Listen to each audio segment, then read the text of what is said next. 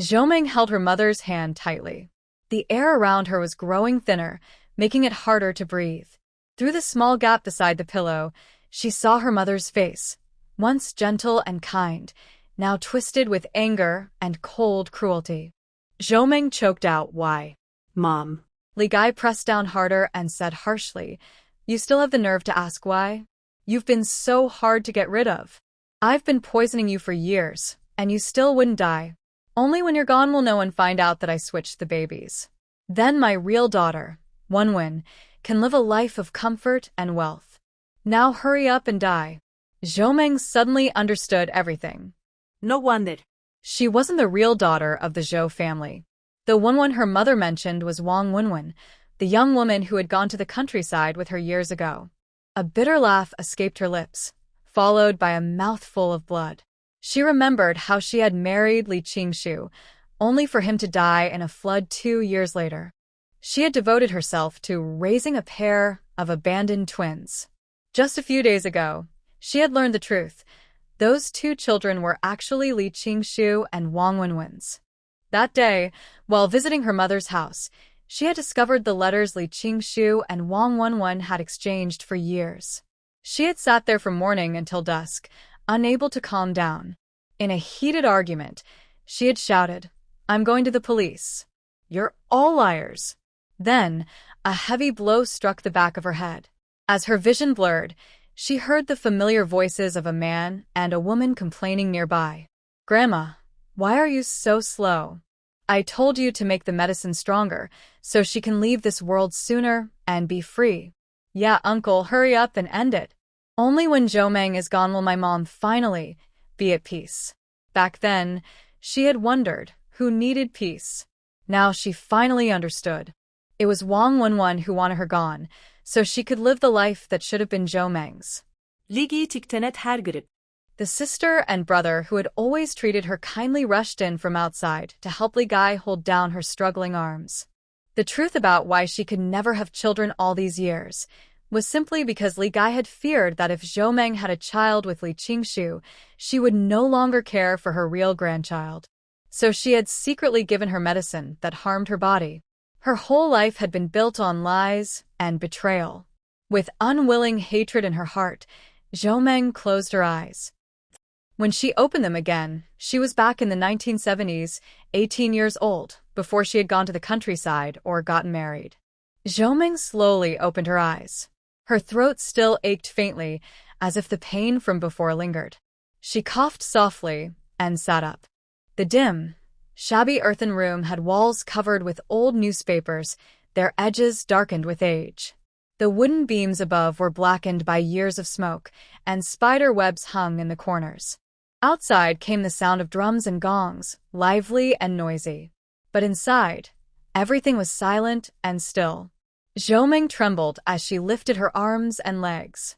Ever since she fell at the age of 50, she had been unable to move and had lain in bed for 2 or 3 years. Later, she learned that the stairs she slipped on that day had been deliberately coated with oil by her eldest daughter, Li Qin. It had been raining, and with the tiles and the oil, she had fallen hard in the yard. She lay there for more than 2 hours before a passerby found her and took her to the hospital. In her previous life, before she died, Li Qin had mocked her with regretful sarcasm. "You really are something. You can't be poisoned. You can't be killed by a fall. You just won't die." Tears streamed down Zhoming's face, filled with pain. She bit her lip tightly.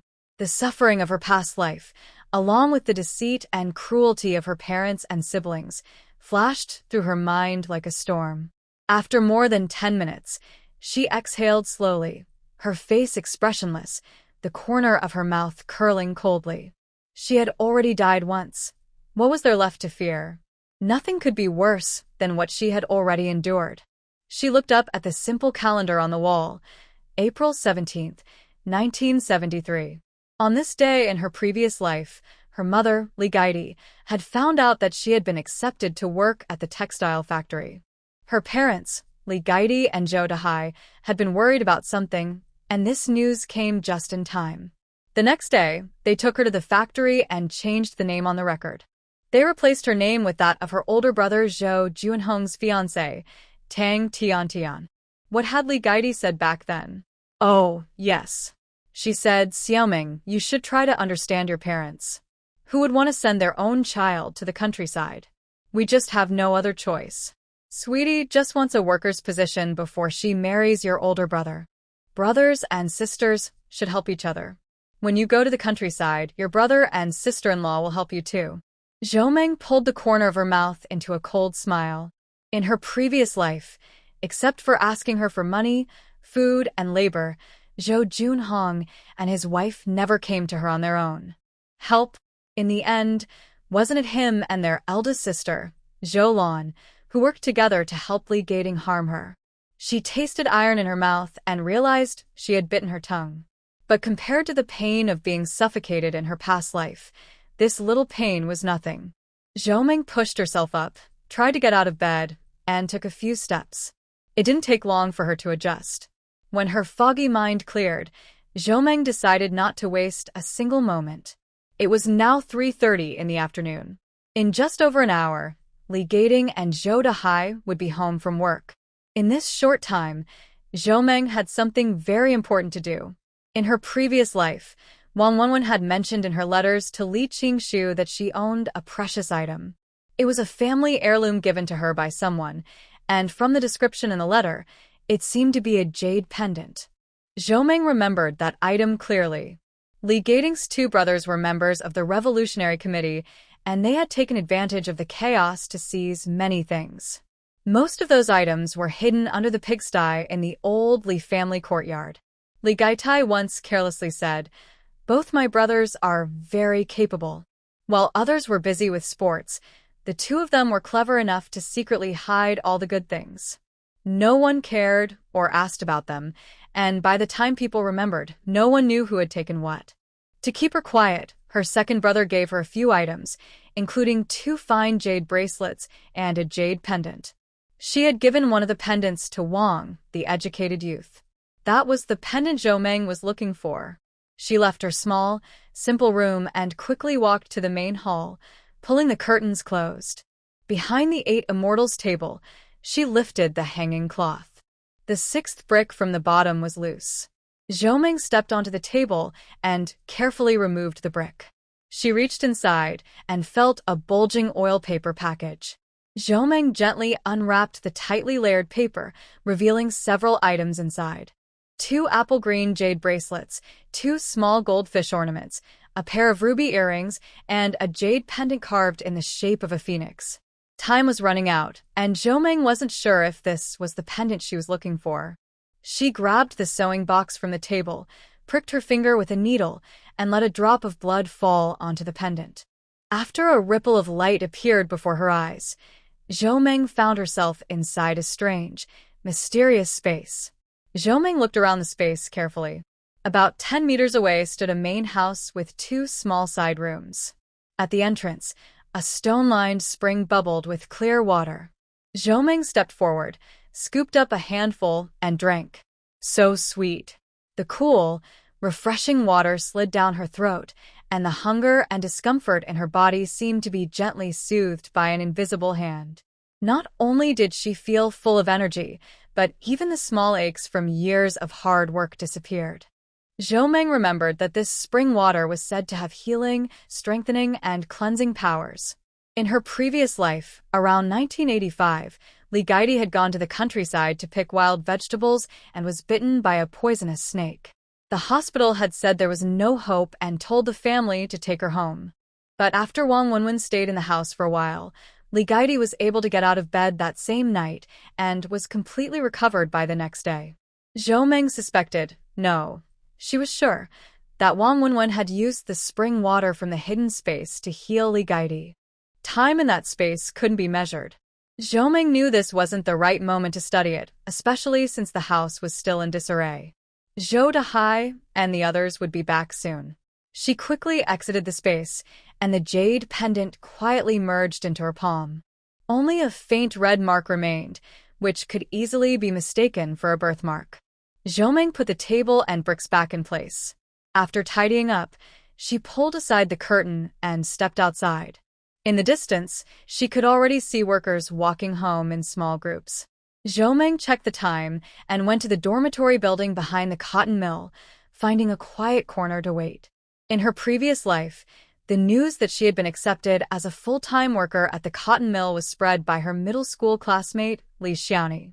Li Xiaoni's parents and aunt all worked at the mill, and her uncle was even the deputy director. That was why, even before the recruitment notice was posted, Li Xiaoni somehow already knew that Zhou Meng had been accepted.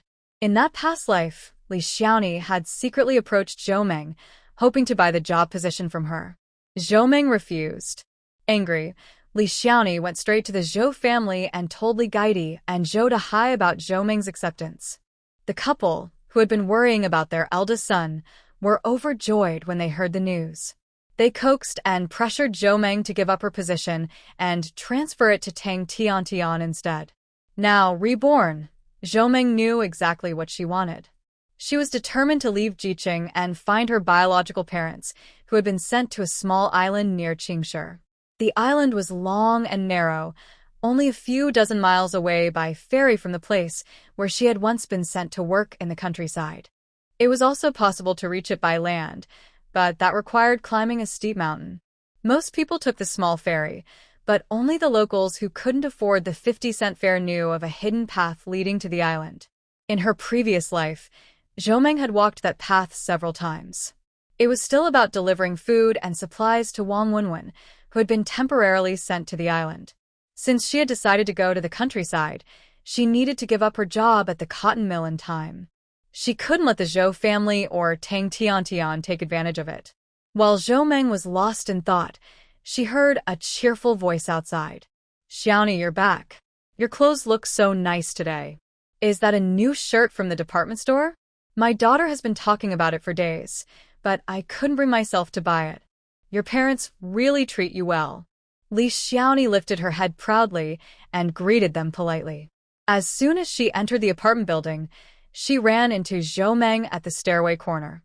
Li Xiaoni looked at Zhou Meng with a complicated expression, feeling uneasy inside. Her aunt had told her that her name wasn't on the exam list. Instead, Zhou Meng's name was there. If she couldn't find a job soon, she would have no choice but to go to the countryside. After talking with her aunt during the day, Li Xiaoni made up her mind to visit Zhou Meng that evening. No matter the cost, she had to buy Zhou Meng's job position. If Zhou Meng refused, a flicker of hesitation crossed Li Xiaoni's eyes. But before she could even speak, Zhou Meng came straight to the point. "Li Xiaoni, do you want my position at the textile factory? Give me 1,500 yuan in cash, and we can change the name to yours right now." Li Xiaoni was so surprised that she blurted out, "Really?" Zhou Meng nodded. "Time is short. Let's do it now, money in one hand, the name in the other." "Okay." Li Xiaoni nodded again and again. They agreed to go home right away to get the money and change the name. Afraid that Zhou Meng might run away, Li Xiaoni held tightly onto the corner of her clothes the whole way. After her parents counted the money and her uncle finished the paperwork, Li Xiaoni was still in a daze from this unexpected good fortune. Only when she saw her own name on the textile factory's employee list did she finally feel a real sense of excitement. Having gained such a benefit, Li Xiaoni began to feel sympathy for Zhou Meng's situation. Worried, she asked, "You gave me your spot. What about you? Are you really going to the countryside?" Zhou Meng nodded, wrapping a thick bundle carefully in newspaper and putting it into her bag. Li Xiaoni's mother, finally relieved of the heavy burden in her heart, was full of gratitude toward Zhou Meng. She took out another 300 yuan along with some food and fabric coupons and handed them to her. "Good child. Thank you. You sold us this job for so little. These days, a formal position costs nearly 3,000, and even then, no one is willing to sell. If it weren't for you, Xiaoni would have had to go to the countryside. With her temperament, I can't imagine how she would survive there." Zhou Meng smiled faintly, politely declined at first, then accepted the money without further hesitation. In her previous life, Li Xiaoni didn't stay in Jiqing in the end. She went to the northwest. Her health was weak, and she couldn't adapt to the climate there. Her parents lived far away. Even though they tried their best to send her money, tickets, and supplies, it was never enough to truly help. In her third year in the countryside, Li Xiaoni passed away. Her parents had 2 sons and 1 daughter, and they had always cherished their daughter deeply. When they heard the news of her death, her father's hair turned white overnight. A few years later, her mother also passed away, unable to bear the grief of losing her child. That was why Zhou Meng, even though she could have sold the job position to someone else, chose to give it to Li Xiaoni instead. In her previous life, Zhou Meng had spoken carelessly and brought trouble upon herself. Later, it was Li Xiaoni who sent her money and supplies to help. Li Xiaoni even wrote her a long letter of apology, admitting her mistake. Their misunderstanding disappeared, and they became close friends. When Zhou Meng later learned that Li Xiaoni had passed away the following year, she was filled with regret and couldn't sleep for many nights. So, in this new life, Zhou Meng decided not only to change her own fate, but also to save Li Xiaoni, the only true friend she had in her past life. Zhou Meng didn't tell the Li family about her plan. She only reminded Li Xiaoni not to tell anyone about the exchange of positions. Xiaoni's mother nodded repeatedly. Auntie understands, Xiaoming. Don't worry. Only the few of us know about this, and we won't tell anyone else. When Zhou Meng returned to the Zhou family home, Li Gaidi and Zhou Dahai had already finished work. Seeing Li Gaidi, who looked decades younger, Zhou Meng couldn't stop the anger rising in her heart, even though she had prepared herself mentally on the way back. Li Gaidi was sitting at the table picking vegetables. When she looked up and saw Zhou Meng entering, she was startled for a moment. She didn't understand why. Just for an instant, she felt a strong wave of hostility coming from her usually obedient daughter. But it disappeared right away. Li Gaidi comforted herself, thinking maybe the workshop had been too hot and she was just seeing things. She quickly adjusted her expression and said gently, Xiuming, you're back. Dinner will be ready soon. Go rest in your room and chat with your sister Tiantian. Zhou Meng thought to herself, so that's how it is. Before, if she ever came home late and dinner wasn't ready, Zhou Dahai would start yelling without hesitation. Li Gaidi never yelled, but her disappointed stare was enough to make you want to kneel and apologize, promising never to make the same mistake again. Zhou Meng had thought something was different today, but now she realized the real reason. There was another purpose behind the kindness. It had been the same in her previous life. Not long after Li Xiaoni came to share the news that she had been accepted into the cotton mill, Tang Tiantian arrived too. Apparently, she had also heard that Zhou Meng had been offered a permanent position and came specifically to ask for that spot. But before Tang Tiantian could even speak, Li Gaidi had already offered the position to her on her own. Because of this matter, the mother-in-law and daughter-in-law got along very well in the days that followed. In her previous life, Li Gai had ended her life in the house, and the person keeping watch outside had been Tang Tiantian. Unfortunately, this time Tang Tiantian was destined to fail. Zhou Meng entered her own room without saying a word. The small 3-square-meter space, divided by a few wooden boards, contained only a bed frame, a wooden table, and a worn-out chair. When Zhou Meng came in, Tang Tiantian looked around with clear dislike, unsure where to sit. Tang Tiantian had originally come to get closer to Zhou Meng. She had heard from her uncle, who worked as an accountant at the textile factory, that the list for this year's recruitment exam had already been decided. Most of the names were children of the factory's own workers. Only one person, with the surname Zhou, was a family member of a steel factory employee. Because of this, many workers were unhappy, saying that even their own children couldn't get jobs, yet the factory director was hiring outsiders. Tang Tiantian's uncle knew that his niece was currently dating Zhou Junhong from the steel factory. So he mentioned it to her, suggesting she find out who was lucky enough to get the official position. After all, during this time when the country was encouraging young people to work in the countryside, an official city job was something many people desperately wanted. Moved by the news, Tang Tiantian had rushed to the Zhou family's home without even eating dinner. She had been dating Zhou Junhong for half a year, and recently they had started discussing the bride price. The Zhou family was one she had carefully chosen. Both of Zhou's parents were long-time workers at the steel factory. Their salaries were good, and they even had 2 rooms assigned to them. The family had 3 children. The eldest, Zhou, was already married to the son of a deputy section chief at a food factory, a good match with plenty of benefits. The youngest daughter, Zhou Meng, had just graduated. She was quiet at home, but very capable with housework. Most importantly, Zhou Meng was strikingly beautiful, unlike what one would expect from a worker's family. The only son, Zhou Junhong, worked as a first-class worker at the steel factory. He was good-looking and matched her taste well. By marrying into this family, she wouldn't have to bring any dowry and could even help her own family. Not long ago, her eldest sister-in-law, Zhou Lan, brought some brown sugar home, and Zhou Junhong gave it all to her. Many of her friends were envious that she could enjoy brown sugar water. Her future mother-in-law even promised that once she married in, she wouldn't have to do housework and would be in charge of Zhou Junhong's wages. The family would share money, but not separate households. For Tang Tiantian, who lived with 7 siblings in a 30-square-meter home, this was a rare opportunity. So she made a request. For the wedding, the bride price should include the 3 essentials, but she didn't need the one luxury. However, she wanted an additional formal job position. She knew it was a difficult demand, but after all, Zhou Junhong was deeply devoted to her. If she didn't pressure the Zhou family, how could she ever live a good life?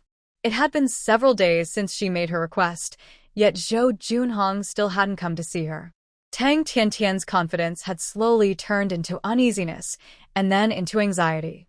She wanted to ask about the situation, but she was afraid of seeming too eager to get married.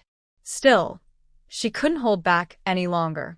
So, when she heard her uncle mention some news today, Tang Tiantian immediately rushed over. She didn't even know why she was so sure, but she just felt that the name on the cotton mill's employee list must be Zhou Meng. When she arrived at the Zhou house, she politely greeted her future mother-in-law, then casually mentioned that Zhou Meng had been accepted to work at the cotton mill. Her future in-laws understood right away and immediately said that Zhou Meng should give that position to Tang Tiantian. Zhou Junhong even patted his chest and agreed enthusiastically. So, when it came to Zhou Meng's job position, Tang Tiantian was full of confidence. She was determined to get it. But then, who could tell her what Zhou Meng meant by that? What did she mean by "there's no way"? Was she really refusing to give it up? Tang Tiantian's eyes turned red, tears threatening to fall. Zhou Junhong couldn't stand seeing the woman he liked so upset. He put down his bowl, slapped his chopsticks on the table, and said, "Xiaoming, are you saying you don't want to? Your brother isn't asking for nothing. When your sister-in-law and I are doing well in the future, we'll help you too. We're family, shouldn't we help each other? If you keep things to yourself like this, it's really not right." Zhou Meng slowly swallowed her food and said without looking up, "When I say there's no way, I mean it. I don't know where Sister Tiantian heard that rumor, but I can guarantee my name won't be on that list because I didn't even take the exam." The Zhou family was stunned. Li Guidi, who had been preparing what to say in her mind, suddenly didn't know how to respond.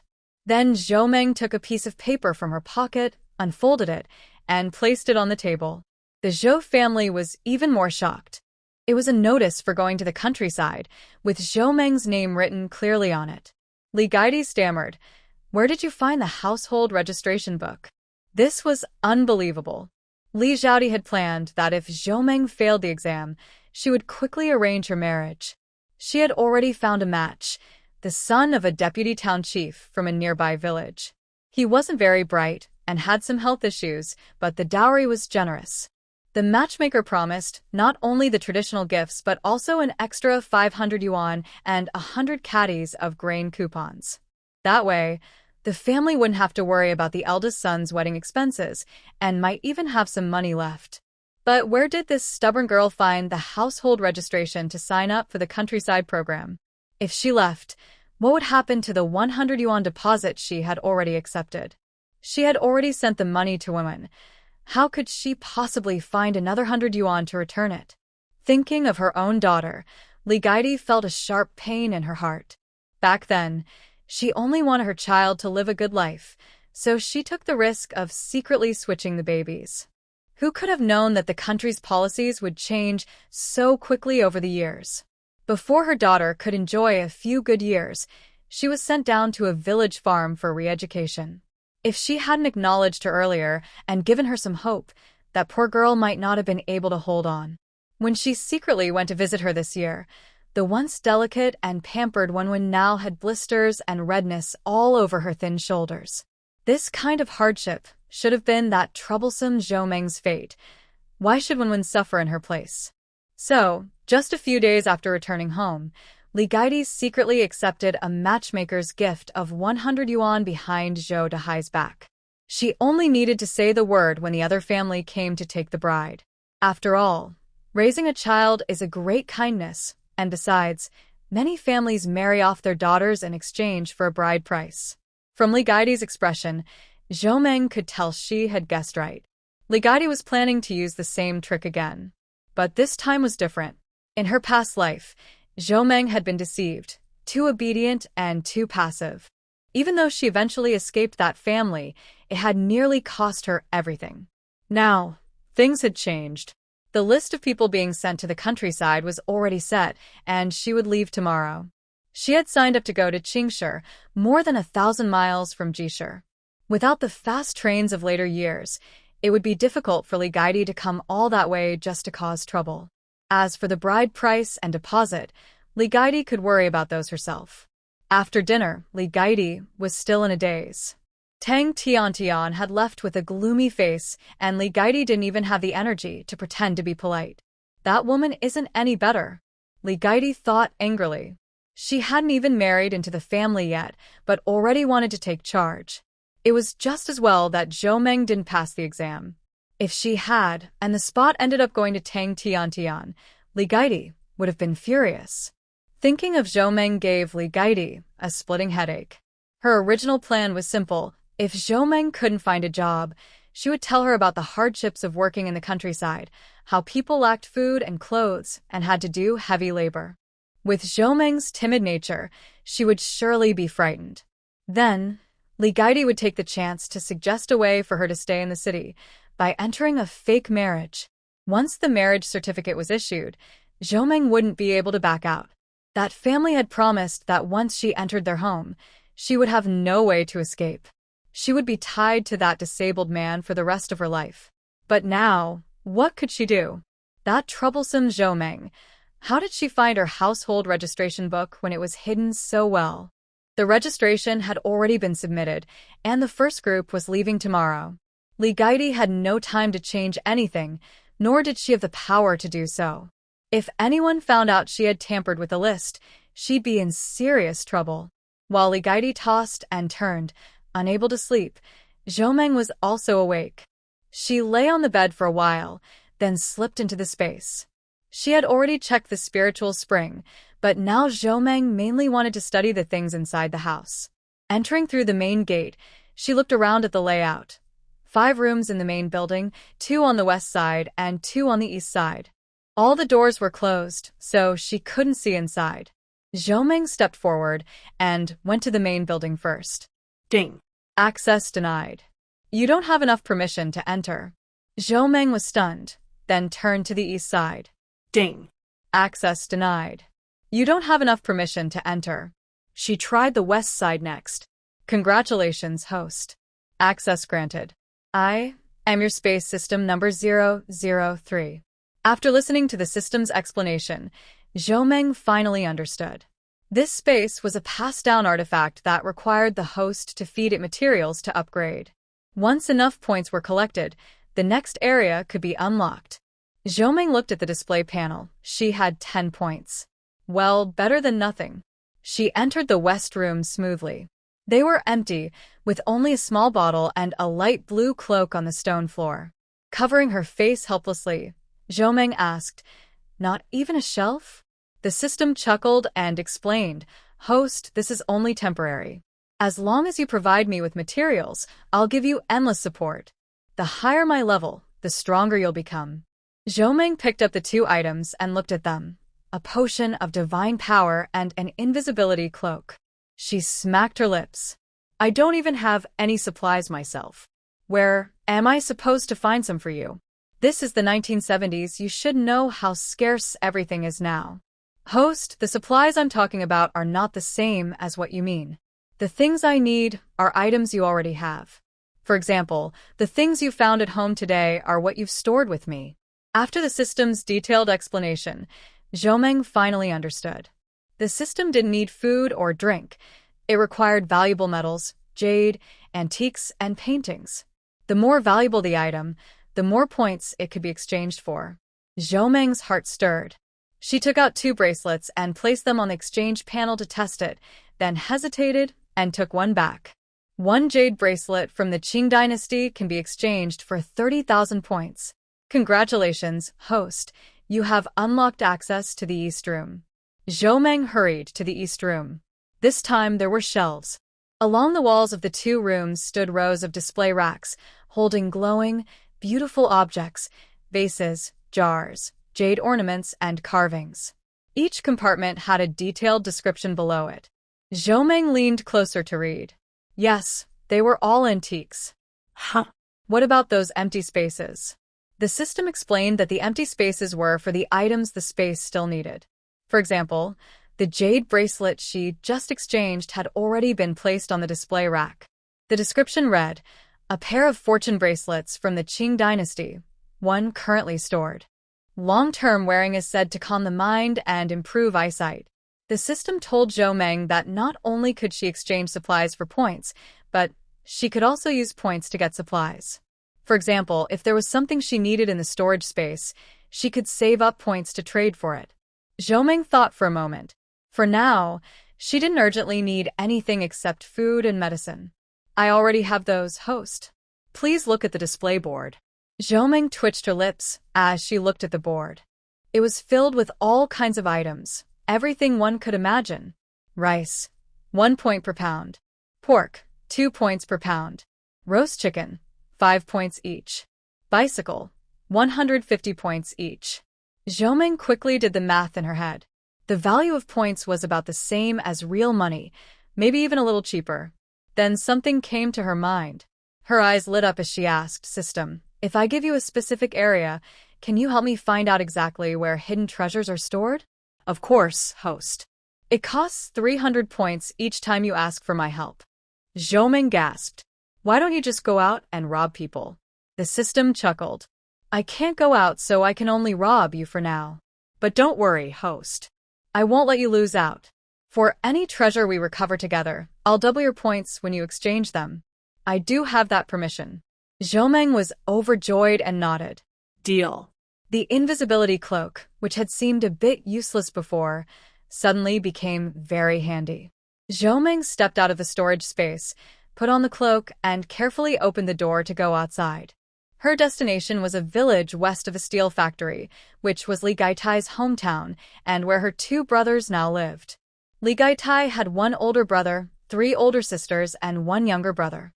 All the sisters were married, so the old family house was now shared by the 2 brothers, Li Wei and Li Bing.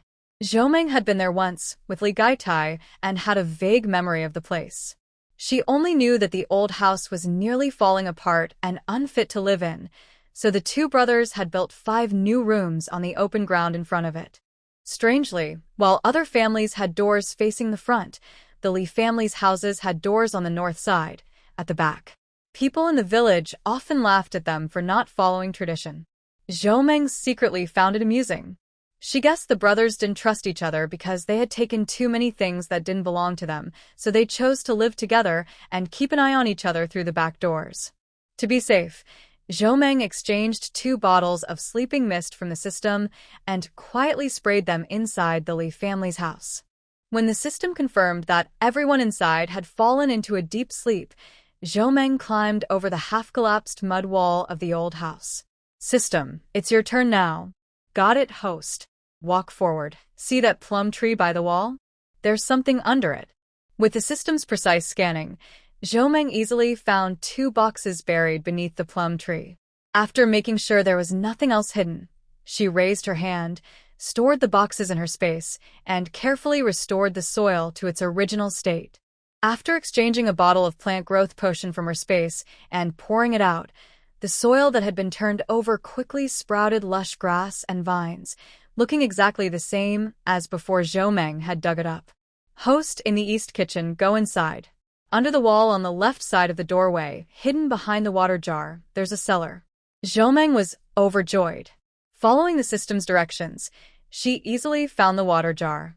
It was a large jar that would take both arms of an adult to wrap around, filled to the brim with water and blocking the way. Having taken the divine power pill, Zhou Meng found it effortless to lift the jar without spilling a single drop. The cellar, covered in cobwebs, was packed with more than a dozen large boxes. Zhou Meng didn't have time to check them one by one, so she stored them all in her space. After the system confirmed that nothing else was left behind, Zhou Meng quickly climbed back up, moved the jar to its original place, and tidied everything up. She then followed the same path back. On the way, Zhou Meng chatted cheerfully with the system about opening the boxes later to see what treasures they might hold. At the Li family's house, Li Gaidi, who had been tossing and turning unable to sleep, finally couldn't hold it in any longer. She woke her husband, Zhou Dahai, and told him about accepting a 100 yuan deposit for a marriage arrangement. Zhou Dahai, tired from a long day, was already annoyed at being woken up. When he heard what his wife said, his anger flared instantly. He sat up sharply, grabbed the pillow she had been resting on, and threw it to the ground. "Are you out of your mind?" he shouted. "You didn't say anything earlier, and now it's too late. Zhou Meng is leaving for the countryside tomorrow. What's the point of saying this now? You took that 100 yuan, so you pay it back yourself. Don't come to me."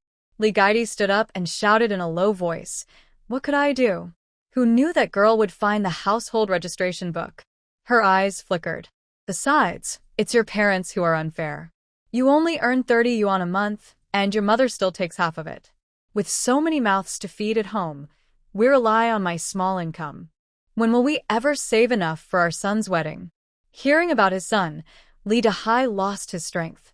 The little girl wasn't his own child, but the boy was his pride and joy, the one to carry on the family line. He lay back on the bed, covering his head, muttering, "She's my mother and my younger siblings are still small. If I don't take care of them, who will? What should we do now?" Li Gaidi didn't want to argue about old matters.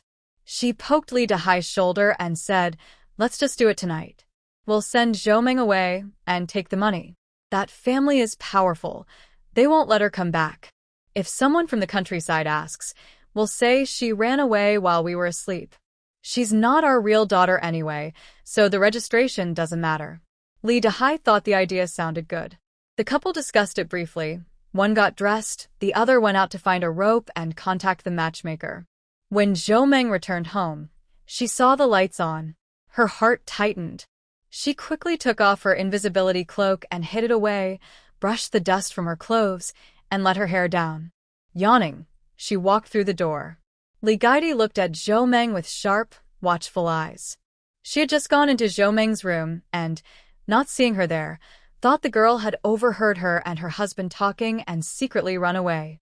Her heart had gone cold, and she was about to call Zhou Dahai when Zhou Meng came back on her own. From the look of her, she had just gone to the bathroom. Li Gaidi quickly changed her expression and smiled kindly. "Zhou Meng, I couldn't sleep, so I made some brown sugar water.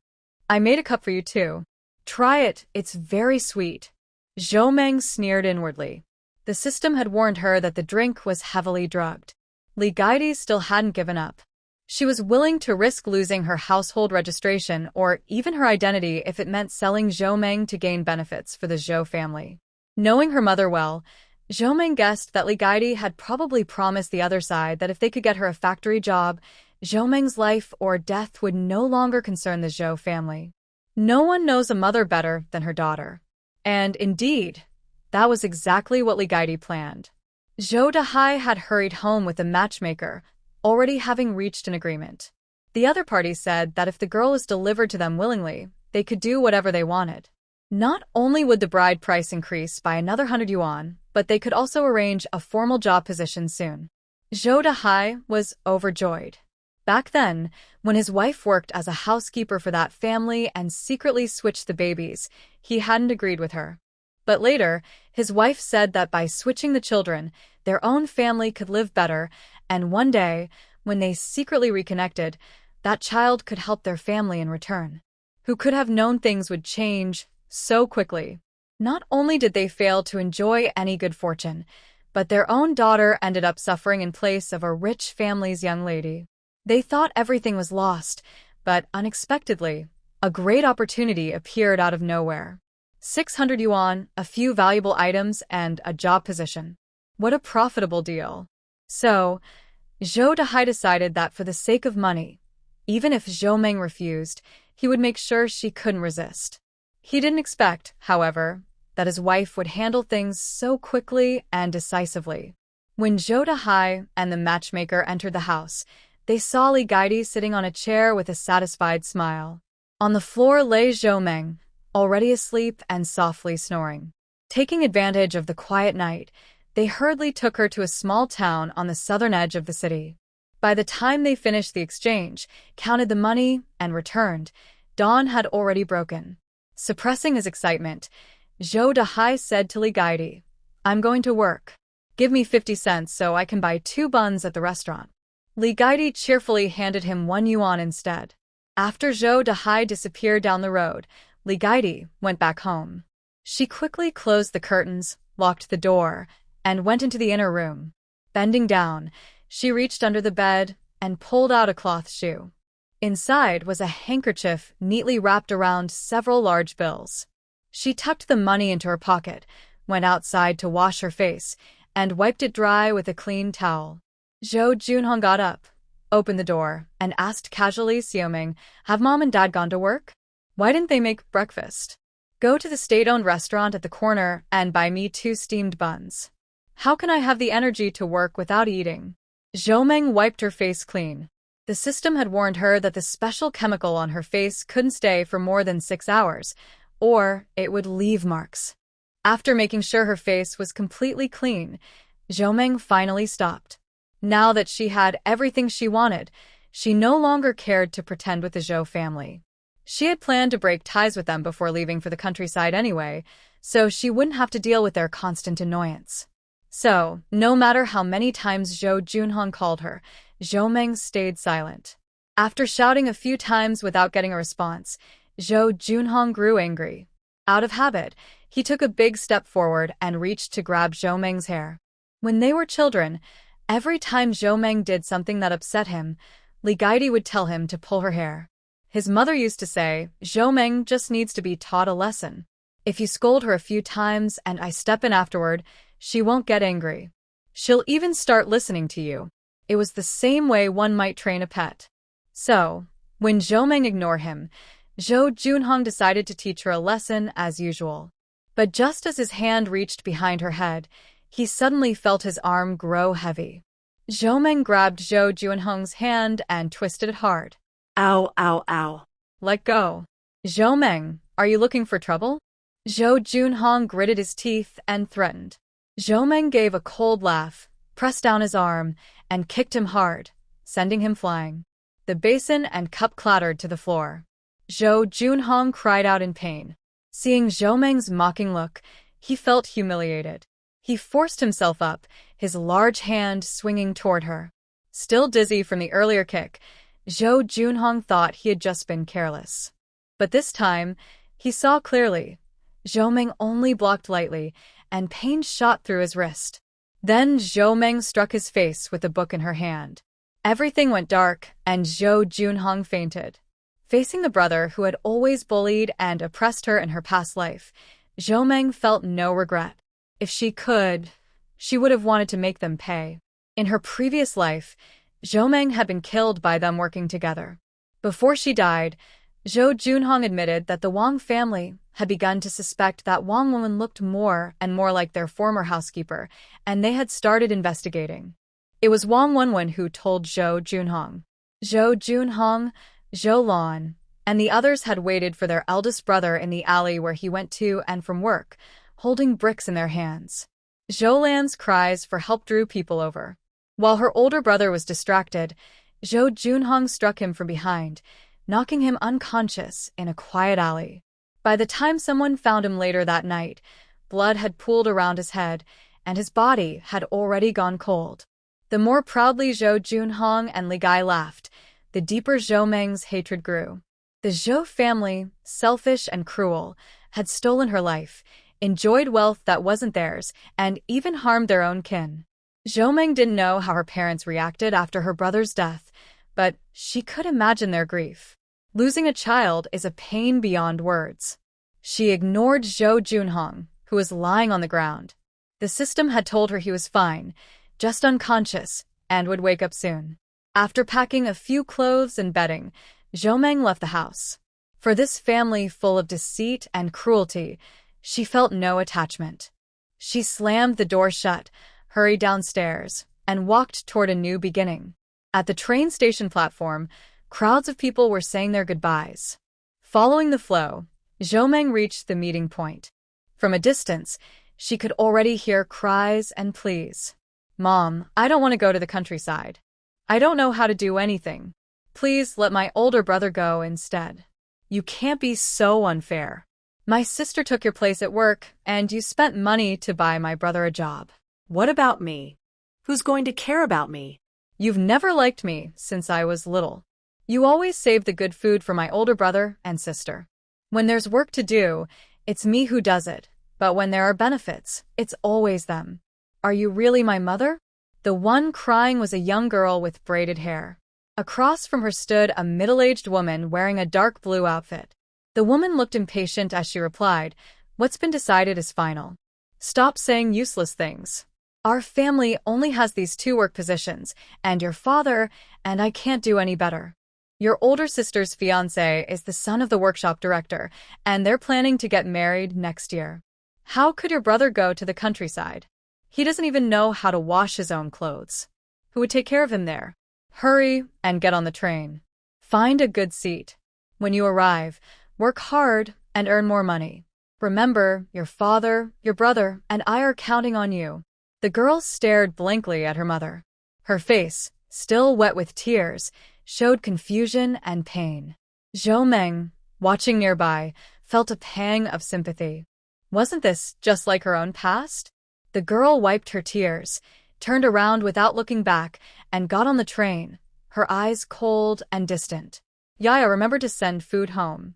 Even after the train had gone far, her mother's voice could still be heard faintly from the platform. Yaya sat by the window, staring silently at the city rushing past outside. It seemed that she wanted to take one last look at the city where she had grown up, to keep it in her heart a little longer. She tried to look back, but the wind blew tears all over her face. Zhou Meng sat across from her and saw everything clearly. A few young men and women sitting nearby also noticed, but they all lowered their heads. In those days, every family had its own troubles. Still, few people spoke so carelessly. The places where people were sent to work in the countryside were all very poor. For these city-raised children, life there was hard. At first, they could hardly carry heavy things or do manual work. Forget sending things home. Earning enough just to feed themselves was already difficult. Without help from their families, they might not even have enough to eat. Families who truly cared for their children, even when supplies were scarce, would still try to send them off with as many bags as possible. Zhou Meng looked around the train car. Besides herself, the girl named Yaya had the smallest and lightest bundle. Judging by the look of it, there were probably only a few changes of clothes inside, not even a full set of bedding. Zhou Meng felt sorry for her. Summer was fine, but what about winter? Especially in Qingshi, a coastal city, once autumn came. The wind turned cold, and in winter, the sea breeze could cut right through you. In her previous life, the hardest time during those first few years had been trying to sleep on winter nights. The thin mud walls couldn't keep out the cold. The houses at the youth settlement had been built in a hurry by the villagers, and some parts hadn't even been properly finished. Sometimes, in the middle of the night, I suddenly feel my back pressed against the wall, making me shiver with cold. By around 2 or 3 o'clock, the calm bed gets cold. Everyone covers themselves with thick clothes and blankets to stay warm. Otherwise, by morning, they would wake up with a headache from the cold. I look at the girl across from me, her eyes red. Zhou Meng sighs inside. Just as she wants to say something, a voice behind her interrupts. Song Yaya, why are you here? Didn't you say you would take over your dad's job and not go to the countryside? Oh, it looks like her plan didn't work out. I told you it was just wishful thinking. You didn't believe me and still foolishly thought your family could let you take over your dad's position. Zhomeng turns to look. A girl wearing a check shirt, army green pants, and a neat bob haircut is sitting confidently next to her, glaring at her. More precisely, she's glaring at Song Yaya. Song Yaya? Zhomeng feels the name sounds familiar, but she can't remember why. The young girl, full of challenge, plops down into the seat next to Zhomeng. She continues to tease Song Yaya. Hey, Song Yaya, I called you. Oh, you probably don't have the face and are crying, huh? Huh. Hey, why are you really crying? What's wrong with you? Don't cry. There's no need to cry. I was also the one who was left out and thrown away. I didn't cry. Here, have a big, white rabbit candy. Don't cry, okay? Zhomeng looks at the girl beside her with a blank expression, unsure whether she's genuinely mean or just not very smart. You started shouting loudly, making her cry, and then stood there awkwardly trying to comfort her. What are you trying to do? Zhomeng looked on coldly, saying nothing. The panicked girl, as if grabbing at a last hope, pointed at Zhomeng and said, Look at her, she's all alone.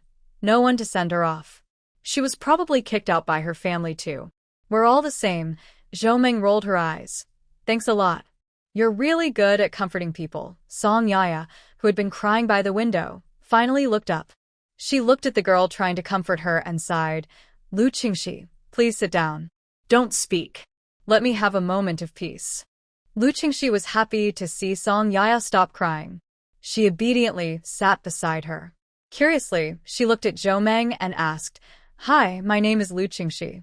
I'm going to Shishan village to do some work. What's your name? Zhomeng looked up to confirm she was being spoken to, then smiled slightly. My name is Zhomeng. I'm also going to Shishan village. Wow. That's great. We can be companions. Song Yaya, what about you?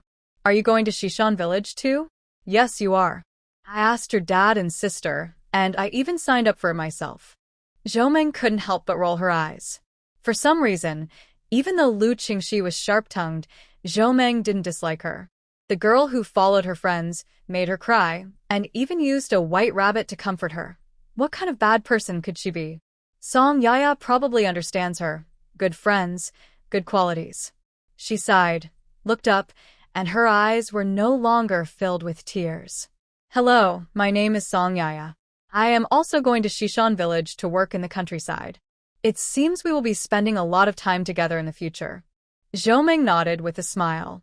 Young people always share common topics, and since they are heading to the same place, they naturally get closer. By noon, when it was time for lunch, the three of them were joking and laughing together. They took out some snacks they carried with them. Song Yaya had a few coarse grain cakes and a pickled vegetable. Lu Qingxi took out 2 steamed buns mixed with sweet potato flour and 2 eggs from his military green shoulder bag. Lu Qingxi casually handed the 2 eggs to Song Yaya and Zhomeng, saying stubbornly, You two eat them. I already had several this morning. Yaya, let me have a bite of your pickled vegetable. I want something with a stronger flavor to help with my motion sickness. Song Yaya refused and pushed the eggs back. Lu Qingxi raised his playful eyebrows and didn't give up. Look at how thin you've become. Your family of 3 workers can't even spare you an egg. With your current condition, you won't even be able to carry a hoe when you go to the countryside. He forcefully put the eggs into Song Yaya's hands and then placed the remaining one in front of Zhomeng. Xiao Meng, you eat. I really had several this morning, so I'm not hungry. Zhomeng looked at the ordinary egg in front of her, feeling a strange, hard-to-explain emotion inside. In a past life and in this one, he is the only person who has shown kindness to me. No, there is one more. But I feel sorry for him. When I came to Shishan village, besides looking for my parents, I also wanted to make up for him. In this life, I will not hurt him again, and he won't get into trouble. Zhomeng reached out to take the egg, placed it on the table, and used her bag to hide it. She exchanged some dried meat and 3 steamed buns from her space. She shared them with Lu Qingxi and Song Yaya. In silent understanding, the 3 of them sat down to eat. But Before they had taken many bites, the nice atmosphere was broken. An old woman with patched clothes, leading 2 children around 3 or 5 years old, was walking back and forth in the carriage. She looked at Zhou Meng and the others as if she had found her target. The old woman put her bundle on the ground and squeezed next to Zhou Meng. The 2 children also squeezed into the small space. Their eyes were fixed on the eggs in Zhou Meng and Song Yaya's hands, and they kept swallowing saliva. The old woman's eyes twitched, and she nudged the older boy. Encouraged, he reached out to grab the eggs.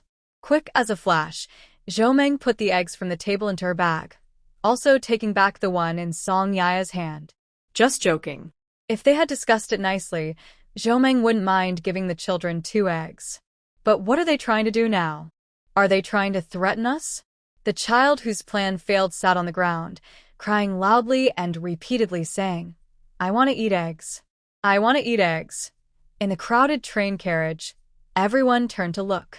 An older woman recognized that a few young girls had delicate skin and naturally spoke up. "Oh, my family has no money. My child is hungry when we go out. Oh, could someone kindly share some food with us?" As she spoke, she stared at the large steamed buns and dried meat in Zhou Meng's hands. She kept swallowing saliva. Inside, she felt proud and muttered to herself, "These young girls are shy. They will surely give me their food. I haven't eaten a big steamed bun in a long time, and that meat smells so good." Song Yaya and Lu Qingxi exchanged glances. After seeing Zhou Meng's actions, they smiled at each other. They quickly gobbled up the buns in their hands and secretly hid the dried meat in their bags. While the older woman was crying with her eyes closed, she attracted many young people. When everyone gathered around to watch, Zhou Meng and the others had finished their buns.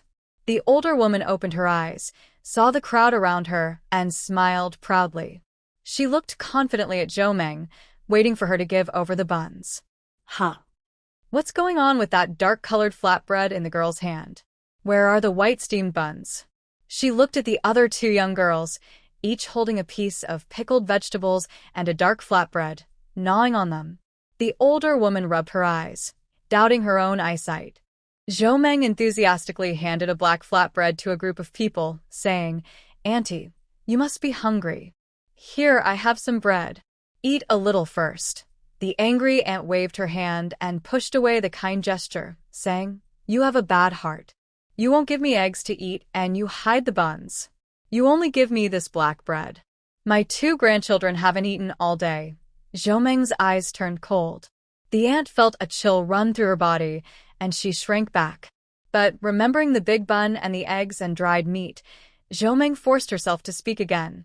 "Everyone, judge for yourselves. We all believe in respecting the elderly and caring for the young. This is a cultured, educated youth. The elderly have bad teeth and want to eat something, but you won't even give them that. Shame on you." In the crowd, a young woman in a military green jacket with long hair looked at Zhou Meng and the others with disdain. She said, "Comrade, the elderly just want to eat an egg. You're so unfilial." Zhou Meng's eyes suddenly darkened. Song Yaya and Lu Qingxi, who were beside her, felt a sudden coldness coming from Zhou Meng. Do they know each other? Lu Qingxi looked curiously at the newcomer. She looks pretty. Tall, with fair skin, but her aura seems delicate, not like a worker's child. She looks more like a young lady from a wealthy family. Zhou Meng secretly sneered. "Very well. One by one my enemies from the past life are appearing, so I don't have to seek them out myself. The person who came is named Hu Jiao from the mountain city and also a rural youth sent to the countryside. However, her family is bourgeois, so her assigned rural area was different from ours. She was supposed to go to Xishan village near the sea in Chung, but Hu Jiao was sent to Heishan Island, where my biological parents were also sent. In my previous life, Hu Jiao and Wong Win had a bad relationship and helped each other bully and frame me. During those years in the countryside, all the work points I earned and the grain I received were sent to Wong Win on Li Gai's orders. And Hu Jiao always took half of the grain for herself. Wong Win wasn't kind either, just trying to annoy Zhou Meng. I remember when I couldn't get enough to eat or stay warm, Hu Jiao and Wong Win wore cotton clothes sent from home and ate bread made from wheat I sent, mocking me as a country bumpkin. But those were minor issues. The main thing was that my savior, the man who was the best to me, was the one Hu Jiao caused to die. And in my previous life, I was kept in the dark and deceived. I was very kind to Hu Jiao, and later, I even arranged for my adopted son to marry Hu Jiao's daughter. It wasn't until I saw the letters between Wong Win and Li Qingshu that I learned the truth. How could their children listen to my arrangements? It was just a prearranged show between two families. But there was one thing that Zhou Meng always found strange. Since Wong Win has gained space and Li Qingshu, why doesn't she raise the child herself and instead leave the child with her? What exactly does she still want from herself? Across from her, Hu Jiao watched Zhou Meng daydreaming and ignored her. She felt very unhappy. She playfully pointed at Zhou Meng's shoulder with her index finger, saying, "Hey, Get up. Let me sit for a while. Also, bring out the eggs and dried meat that the old lady mentioned. We are all revolutionary workers going to the countryside, so no one should eat alone." Zhou Meng sneered. In Hu Jiao's surprised eyes, she reached out and flicked her finger away. Her strength was too much, almost making Hu Jiao cry out. Zhou Meng didn't even look up. "If you're sick, go get treated. This is my seat. Why should I give it to you?" What? "The young lady of the capital still wants to exploit us workers? Are you in cahoots with this person on the ground? Cheating and freeloading." As soon as she spoke, everyone looked at Hu Jiao in surprise and started discussing. The old lady lying on the ground, planning to accuse others, heard herself being called a bourgeoisie. She quickly rolled off the ground. She shouted loudly, "Girl, don't talk nonsense. I don't know her. My family is genuine poor farmers. Stay out of this." After saying that, she spat fiercely in Hu Jiao's direction. Hu Jiao, who was disliked, clenched her lips in anger, her innocent-looking eyes full of grievance. She looked around helplessly, hoping someone would help her vent her anger. Previously, at home and school, whenever she showed this expression, many men would eagerly rush to serve her. But this time, she was disappointed. The train carriage was filled with young people about to leave for the countryside. Everyone was too busy gossiping to care about her, and there was no time to mind others' affairs. Especially one of them was a hidden member of the upper class. She could hide as far as she wanted. Hu Jiao stood alone for a while, but no one paid attention to her. Especially Zhou Meng and the others acted as if she didn't exist. They ate and drank without a care. The smell of eggs and dried meat kept wafting into her nose, and Hu Jiao swallowed hard. She couldn't remember the last time she had eaten meat. And eggs. She hadn't had those since childhood. Now, she could only occasionally dream about them. Hu Jiao's gentle nature, nurtured by her family, made her unaware of her own limits, and even now, she hadn't changed. Even though she was being teased and didn't want to stay here, her hungry stomach betrayed her. Since waking up, she hadn't eaten anything. The others on the train were eating either biscuits or pickled vegetables, which she couldn't stomach. Only the dry food brought by Zhou Meng and the others was the best. She boldly reached out and said, "Give me an egg. I'm hungry." Song Yaya and Lu Qingxi looked at her in surprise. They exchanged glances, suspecting that this young girl had lost her mind. Zhou Meng didn't indulge her. She waved her hand like swatting flies and said, "It's really strange. You can meet a beggar on the bus. If I didn't see how you're dressed, I'd think you want to eat for free." "What did you just say? Give you an egg? Do you really want it for free?" Song Yaya was amused by Zhou Meng's double meaning. You. "Who said I want it for free? I'll pay." Hu Jiao blushed and shouted. Zhou Meng casually asked, "Oh, you can pay? 3 mao each. Hand over the money, and I'll give you the egg." Hu Jiao widened her eyes. 3 mao?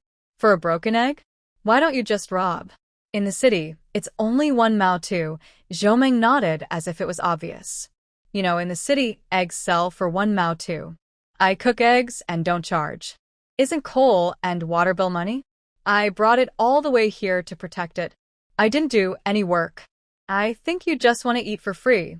Hu Jiao was annoyed by Zhou Meng's stubborn attitude. Usually this was her role. But this time, when she met Zhou, for some reason, she just didn't like her and wanted to pick a fight. She especially wanted to make her unhappy. Hu Jiao noticed that Zhou was about to hit the egg with a rock. She hurriedly stopped her. "I'll pay. Give me the egg."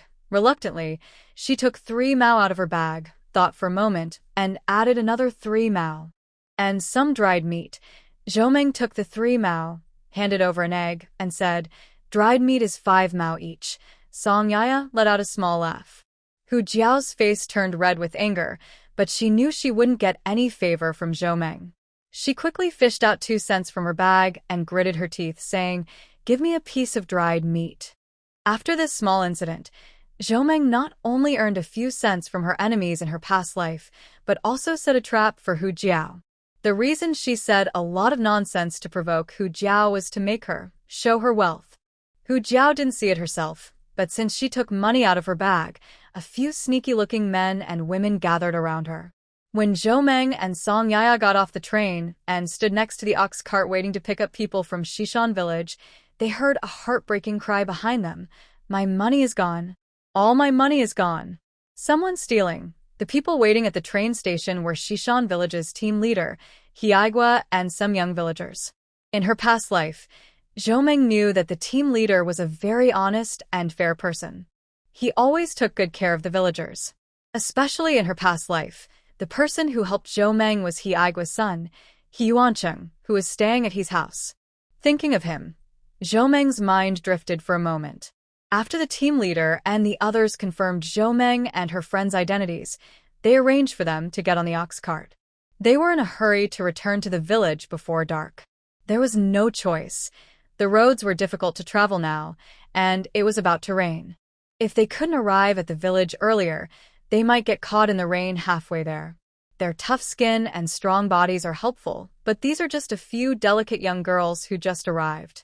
If any of them catch a fever or cold, taking medicine or seeing a doctor would delay their work and affect the grain distribution. This year's grain might be even less. Sigh. Hiuan sighed heavily. He didn't want to arrange for more young people to go to the countryside, but this wasn't something he could decide. It's not that he's causing trouble. These young workers, even grown men, can earn more than 8 work points a day. Not to mention these young girls. In the first month after arriving, some cried about bugs in the fields, others complained about fleas in the rooms.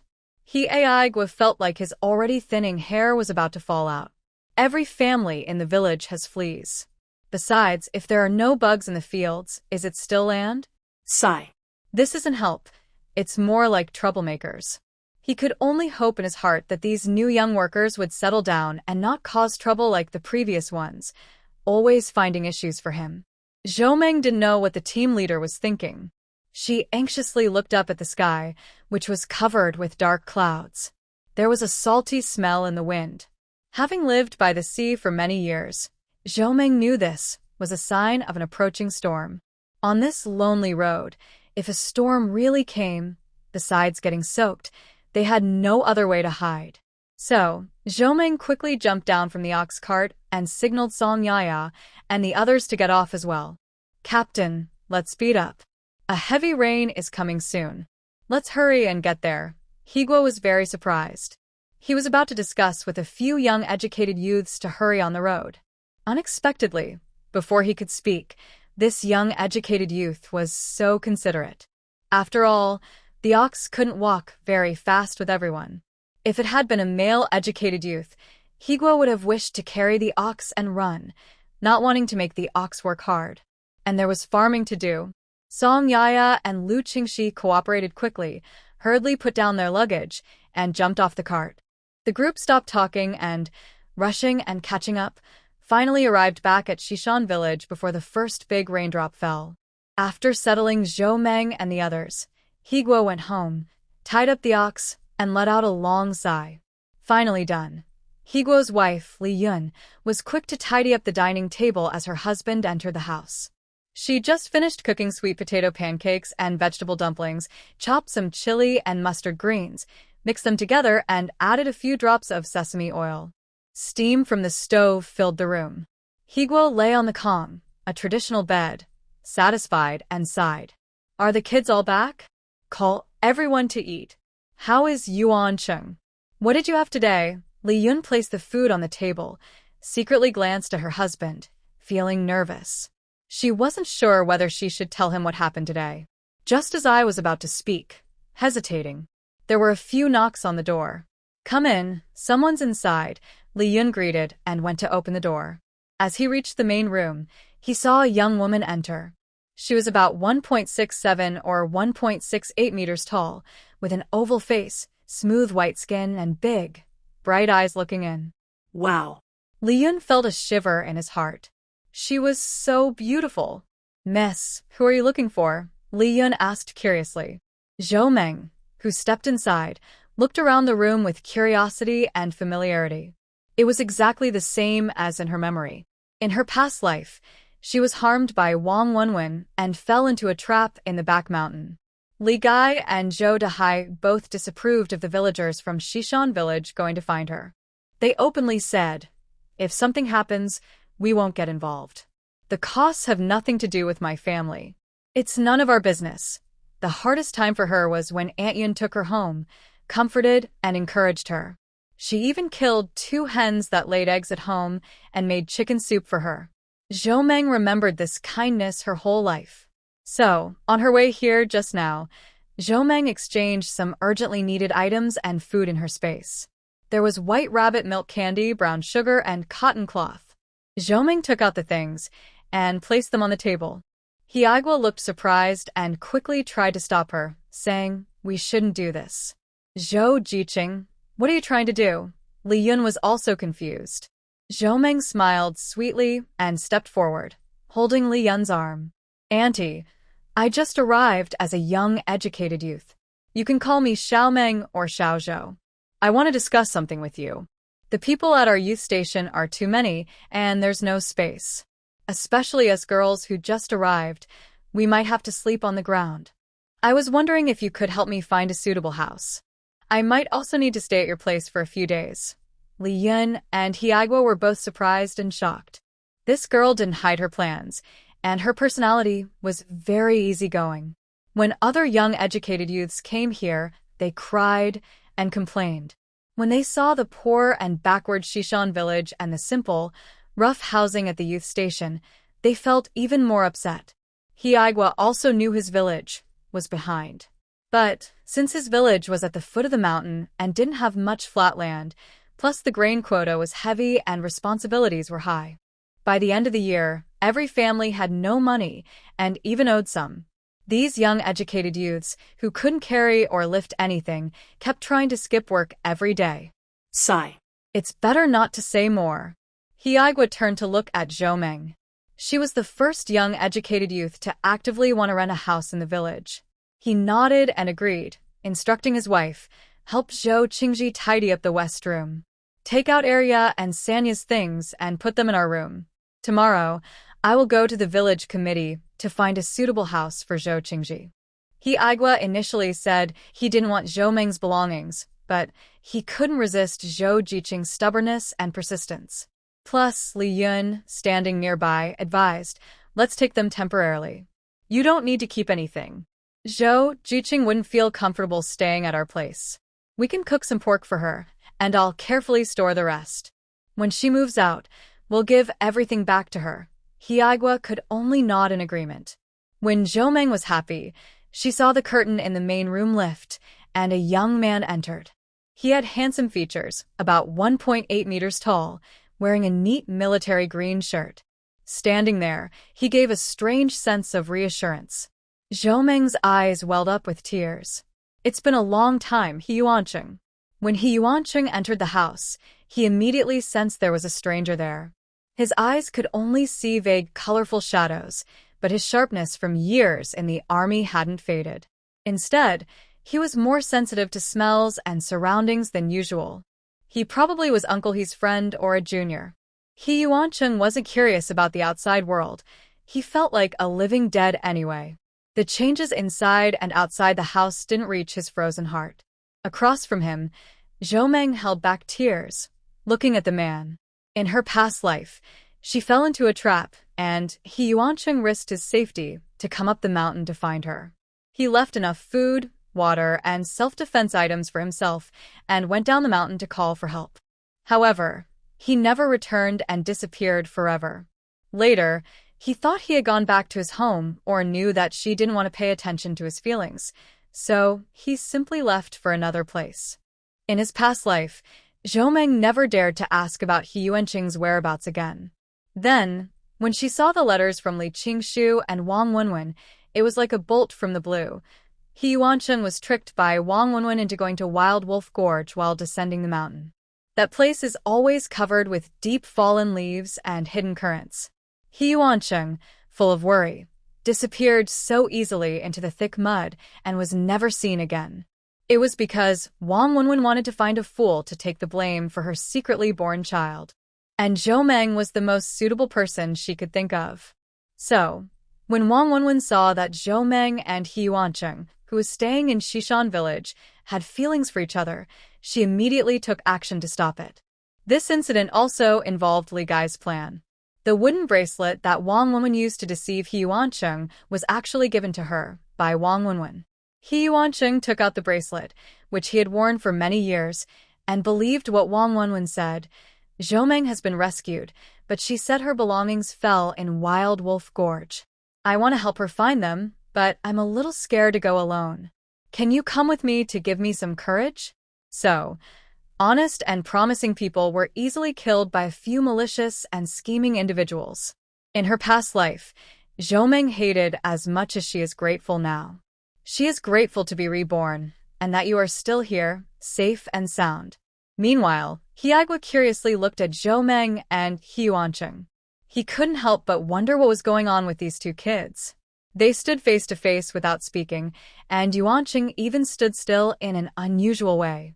And Zhou Jiqing. Zhou Jiqing was crying?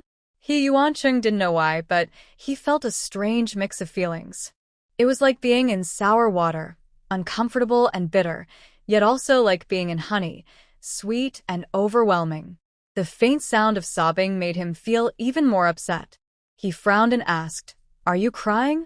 Why? Zhou Meng also didn't know why. She should have been happy to see the man she had loved all her life, but instead, she felt very wronged. Aunt Yin saw this and hurried over. "Oh, Zhou Jiqing, you must be missing home. Come, let me introduce you. This is our old comrade, he's Child. He's my godson, and his family name is He too. Just call him Big Brother He." Following Aunt Yin's words, Zhou Meng choked and called out, "Big Brother He."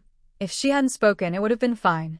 But once she said it, Hiuan felt his heart ache even more. He had never felt this kind of pain before, not even when he was injured, retired temporarily, or abandoned by his family to this remote mountain village. Aunt Yin also introduced Hiuan, saying, "This is Zhou Jiqing who came today. She is temporarily staying in our west room. In a few days, your uncle will find her a suitable house, and she will move out." Zhou Jiqing often has questions, so Hiuan, you should help her. Hiuan replied quietly and sat down at the table. He secretly decided to stay away from Zhou Jiqing in the future. Zhou Mengjian was very happy to see the person she wanted to meet and looked forward to her new life. In Jishir City, the Zhou family was having a hard time. Zhou Dahai had been looking for a wife desperately these days. Since a few days ago, after he, his wife, and the matchmaker sent Zhou Meng to someone's house, his wife disappeared. On the first day, when he came home from work, there was no one cooking, and Zhou Dahai was very upset, throwing things and losing his temper at home. He thought Li Gai was again taking money to support her family, feeling unhappy but unable to express it. After all, Li's family had two brothers working at the Revolutionary Committee. He and his son Zhou Junhong shared a couple of cold steamed buns and then went to bed. The next day, Li Gai did not come home. Zhou Dahai got angry and personally rode his bike to Li's house on the outskirts of the city. "Guy, come out quickly. What kind of days are these? 2 days without work or leave, and your team leader even came to criticize you at home. Come back with me." Li Gai's sister-in-law opened the door and said surprised, "Little sister-in-law hasn't come back? Brother-in-law, I think you're mistaken." While talking and watching the show, she stared at Zhou Daxing, thinking that her sister-in-law and Zhou Daxing were just having a disagreement and that the couple was deliberately causing trouble. When Li Gaitai's older brothers and others returned home and learned that Li Gaitai had been missing for 2 days, they became very angry. Li Wei glared fiercely at Zhou Daxing, saying, "If I find out you drove my sister away, I will break your head." Zhou Daxing shrank back, not daring to argue, and kept promising that he and his wife had not argued. The group split up into 3 parts to search for Li Gaitai. In the southern part of the city, at the Guo family's house, Li Gaitai was tied up and thrown into a small room, not knowing how many days she had been there. She felt pain all over her body, especially her face. She didn't understand why, that day, she and her husband and others had just taken Zhou Meng to the Guo family. But in the blink of an eye, she lost all memory of what happened. When she woke up again, she was lying on the Guo family's bed, and the foolish son of the Guo family was lying beside her, completely undressed. Li Gaitai, with her mouth covered, felt her heart break and her soul leave her body. She felt like hanging herself. The torture in the following days was even worse. Although the Guo family's son was simple-minded, he had been taught many things, and he knew how to torment people in a very humiliating way. If Zhou Meng had been the one lying there, Li Gaitai would have been happy to see her suffer like this. Serves her right. After all, she was the daughter of Wong Yang. That despicable person stole the one she loved most and made her work as a maid in her house to serve them. She deserves to have her own child taken away. She deserves for her child to be beaten and scolded under her care and to be sold as a bride to a fool. And her own daughter is supposed to replace Zhou Meng and enjoy a good life in a family she could never join. But what is really happening now? Zhou Meng, who should have been sold in, has disappeared. Meanwhile, she has endured all kinds of torment and humiliation for her, and Li Gaitai is about to go crazy. Her own daughter is working on the farm to reform Zhou Meng, which has already broken her heart. Her plans have been disrupted again. The 600 yuan she had just received and the 3-turn lottery ticket are nowhere to be found. Most importantly, she hasn't been able to speak at all these days. No matter how much she shakes her head or gestures to the Guo family, they don't care. The mother of Guo's foolish son even looks proud and says, "Ignore her." Her real mother said, if she's not obedient, just beat her. A few hits will do. These days, Li Gaitai not only suffers mental torment but also feels physically terrible. She can't wait to find out what is really going on. Li Gaitai never imagined that her husband and 2 brothers had almost searched all over Jishir City in the past half-month. Every day, she not only endures various torments and insults, but also has to be very careful to avoid Guo's foolish son. Previously, when she wanted to sell Zhou Meng to him, she openly praised her foolish son in front of the Guo family, saying there was no one better than him in the world. But when it was her turn to experience it herself, the feeling was not so pleasant. This crazy person, Li Gaitai secretly cursed in her heart. 2 days ago, she was very hungry and secretly ate a piece of peach cake that belonged to the fool. When he found out, he punished her harshly and threw her to the ground. Li Gaitai felt as if her insides were all out of place. Every night, lying on the cold ground, she felt she might not survive until the next day. But when she thought of her own daughter, Wong Win, she refused to give up. Why should her child suffer so much hardship and torment because of Zhou Meng, that little troublemaker? She wanted to go out and take revenge. She must ruin Zhou Meng, making her wish she could neither live nor die. Finally, one day, Li Gaitai found an opportunity. The Guo couple went out and forgot to lock her chains. And Zhou Meng's foolish son went out to play. Seizing this chance, Li Gaitai carefully escaped from the Guo family. She was disheveled, wearing ragged clothes, staggering as she walked, sneaking back to her own home.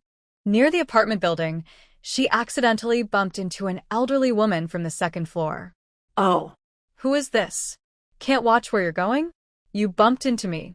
Can you pay for it? The sharp-tongued old woman scolded Li Gaitai loudly. If it were normal times, Li Gaitai would have gone up to argue with her already, but today, thinking about her current appearance, Li Gaitai's eyes darkened. She hurriedly apologized and went upstairs to the third floor.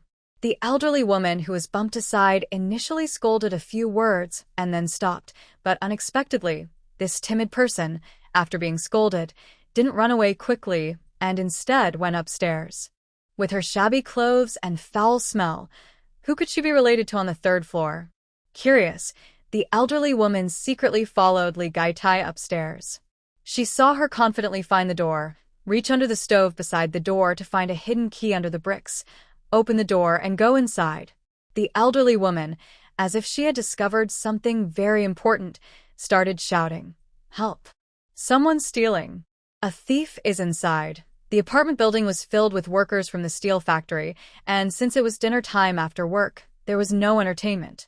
Many people sat around the door, bored. When they heard about the thief, the women and men became excited. Some grabbed stools, others picked up rolling pins, and some carried spatulas. A group of people approached aggressively. When Zhou Dahai and others arrived home, they saw their door surrounded tightly by people. Zhou Junhong had been feeling upset these days because his partner had humiliated him and now his mother was missing. He hadn't been able to sleep or eat well.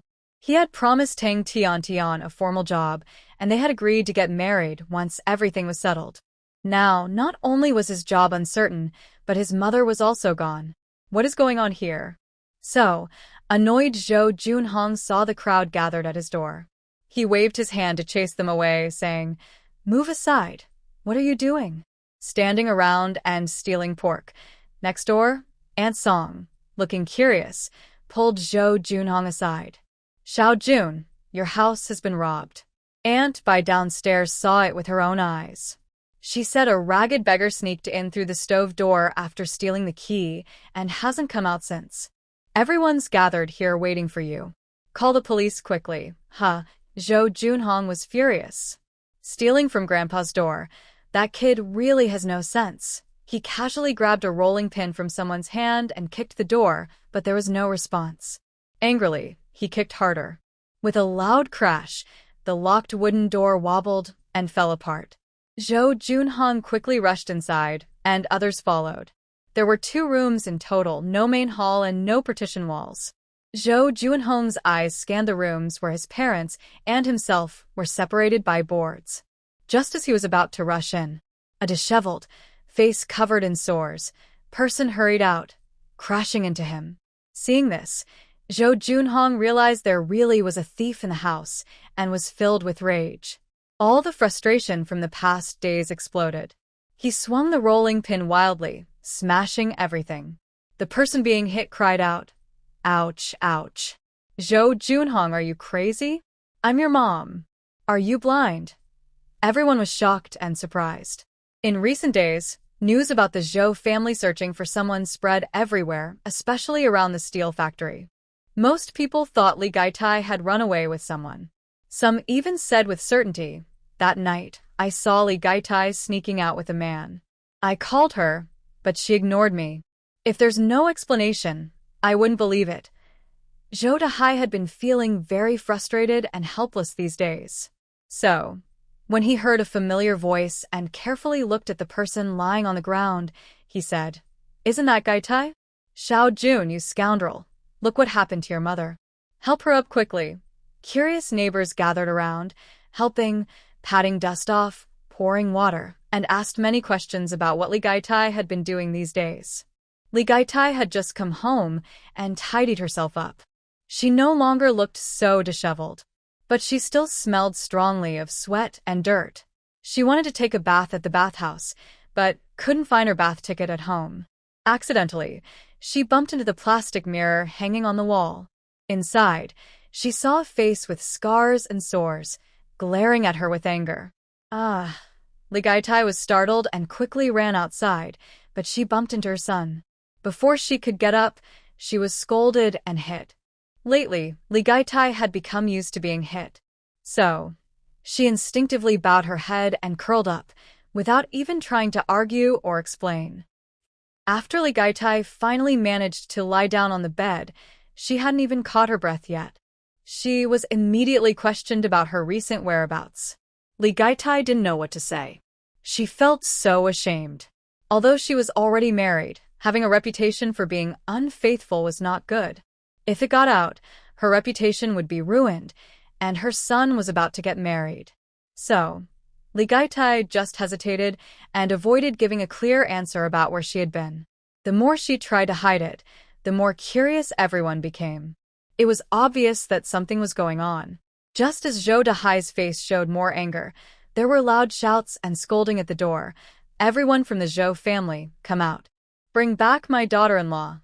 Everyone's eyes lit up, another chance to watch a show. The people outside seemed impatient and pushed their way in. The woman at the front was Zhou Dahai recognized. She was Zhou Meng's mother-in-law, Sun Lanxiang, the woman he had sold. But what did she mean by, bring back my daughter-in-law? Did Zhou Meng run away? Zhou Dahai narrowed his eyes. If she ran away, it had nothing to do with his family. Neither money nor things could be returned. There were people pouring tea and water, someone handing a towel to Li Gai to wipe his face, and a kind-hearted auntie comforting him warmly by holding his hand. Zhou Dahai looked at Sun Lanxiang with a gloomy face and felt a bit guilty. But then he remembered that they were the ones who lost the item themselves, and suddenly he felt justified. No matter what, they wouldn't return the money. Sun Lanxiang has dealt with the railway department for many years and has sharp eyes. She is the one who arranged the low-cost purchase and sale of coal within several nearby lines. Zhou Dahai lowered his eyelids, and Sun Lanxiang knew what he was thinking. Haha. If he didn't want to pay, it didn't matter. Anyway, he wasn't after the money. He wanted to exchange people. Li Gai towed the bed and pretended to be dead, especially avoiding looking in Sun Lanxiang's direction. Zhou Dahai felt helpless. Their dealings with the Guo family were basically secret and not to be seen by others. Selling his daughter wouldn't bring good reputation. If these people spread the news, the union would come tomorrow, and that would be trouble for him. There was no choice but for Zhou Dahai to personally chase them away. Sister-in-law, auntie, dinner is ready at home. The pancakes on your stove are about to burn out. Hurry back to eat. I'll handle things here myself. The women didn't want to leave now, but there was no way. They couldn't just stay and refuse to go. It would be great if someone could speak up and persuade them to stay. I say, dear relatives, don't rush to chase them away. Since everyone is here, let's all have a fair talk, Sun Lanxiang said. Her words sounded like music to some and like a death knell to others. Everyone had a reason to stay, and they stared sharply at the Zhou family. Sun Lanxiang raised her eyebrows and calmly asked, listen, in our agreement, I didn't ask for any bride price. It was just 600 yuan plus 3 turns and 1 sound. I didn't ask for a single extra cent. Now, you've taken the things and money, but your daughter-in-law ran away. Isn't that unfair? Sun Lanxiang looked around, trying to find the items her family had sent, but she couldn't find a single thing. Zhou Dahan, no longer the simple and honest man he usually was, replied helplessly but smartly. I just got back home, so I don't know what's going on. We agreed that once the things were delivered, they belonged to you. Now your daughter-in-law is causing trouble, and you're coming to my house to take people. That's not right. Sun Lanxiang was so angry she laughed. Fine. I won't talk to you anymore. I'll go to the steel factory union and the police. Let everyone judge. The bride price is paid, but Zhou's daughter is throwing a tantrum and running back home. Zhou's family is just trying to cheat money and cheat on the marriage. My son is so sincere, waiting at home without eating or drinking for his wife. The crowd suddenly erupted in noise. It's like Zhou's family sold their daughter. Didn't they say they took 600 yuan and the 3 turns and 1 sound? That's 600 yuan. A worker today earns only a little each year. 600 yuan is enough for a third-level worker to live without eating or drinking for 2 years. And the 3 turns and 1 sound? That's not money you can just buy. Wow, overall the Zhou family is really getting rich. Zhou Dahai's neighbor, Bai Jingqi's wife, pouted and said with a sour and annoyed tone, Oh, old Zhou is so unkind. It's a good thing she got married, but how come we didn't get to share the joy and get a piece of the wedding candy? That's unfair. Zhou Meng, go and call Zhou Meng back to her mother-in-law's house. Sun Lanxiang smiled proudly and signaled to her cousin with her eyes. The man understood her meaning and smoothly took a handful of fruit candies from his blue pocket, handing them out one by one. Come everyone, enjoy some wedding candies. My niece and Zhou family's daughter's wedding is happening quickly. The bride is being picky, so later, I'll ask some of the aunts and sisters-in-law to help speak for us. Everyone who received the candies was happily smiling. The wrapped fruit candies, probably bought from a department store, cost about a dime each. Some children who came to watch the fun were already crying from greed, tugging at adults' clothes and begging for candies. For a moment, adults were shouting, and children's crying filled the air. Sun Lanxiang happily got up from her chair, grabbed some candies from her cousin, and handed them to a few children. The children who got the candies were very happy, their eyes shining as they ate. The adults also felt pleased to see this. These days, who would be willing to buy fruit candies for children? Most families have to save every penny when they eat together. Zhou Meng's mother-in-law is very generous. In an instant, everyone developed a good impression of the Guo family. Sun Lanxiang wanted this effect. Kidnapping someone is a last resort. The best way is to make the Zhou family willingly hand over the person. As for Zhou Daxing's claim that Zhou Meng wasn't at home, Sun Lanxiang didn't believe a word. Someone who is dazed and sells their daughter for money can't tell the truth. Full of tricky ideas. She had just peeked into the inner room. The girl wasn't lying on the bed. The Zhou family is trying to scam more money, which is fine, but they need to be honest about it. Just this once, no repeat. They really went too far this time. She was worried the young girl, delicate and tender, couldn't handle it. But surprisingly, she not only endured but also had the strength to run away. This body is quite tough, so she can definitely give her family a big, healthy grandson. Sun Lanxiang was very satisfied. When she arrived, her anger had gradually disappeared. She was willing to give some money, but doing this every day was not acceptable. Sun Lanxiang decided to take the initiative. Oh, dear, I was a bit anxious and accidentally broke some of your things. Don't worry, we will pay for everything.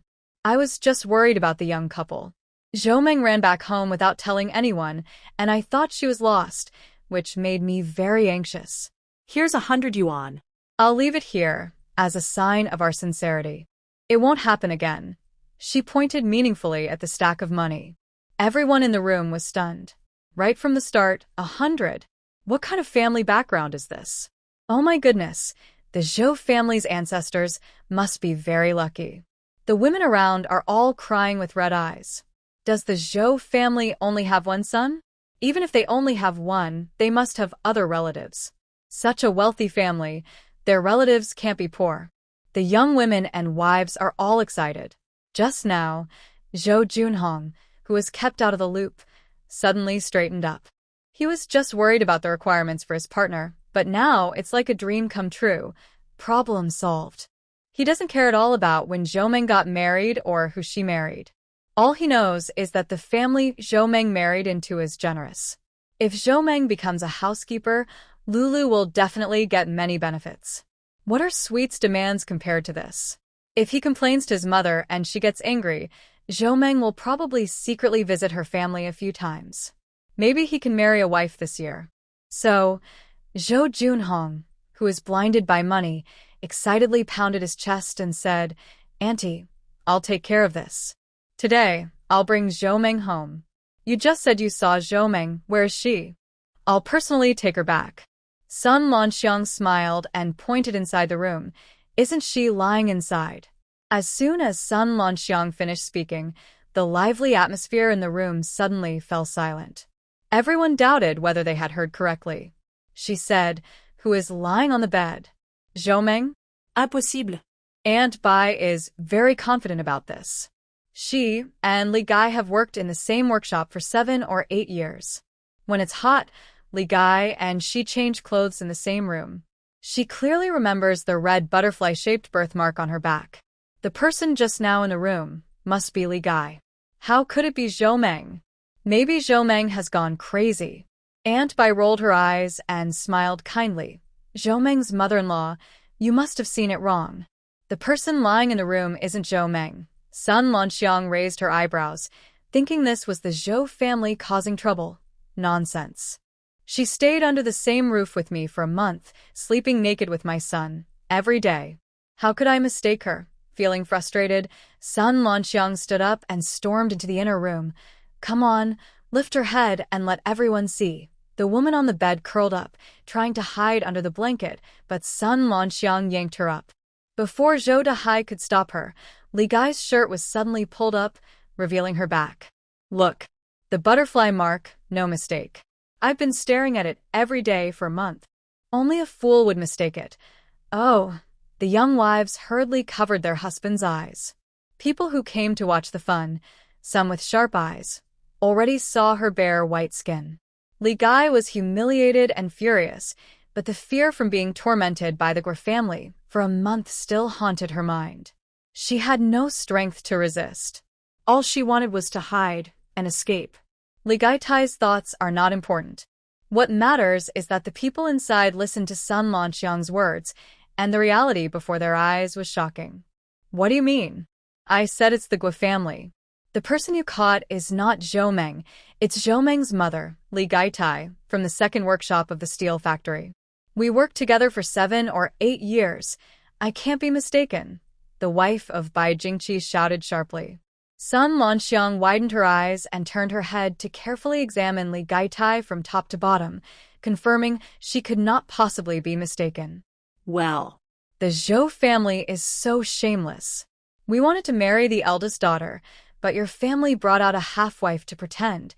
This is just marriage fraud? Cousin, call the police. Sun Lanxiang was furious. Her son was simple-minded, but he still had his male abilities. He could still be useful where needed. Her husband had been injured years ago and couldn't have children anymore. All hope was on this simple-minded son.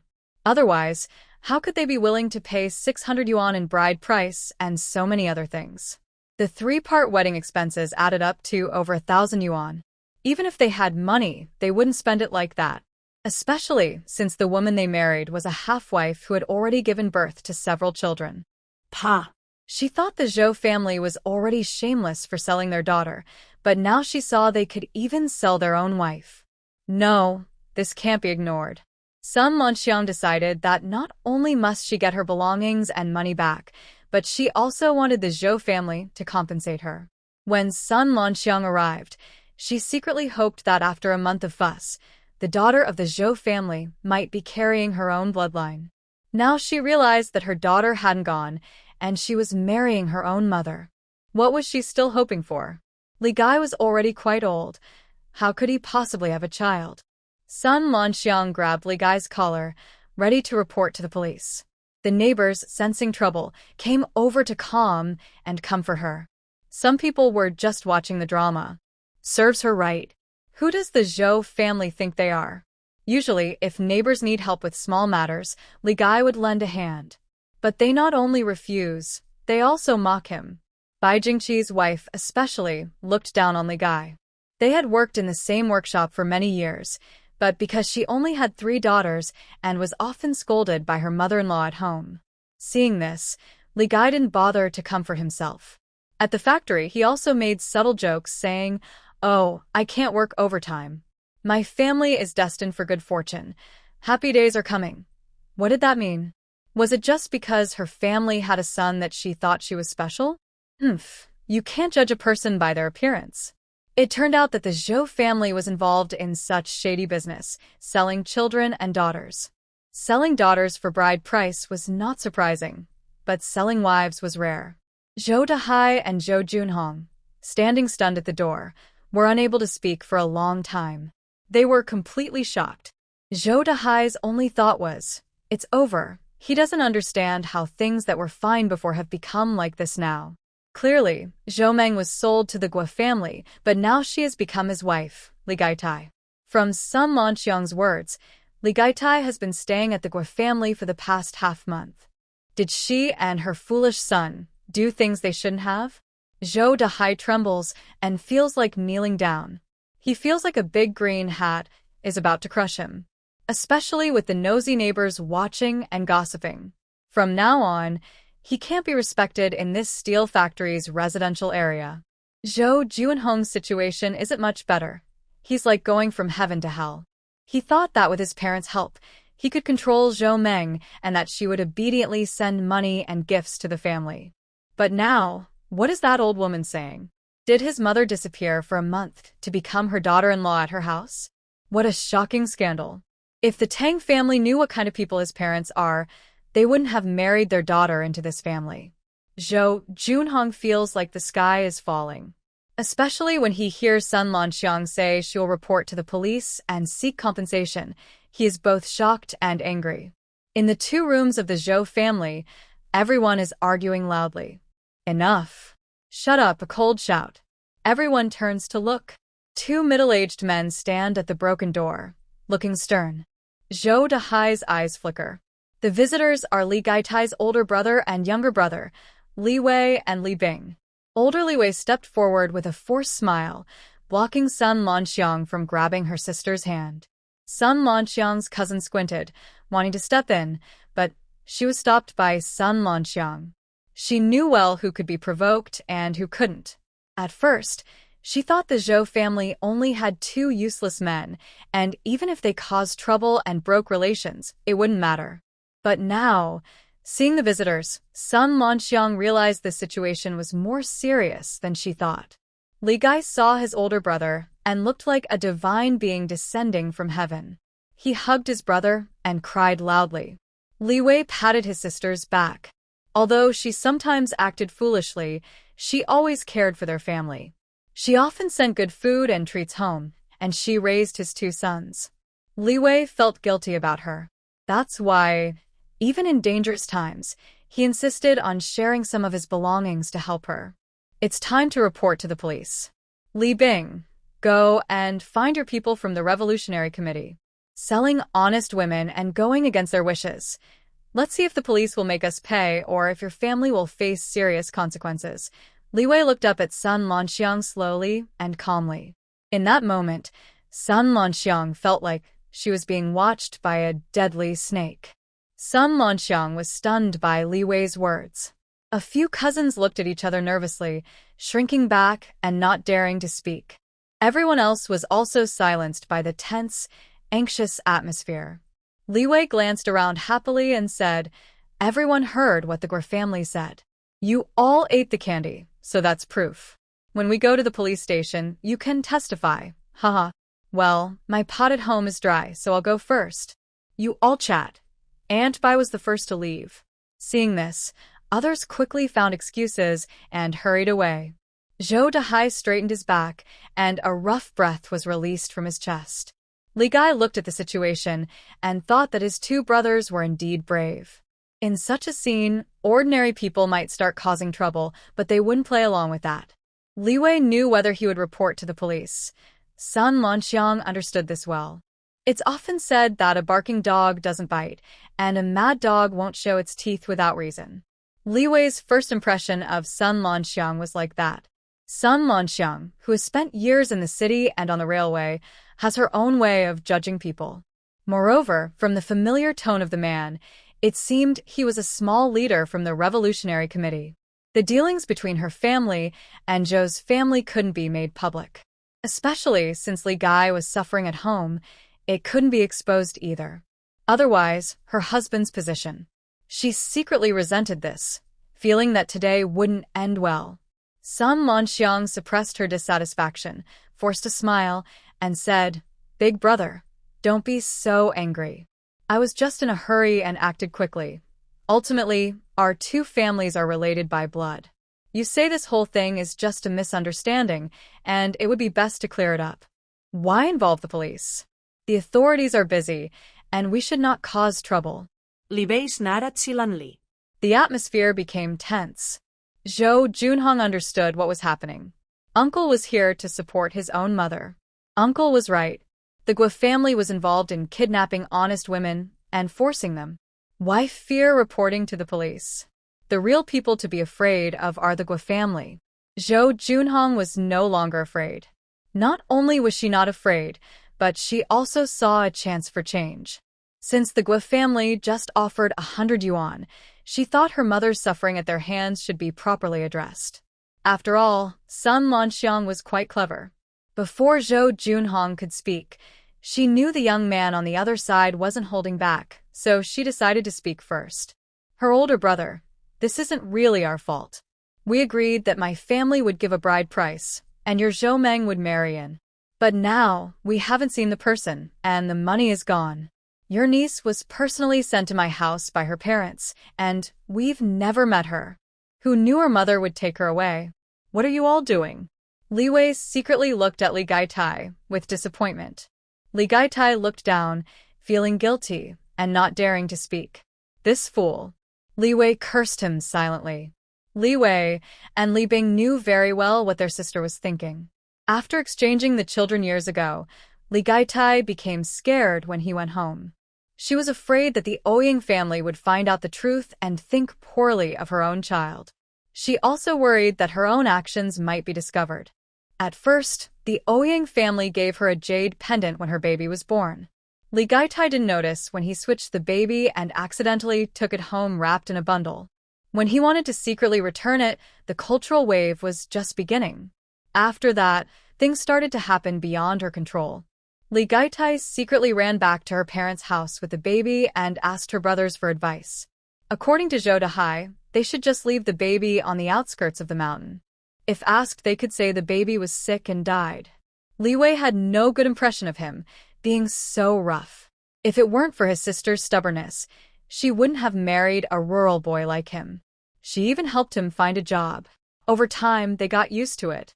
Later, Li Wei even helped with Zhou Dahai's rural family matters.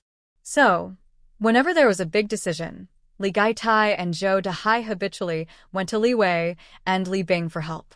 Originally, Li Wei and Li Bing strongly wanted to keep Zhou Meng. They thought raising a child didn't cost much, and if she was in a good mood, she could eat well. If she was upset, she could go hungry for a few meals. Having a child in their hands, in case something went wrong in the future, they could fix it. Li Wei didn't say what kind of mistake he was worried about. Li Gaitai didn't want to raise someone else's child. She couldn't even take care of her own, so she definitely didn't want to feed another mouth. Li Wei quickly stopped her selfish thoughts, saying, "Don't think about secretly throwing it away. You had a child, and everyone in the yard knows. If something happens, the police will come to investigate your home. Just keep the baby for now. The Ouyang family has a good background, and if you raise the child well, maybe you can get a better bride price for your son." Because there was something to gain, Li Gaitai had not spoken badly of Zhou Meng over the years, but she also didn't praise her. In her mind, only Zhou Junhong, Zhou Lan, and Wong Win, who was secretly raised at the Ouyang family, were her own children. As for Zhou Meng, selling her to exchange for a bride price was something she had always planned. She didn't care about the outcome or the consequences. So now, Li Gaitai didn't think she had done anything wrong. She only regretted that she should have tied Zhou Meng up and sent her to the Guo family that night, so she could see Guo's foolish son ruin Zhou Meng. That way, she could have avoided her own suffering. Although Li Gaitai didn't understand the reason for her pain, she directly blamed Zhou Meng. "When that little brat comes back, I will skin her alive." Li Gaitai was furious and almost crazy with anger. With her older brother and younger brother nearby, she had the courage to look Sun Lanxiang in the eye. Both of their eyes hid deep hatred for each other. After a confrontation between Li Wei and Sun Lanxiang, they finally decided that Sun Lanxiang would go out and explain to the neighbors. She would say it was a misunderstanding, that Zhou Meng had been staying at the Guo family all this time, and it was only tonight that Zhou Meng argued with her in-laws and ran away. In her panic, Sun Lanxiang mistook someone else. As for whether everyone believes it or not, there's no point in guessing. "But I can't believe your family plans to just brush off what my sister went through," Li Wei said with a forced smile, looking at Sun Lanxiang. Sun Lanxiang cursed inside, but kept a calm face. "Of course not. How about this? I'll give my eldest sister 50 more yuan as an apology. Her brother, if we really start talking about this, it's not all our fault. Even a rabbit will bite when it's cornered." Sun Lanxiang meant that they shouldn't push too hard.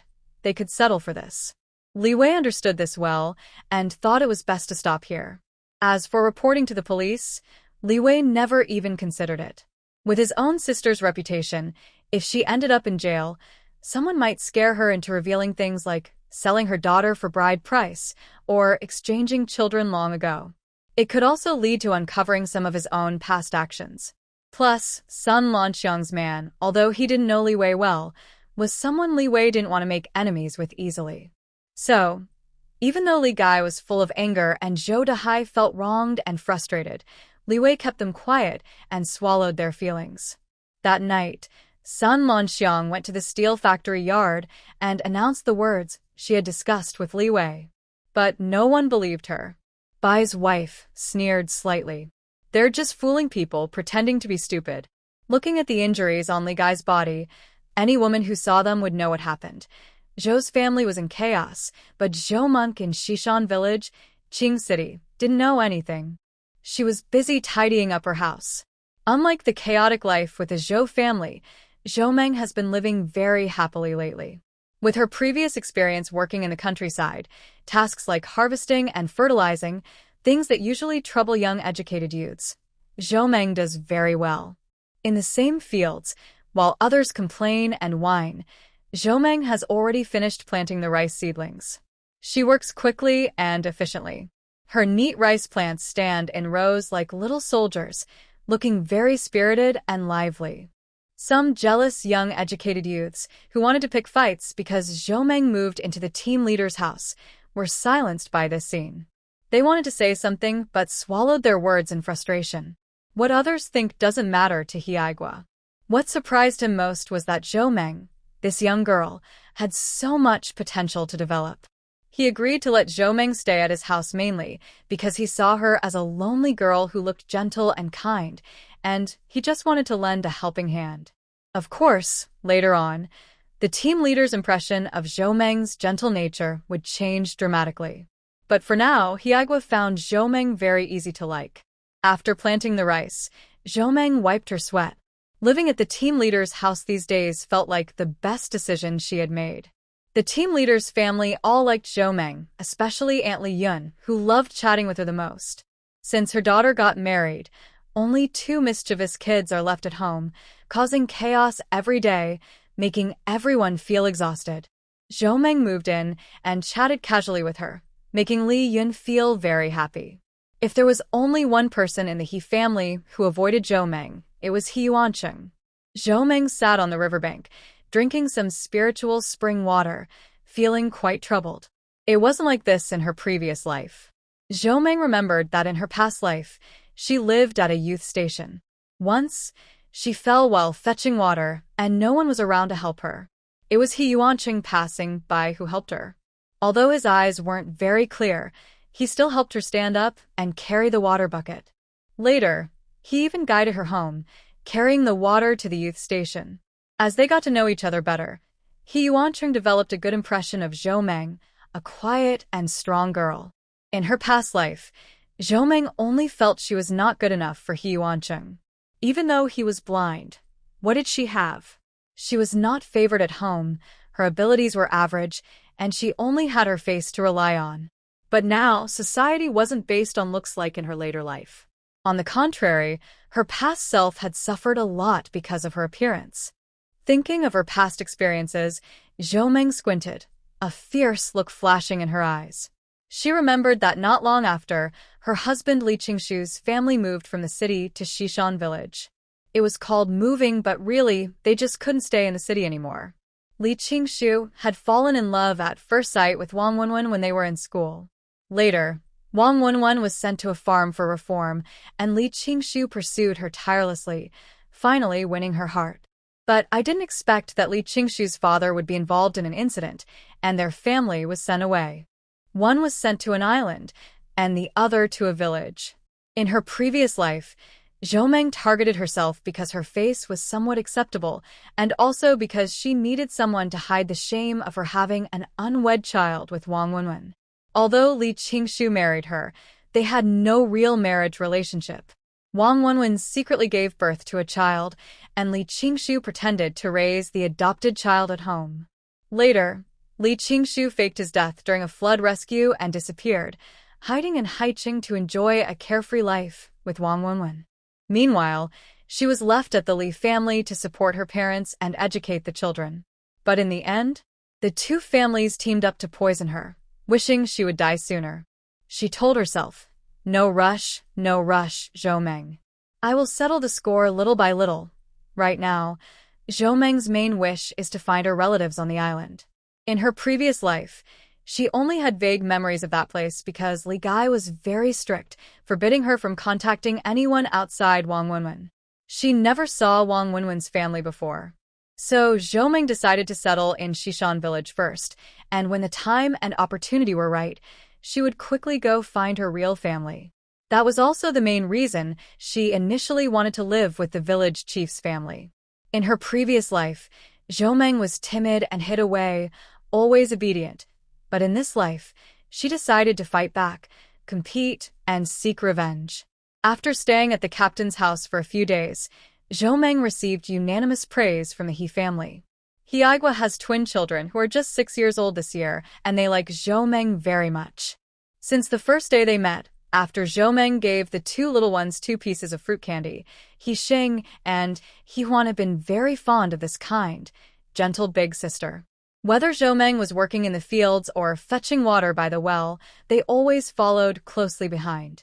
Sometimes Li Yun would pretend to be jealous, joking and scolding these two little troublemakers. That day, after finishing her chores and returning to the He family, Zhou Meng saw Li Yun preparing dinner. She washed her hands quickly and went up to help.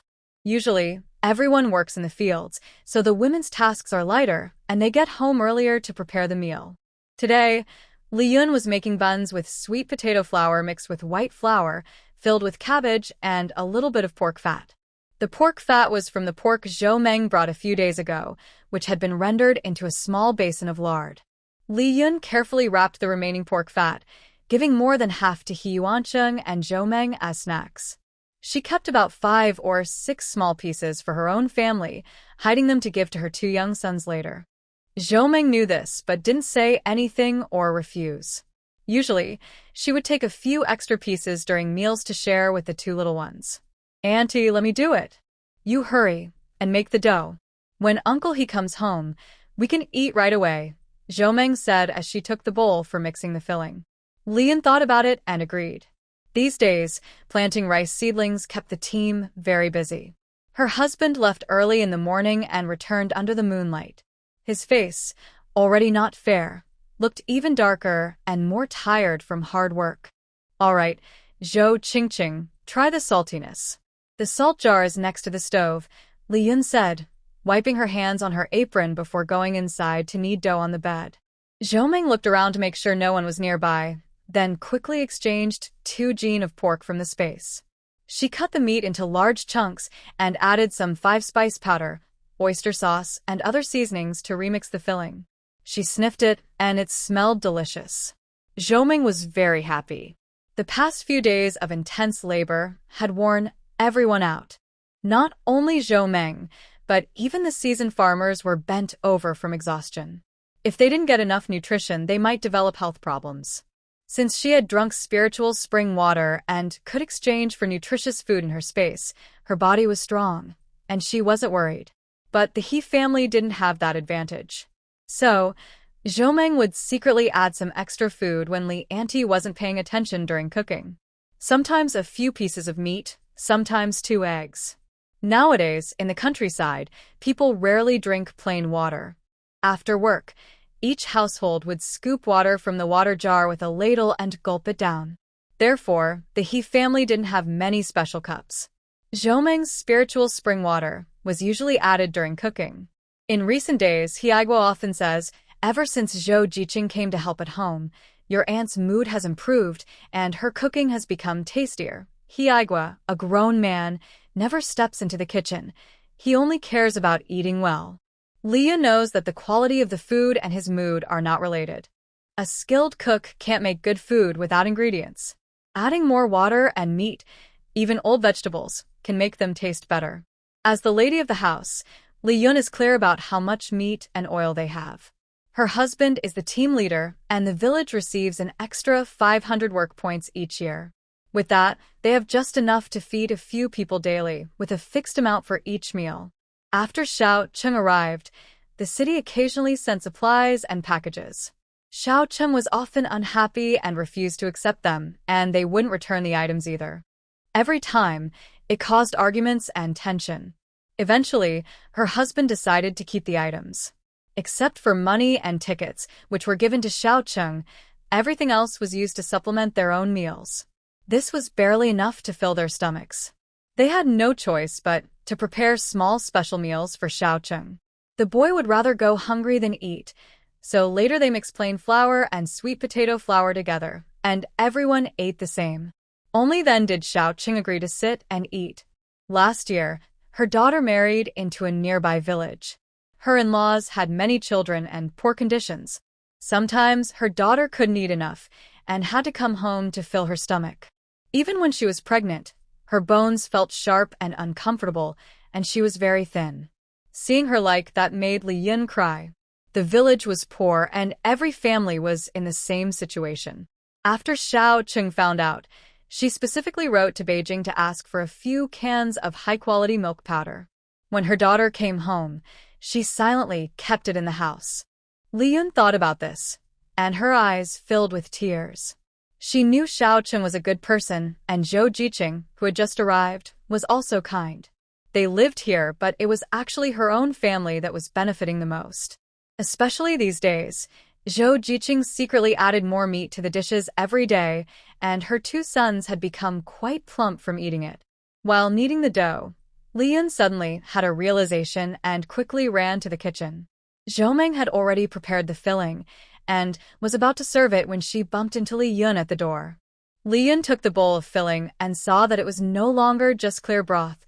It was greasy and full of big chunks of pork. She became worried. "What's wrong with you, kid? Why do you keep giving us your good food? You should keep some for yourself when you cook. I need to pick out the meat for you." She was about to find chopsticks when Zhou Meng gently held her arm.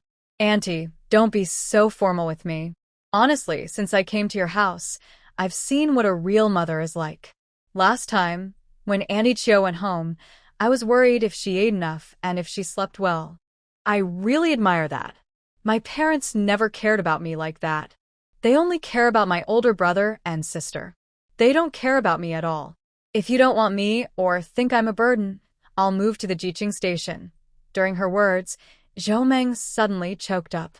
She remembered her past experiences, and her heart was filled with deep sadness and anger that she couldn't calm down. Li Yun looked at Zhou Meng with pity. The girl's beautiful face was full of sorrow, and tears still shimmered on her eyelashes. "She is just a child." Li Yun sighed with both sadness and affection. "All right, Auntie was wrong. Let's eat some steamed buns," Li Yun said softly, wiping away Zhou Meng's tears and gently holding the fragile girl in her arms to comfort her. Zhou Meng leaned into Li Yun's warm embrace and suddenly felt dizzy. She realized that a mother's hug could be like this. Whether in her past life or now, she had never truly experienced it before. Outside the door, Hiuan stood with clenched fists, his nails digging into his palms without him noticing. He was lost in thought, unable to see clearly. The girls stayed inside, but he could hear her faint crying. He knew she was crying. It was because of unfair treatment from her parents, because of helpless situations, and because she longed for a kind of love that she could never have. He felt the same way. They looked so alike. Thinking about how he had been avoiding Zhou Meng lately, Hiuan felt a bit regretful. If he kept doing this, would Zhou Meng think he disliked her? Yes. Zhou Meng did have this doubt. She planned to ask Hiuan after dinner why he kept avoiding her. In the evening, the family sat around the table eating steamed buns. Little Hixing and Hiuan had greasy faces from biting into their buns, but they didn't bother to wipe it off. After finishing his own, Hixing reached out again and said, "Mom, I want more." Zhou Meng smiled approvingly, planning to get more for the children. Li Yun reached out and gently tapped his son, scolding, "What more? You've already eaten 3, and your dad just ate 2. No more for now." Auntie Hiagwa took a bun about the size of a grown man's fist from the basket, split it in half, and handed one piece to her son. "1 half each is enough. Don't overeat. You can eat more tomorrow morning." The 2 children cheered happily, jumping up excitedly. Each took a half of the bun and headed out. The buns smelled so good that they couldn't wait to taste them. They ate them quickly, leaving only half behind to enjoy slowly and show off later. Brother, let's go to Gosheng's house. Yesterday, he was bragging that his mom made him pancakes. But pancakes aren't as tasty as meat buns. Let's go tease him, said Hixing, the clever one. Hiuan thought for a moment and agreed. Okay, let's go. The two deliberately held back their cravings and ran to Gosheng's windowsill, nibbling on their buns. As they ate, they exhaled happily. Wow, brother, this meat bun is so hot. Inside, it's full of meat and fat. So delicious. Inside the house, not only the children but the entire Lee family was drooling from the tempting aroma. Mom, let's make meat buns tomorrow too. They smell so good, it's almost irresistible, said Li Fugen, the third son, carefully. Grandma Li sat on the Kong, glaring at her son with her sharp eyes, her hands moving constantly. Meat buns? Pancakes aren't enough to eat. Your family is full of greedy ghosts. I've almost finished all the grain I stored for the year. If you like to eat, eat. If not, then get out. I still want to eat meat buns. Who'll buy meat? Do you have that kind of luck? Li Fugen, the son, dared not speak and lowered his head, quietly drinking his cornmeal porridge. His wife, Song Hong, who was chewing on a black bread nearby, looked at her mother-in-law with dissatisfaction and pursed her lips. That old woman, always holding the spoon, while their family's bowls were full, eating cornmeal pancakes mixed with flour, she only gave her daughters-in-law some black bread to chew. Even a greedy old miser wouldn't do such a thing. Song Hong felt unhappy, but dared not show it. Her husband was very obedient to his parents. If she said anything about wanting to split the family, he would get angry. Song Hong was almost fed up. She had been thinking about splitting the family for more than a year, but her parents-in-law refused every time. Whenever she mentioned splitting up, her mother-in-law would sit on the ground, slap her thigh, and cry loudly. Oh, I'm too old now, disliked by my children, useless. Heaven, just let me die. Song Hong was close to depression. Her son, Gosheng, was crying because his friends had a few cents worth of candy, but she had nothing to show for her work. All her earned work points and money went to the family. Every year at the end of the year, they would count the money, but she had nothing left. I wanted to save some money to buy new clothes for the children, but my mother-in-law didn't agree. She said, "Why buy new clothes? The little one wears out quickly, and his father and brother can just fix and reuse what they have." Every little thing shows that Song Hong is unhappy with the Li family. Yesterday, Gosheng fell sick, and I made a small pancake with some white flour in the kitchen.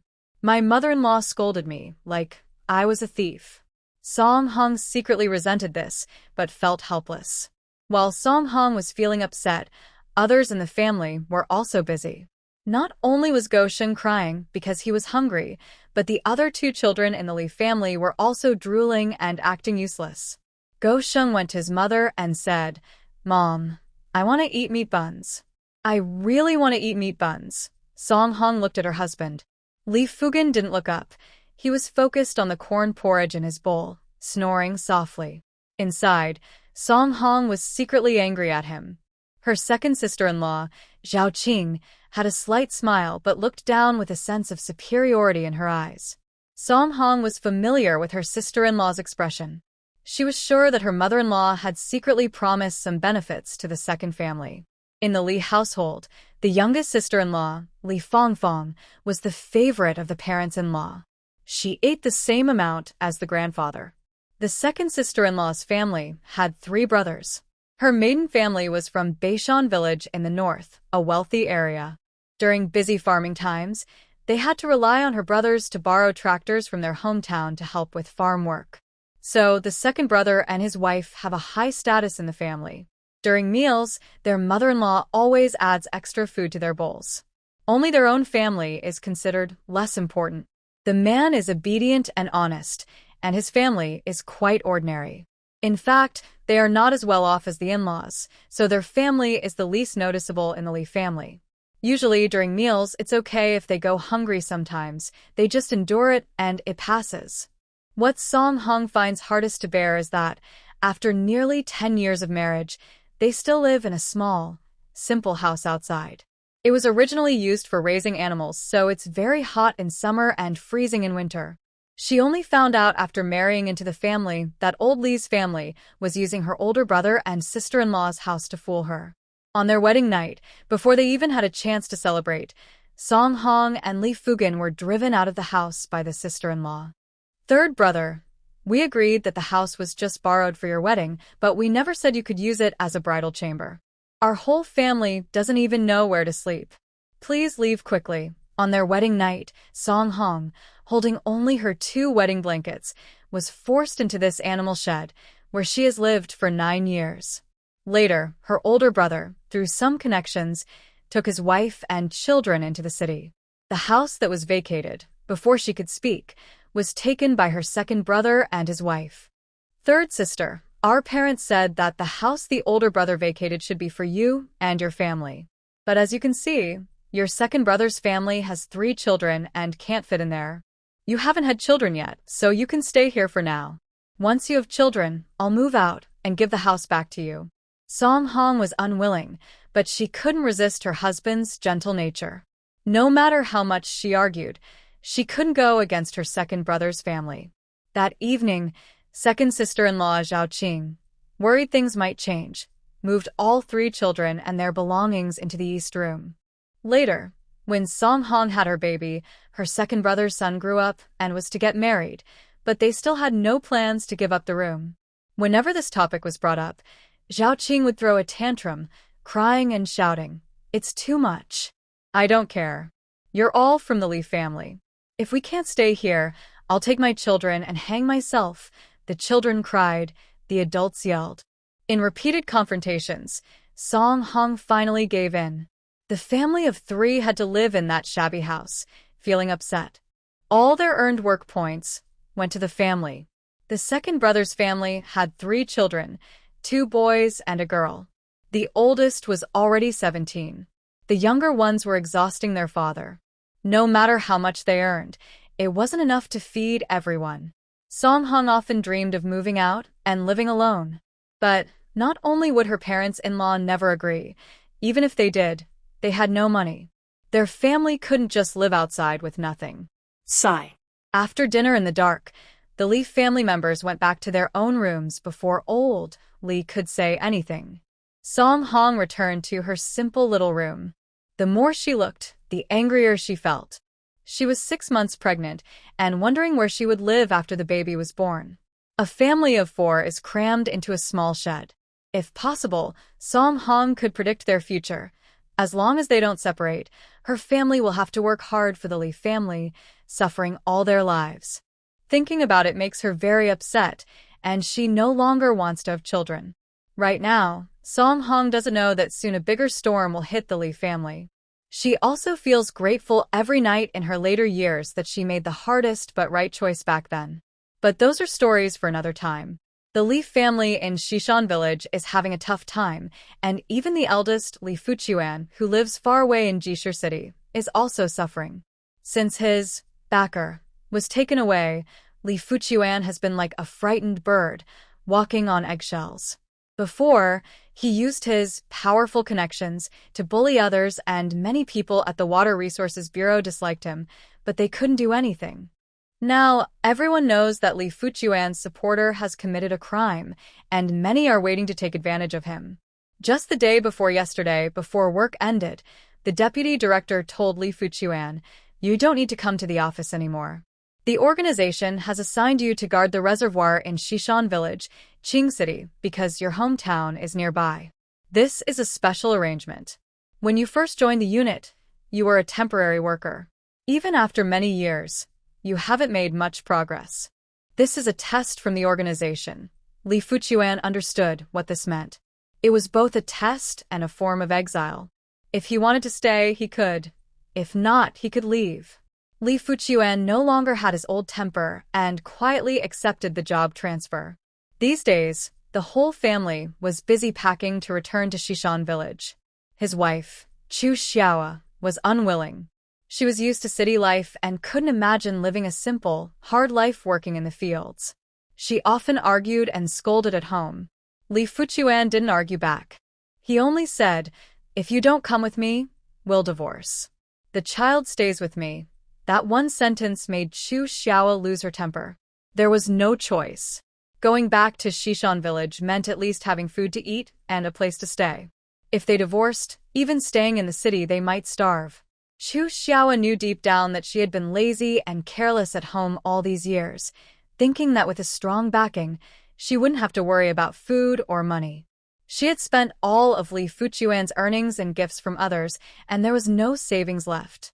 No one could have predicted how quickly their life changed. No matter how upset or resistant she was, Li Fuchuan couldn't find a solution. He could only honestly finish his work transfer and lead his family to catch the train back home, returning to the place where he was born, Shishan village. Unlike his parents' sad mood, Li Qingshu was excited. He knew they were going back to Shishan village, but he was very happy. His beloved was on an island not far from Shishan village. In their last message, Wong Win had agreed to be his girlfriend. Now he was going to a place very close to her, and he believed Wong Win would be very happy. Li Qingshu took advantage of his parents packing their luggage to go to the department store. He used his saved 8 yuan to buy a headband costing 1 yuan and 80 cents and a small box of White Rabbit milk candies. He planned to personally give them to Wong Win. The whole family set off on the train, each with their own thoughts. When they arrived at the village after a dusty journey, it was just dinner time. The villagers of Shishan village looked at Li Fuchuan with curiosity. Some eager ones ran ahead to report to Li's family, saying, "Old Li, your eldest son and his family are back. Hurry up, don't eat yet. My little nephew said that guy is carrying a lot of things, all sorts of stuff." Old lady, Li was overjoyed. She dropped her spoon and ran to the door. "Oh, son, I've missed you so much." The villagers watching the scene envied as they saw old Li's family welcoming Li Fuchuan's family with many bags and boxes. "Old Li, has your eldest son been promoted again? Look at how successful his son is. He used to work in the fields, but now he's able to go to the provincial capital to work. Maybe they're planning to move there and enjoy a better life. Wow, this son really made something of himself." Some others disagreed, saying, "I doubt it.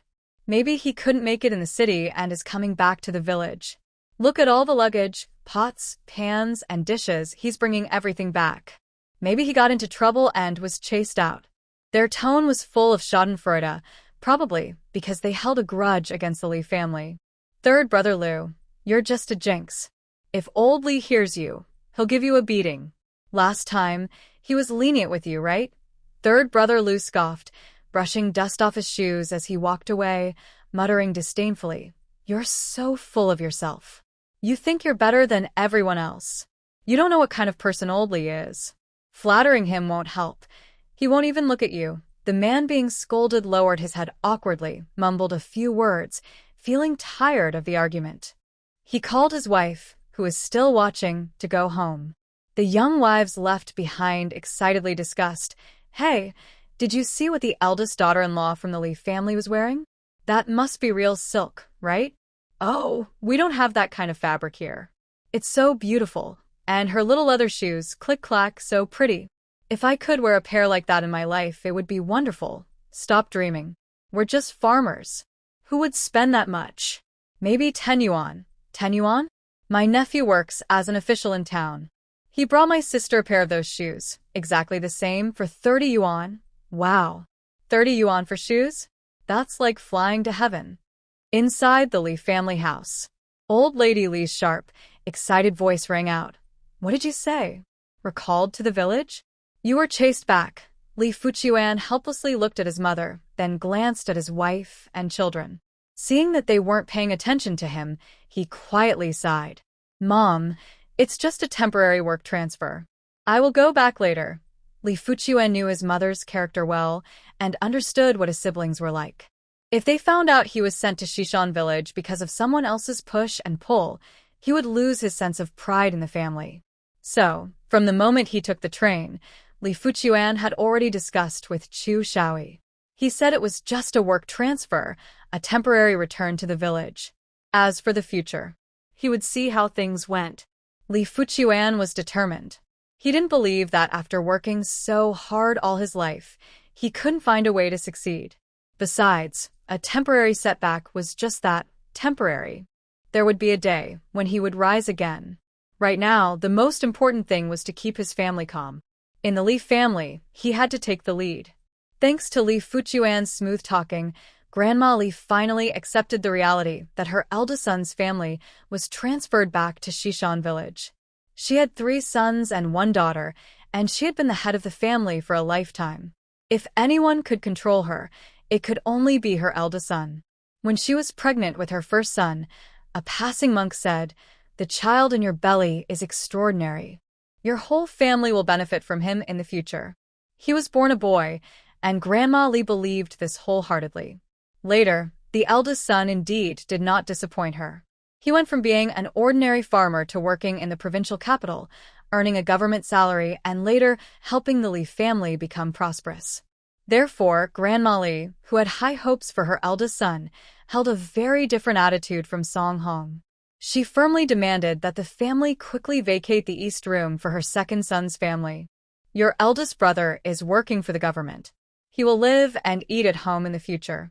The East Room originally belonged to him, so it should go back to his family. Anyone who doesn't want to move can leave on their own." Li fucking moved his lips a few times but said nothing. Zhao Qing angrily packed up the bedding and pillows, throwing everything onto her own West Room floor. She accidentally knocked over a basin of water at the door, spilling half the water onto the bedding. Eldest son Li Qinglin was unhappy. "Mom, take it easy. My quilt is wet." Zhao Qing finally found a way to vent her anger. She shouted sharply, "If it's wet, it's wet. Our whole family might be forced outside to sleep on the dirt. Who knows if there will be a place to sleep later? Why do you care about a little water?" In the East Room, Chu Xiaoa, busy tidying her things, sneered disdainfully and paid no attention to her sister-in-law's words. Song Hong returned home and saw this scene. She felt both happy and helpless, full of anger. When the eldest son came back, even the second family had to give way. From now on, there was really no place for her in this home. Li Qingshu put down his belongings and went out. He wandered around the village, walking aimlessly. The village girls looked at him shyly and curiously, their bright eyes full of admiration. Li Qingshu felt disdain inside. He disliked the rural environment and people, but he liked being here to get closer to the girl he liked. He was not interested at all in those rural country girls. Compared to Wong Win, they were worlds apart. Win was so calm and lovely. She was small and always looked at him with admiration, discussing Pushkin and Balzac. She understood his hopes and worries, and he felt sorry for her unfair treatment. Their souls seemed to resonate deeply. Li Qingshu decided that once he settled in the Shishan village, he would find a way to bring Win to live with him. Win's letter said that on Hiuan Island, supplies were scarce. Even with money, there was nowhere to buy things, let alone now, when she had no money at all. That delicate girl faced her unfair situation without losing hope. She kept comforting herself, saying, "Whenever I feel down, I think of the hero and how the steel was tempered. I try to be confident and strong like him. One day, we will see a bright future." What a wonderful girl. Li Qingshu felt himself unable to resist being captivated by Win. So, even as the village girls blushed shyly and their hearts fluttered, Li Qingshu remained unmoved, with a steadfast heart. If Zhomeng were here, she would probably see right away that Li Qingshu was being overly sentimental. Unfortunately, she had been sent to Hiuan Island with Captain He to deliver supplies, so she missed the chance to meet Li's family in the village. However, if Zhomeng could choose, she would prefer to come to Hiuan Island, because here she has her real family. After getting off the boat, Zhomeng closely followed the team leader and others, constantly looking around at the crowd unloading goods at the dock. She knew that without clues or photos, finding her relatives among the crowd was almost impossible. But what if? Thinking about the conditions on the island, Wong Win almost went crazy. Her background was not good, and after being sent here, she had to work non-stop every day from the moment she woke up. That alone was hard enough, just physical exhaustion, But the nightly political meetings and constant ideological work were even worse. Why should it be like this? I am not even this family's child. Why should I suffer like this in her place? Wong Win desperately wanted to tell the truth. But her uncle stopped her. Her uncle on the Revolutionary Committee was sharp and wise. He said, "Don't act rashly. Admitting to switching the children now won't help your situation and might even drag your mother into trouble. Work hard, be more active. If you're missing things, your mother and I will secretly send them to you. Don't cause trouble with the Ouyang family. A broken ship still has nails. You need to ease your relationship with them. Maybe the old ties with the Ouyang family can still be useful." Wong Win looked down on this advice. What kind of relationship could change the current situation? If the Ouyang family really had that kind of connection, would they let some children change their last names? Her older brother Ouyang Jing and second brother Ouyang Da, who used to be called Ouyang Wen, now all go by their mother's surname, Wong. Wong Win felt very frustrated, but she had no choice but to follow her uncle's plan. Otherwise, she might not receive her ration coupons, cloth tickets, or the 10 yuan cash she was supposed to get each month. Without help from others, how could she survive alone on this remote island far from land? Wong Win did not stay lost in her thoughts for long. Over there, the fiery woman director was already urging her. What are you dawdling for? Hurry up. All these things need to be stored and filed today. Make sure to make a few extra trips. Wong Win secretly cursed under her breath, calling herself a worthless person as she struggled to lift the shoulder pole. Originally, this kind of heavy labor was not something women were supposed to do. However, a few days ago, due to heavy fog, the supply ship hadn't arrived. Fearing shortages at the canteen on the island, the village chief of Hiuan village organized the men to go out to fish today. Whether they caught fish or not, they decided to try casting a net. Unexpectedly, just as the men set out to sea, the supply ship arrived. Time waits for no one. They couldn't just leave the ship waiting for hours. The woman director had no choice but to assign a few less reliable comrades to carry the loads. Wong Win also didn't expect that shortly after arriving at the dock, she would run into Zhou Meng. Zhou Meng didn't know her, but when she was 10 years old and found out that her nanny was actually her biological mother, she secretly went back to see Zhou Meng. Back then, Zhou Meng was thin and dark, plain-looking, nothing like the Ouyang family members.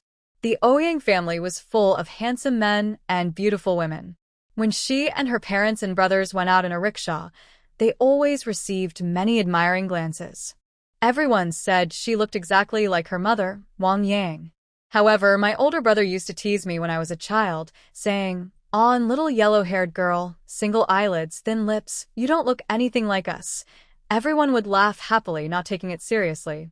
After learning the truth, Wong Win felt like a frightened bird every day, because she realized her brother was right. The real daughter of the Ouyang family at her mother's house, even if she was thin and plain, looked just like her mother. If her brother and the others saw that girl, they would definitely recognize her as their real sister. So, 10-year-old Wong Win made a decision that changed Zhou Meng's life. She asked her mother, Li Gaitai, to let Zhou Meng drop out of school and find a way to scar Zhou Meng's face so she wouldn't be seen in public. Li Gaitai did exactly as she was told about the first plan, but she refused to go along with the plan to disfigure Zhou Meng. However, her reason for refusing made Wong Win admit defeat. Zhou Meng's face still has some use. In the future, she might help you exchange gifts with your brother, or even be a wife if something happens. Anyway, she won't have an easy life. With her malicious and carefully planned schemes, Wong Win felt ashamed in front of her mother, Li Gaitai. But no one could predict what would happen next. Personal plans are so insignificant in the face of the powerful machinery of the state. Those who once held power can fall into ruin overnight. Despite coming from a poor family and being less capable than herself, Zhou Meng became a knowledgeable youth and now follows the supply ship, looking down on Wong Win. Wong Win was about to go crazy with anger. She no longer cared about her older uncle's warning to lay low and be careful. To her, Zhou Meng's actions were blatant provocation. In that moment, Zhou Meng quickly devised a cruel plan. She shakily walked on the dock, and as she passed Zhou Meng, suddenly cried out, "Oh!" and fell to the side. The precious flour, sugar, and other supplies in her pole basket looked like they were about to fall into the sea. Wong Win secretly smirked with a sinister look in her eyes. When Zhou Meng fell, she immediately pointed at her and said, "Comrade, why did you trip me? What should we do now? The supplies are falling into the sea. These are emergency supplies everyone is waiting for. It's all your fault." Before she finished speaking, she noticed a few people nearby looking at her strangely. She thought her words had taken effect and wanted to continue adding to her story, but she suddenly froze. You. She couldn't speak a complete sentence for a long time, unaware of how ungraceful she looked, with her neck stretched out and her face flushed as she shouted. Zhou Meng put down the supplies she had just rescued, and with a mix of amusement and contempt, she glanced at Wong Win. "Captain, I don't know what this woman is up to. Just now, she deliberately bumped into me and fell, intentionally throwing the supplies into the sea. I suspect she has bad intentions." Wadaigua and the leaders of Black Mountain Island watched closely. There are soldiers stationed on Black Mountain Island. Usually, there are no urgent tasks, but if bad people really sneak in, it wouldn't be a joke. Especially this young woman, who seems to have a questionable background. So, the leaders of Black Mountain Island directly ordered a few people, first control her and find out the truth. As a result, Wong Win, who tried to sneak in but failed, was quickly put into a small black room for isolation and questioning without any chance to resist. Wong Win was detained for 3 months. When the leaders of Black Mountain Island finished their investigation and released her, the harvest season had already passed. Meanwhile, Li Gai was very worried because he couldn't contact Wong Win for a long time, and he was already on the train heading there. During these 3 months, Zhou Meng kept busy. That time on Black Mountain Island, she didn't see her family or find out where Wong Win lived. But Zhou Meng did learn an important clue. That day, she took 2 pieces of sorghum candy from her pocket and handed them to a small child held by the woman director of Black Mountain Island. Curious and a bit curious, she asked, "Who is this lady? Should we notify her family?" The woman director was a straightforward, middle-aged woman, wearing a patched dark blue dress, smiling happily as she watched her grandson enjoy the candy. Hearing Zhou Meng's words, she casually replied, "That woman is not easy to deal with. Her family just had a recent problem, and outsiders haven't even gotten involved yet." She took the initiative to report her parents, but the government investigated based on her report and found that she made everything up. Nothing was true. Such a daughter, a real ingrate. Her family never really looked after her. The Ouyang family was working on the mountain land, and this woman, because of her selflessness and sense of justice, ended up causing trouble for her own family. No matter what else was said, the simple villagers couldn't stand the behavior of someone like Wong Win, who was ungrateful. Every family has children. Thinking about how they raised their own children with care, only to be betrayed, was truly heartbreaking. "All right, stop talking nonsense. Hurry up and get people to work. Captain He and the others want to leave before dark." This was the man of the women's director, the village secretary of Hiuan Island Village, who, sweating heavily, interrupted his wife's long speech. On the way home, he scolded his wife harshly. "This old lady just can't keep her mouth shut. Didn't you see the leaders are here? Why are you talking nonsense?" Unhappy, the women's director, Bai Lung, shot her husband a sharp look. "What are you afraid of? Zhou Jiqing is a good person. She didn't bother me at all. The leaders didn't pay attention either. You're just overly nervous every day." The village secretary had no way to control his wife. Whether at home or at the village committee, she often pounded the table louder than him and would say things like, "The chairman said that women can hold up half the sky. So what? Do you disagree with the chairman's words?"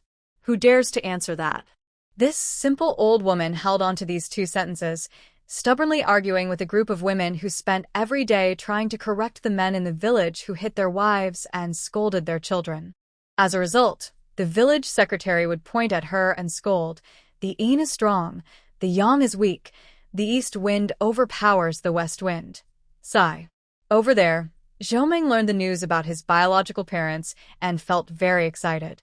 In 2 lifetimes, he finally knew his family's surname and where they lived. Ouyang. His older brother is named Ouyang Jing, the second brother is Ouyang Da, but now they both go by Wang Jing and Wang Da. His father, Ouyang Xing, is a geography professor, and his mother, Wang Yang, was a doctor. Now they have come to Hiuan Island with his father. His older and second brothers are a biology teacher and a geology teacher, respectively. According to the women's director, the Ouyang family should have a niece named Wong Win. She was called Sister by others. 2 years ago, she married a villager from Beishan village after an accident. Zhou decided to return to Shishan village and settle down as soon as possible. Shishan village is already known as a poor and backward place, but compared to Hiuan Island, it's like heaven. Not to mention, Hiuan Island still relies on land for water supply. There is only a tiny water well on the island, not enough for the large population. Every morning before dawn, every household hurriedly carries water in buckets, rushing to the well, competing to get there first. If you go too late, not only will you not be able to get in, but the water in the well will also become muddy because of constant stirring. It will take a whole night of clear water at home before it can be safely used. Zhou sighed. The front island is already so difficult. What about her parents who are clearing land on the back island? Lacking clothes and food is normal. What worries Zhou most is that her older brother is already married, and her sister-in-law, along with her little nephew, is living in a simple shed on the back mountain. Such conditions are hard for adults to endure, let alone young children. She heard that even if the Ouyang family was betrayed and falsely accused by Wong Win, their only daughter, they still didn't completely abandon her. Sometimes, when Wong Win was sick, her father would secretly ask her older brother to bring their mother to treat her. Zhou feels very envious, but also scared inside. She doesn't know if the Ouyang family can accept her. She's also unsure whether they value Wong Win, who has been raised as their daughter for 18 years more. When Zhou returned to Shishan village, she couldn't sleep, tossing and turning. She remembered she hadn't entered her space for a long time, so she quickly slipped inside. The system looked at Zhou, who was frantically wiping a cloth and cleaning the antique shelf in the storage room from top to bottom, and felt speechless. Host, our space exists in your mind, so there's no dust or dirt here. You're doing unnecessary work. If Zhou didn't care about the system, she chuckled twice and said, System, besides invisibility cloaks and strength potions, do you have any other free cheats? Free? The system's sharp electronic voice responded. Zhou scratched her ear and mumbled, You're going to deafening me. The system was annoyed and said, Host, last time you asked for help, you only had 300 points. Plus, with that bracelet you gave me, I only earned a total of 30,300 points. How can I upgrade with that? You want everything for free. Why don't you keep those good things to eat and drink? The system was referring to the large boxes secretly taken from Li Bing and Li Wei's homes last time. Zhou played dead and said, Those things will be useful to me later. As long as I have enough points to spend, that's fine. Don't be so calculating. Be more generous. The system was annoyed and made electronic bubbles sound. Haha, as if those things are useless to me. After Zhou kept pestering, the system finally gave in and said, Give me a vase and I will force upgrade your card and unlock the main house. Zhou was very curious. What's in the main house? But no matter how she tried to ask, the system was determined not to say anything. Helpless, Zhou opened the box, took out a light blue porcelain vase, and handed it to the system. The panel showed a Song Dynasty porcelain vase, exchangeable for 150,000 points. Congratulations, host. You have unlocked the main house permissions. Zhou couldn't wait and ran into the main house. She saw 4 spacious rooms, each neatly furnished with tables, chairs, and beds. The bathroom even had a full set of bathing tools and a flushing toilet. Zhou muttered to herself, Wow, this is really up to date. At the same time, someone knocked on Zhou door. Zhou Jiqing, are you there? I'm Aunt Yun. Your uncle found you 2 houses. Do you want to go see them tomorrow? Zhou Meng came out of her space and opened the door. She let Aunt Yun, who was standing at the door wrapped in a coat, come inside. "Andy, I just took a quick nap." "Sorry, I just heard you knocking," Zhou Meng said softly, pouring warm water with a little sugar into a cleaned-out canteen bottle for Aunt Yun. Aunt Yun hurriedly waved her hand, refusing. "Oh, child, we're not strangers. There's no need to drink sweet water. It's expensive." Zhou Meng smiled sweetly and softly said, "It's not a waste. If you drink it, I'll be happy. I like to give you nice things." Aunt Yun's eyes were full of warmth and affection. She gently chided, "Yu." Thinking about her purpose, Aunt Yun quickly told her what her husband had shared. "Zhou Jiqing, your uncle found you 2 houses. Do you have time to go see them tomorrow? If not, a couple of days later is fine." Zhou Meng had just heard the word house in her space and was very happy. This was just like sleep meeting its pillow. She was about to find a house quickly, and then it appeared right at her door. She hurriedly responded to Li Yun. "Auntie, I'm free tomorrow. Since the harvest is coming in a few days, I want to see the house tomorrow and move in then. Otherwise, I'll have to wait until after the harvest." Hearing this, Li Yun nodded. "All right, I know the house. I'll take you there tomorrow." They agreed to go house hunting early the next morning. Zhou Meng wanted to settle down before things got busy. Although Li Yun was reluctant about Zhou Meng, her husband said that recently some gossiping women in the village had been spreading stories about Zhou Jiqing and Yuan Chung, making them sound quite exaggerated. A few comrades at the youth station also joined in the gossip. Aigwa said, "Let Zhou Jiqing move out. We can take better care of her that way." It's not that Aigwa, the team leader, was biased. He confidently claimed that among the villages in the north, south, east, and west, there was no other young person as capable as Zhou Meng. Of course, young people from the city couldn't be expected to endure hardships, and everyone understood that. But some had been in the village for 2 years and still wanted to avoid work, making excuses and pretending to be sick. Last year, when digging sweet potatoes, the young workers cried while harvesting, and the next day, they all took leave from the village. Sigh. Aigwa was glad he was just a team leader, not the village party secretary. When it came to doing ideological work, he simply didn't have the patience. However, Zhou Jiqing is different. On his first day, he was able to start working in the fields and did so very efficiently. During these days, he helped with fetching water, cutting pig grass, planting rice seedlings, and harvesting wheat. Zhou Jiqing is very capable and can do the work of 2 men. Honestly, the scorekeeper has already reported this to the village secretary and Aigwa several times. "Secretary, team leader, Zhou Jiqing works much harder than others in the village every day. I gave him 10 work points, but I feel a bit guilty." Sometimes, after finishing his own team's work, Zhou Jiqing would go to the back mountain to gather pig grass, carrying dozens of pounds back on his back. The old hunters in the village are amazed. This girl has incredible strength. Whenever Zhou Meng is in a team, that team always finishes first. Zhou Meng has a kind personality, and since she arrived, most villagers like her very much. Even Aigwa knows that the most talented family in the village, the Zhao family, has 2 sons working in town. Zhao's grandmother has asked around about Zhou Meng several times, apparently hoping to introduce her to her second son. Smart villagers all like Zhou Jiqing. Of course, there are also a few gossipers who love to spread rumors. At the village entrance, the Li family's second daughter-in-law does not work hard and spends her days doing nothing useful. Recently, she has been gossiping with some old ladies about Zhou Jiqing and Yuan Chung at the door. Aigwa heard this 3 times himself. Aigwa doesn't know that right now, under the locust tree at the village entrance, a gossip session about Zhou Meng is also underway. If Zhou Meng is not involved with that blind man from the He family, how could Aigwa let a young woman from the city stay at his house? Oh, I tell you, city girls are so clever. They say Zhou Meng is brave enough to stand up for 2 people, but really, it's Aigwa's way of giving her extra work points. Exactly, I think so too.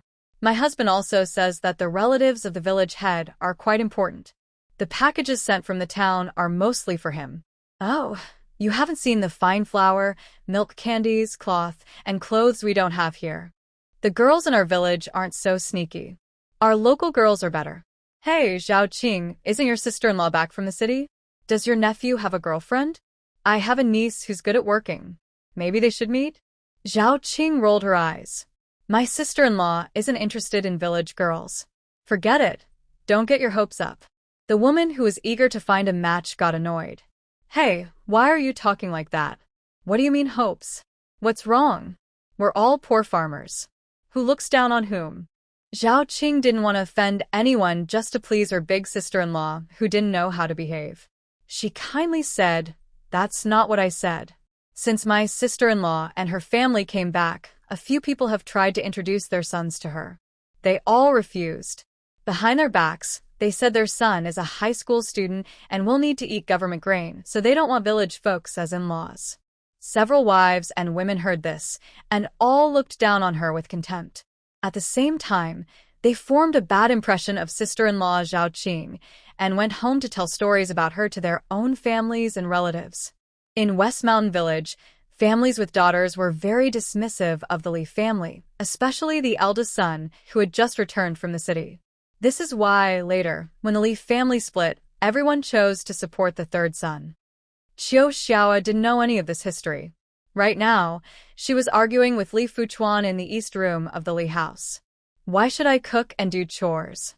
You work for 25 yuan a month, and you give half to the family. How much do we, the three women, eat? I give so much money, and I still have to serve their whole family? Do they think I'm their servant? Qiu Xiao was about to lose her temper. Li Fuchuan stood coldly at the door, looking at his wife with disappointment. Our parents are old. My mother is over 60 and works hard every day to cook for so many people. She's exhausted and sick. The third family went to East Mountain Village to harvest wheat these past 2 days. I just asked you to help with cooking for a few days. Once they return, it will be fine. Qiu Xiao refused to listen. What about the second one? The second daughter-in-law doesn't work or contribute. Let her do it. Li Fuchuan looked at his stubborn wife with frustration. The second daughter-in-law's brothers help out at her home. Your son was just recommended by her brothers to be a teacher at the East Mountain Village Elementary School. Have you forgotten that? Xu Xiaoyi just remembered what she said to her second brother's family last night. Sister-in-law, the older sister-in-law remembers your kindness. If you need any help in the future, just ask. Xu Xiaoyi could only go angrily to the small kitchen to cook. Meanwhile, Zhou Meng followed Li Yun to look at 2 houses, but wasn't satisfied with either. Many children in the village, and most families don't have enough space for themselves.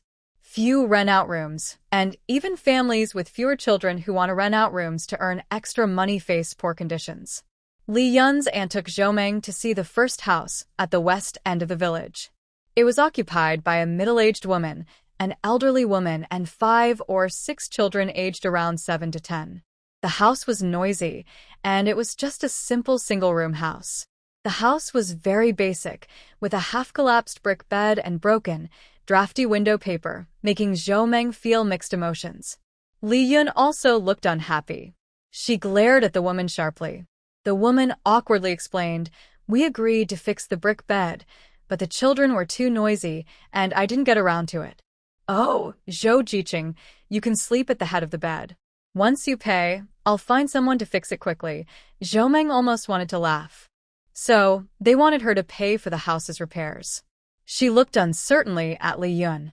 Without saying a word, Li Yun grabbed Zhou Meng and started to leave. "Sorry, Zhou Jiqing, this old son's wife isn't honest. We had an agreement. I'll take you to another place." The woman left behind hurriedly chased after them. "Sister-in-law, why are you leaving? Didn't we agree you'd rent my house?" Li Yun told Zhou Meng to walk a few steps ahead, then turned around and loudly scolded her without showing any respect. "Rent? Your house is not fit to live in. You told me the bed was fixed, the windows and floor cleaned up. Is this what you call done?" The woman muttered, "Aren't we waiting for Zhou Jiqing to pay? Without money, how can we fix the house? Our family doesn't even have enough to eat. Where would we get money for repairs?" Li Yun felt a strong dislike for this distant relative who didn't understand the situation. If she hadn't promised confidently, she wouldn't have brought Zhou Meng here first. But now, looking at this, what kind of situation is this? Lian caught up with Zhou Meng and awkwardly said, "Jiqing, I'll take you to see another house. It's ready to move in, but there's a teenage boy living there now. Your uncle thinks it might not be very suitable." Zhou Meng nodded. She understood what Li Yun's aunt hadn't said aloud. In today's society, not to mention rural areas where traditional views on gender are strict, even in the city, it's not much different.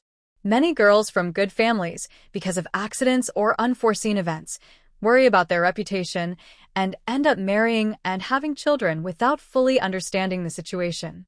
Thinking about this, Zhou Meng didn't want to visit another house.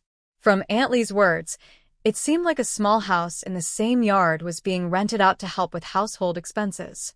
Zhou Meng doesn't like living with others, mainly because there are too many people and too many eyes watching. She often takes things from her space, but can't explain why. "Andy, do you know of any single houses for rent?" "I prefer quiet places," Zhou Meng said, blinking at Li Yun. Li Yun thought carefully and hesitated. "There is one, but that house. It's not suitable for you. It's haunted." Seeing no one around, Li Yun told Zhou Meng in detail about that house. The house itself is nice, at the foot of the back mountain, with 8 bright rooms, a brick and tile roof, and a proper yard. It used to belong to our village landlord, Qin. After he fell from power, his family ran away. The village committee wanted to give his house to deserving families, but that house is very unlucky. Every family that moved in, by the next day, packed up and left. They said at midnight, a ghost with a long tongue would hang from the ceiling and stare at them. Over 20 families said the same. "Isn't that creepy?" Li Yun explained, more convinced that Zhou Meng should not go to that house. But as soon as Zhou Meng heard about the house, her eyes lit up. It was right next to the back mountain, meaning she could take a small path from the house to Black Mountain Island, making it closer and less likely to be noticed. As for ghosts and such, Zhou Meng didn't really believe in those things. Even if there are ghosts, she is not afraid. At most, she will go to the space exchange point to get items to banish demons and ghosts. Determined, Zhou Meng insisted on going to see the house with Li Yun. Li Yun couldn't refuse and had to agree.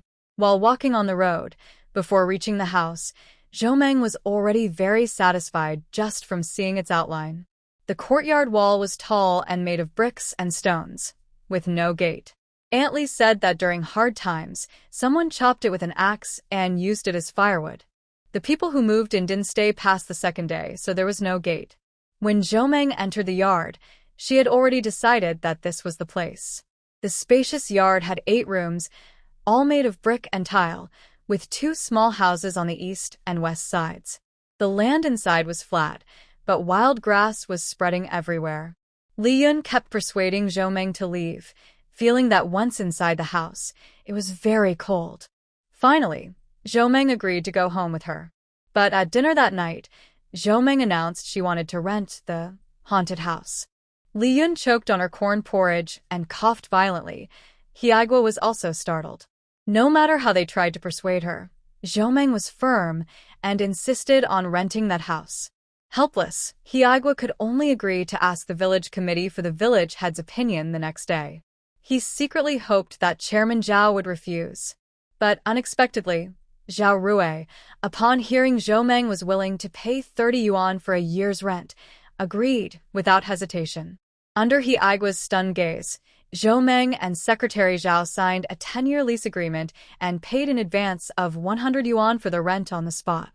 Zhou Meng happily took the contract and went home to pack her things. Hiuan, usually honest and simple, suddenly lost his temper. "What do you mean, Zhao Rui?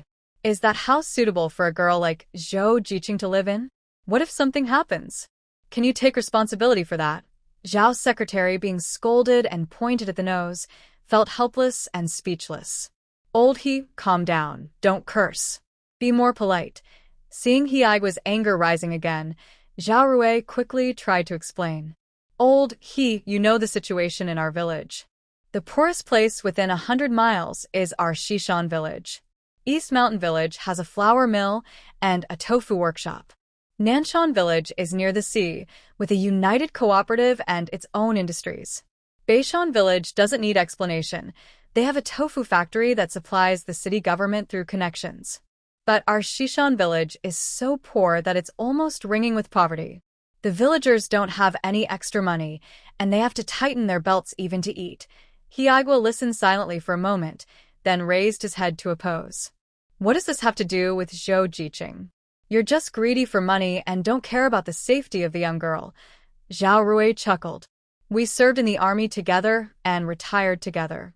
Don't you know who I am? Yes, the village's income is less than 100 yuan a year.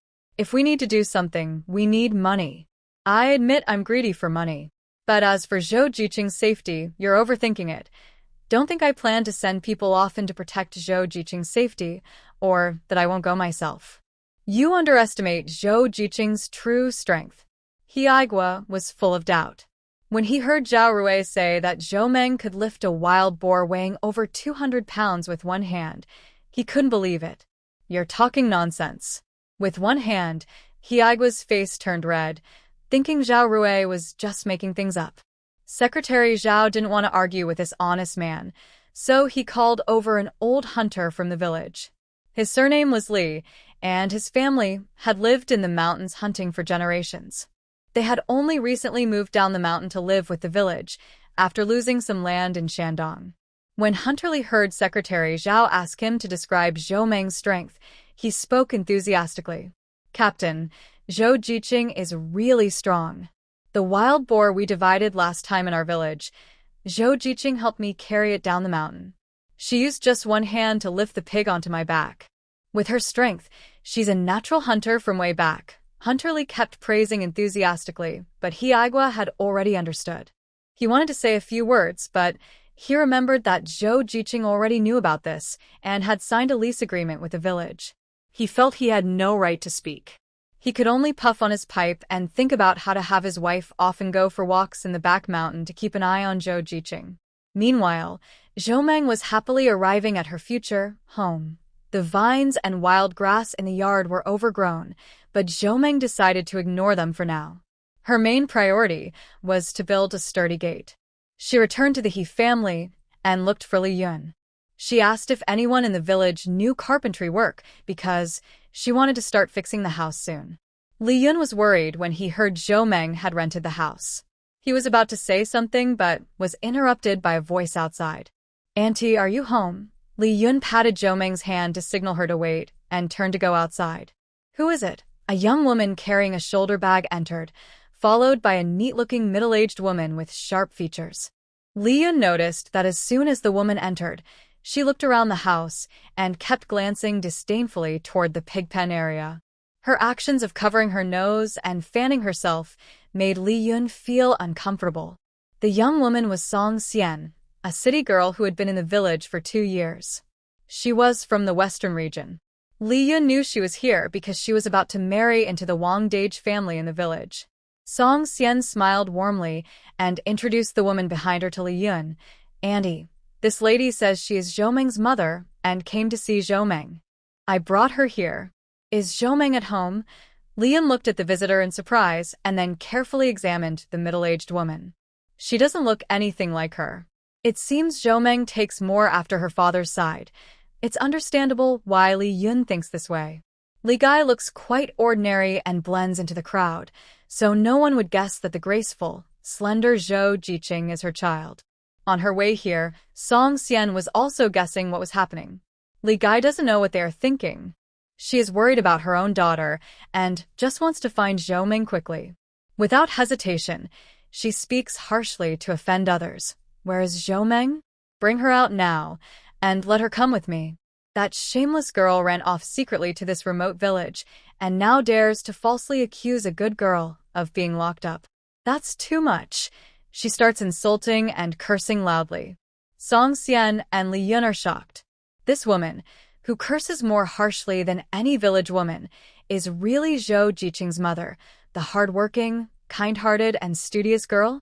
While Li Yun is stunned, Li Gai has already gone from calling Zhou Meng a wicked girl, and worse, to wishing her a bad fate. Thinking about the suffering she endured at the Guo family, Li Gai feels her heart ache and tremble with anger. She is sure that her past troubles are all connected to Zhou Meng. But no matter how she explains things to Zhou Dahai, he refuses to listen. Her son also becomes distant because of this. If it weren't for the pressure from the two brothers, Zhou Dehai might even divorce her. Thinking about the mess at home, Li Gai feels so angry her teeth itch. Recently, in the past few months, Li Gai Tai couldn't contact Wong Win, so she couldn't help but go to Mount Black Mountain. As a result, she was hit with a shocking surprise. Wong Win was reported as a troublemaker, and she was placed under surveillance and quarantine. After much effort, she managed to get a few minutes for a visit. What made Li Gai Tai feel heartbroken and furious was that Wong Win was reported by Zhou Meng, that little troublemaker. Because that troublemaker recently gained some recognition as a young activist, she casually doubted Wong Win, which led to Wong Win being detained. Li Gai Tai felt like her head was about to explode with anger. The humiliation she suffered at the Gui family had broken her spirit, and now her own daughter was in Zhou Meng's hands. So, this time, when Li Gai Tai came to Xishan village, she was determined to ruin Zhou Meng. Even if she couldn't bring her back home, she wanted to keep her close so that in the future, she would serve her family, bowing and kneeling, doing all the chores she once did as a servant for Wang Yang.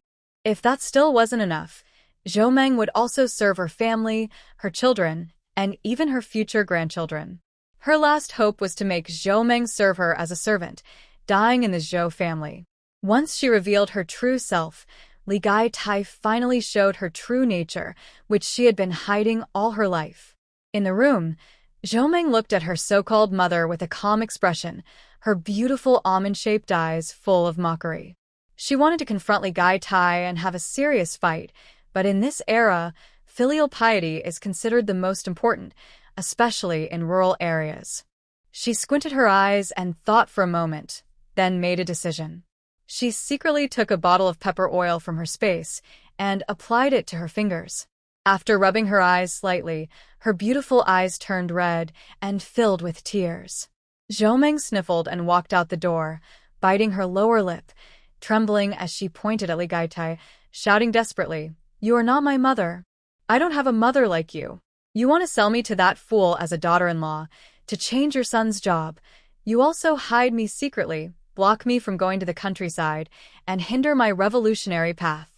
I don't have a mother as backward in thinking as you." At first, hearing Zhou Meng's first two sentences, Li Gai Tai, who was heartbroken, just relaxed a little. But then Zhou Meng threw a big accusation that blocked her revolutionary path. Li Gai Tai, not very educated, knew that such a charge was not easy to clear, especially when she felt guilty. Soon, she thought that maybe in a few days, union members would come to talk to her about her thoughts. She pointed at Zhou Meng and scolded, "You little brat, what nonsense are you talking? You ran away from the engagement and have the nerve to complain? Your in-laws are already here, asking us to return the money. Where is the money? Where did you hide it?" Li Gai Tai was not a fool either. She quickly made up her mind. No matter how Zhou Meng denied it, as long as she insisted that Zhou Meng ran away from the wedding and stole the money to come here to the countryside, no one could stop her. At worst, Zhou Meng would have to return the money she lost. Although Li Gai Tai didn't know how Zhou Meng managed it back then, she was very confident. She believed that the timid and cowardly Zhou Meng she raised wouldn't dare to confront her mother face to face. This is also why Li Gai Tai didn't come to confront Zhou Meng for such a long time. Compared to Zhou Meng, Li Gai Tai suspected more that Zhou De had been given a sleeping drug by someone outside. That year, she saw Zhou De and widow Lu holding hands in a suspicious way. But even if Li Gai Tai initially wanted to harm someone, she wouldn't admit it or feel guilty. She didn't care at all that rumors of running away from marriage, stealing money, and being a foolish daughter-in-law in the countryside could have a bad effect on an unmarried young woman like Zhou Meng. No. Actually, Li Gai Tai knew very well. She didn't admit it openly, but deep down she understood clearly. She understood how outstanding Zhou Meng's appearance was. Zhou Meng looked more and more like Wang Yang. Her skin was fair and bright, like a peeled egg, her sparkling almond-shaped eyes with long curled eyelashes, her rosy lips, slender neck, all exactly like her biological mother, even more outstanding. Many nights, Li Gai Tai couldn't sleep. She would dislike Zhou Da's snoring and farting, but at the same time, she would carefully imagine that perfect, elegant man in her mind. If she had a child with that man, it would definitely be more handsome than Zhou Meng. Li Gaitai was very confident. This beautiful and outstanding girl, Zhou Meng, is like a white crane in this dull mountain village. If she doesn't watch out, she might fall for some young man and end up marrying him desperately. Since the mountains are far from the emperor's reach, Li Gaitai's influence can't extend that far. She can't allow such things to happen. So, tarnishing Zhou Meng's reputation is the best way to deal with her. From Li Gaitai's flickering eyes, Zhou Meng understood her stepmother's plan. But now, Zhou Meng has no intention of cooperating. Since she came here, she won't give her face easily. Li Yun, standing nearby, was already furious. She took a step forward and pushed Li Gaitai aside. Stop talking nonsense. Zhou Jiqing's household registration is in Xishan village. Do you think we don't know if she's married or not? And you still have the nerve to say you're her mother? Do you even deserve that title? You're ruining your daughter's reputation. What's in it for you? Before Zhou Meng could react, she looked at Aunt Li Yun with both gratitude and surprise. The kind but fiery woman turned to Zhou Meng with a different face. Zhou Jiqing, don't cry. We all know who you are. We won't listen to her nonsense. Song Xian, who was stunned, quickly nodded in agreement. Zhou Meng smiled through her tears. Auntie, I won't hide it from you. My mother isn't in her right mind. Since she was secretly sold to the Gua family by my father, she's been through a lot of torment and hasn't been mentally stable. But I don't blame her. When I went to the countryside, I didn't watch over her properly. That's my fault as a daughter. Although I have a brother who is 3 years older than me and an older sister who is married, I usually do all the work at home. If I suddenly go to the countryside, my mother probably won't be able to handle it. The villagers who were eavesdropping outside the He family's yard couldn't believe what they heard. What's the world coming to? Still daring to sell a daughter-in-law? Exactly.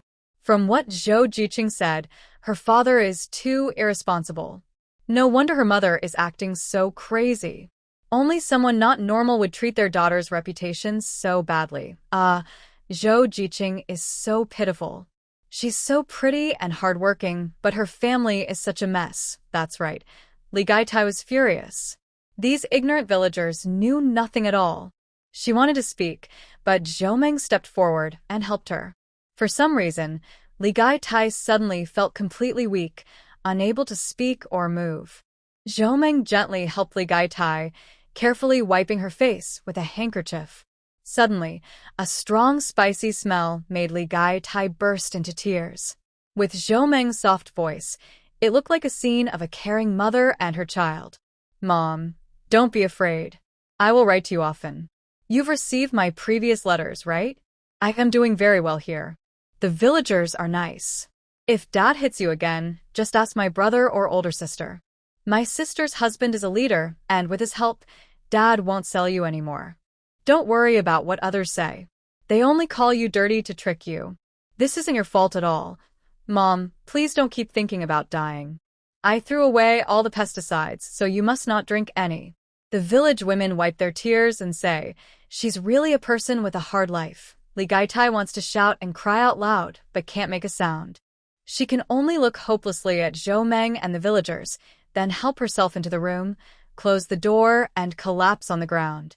Li Gaitai lies on the cold earthen bed, sobbing and crying, tears streaming down her face. Zhou Meng slowly washes her hands with water from a basin, dries them, and applies some cream. Li Gaitai looks at her daughter and feels like she's seeing a stranger she doesn't recognize. Zhou Meng lowers her head and glances at Li Gaitai's disheveled appearance. Mom, sometimes I really wonder if I'm not your biological daughter. Otherwise, why do my older brother and sister never have to do chores, but I have to wash everyone's clothes and do all the housework? Li Gaitai wants to speak but can only make a few meaningless sounds, unable to form words. Zhou Meng smiles slightly. Mom, in the future, you should come here less. I'm afraid I might do something terrible next time. A strong feeling of hatred and anger spreads from Zhou Meng. Li Gaitai feels her heart pounding and can hardly breathe. Is this really Zhou Meng, who used to be so gentle and unable to do anything? What has happened to her? Why has she completely changed? Li Gaitai is terrified. She regrets coming alone to this remote village. Here, if Zhou Meng has any evil thoughts about her, no one would notice, as no one would be aware of what's happening. Especially given her current state, she feels it's very similar to her time with the Guo family. Li Gaidai is sure in his heart that Zhou Meng knew about that incident. Not only did she know, but she also betrayed him and pushed him into the Guo family's trap. He doesn't know why Zhou Meng looks the way she does now, but he knows he must not anger her at this moment. Everything will have to wait until he returns to Jishir City to discuss strategies with his two brothers.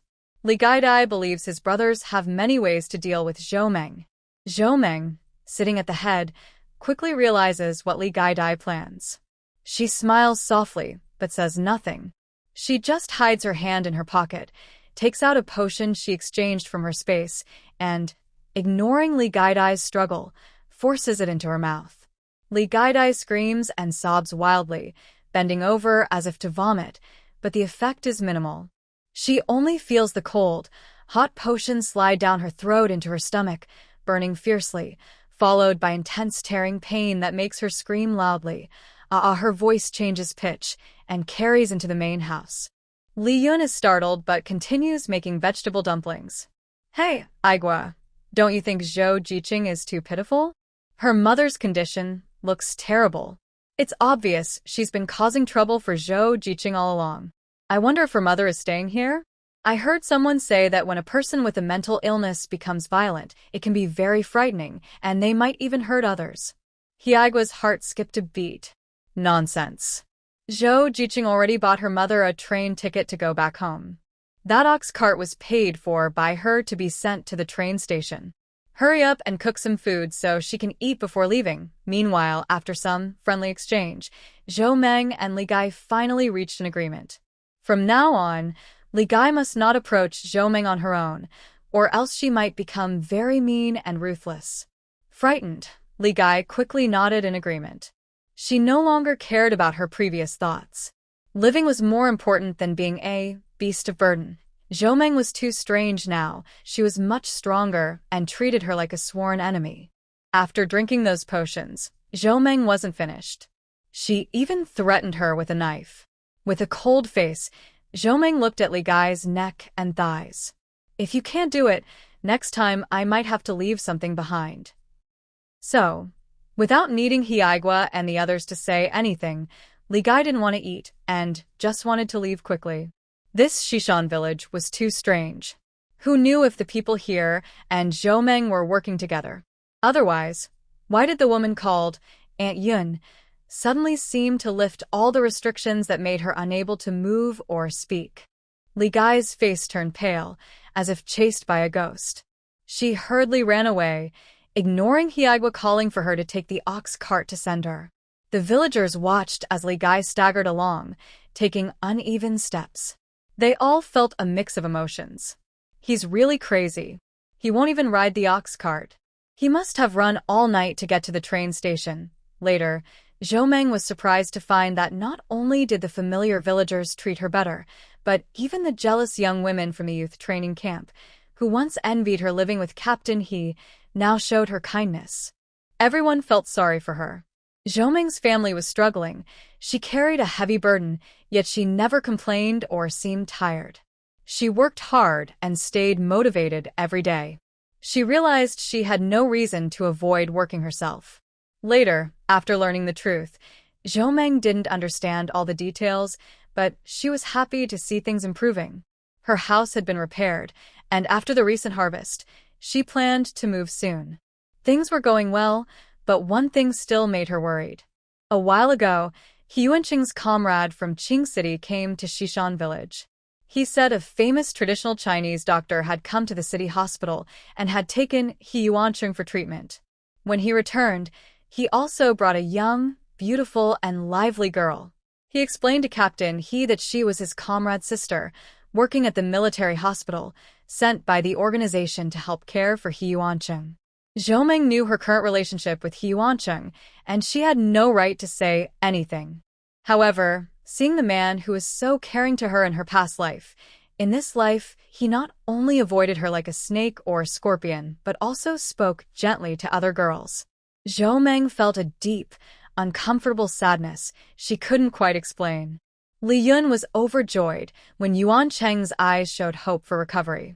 She secretly wiped her tears and choked out, "That's wonderful, Comrade Zhang.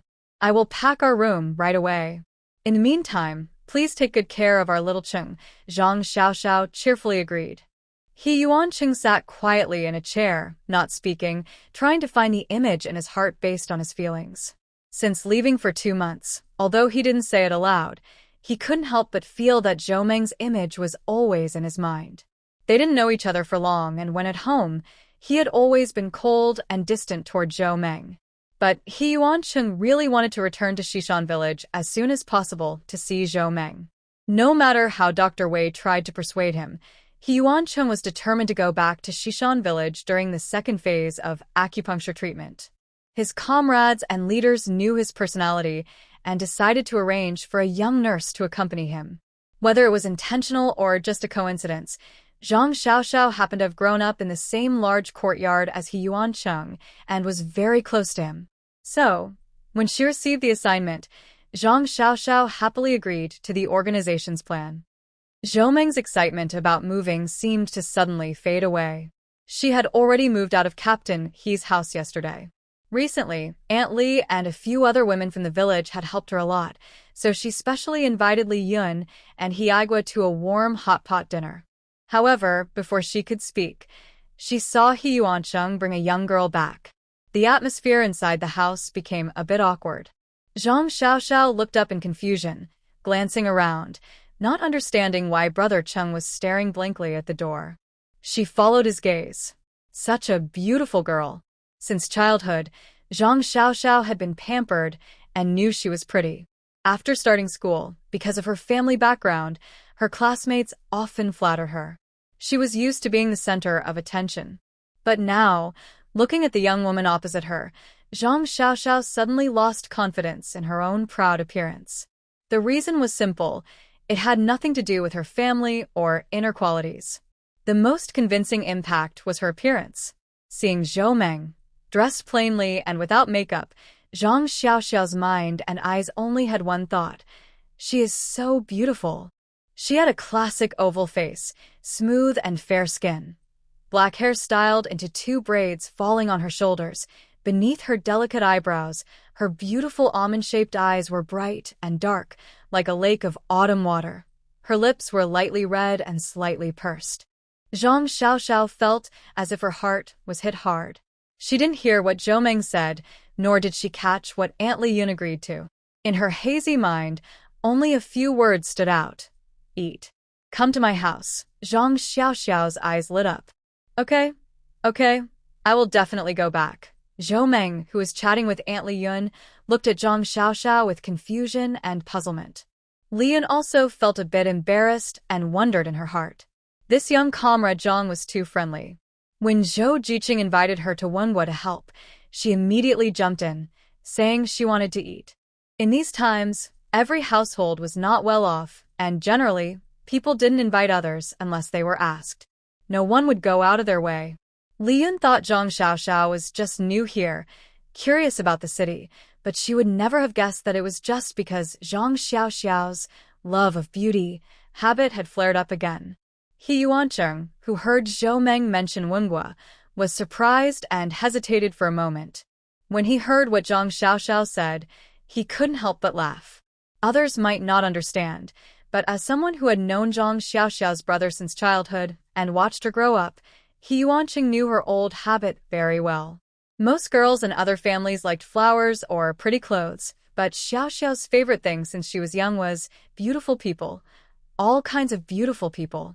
As long as someone looked good, regardless of gender or age, Zhang Xiaoxiao could stare at them in admiration for a long time, purely appreciating their beauty without any other thoughts. Because of her love of beauty habit, Xiaoxiao's brother, Zhang Lei, often had headaches. When she was still in the army, she often heard Zhang Lei get angry and irritable. That girl. She keeps staring at the doctor when she goes to the hospital, and she insists on studying medicine. She's always acting like she's about to die at home.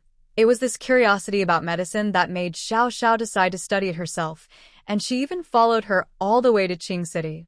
Faced with her old friend's long-distance plea for help, Hiuan Chung had no choice but to temporarily take Xiao Xiao in. Before leaving, Zhou Meng kept looking in the direction of Hiuan Chung. But the person she was watching had a strange smile on her face, neither agreeing to go to her house nor replying to her questions. Zhou Meng felt disappointed and lowered her head. Even when Aunt Li Yun invited her to eat together, she had no energy to respond. After dinner, Xiao Xiao looked at the rice in her bowl, mixed with sorghum grains, and found it hard to swallow. She tried to clear her throat, but the sorghum grains were hard and coarse, bland and tasteless. Xiao Xiao bit her lip, forcing herself to swallow the rice, but looking at the clear soup, plain stir-fried vegetables, pickled vegetables, and wild vegetable dumplings on the table, she felt like crying but had no tears. No one said anything about how hard the food in the countryside was to eat. Xiao Xiao looked up at Brother Chung and suddenly remembered that his eyes couldn't see clearly now. She quickly looked around at others, only to find everyone eating eagerly. The eldest of the He family's twins was happily munching on a vegetable ball and curiously asked Zhang Xiaoxiao, "Sister, why aren't you eating?" Zhang Xiaoxiao had no words to answer. She couldn't very well say she disliked the food because it was too bad to swallow. After hurriedly finishing her meal, she quickly made an excuse to go for a walk to help digestion and stepped outside. In the evening, as families were having dinner, the mountain village's dirt roads were mostly empty. Occasionally, she saw a few children covered in dirt, but they were often called back by their families with loud shouts. Zhang Xiaoxiao looked back along the path with a sad feeling. She hesitated for a moment, but then remembered she would be staying here for a long time. She made up her mind to call the town tomorrow and ask her aunt to prepare more canned food or have her older brother buy some meat canned food from the army supplies to send over. It wasn't just her craving food. She was thinking about her older brother's health. When they met earlier, she was surprised. Despite the big blow of losing her sight, her hopes, and her marriage, her older brother was known as a hard-working man in the big yard. Zhang Xiaoxiao didn't believe that these things could make a tough man like him become so sad and thin. But tonight's dinner made her understand. Aunt Yun's cooking was really not good. She didn't know why, but the food made in the hospital cafeteria always tasted better than what Aunt Yun cooked. It's worth noting that although her older brother was outstanding in many ways, he was very particular about his food. My older brother once joked about him, saying, "Hiuan Chung went to the army 3 days ago and has been eating plain bread every day." Do you know why? He said the food in the army cafeteria was terrible, and when the squad leader overheard, he made him do 100 push-ups. This guy didn't complain after doing 100 push-ups and insisted the food was just bad. The cooks weren't happy and a group of people went to ask him for an explanation. He teased and mocked them, trying to fight but couldn't win. In the end, everyone was punished to do 100 push-ups. Guess what? After that, the food got even worse. I still clearly remember how my brother looked, biting his teeth in anger. Now, she is sure that her older brother's weight loss was simply because he was starving. As for him no longer complaining, Zhang Xiaoxiao couldn't figure it out, but after so many setbacks, it's normal for a person's personality to change. Not to mention the physical pain and suffering, just the things the He family did could drive anyone crazy. But Chung not only stayed mentally strong but also worked hard to recover his health, which is very admirable. Back at the He family, Zhang Xiaoxiao, full of guesses, fell asleep. Hiuan Chung, living in the East House, was also full of worries. This trip to Qing City was not just for seeing a doctor, but also to meet his old leader. The commander of the Northern Military District was very disappointed in him, scolding him like a grandson. "You jerk! Where has your temper gone in the army? You were kicked out just like that, completely exposed. Hejia's current success is mostly thanks to you. If it weren't for you, how could your second uncle's family, those lazy and weak people, have risen so quickly? These ungrateful and selfish folks." Swearing and crude language filled the conversation. Hiuan chuckled softly. If his second uncle had been here, even his thick skin would have been worn thin by the insults. When he heard that he had voluntarily given up the arrangements, the old leader was even more furious and nearly fell backward in anger. Before leaving, he scolded and threatened him. "You little rascal, stop pretending to be weak. If I see you like this again, I'll disband all the young soldiers I trained for you. Your dreams and ambitions can forget about it. I made a promise to the military to give you a year to recover. If you don't make progress, we'll both go back to the countryside to raise pigs." Hiuan felt deeply touched. The heartbreak caused by the people of the He family seemed to be slowly healing. Since his accident, the first to change was his family. His grandfather, who had high hopes for him, looked disappointed. His parents, of course, were even more upset. The happiest seemed to be his second uncle's family. His cousin, Hiuan, who knew he had gone blind, reportedly almost burst out laughing on the spot. The family's favoritism and competition for resources had never been based on true feelings. What Hiuan didn't expect was that not only his grandfather changed his attitude and credited all his achievements to his cousin, but even his parents quietly accepted it. His mother even went back to her grandfather's house to ask her uncle to find a position for Hiuan, a role far beyond his abilities. Hiuan's attitude towards his family changed greatly, and he couldn't accept it so quickly. Grandpa said, "We must think of the family. Everything should serve the family. This includes family bonds and love." Since childhood, everyone in the big estate believed that Hiuan of the He family and Wei Luo of the Wei family would marry in the future. However, after he had an incident, his fiancée, who was supposed to marry him the next year, was replaced by his cousin by Grandpa. What hurt Hiuan even more was that it was Wei's family who brought up the idea, and Wei Luo personally agreed. Over the years, Hiuan thought that even if he and Wei Luo didn't have love, they shared family and friendship. He could accept her choosing a better partner, but as a friend, he couldn't forgive Wei Luo for using his weaknesses, told to her, to betray him to He Qing. Hiuan hated these people deeply, so he came to Shishan village, both as a voluntary exile and to avoid trouble. He didn't want to stay in that old house, listening to the family act so hypocritically every day. That night, few people slept well, including Zhou Meng. But no matter how much they tossed and turned, the next morning the sun still rose. Zhou Meng got up early to pack her things. Li Yun arrived early to help at her house. The once overgrown, haunted house was cleaned thoroughly by Zhou Meng. The windows and doors were repainted, making it bright and grand. Seeing the food Zhou Meng prepared, Li Yun felt a shiver in her heart. Stewed chicken paired with wild mushrooms picked from a mountain, served in a large bowl.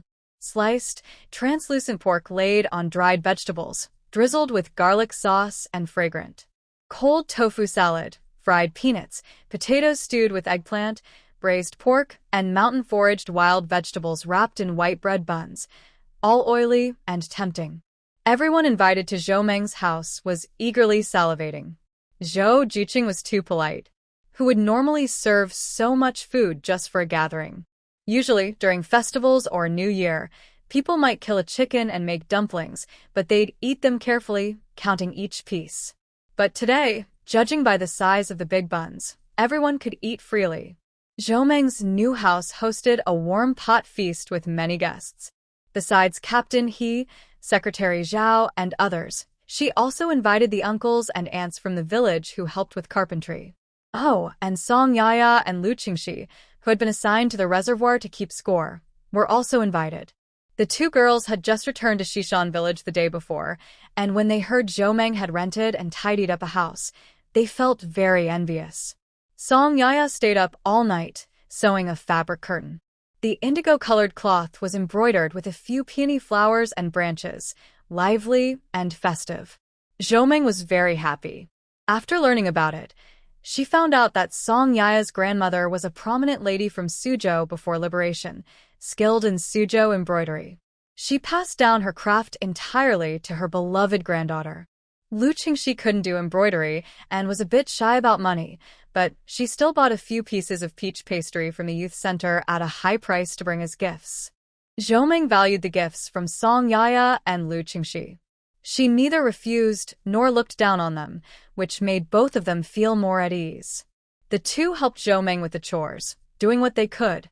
Lu Qingxi was very surprised by Zhou generous spending. "Zhou Jiqing, you're spending too much. How much money and tickets does this cost?" It's understandable that Lu Qingxi was so surprised. Nowadays, although the prices of flour and meat aren't extremely high, no one eats as much as Zhou does. Even wealthy families need tickets to buy meat. In the city, some families plan ahead so their children can get out of class early on Saturdays to queue at state-run stores. Often, the meat sells out quickly.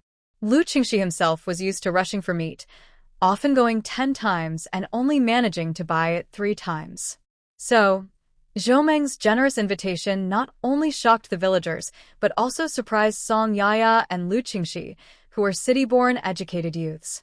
Zhou smiled slightly. She had already planned this in her mind. Calmly, she explained, "It's not that I paid for it myself. A good friend of mine sent me a lot of cured meat and some canned food. I thought if I don't eat it now, it will spoil.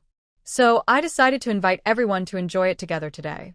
Seeing Lu Qingxi still curious, Zhou also shared that she had been accepted into a textile factory but sold the job at a low price. Song Yaya and the others looked at Zhou in surprise. Lu Qingxi shouted, "Zhou Jiqing, how could you give up? I know a job position that can sell for 2,000 or 3,000. Why did you sell it so cheaply?" Zhou nodded and explained why she wanted to sell the job at that time. Song Yaya, hearing about Li Xiaoni's family's love for children, looked at her with envy. It's so wonderful that someone is willing to spend a lot of money to buy a job for their child, while her own family, even with a suitable position, had to send her far away. Song Yaya shook her head and pushed those thoughts out of her mind. Since she decided to forget those things and treat them as strangers, she couldn't let them disturb her again. At that moment, cheerful laughter came from outside the door. Zhou and the others looked toward the sound. Several young people entered one after another. Leading the group was the girl named Zhang Xiaoxiao, brought back by Chung. Chung followed behind. Zhang Xiaoxiao, who had gone hungry all night, had a frown on her face when she saw the vegetable dumplings on the table this morning. Fortunately, Aunt Li Yun specially cooked 2 eggs this morning. But just as Zhang Xiaoxiao took the eggs out of the pot, she was bumped into by the twin children rushing back home. The 2 children stared at her eagerly without blinking.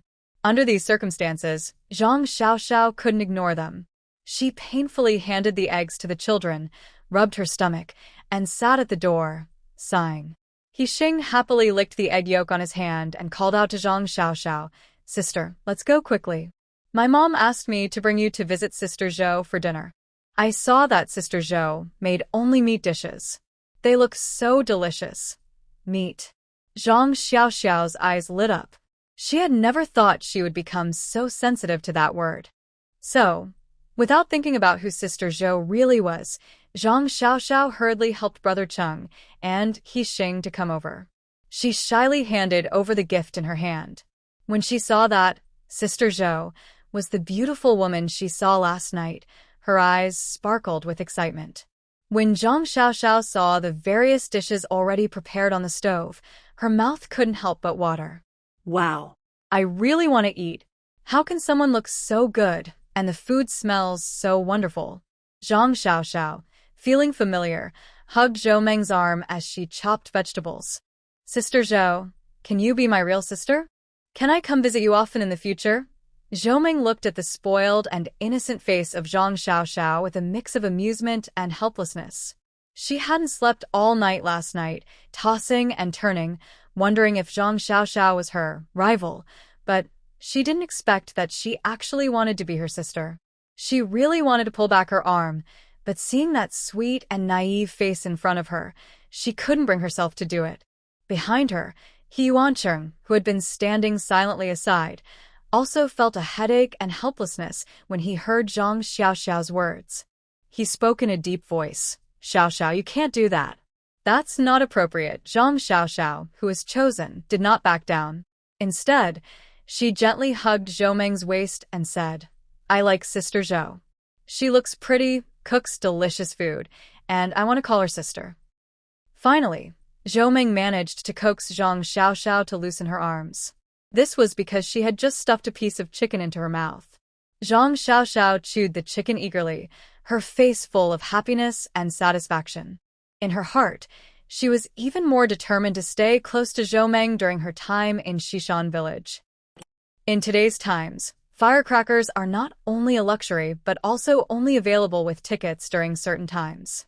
Before the Spring Festival, you could buy them at state-run stores with a Spring Festival special ticket. Zhou Meng had no tickets to sell, so she bought a few small packs of 100 sound firecrackers from the supply and marketing cooperative.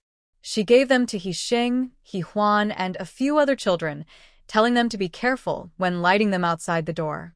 When Hixing and the others received the firecrackers, they were overjoyed.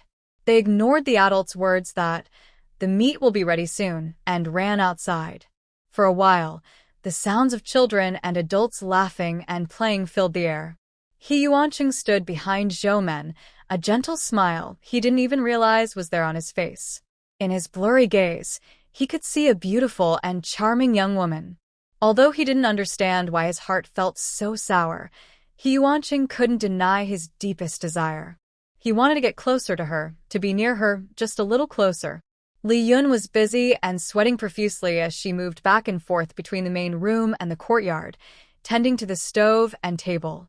Patriotically and Secretary Zhao both stared at the table full of delicious food with wide eyes. Others couldn't help but feel both touched and a bit ashamed by Zhou Meng's generosity. Everyone thought their own small gifts of 2 or 5 cents were too modest in comparison. Just this one table of food cost more than 10 yuan. It was hard to feel comfortable eating such a feast. Li Yun noticed everyone's thoughts and cheerfully raised his voice. "Come on, everyone eat. What's the matter? Do you look down on Zhou Jiqing's cooking? We've all eaten our fill. In the future, if there's anything you need, please take care of this side more." That's the best way to thank Zhou Jiqing. After Li Yun spoke, everyone agreed that from now on, Zhou Jiqing would be considered a part of Xishan village, and everyone should treat her like family. Suddenly, the guests were all happy. After eating and drinking well, Secretary Zhao and patriotically both let out satisfied burps. They looked at each other, and both chuckled shyly. It's no wonder they weren't so reserved, they were truly hungry. Such good food was rarely seen even at the New Year's feast in the wealthier surrounding villages. And it was even more unlikely in the well-known poor village of Xishan. Thinking about the poverty of Xishan village, Secretary Zhao sighed heavily. He also wanted to help develop the village, but everything required money. The village's account had less than 100 yuan all year round, which made Secretary Zhao feel powerless. "A few days ago, I sold some grain. Based on this year's market price, I only got about 6.5 cents for 10 work points. Many families have lots of children, and with only one worker, they not only can't earn money, but also owe money to the collective. This happens every year." Sigh. "I thought this year's harvest might be better, and I could earn a little more, but looking at this, I have to go ask the town again." Secretary Zhao is worried. Now, the town mayor and deputy mayor avoid him whenever they see him. Whenever he mentions difficulties, the mayor already has a reason ready. "Old Zhao, everyone is having a hard time, but you can't always ask the town to give your village funds. Other villages are also struggling and they come to me. You need to manage on your own." Every time Zhao Rui leaves disappointed, he wants to curse, but party rules prevent him from swearing. Now, not only did he fail to get subsidies, but they also brought back a few young workers from the city. Thinking about the young workers arriving in the next few days, Zhao Rui finally couldn't hold back and said, "Old He, tomorrow a few more young workers are coming to our village. Please find a way to arrange things." He, who was enjoying his drink, suddenly felt like a bucket of cold water was poured over him from above. What? More young workers coming? Why? They've already been here before. Our quota for this year is full. He raised his voice uncontrollably. Secretary Zhao looked at he with a tired expression. Why? "Because I owe favors to the town. Last year, I borrowed money and haven't paid it back yet. Other villages can't take more, and the mayor wants to send them to me. What can I do? Hiuan wanted to say something, but after thinking for a moment, he sighed and remained silent. Zhou, who was happily chatting with Aunt Li Yun, Song Yaya, and others, absolutely did not expect that an unexpected person would suddenly drop in on Shishan village. In recent days, Zhang Xiaoxiao had been frequently coming over to Zhou place, either to eat or to drink. Of course, her sincerity was obvious. She casually handed over a thick stack of Unity vouchers and food tickets to Zhou without much concern. These are my meal expenses for this month. If they're not enough, I'll send more next month. My brother will send me money then. Zhang Xiaoxiao smiled very flatteringly. Zhou couldn't bring herself to turn down this cute, honest, and straightforward girl. After a few days of contact, Zhou realized that Zhang Xiaoxiao might come from a very privileged family and has been overly protected. She seems unable to understand others' polite refusals. The reason she keeps bothering Zhou is because she genuinely likes her. When Zhou glanced at the jade pendant Zhang Xiaoxiao was wearing on her clothes, she even wanted to take it off and give it to Zhou. Zhou quickly refused, ignoring the system's noisy warnings. Host, you should take it. It's a beautiful Han Dynasty jade pendant, very valuable. Zhou ignored it and pretended not to hear. Especially after hearing Zhang Xiaoxiao say that it was a family heirloom passed down from her mother, Zhou was even more determined not to accept it. She only accepted the food vouchers and Unity coupons, and happily agreed to Zhang Xiaoxiao's request to share meals twice a day. Two girls' friendship quietly blossomed. Meanwhile, in Jishir City, the Zhou family was in chaos. Li Gai was feeling very down after a setback with Zhou. Since returning home, she had been half dead inside. At work, she was so distracted that she almost got caught in a steel forging machine. After the workshop supervisor scolded her harshly, she was ordered to go home and reflect. Li Gai, looking sickly and listless, lay on her bed. She heard crying outside, which made her feel upset. She forced herself to get up, opened the door, and said, "Why are you crying so much? I'm not dead yet. If something really happens, you don't need to come. You're not married and haven't joined our Zhou family." Outside, Tang Tiantian was startled by Li Gai's voice. She blinked her blurry eyes and looked at Zhou Junhong. A tear fell down her face. Zhou Junhong felt heartbroken and wished he could hug her right then. Li Gai looked at her son with dislike and anger. She couldn't understand how she and Zhou Dahai, who were so clever, could have such a foolish son. Because the bride price and job offers fell through, Tang Tiantian had changed her attitude toward Junhong completely. Li Gai tried several times to discuss the marriage with the Tang family, but they all turned her away. She thought the marriage was off, but a few days ago, Tang Tiantian made a rude demand that angered Li Gai. Zhou Junhong shamelessly made her demands. Li Gai felt like a thorn was stabbing his heart. Dream on. Does the Tang family have a hidden gem? You should find out. It was agreed that Sister Tang Tiantian would go to the countryside, but she secretly fell in love with someone and is pregnant, hiding her marriage certificate from the family. She only revealed this at the last moment. We could only send Tang Tiantian to the countryside. With a family like that, you dare to marry me, but I wouldn't dare to want her. Zhou Junhong's face turned red. So Tiantian is already very pitiful.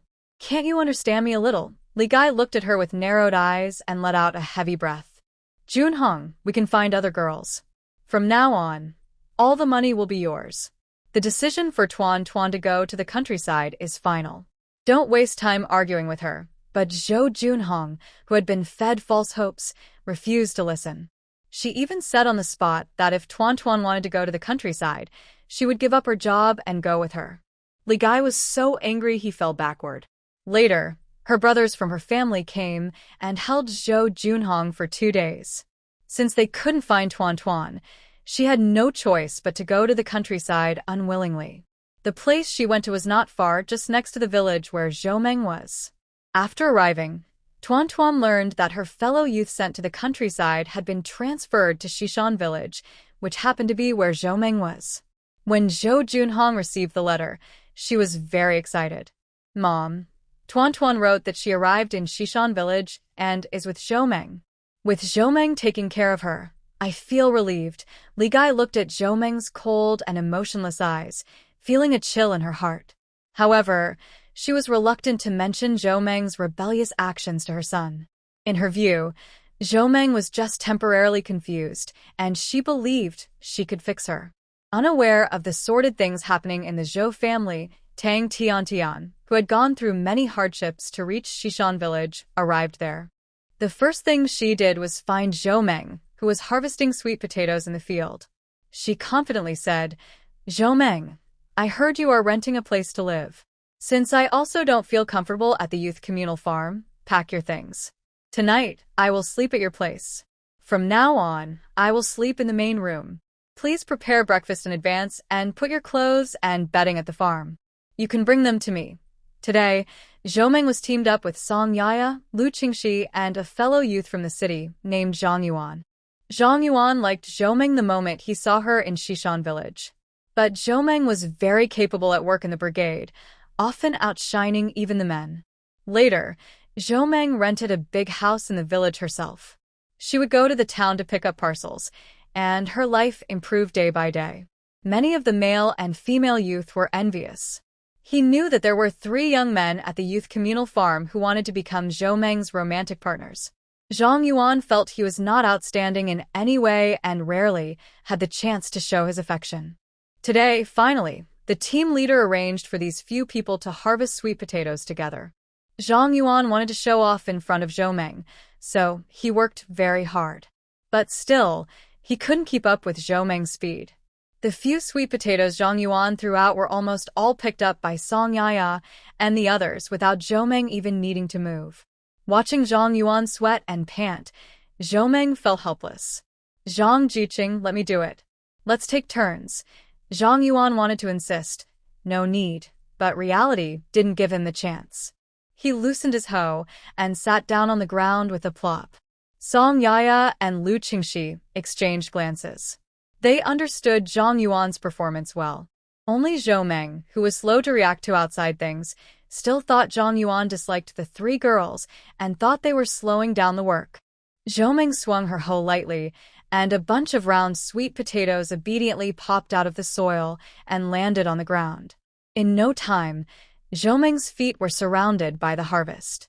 As Zhou moved farther away, Song Yaya and the others couldn't pick up all the sweet potatoes, so they had to run back and forth to place the harvest in the designated spot. Otherwise, they wouldn't be able to carry everything in one go. Zhang Yuan felt hopeless. He, a grown man, simply couldn't keep up with Zhou's speed. While he was doubting himself, Tang Tiantian came right to him. After hearing Tang Tiantian's words, Zhou and the others hadn't said anything yet, but Zhang Yuan was the first to disagree. "What's wrong with you, woman? What does it mean to go to Zhou Qing's house to sleep? We all live at the youth commune, so why are you so special, insisting on shamelessly staying at someone else's home?" Zhang Yuan said this not just to defend Zhou. In his mind, he already sees Zhou as his personal property, so her belongings are naturally his too. He hasn't even moved into his own house yet, so why should it be cheaper for outsiders? Zhang Yuan is not happy about this. He has already decided that everyone who visits Zhou's house will say it's nice. He hasn't been there himself, but he believes he will be invited eventually. Among all the youth at the commune, except for the young man named Li from Qing City, who is now a teacher in Dongshan village, he is the most educated and the most handsome. No matter who Zhou Qing chooses, it can only be between the 2 of them. Zhang Yuan knows that Li already has a girlfriend. So, unconsciously, he has already marked Zhou as part of his territory. Now, Zhou Tiantian's confident attitude has touched on his interests. Zhou doesn't want to get involved in their petty disputes. She just impatiently glances at Tang Tiantian and then quickly continues working. At the same time, she orders Song Yaya and others, "Hurry up. Remember, the team that finishes first today gets an extra point. The more you do, the more points you earn." When Song Yaya and the others hear this, they forget about watching the show and immediately get to work with enthusiasm. Zhang Yuan proudly looked at Tang Tiantian. In his view, Zhou Meng's actions were just showing favoritism toward him. Tang Tiantian, who was left aside and ignored, was not happy. She tiptoed carefully to avoid tripping over the watermelon vines, finally reaching Zhou Meng. She confidently reached out to stop Zhou Meng. Hey. Zhou Meng, are you out of your mind? I am your older brother's fiancé, Tang Tiantian. He told you to take care of me, and you should listen to me. If not, you'll regret it, Tang Tiantian said with a proud smile. She knew a lot about the Zhou family's situation. If you had to say who was the lowest in the family, it would be Zhou Meng. They had many children, but they all shared beds. Zhou Meng not only lacked her own room, but also had to sleep in a small, makeshift room made of broken wooden boards. That bed was just a few broken planks, and it could collapse with a little shake. It was even better to sleep on the living room bench. As for treatment, Zhou Meng was treated very badly. She ate leftovers and sometimes had to chew cold, hard bread. She hadn't been in school long, and Aunt Li said everything Zhou Meng did was just a way to serve her. Tang Tiantian naturally thought that Zhou Meng's sacrifices also included her, since she would be Zhou Meng's sister-in-law in the future. So, Zhou Meng's belongings were also hers. Her work was Zhou Meng's work. Since learning that she couldn't refuse going to the countryside, she carefully found out where Zhou Meng was going and used some connections to come here. To Tang Tiantian, as long as she was with Zhou Meng, working in the countryside was not a big problem. She knew very well how much work Zhou Meng did at the Zhou family and how capable she was. But she didn't expect Zhou Meng to be so capable. Just a few months after arriving, she rented such a big house, which was grand and bright. Tang Tiantian specifically went to look around the house. She didn't have high hopes, thinking it was just a temporary place to stay. But she was surprised to find that the house looked just as good as city houses, even bigger. Tang Tiantian even thought about how, if her relatives or others went to the countryside in the future, she could bring them here. Living in this big house, her parents and relatives would look up to her more. Her beautiful daydream was shattered when Zhou Meng suddenly dug up a sweet potato and threw it at her. Angrily, she looked at Zhou Meng and threatened. Zhou Meng, did you hear what I said? Do you believe I will call Junhong right now? When your brother comes to deal with you, don't cry. Zhou Meng looked at Tang Tiantian as if she were a fool, impatient and teasing, and said, go ahead and call. Whoever doesn't fight is a coward. Tang Tiantian was stunned, seeming very surprised by Zhou Meng's resistance. She thought Zhou Meng was just pretending to save face in front of others. So, Tang Tiantian took a few steps forward and deliberately kicked the sweet potato onto the ditch, laughing wildly and mockingly. Zhou Meng, just talking tough doesn't help. I saw how you behave at home. Haha. Just like a little dog. Song Yaya and Lu Qingli were angry but stood up, dropping their tools. Zhang Yuan flickered with suspicion and decided to watch a bit longer. Lu Qingli, who was always quick-tempered, suddenly rushed forward like a firecracker, pushing Tang Tiantian into the ditch where the sweet potatoes were planted. Who's the crazy dog barking? You're not working during labor and you're slacking off here. Supervisor, I want to report this. Tang Tiantian sat in the ditch, covered with sweet potato leaves, furious and speechless. Lu Qingli looked at her proudly, making a funny face. Get lost, troublemaker. Tang Tiantian was so angry she nearly cried, shouting, What did you say? Zhou Meng stepped forward from the side, blocking Lu Qingli, and turned to repeat in a low voice, Get lost, did you hear me? During the confrontation, Hiuan came over smoking a dry tobacco pipe. A few scorekeepers followed behind him. Hiuan looked at Zhou Meng and the others' harvest and nodded in satisfaction. Then he turned to look at Tang Tiantian, feeling a headache. What's wrong with you, young worker? Avoiding labor and causing trouble? Do you want to get deducted points? Tang Tiantian felt the disdainful looks from everyone and didn't feel ashamed.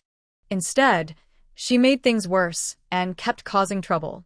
You and Zhou Meng are all in the same group, bullying people. I want to go home, boo-hoo. Lu Qingxi curled his lips, exchanged glances with Zhou Meng and Song Yaya, and stopped paying attention to her. The group hurried back to work. Not only did they finish their own tasks early, but they also helped the neighboring team harvest over 100 jean of sweet potatoes. The nearby young woman was very grateful to Zhou Meng and wished she was the one on her team. Hiuan looked on happily, with a big smile on his face. The scorekeeper sighed. Ever since Zhou Jiqing arrived, everyone's enthusiasm for work has increased. Everyone is working hard. It's really good. Tang Tiantian in the ditch was still crying boo-hoo, and Hiuan looked away, feeling a headache coming on as he watched her. In the end, he decided not to pay her attention and asked Zhao Rui to handle it. After all, he was just a team leader now. Motivating workers and maintaining discipline had always been Zhao's job. So, Tang Tiantian in the ditch kept crying nonstop. When she looked up, hoping to see others come to comfort her, she saw only a desolate, empty scene in front and behind her. Zhou Meng and the others had already carried their baskets and walked away. Even a few cheerful laughs could be heard in the distance. The more Tang Tiantian listened, the more she felt they were mocking her. She became angrier and cried her heart out among the sweet potato vines. Meanwhile, Zhou Meng, after finishing work and heading home, paid no attention to Tang Tiantian's surprise visit to Shishan village. Although she was curious, based on her previous life when Zhou Junhong was very obedient to Tang Tiantian, she couldn't bear to let her go to the countryside. However, this is their family matter, and as an outsider, she shouldn't interfere or bother herself. That's right. From Li Gai's perspective, after Zhou Meng and she had a falling out in Shishan village, she decided to treat all the Zhou family's affairs as trivial matters from then on. And since she was reborn, her goal was to live a better life, not to get involved with those bad people. Of course, if enemies insist on causing trouble, Zhou Meng won't hold back. She washed her hands, tidied up quickly, kneaded the dough efficiently, picked some chives from the field, cracked 2 eggs, and grabbed a handful of dried shrimp from her space to add. She poured in oil, salt, soy sauce, and vinegar, stirred everything together, and thought, "Wow, it smells so good." Before Zhang Xiaoxiao even entered the door, she caught the delicious aroma of the pie at the entrance. "Wow, it smells so good. Sister Zhou, what did you make? It smells so delicious. I'm even hungrier now." Zhang Xiaoxiao eagerly rushed into the kitchen. Behind her, Chung looked both annoyed and amused. He had agreed to come along, but before he even entered, she was already gone. Zhou Meng carried the freshly cooked pie to the table, served it with hearty porridge. "Wash your hands and eat," she said.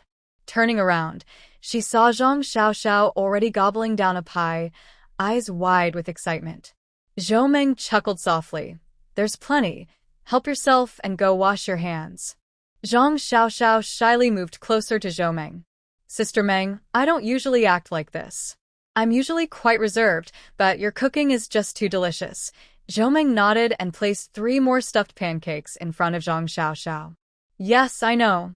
Eat quickly, comrade Xiaoxiao, don't be shy."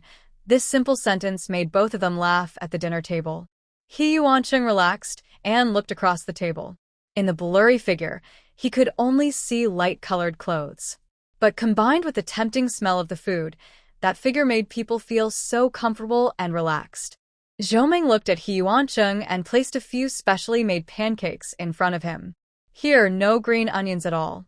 Feel free to eat." Zhang Xiaoxiao couldn't help but laugh out loud.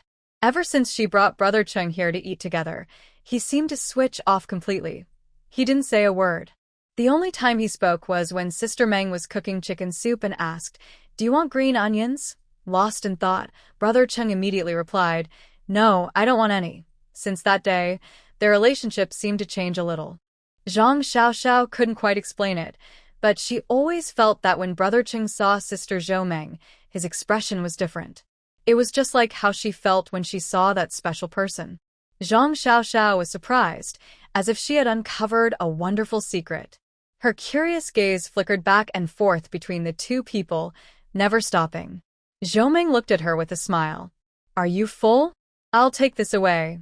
Before she finished speaking, the pie in her hand was snatched away. Like a little hamster, Zhang Xiaoxiao was excitedly guessing in her mind about her discovery, wondering when Brother Chung might have started to have such feelings for Sister Meng. Zhou Meng had no idea that Zhang Xiaoxiao was imagining a bunch of hero saving the beauty scenes. She was just feeling a bit annoyed. Recently, Chung had been coming over to eat with her almost every day. She didn't know much about his eyes from her past life. Chung kept his background and origins a secret. All Zhou knew was that he had been a soldier, was injured during a mission, and then fell into a slump. In her past life, in the last few years, his eyes never healed. He stayed in Shishan village, feeling sad and gloomy. Zhou understood his frustration. He was a proud and ambitious person, but his wings were broken, and he was stuck in this remote village with no opportunities. What could he do? So, in the past few days, Zhou secretly added spiritual spring water from the space to the food and water Chung was drinking. However, the powerful healing effects of the spring water didn't seem to help him at all, based on Zhou observations. His eyes still couldn't see objects. Full of worries, Zhou was too focused on looking into the man's eyes and didn't notice how close Chung was getting. After sitting gracefully and eating slowly, Chung suddenly sat upright and felt a warm, soft touch on his forehead. Zhang Xiaoxiao couldn't care less about eating and covered her mouth in surprise. Zhou face turned bright red. She quickly stepped back, threw out a quick, "I'm full," and ran out. Confused, Chung looked at her blankly, unsure of what to do. This was the first time Zhang Xiaoxiao saw such a clumsy and adorable side of Brother Chung. Before, he was seen by everyone in the courtyard as a strong, brave man. No one had noticed that he could also be shy and nervous. Chung felt a bit lost. He didn't know what he had touched on his forehead, but there were only 3 people in the house. Seeing Zhou run away so quickly, it was easy to guess. Was that Zhou lips? Chung felt dizzy, like he was drunk and floating in the clouds. This feeling lasted until bedtime. The most important thing was that in his dreams that night, Chung dreamed of Zhou. And what he did to Zhou in the dream made even himself blush. It was too bold. Early in the morning, while Li Yun was making breakfast, Chung had already washed the bed sheets and covers. Surprised, Li Yun exclaimed, "You kids have bad eyesight. Why are you still washing clothes? Just leave them there, and Andy will come." Chung felt embarrassed to speak, and his handsome face unusually flushed. Zhang Xiaoxiao looked at him curiously, then realized she was sent by the organization to take care of Brother He. But lately, she had been eating well and drinking good things, and she hadn't thought about taking care of the patient. For breakfast, they ate chive pockets brought by Zhou last night, along with small pickles and sweet potato porridge. Hiuan and Xing ate quickly, sweating and gobbling. Li Yun angrily patted their chopsticks. "Eat slowly, or you'll choke." Hiuan wiped the oil from his mouth and said eagerly, "Mom, next time Sister Xiaoming comes to stay, she makes such delicious food." Compared to her, "What do you make, Mom?" Before he finished, his mother slapped him on the forehead with a chopstick. Li Yun scolded, "You little brat, already complaining? From now on, you're not allowed to go to Zhou Jiqing's place for meals every day. They cook extra food for you, too, every day. Look at how many eggs and oil are in these chive pockets. How could they not taste good? Pay attention, all of you." Although young, Hiuan was very mature in his thinking. He argued stubbornly, "I don't just eat for free. I help Sister Xiaoming gather pig grass and pick sour jujubes.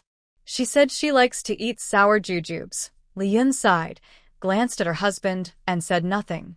Hiagwa tried to smooth things over and said, "All right, finish eating and get back to work. Sister Xiaoming is a good girl, but her place is a bit remote. In the future, when you kids are running around outside, be careful. If you see any suspicious people, come back and tell the adults right away." Chung tensed up, knowing that Uncle He wasn't someone who spoke without reason. His words definitely had a purpose. Uncle He didn't realize that his advice was not only heard by the children but also caught the attention of the adults at the table. Thanks to his casual warning, a big problem for Zhou was later resolved. Life at the youth station was far from peaceful. From early morning, there was noise and shouting. Last night, Tang Tiantian had squeezed into a corner by the Kong to sleep. The wind outside blew through the loose window all night, directly hitting her head. When she woke up, Tang Tiantian felt dizzy and her throat hurt.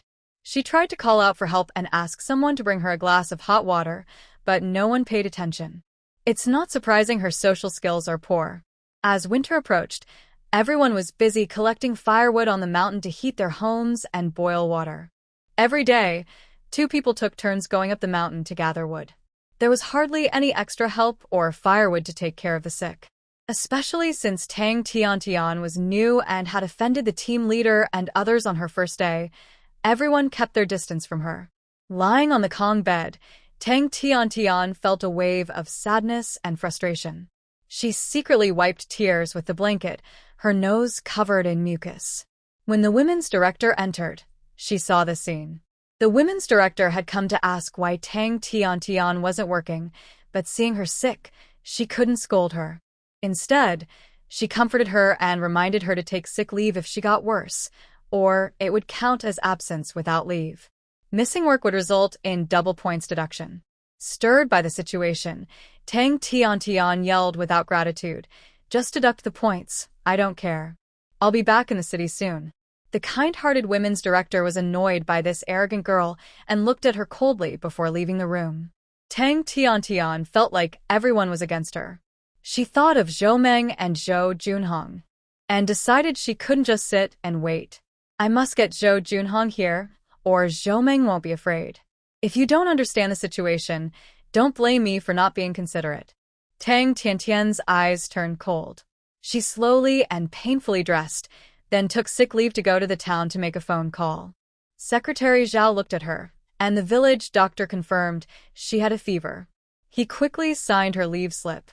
Holding the slip, Tang Tiantian covered her nose and paid a dime to take a bullock cart to the town. At the Zhou family in Jishur City. When Zhou Junhong heard the message from the reception saying, "A call from Qing City," she rushed down like she was flying. Li rolled his eyes again and said, "Good for nothing." Before he could say more, Zhou Dahai grew impatient. He frowned and spoke loudly, "Enough. If your son wants to marry, why do you care so much? Besides, if it weren't for you, our son would have married already. Now we're separated by distance, and we can't even afford a bride price." Ever since the incident with the Gu family, Zhou Dahai was unhappy with how Li looked at him. He especially worried whether Gu's foolish son had done anything to Li during that month. Although they now had several children and Li was in his 30s or 40s, Zhou Dahai still couldn't get past his pride as a man.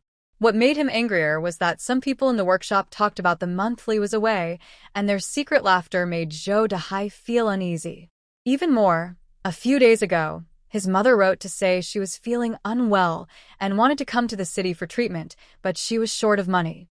She complained and cried in her letter. Zhou Dahai, knowing his mother favored her hometown, couldn't bear it.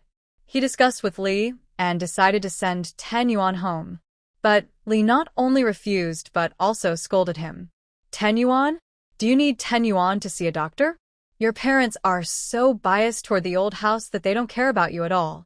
They promised to come see the children, but when I was giving birth, your older brother's wife was also having a second child. Your mother said she couldn't stand living in the city and refused to come. Now you remember your son when you need money? No way. Who she wants to be with, she will go to him. She serves whoever's family she works for, and that family must take care of her. Zhou Dahai couldn't argue with Li Gaitai, nor dared to fight, so he bitterly spent the night in the factory office. His co-workers mocked him as a silly fool, a son-in-law who picks up broken shoes, but Zhou Dahai didn't respond. Instead, his hatred for Li Gaitai grew even deeper. Thinking of the teasing and insults, Zhou Dahai maliciously said, "At least she's a clean, decent girl. Our son isn't losing out." Li Gaitai, already feeling guilty, snapped angrily, "Zhou Dahai, what do you mean? I haven't done anything wrong. How old is Gua's family, fool?" How old am I? Use your brain. Zhou Dahai scoffed, giving up. "I guess I'm the one who's foolish for not thinking. Not to mention, the night we got married, you didn't bleed. Just because I don't say anything doesn't mean I'm stupid." Li Gaitai was furious. His words reminded her of her most humiliating and innocent girlhood moments. Back then, she had stood naked in front of Ouyang Xing, who didn't even look at her. Why could she never compare to Wang Yang? Why was she just a rural nanny? Ha! Now Wang Yang's daughter is still in her hands, crushed and kneaded like dough. Ouyang Xing had rejected Li Gaitai without mercy back then. Furious, Li Gaitai did the craziest and most regretless thing she ever had. She took off her clothes and charminged Ouyang Xing. But who knows what will happen when encountering bad people? Li Gaitai, who was naked in the wild, can easily imagine the outcome. If she hadn't been rescued by a passerby, she might not have survived. That encounter felt like a terrible nightmare. Since then, a poisonous snake has lived in Li Gaitai's heart. She wishes it would come out and bite Wang Yang and Ouyang Xing at any moment. After that, Li Gaitai's parents, worried about her safety, hurriedly found someone to marry her off. Later, Li Gaitai swapped her child, and nearly 20 years passed. Li Gaitai never liked Zhou Dahai, a rural man. If she had a choice, she wouldn't have married him. So, in daily life, Li Gaitai was always tough, and Zhou Dahai tolerated her. Especially after Li Gaitai's two brothers became members of the Revolutionary Committee, this became even more obvious. Now, her heartbreak was in Zhou Dahai's hands, and Li Gaitai refused to show weakness. She shouted loudly, scratching and grabbing at Zhou Dahai, and their shouting echoed through the building. Meanwhile, Bai's wife, picking beans and pouting, said, "Serves you right. Your eyes are always on top of your head, and now you get to taste what it's like to be hit by a man." On the other side, Zhou Junhong in the phone booth heard the crying from the other end and felt heartbroken. He wished he could grow wings and fly to Qing City to be with Tang Tiantian. "Sweetheart, don't cry. In a few days, I will take leave to visit you. If you have any problems, just talk to Zhou Meng. She can do laundry, cook, and chop wood. If she dares not to help you, tell me, and I will break her legs," said Zhou Junhong fiercely. After crying for a while, Tang Tiantian finally relaxed because the topic shifted to Zhou Meng. She didn't want to openly admit that she had previously asked Zhou Meng for help without proper permission, only to be refused. She didn't want Zhou Junhong to think she was unreasonable and bossy, especially now, as she was counting on Zhou Junhong to quickly settle the house matter so they could get married and move back to the city. Feeling wronged, Tang Tiantian cried and distorted the truth. "I went to see Xiao Meng, but she told me to get lost. She said she doesn't have a brother like you." Boo-hoo. I was so angry. I argued with her, and she even hit me. Hearing this, Zhou Junhong was furious. He wished he could rush to Xishan village, confront Zhou Meng, and punch her. Zhou Junhong gritted his teeth maliciously. "Tiantian, don't worry. In a few days, I will go and give her a piece of my mind." Satisfied with the promise, Tang Tiantian felt happy. She flirted with Zhou Junhong for a while, and after he promised to send her some things, she proudly hung up the phone. With a painful effort, she pulled out 5 cents and handed it over. Tang Tiantian felt heartbroken. This phone call is too expensive. If it weren't to quickly tell Zhou Junhong about these things, I wouldn't have made the call. In the future, Zhou Junhong will have to send me supplies. Reluctantly, she left the town and returned to Xishan village. Tang Tiantian felt much lighter and more comfortable all over. She happily snuggled into her bed, opened 2 pieces of peach cake she bought from the town shop, carefully took a bite, and satisfiedly sipped. Zhou Junhong promised to send her canned food, cloth tickets, and a coat. Tang Tiantian was very happy. She didn't want to ask for these things openly, but winter was coming soon. Without thick quilts, bedding, and coats, life in the countryside would be very hard. Since she went to the countryside, she had a falling out with her family. Her older brother and sister were especially angry about her damaging their reputation. Tang Tiantian didn't care. She no longer lived in the city, so others' gossip wouldn't reach her. When she returned to the city in a few years, all these things would be in the past. Since her sister had betrayed her, she wouldn't hold back her sisterly feelings. Her main goal now was to move into Zhou Meng's house quickly. She had heard that Zhou Meng's big house had 3 large Kong beds, sturdy windows, and was big and bright. She also heard that Zhou Meng had a good friend from the city, with a very good family background, who kept sending her gifts and tickets. Zhou Meng was well-fed and well-housed in Xishan village, and her already attractive appearance was even more captivating. When Tang Tiantian arrived, she immediately noticed that several young men from nearby villages were paying close attention to Zhou, constantly showing interest. Just wait, she thought. Once Zhou Junhong comes, you'll be begging me. When that happens, all of this will belong to me. The more Tang Tiantian thought about it, the happier she felt. Unaware of her schemes, Zhou had no idea that her hard-earned reputation was already being targeted by others. She kept her eyes fixed on the figure approaching from the road on a bicycle, clutching her hoe tightly in her hand. Li Qingshu, who had just finished his shift and was returning home, saw a pretty figure standing at the roadside and felt a warm rush in his heart. A few days ago, Wong Win had written to say she would come out to Shishan village to work at the reservoir. Li Qingshu had been feeling very happy these days, like drinking honey. The reservoir was near his father's workplace, so he would have many chances to meet the person he loved. The more he thought about it, the more beautiful the idea became. The figure looked very much like Wong Win, especially since Shishan village was such a simple place that it was unlikely to have such a charming girl. Eager and impatient, Li Qingshu hadn't yet clearly seen the woman's face under her straw hat. He jumped off his bicycle quickly, reaching out to grab her hand. Win, you finally arrived.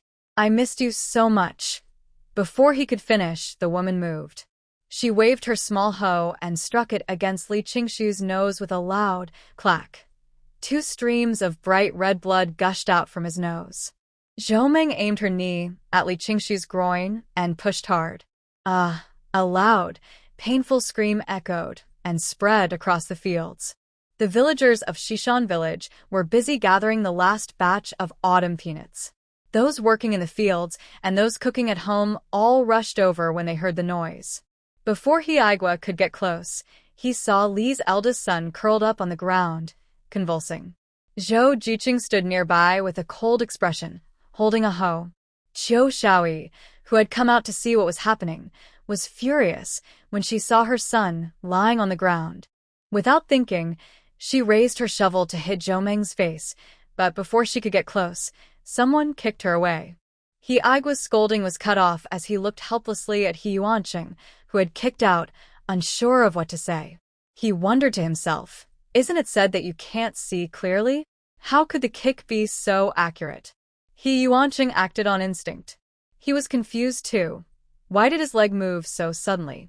It was his own leg, yet he had instinctively kicked out. Lying on the ground, Qiu Shaoyi pointed angrily at the crowd. Who dares to kick me? Come out. Hiuan took 2 steps forward.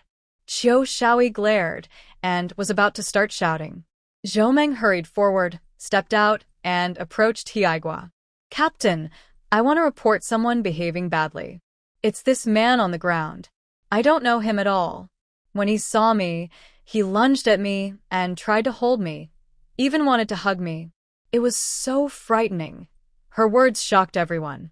Everyone looked at Li Qingshu, lying on the ground. He was kicked and couldn't react properly. He only felt a burning pain between his legs. His mind was only filled with the word, pain, with no other thoughts. Chu Xiaoa heard Zhou words and didn't care about Hiuan anymore. At this moment, accusations of misconduct could lead to serious punishment. Nonsense. My son is a teacher. How could he behave badly? You don't look like a good person. You must be trying to charming my son. I want to find the party secretary and report this girl, the young woman from the countryside. Chu Xiaoa didn't know the full truth of what happened. But over the years, she had learned to manipulate situations to her advantage. If something was against her, she would muddy the waters and shift the blame. So, Chu Xiaoa decided to first smear Zhou with accusations. Hiuan looked at Li Qingshu twitching on the ground, then at Zhou righteous face. His internal balance was hard to maintain. He looked around and asked, who saw what happened? Everyone had come from the fields and shook their heads. I know. We saw it, Uncle He. That bad man on the ground, he was trying to hold Little Dream's hand, and he even tried to pull off her hat. A few small children jumped out behind. It was Hiuan and the others. The crowd was shocked. Children never lie. They all looked at Li Qingshu, who was lying on the ground covering himself, with disdain and contempt. Who would have thought that Li Laoda's son would be so shameless? He's so young but already a troublemaker. Exactly. He's supposed to be a teacher, but he's corrupting the kids.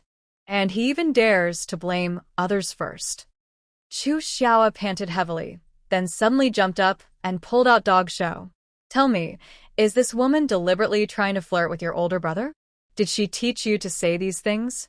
If not, the auntie will give you a good talking to, or else you won't go home tonight. The wolves might take you up the mountain. Dog Show, who was tightly held by the arm, kept retreating in fear. Since the city auntie arrived, he often had no food to eat. Grandma always scolded him as a wild child nobody wants, and she even deliberately refused to feed him along with the auntie. Dog Show grew more and more scared, tears welling up, and his face was covered with snot. Chu Xiao gritted her teeth and yelled sharply, "Useless. Stop crying. Quickly tell the team leader that this woman was trying to flirt with your older brother." Higuer looked at everyone and scolded Chu Xiaoyi for encouraging the children to lie. Go Sheng is only a few years old. How could he lie? There are so many children who can testify. You're talking nonsense. I will call the police and report that your son is a troublemaker and he should face the consequences. Chu Xiaoyi was silenced by the commanding presence of the team leader. She didn't dare speak. Only her hand kept squeezing, her nails digging deep into Go Sheng's arm.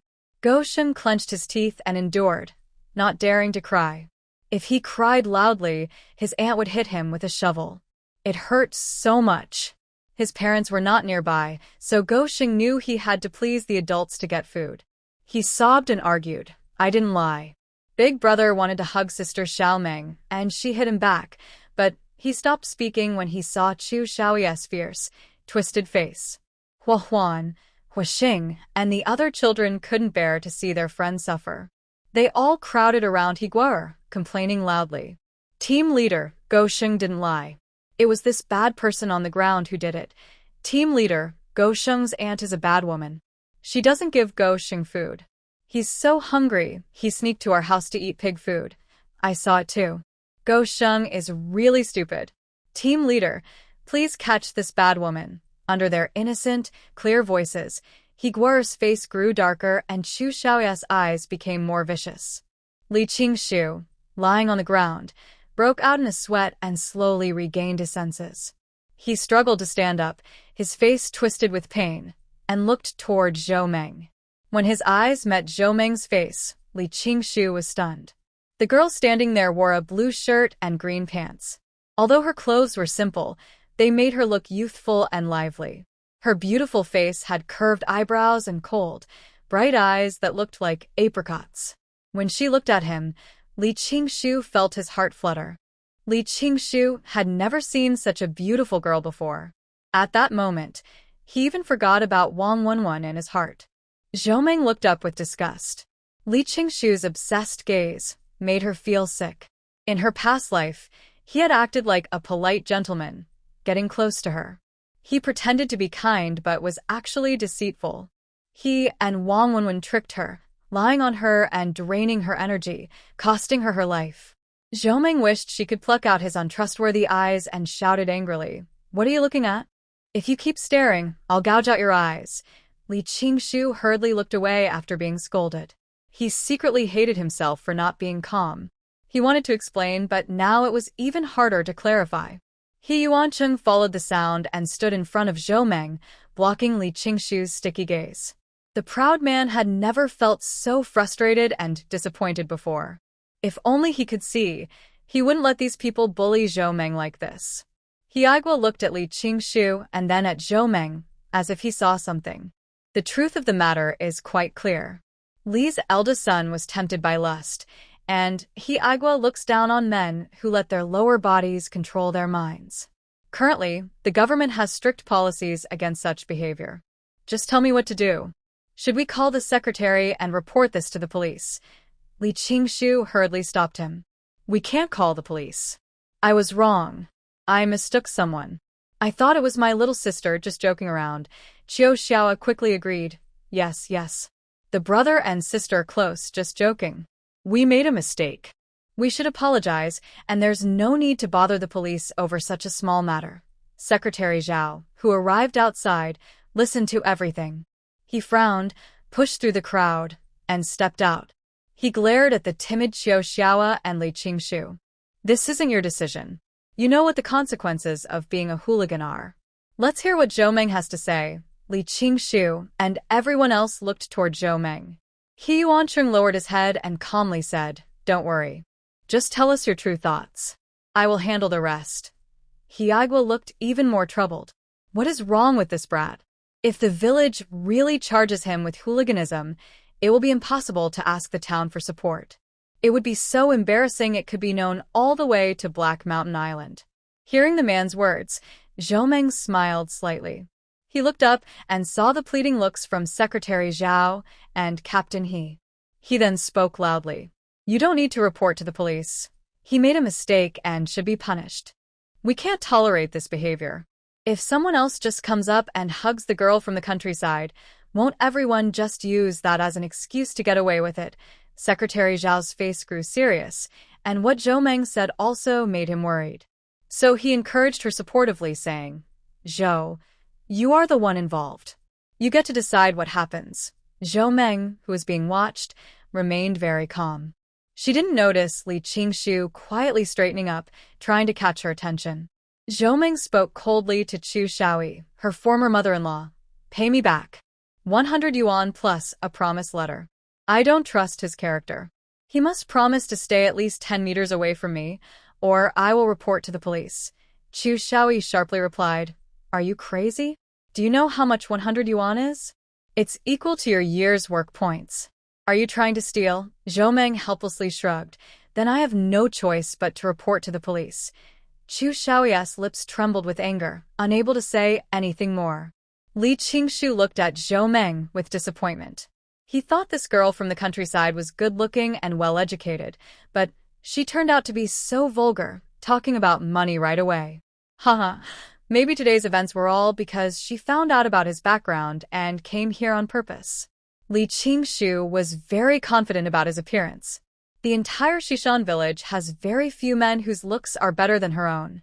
If this young woman, a sent-down youth, thinks she can attract attention this way, she is really wasting her effort. Li Qingshu gently stopped his mother from protesting. "Mom, give her the money. Don't make a fuss. She might come to us someday needing help." Hearing her son's words, Chu Xiao reluctantly nodded and handed over a thick stack of union cards. Li Qingshu also followed Zhou Meng's request and wrote a guarantee letter. Confident and proud, Li Qingshu handed the guarantee letter to Zhou Meng and said, "If you're trying to catch my attention, you're mistaken. I don't like girls who are too calculating, Zhou Meng." What a fool. Hiuan Chung, who had been circling around Zhou Meng, sneered disdainfully, seemingly mocking Li Qingshu's overconfidence. Li Qingshu was annoyed and embarrassed by the laughter. He wanted to get angry, but after glancing at Hiuan Chung and recalling what his father said about the background of the village captain's family, he swallowed his anger and frustration. After Li Qingshu and Chu Xiao left, Secretary Zhao and Hiagwa also went home for dinner.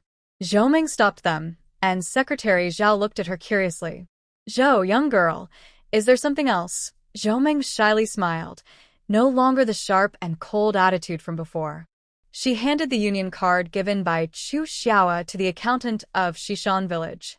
"Secretary, if I take this money and put it in the village, people will say I did it just for money and try to cheat the Li family. If this happens again in the future, it wouldn't be good. It's better to keep the money in the village account as a warning to others." Secretary Zhao looked at Zhou Meng in surprise. At first, he was a little dissatisfied with Zhou Meng, thinking she was asking for too much. But now that he had agreed to listen to her, it was hard to go back. Unexpectedly, Zhou Meng was so generous and reasonable. Her broad thinking and sense of the bigger picture were very admirable. Having understood everything, Secretary Zhao didn't hesitate. He nodded and told Accountant Yu to accept the money. Accountant Yu nervously took the money, wrote a note for Secretary Zhao to stamp and sign, and handed it to Zhou Meng. Zhou Meng took the note, feeling happy, and left with Hiuan Chung. "Wow, another 100. Now, the village account has a total of 210 yuan, and 200 of that was given by Zhou Meng, accountant you kept talking to Secretary Zhao. Unlike Captain He and Secretary Zhao, accountant you naturally liked Zhou Meng. Before Zhou Meng arrived, the village accountant was just a figurehead. The village had little financial activity that needed an accountant. The account had only a few tiny bills, not enough to justify having an accountant. Now, there is finally a chance to show off one's status. Although it's not much, this is the first time in Shishan village that someone has become wealthy enough to have over 100 in savings. Secretary Zhao chuckled and patted accountant Yu's shoulder. Old Yu, don't get so excited. We all know Zhou Jiqing is a good comrade. We need to work hard so that in the future, the village's money keeps growing and everyone's life gets better. Accountant Yu sighed quietly as he smoked a dry pipe and looked down gloomily. It sounds nice, but honestly, in all these years, Shishan village hasn't had any income. Every year at the end of the year, everyone feels tight financially. Families don't have enough money and even owe the collective. It's tough. At Zhang Xiaoxiao's house, after hearing about today's events, her usually cheerful personality couldn't be contained. Little sister Meng, why didn't you call me? If I saw that troublemaker, I would have stabbed him with a needle. And you, brother He, why didn't you tell me about this? You should have asked Hiuan and the others to call me, Zhang Xiaoxiao muttered unhappily. Chung looked amused and glanced in Zhang Xiaoxiao's direction. Just you? If you go, will you cause trouble or help? Hurry up and come wash vegetables with me. Dinner will be ready soon. Zhou Meng smiled and watched their playful banter, filling the room with laughter and joy. While the three of them chatted, Zhou Meng quickly prepared 2 dishes and a soup. Early in the morning, when Zhou Meng left the house, the big bone soup was already simmering on the stove.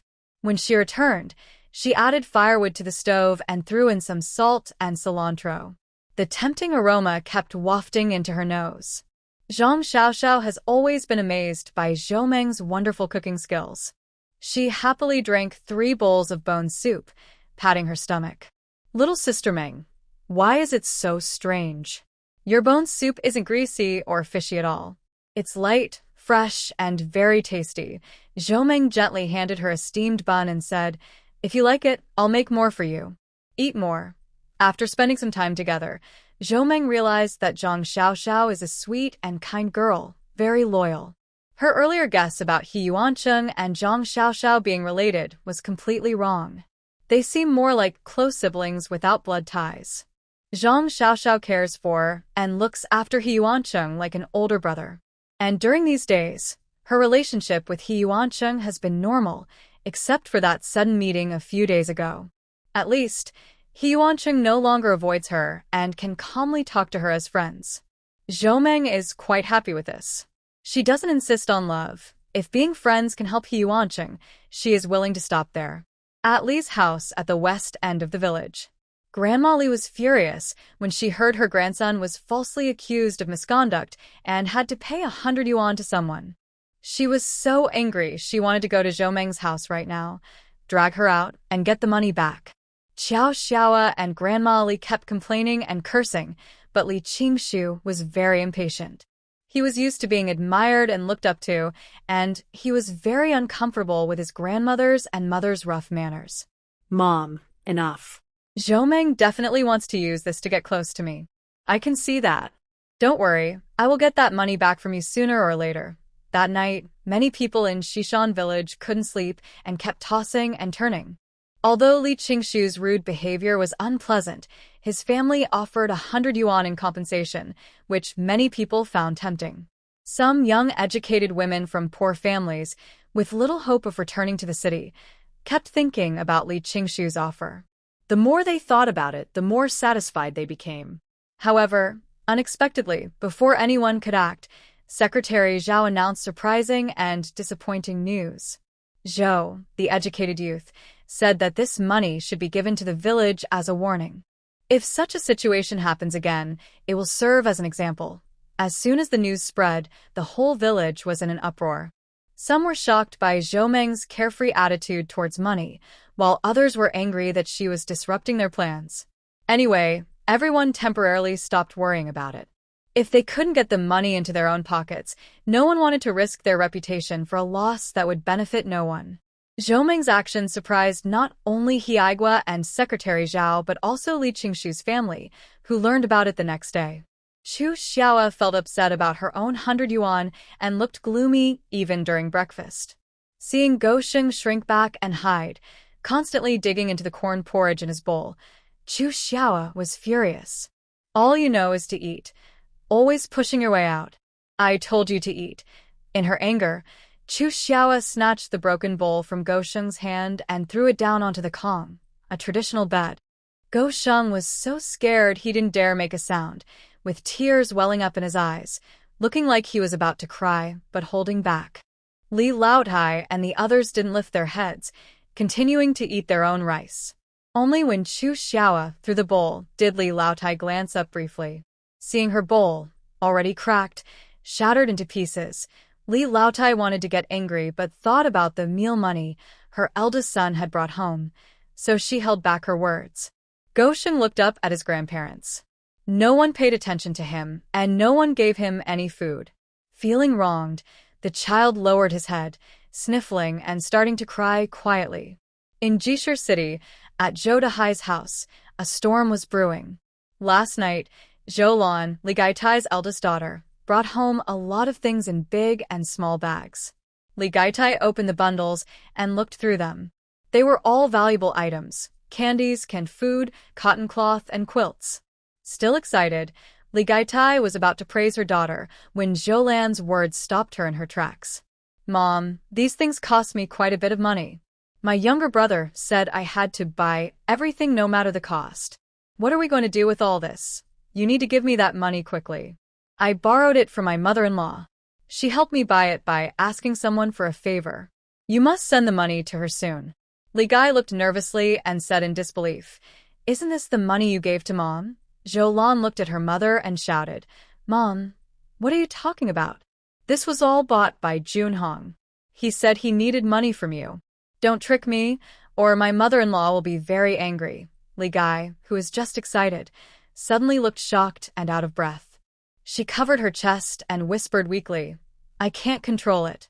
If you bought it, ask who you want. Tell him to come back quickly. Just then, someone pushed open the door. Zhou Lan looked over and saw her younger brother, Zhou Junhong. She hurried up and grabbed Zhou Junhong. Junhong, what did you say to Mom? How come these things are considered my gifts? I told you, I don't have money to cover for you. The total is 132. Hurry up and give me the money. Zhou Junhong nonchalantly let go of Zhou Lan's hand and turned to Li Gai. Mom, just give the money to my older sister. Consider it a loan from me. When I get a better salary, I'll pay you back. He didn't finish because he was worried he might not have enough money to pay back if he didn't get a good salary. Li Gai glanced at her son, knowing he didn't plan to pay her back. The look on his face showed it clearly. Last night, Zhou Junhong kept asking Li Gai to tidy up the house, including nutritious food, drinks, clothes, and bedding. Li Gai looked at her strangely and asked, Tiantian is in a bad place. I want to see her. These things are what she needs most. Mom, please help me prepare them quickly. Li Gai was so angry, he almost fell backward. When she was about to ask more, her son became impatient. I already told you, Tiantian didn't ask for this. I just want to check on her because I don't trust her family. They're so cruel to her. Now is the time she needs me most. Mom, you've always wanted me to get married and have grandchildren. Now it's your turn to show support. Li Gai sneered inwardly, thinking she didn't believe that Tang Tiantian was unaware of anything. If Tang Tiantian was the best daughter-in-law in her mind before, ever since her family mocked her and refused to give a bride price, Li Gai no longer wanted her son to marry her. Now, Tang Tiantian had been betrayed by her own sisters and had to go to the countryside.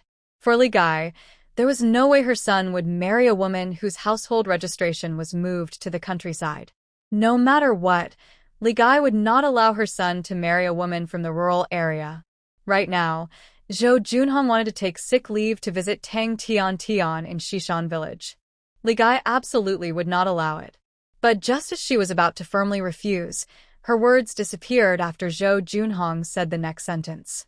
Mom, you've always cared about your adopted daughter, Wong Win.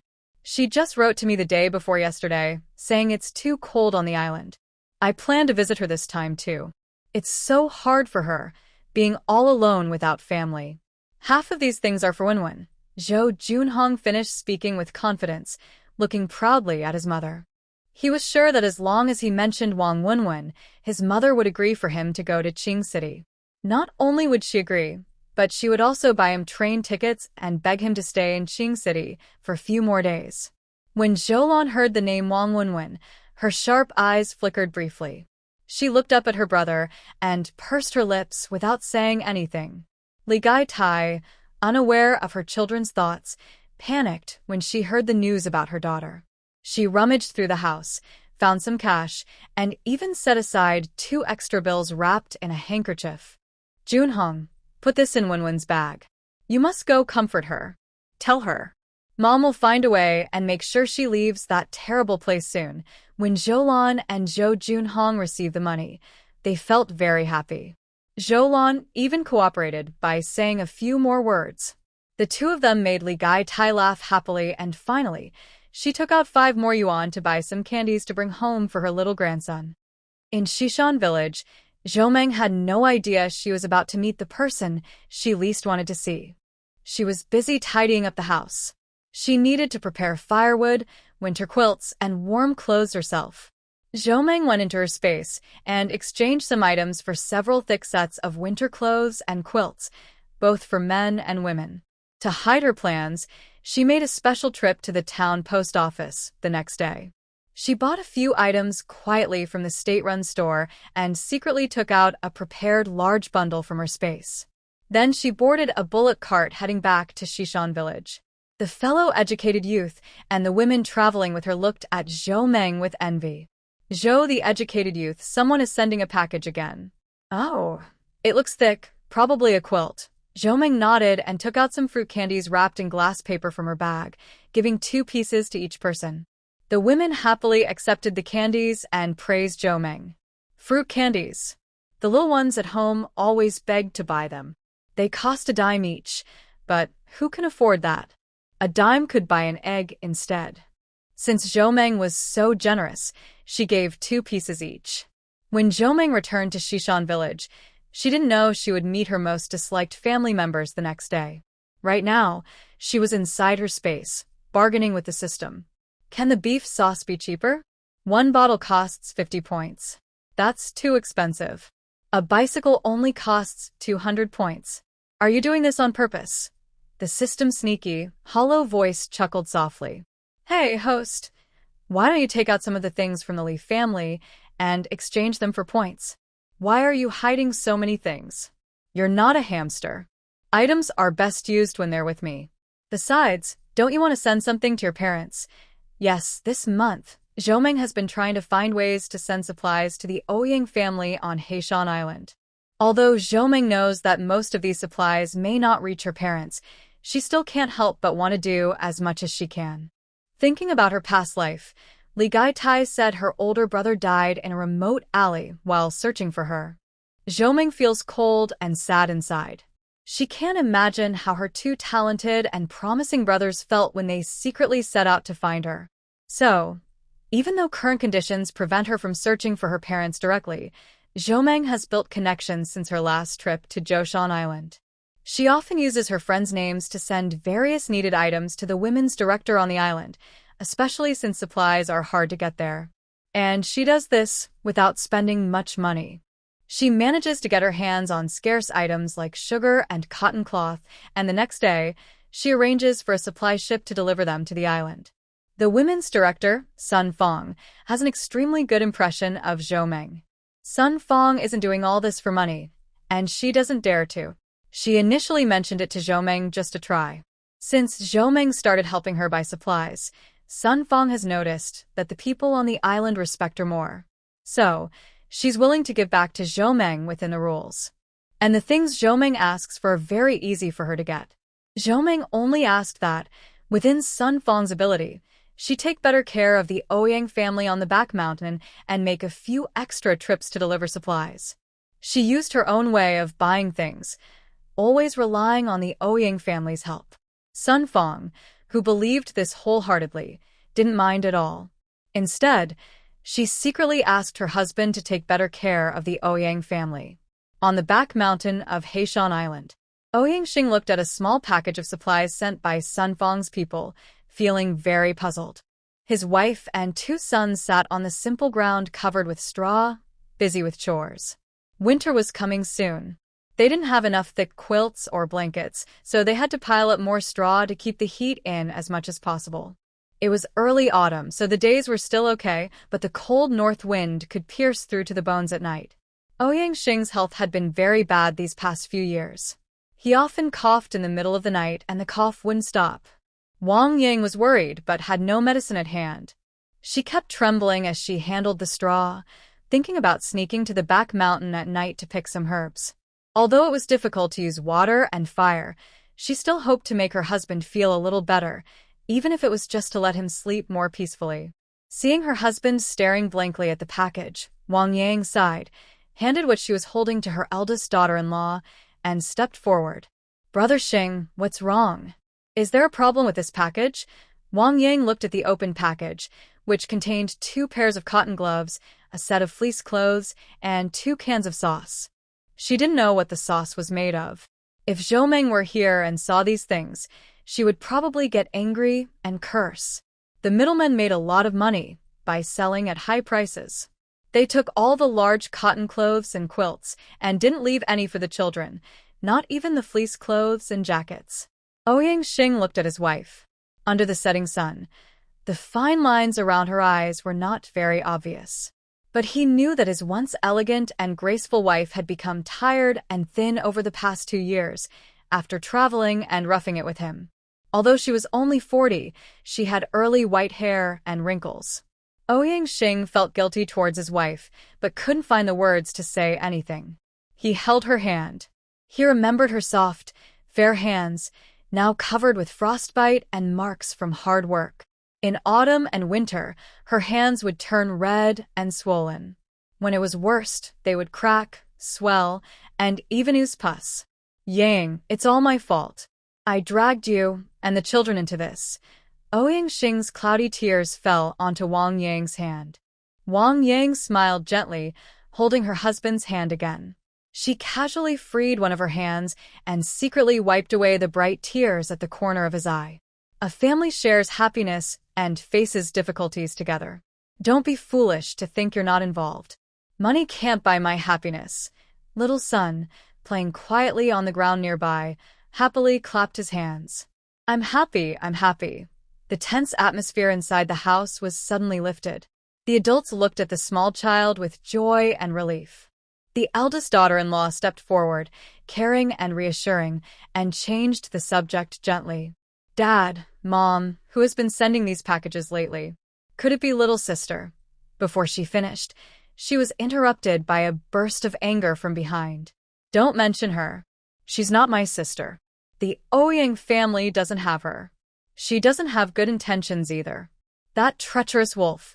Ouyang Xing looked at his angry, panting eldest son and sighed silently. Since these recent events, the 2 sons have grown distant from their daughter. Although what she did was heartbreaking, Ouyang Xing always tried to comfort his wife and son, asking them to understand Wong Win. "Dad, I can't understand or accept it. People who betray their father and lie to get out of trouble aren't part of our family. I will never acknowledge this sister. Besides, she doesn't even want to be part of our family now." Wang Jing didn't want to go against his father's wishes, but really didn't want to mention that wicked woman. What she did was 100 times worse than what she said. Ouyang Xing looked at his son with some helplessness. As children grow up and develop their own ideas and feelings, he didn't want to say much anymore. There is a saying, and the son is right. The daughter really doesn't want to be part of the Ouyang family now, and she even avoids them. The gift probably isn't from her. I'm also confused. Our previous friends either couldn't help themselves or moved far away. I don't know who it is, but from the look of it, they know our family well.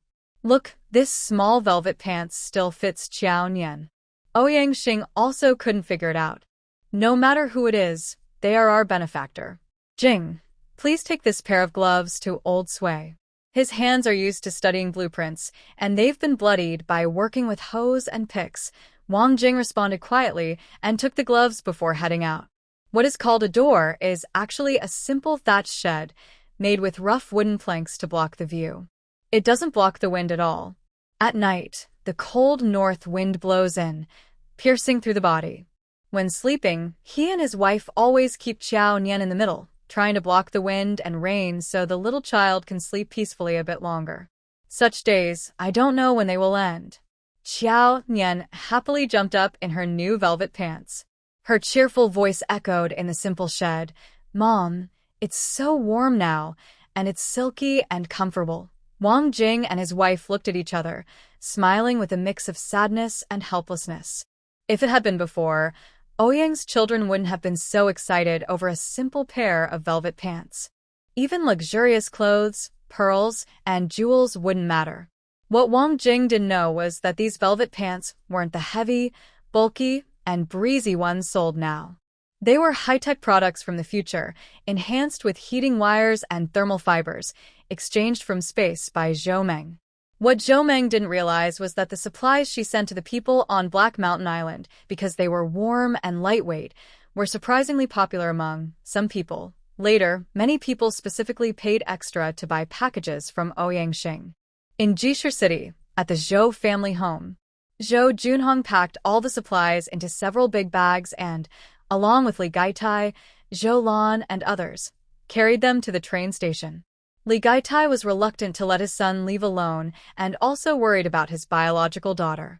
He kept reminding them, watch your belongings on the train, don't wander around, hide your money close, and make sure to deliver Winwin's package to her. The ships on Black Mountain Island won't run in rain or wind. When you get to Qing City, find out the ship's schedule so you won't delay. He kept talking, but Zhou Junhong wasn't really listening. His mind was already with his girlfriend, Tang Tiantian. After a day of train travel, Zhou Junhong finally arrived at Qing City train station, amid a crowd pushing and shoving to get out. Zhou Junhong was carrying several large packages and also trying to manage a shoulder bag filled with peach cookies and fruit candies for Tang Tiantian. It was quite difficult for him. His eyes and thoughts were focused on the packages and the items in his bag. He didn't notice the few young men sitting beside him on the train, who also got off at the same station. Perhaps Zhou Junhong's extreme nervousness and the way he behaved caught the attention of the train pickpockets who often worked on this route. Anyway, when Zhou Junhong finally found the bus to Jinshan town and tried to pay the fare, his pockets and bag were already empty. His face turned pale. He hurriedly reached for his back waist and his open pockets, holding up a torn cloth that seemed to mock him as a naive newcomer. The ticket seller looked at the young man with suspicion, sizing him up. You don't have money, trying to ride for free? I tell you, no way. 3 cents. Pay up now or get off. Everyone on the bus looked over, and Zhou Junhong's face turned red. He stammered, No, I lost my money. It was stolen, probably on the train. The ticket seller rolled her eyes. She had seen many people like this, always trying to avoid paying. This comrade, we are a government vehicle collecting fares and issuing tickets. If you don't have money to ride, please leave quickly so we can depart. Zhou Junhong looked upset and searched all over himself. Finally, he found a few small bills in the inside pocket of his coat. After paying the fare, Zhou Junhong counted and realized he only had 6 cents left. However, he thought about reaching Shishan village soon. Not only was Tang Tiantian there, but Zhou Meng was too. Tiantian said Zhou Meng was generous and could easily rent the biggest house in the village. She must have a lot of money. This brat, I should have hit her harder. Mom said she stole the bride price money that was lost. Where else would she get so much money? I'll beat her up and see if she still dares to act proud. Zhou Junhong hated Zhou Meng deeply. He always looked down on his sister, especially now that Zhou Meng had run away to the countryside without their parents' permission, beyond their control. In Zhou Junhong's mind, Zhou Meng was only there to serve and contribute to the family. If she couldn't do that, she wasn't worthy of being part of the Zhou family. Their parents couldn't accept her either. Since her parents didn't want her, she had nowhere to go back to in the city. Zhou Junhong was confident that as long as he scared her a little, Zhou Meng would obediently hand over the money. Finally arriving at Jinshan town, Zhou Junhong was stunned. There were no roads connecting the town to the villages yet. Many people had to walk back and forth to do errands in the town. Of course, there are people who come to town by ox cart to do errands. If you want a ride, you can pay 5 cents or offer a handful of peanuts or 2 pieces of candy. Zhou Junhong, with a red face and heavy breathing, finally found out the way to Shishan village. Coincidentally, Tang Tiantian was at the post office in town today. Tang Tiantian, looking disappointed, headed toward Lao Li's carriage spot when she suddenly heard a joyful shout. Tiantian, Tiantian. I'm here. Following the familiar voice, Tang Tiantian looked over and bumped into Zhou Junhong's gaze. Just moments before, Tang Tiantian was feeling very sad because she had no package, but now she suddenly felt energized. She happily jogged over to Zhou Junhong and, seeing her sweaty face, kindly asked Junhong, "When did you arrive? Why didn't you tell me? I could have come to pick you up. Are you tired?"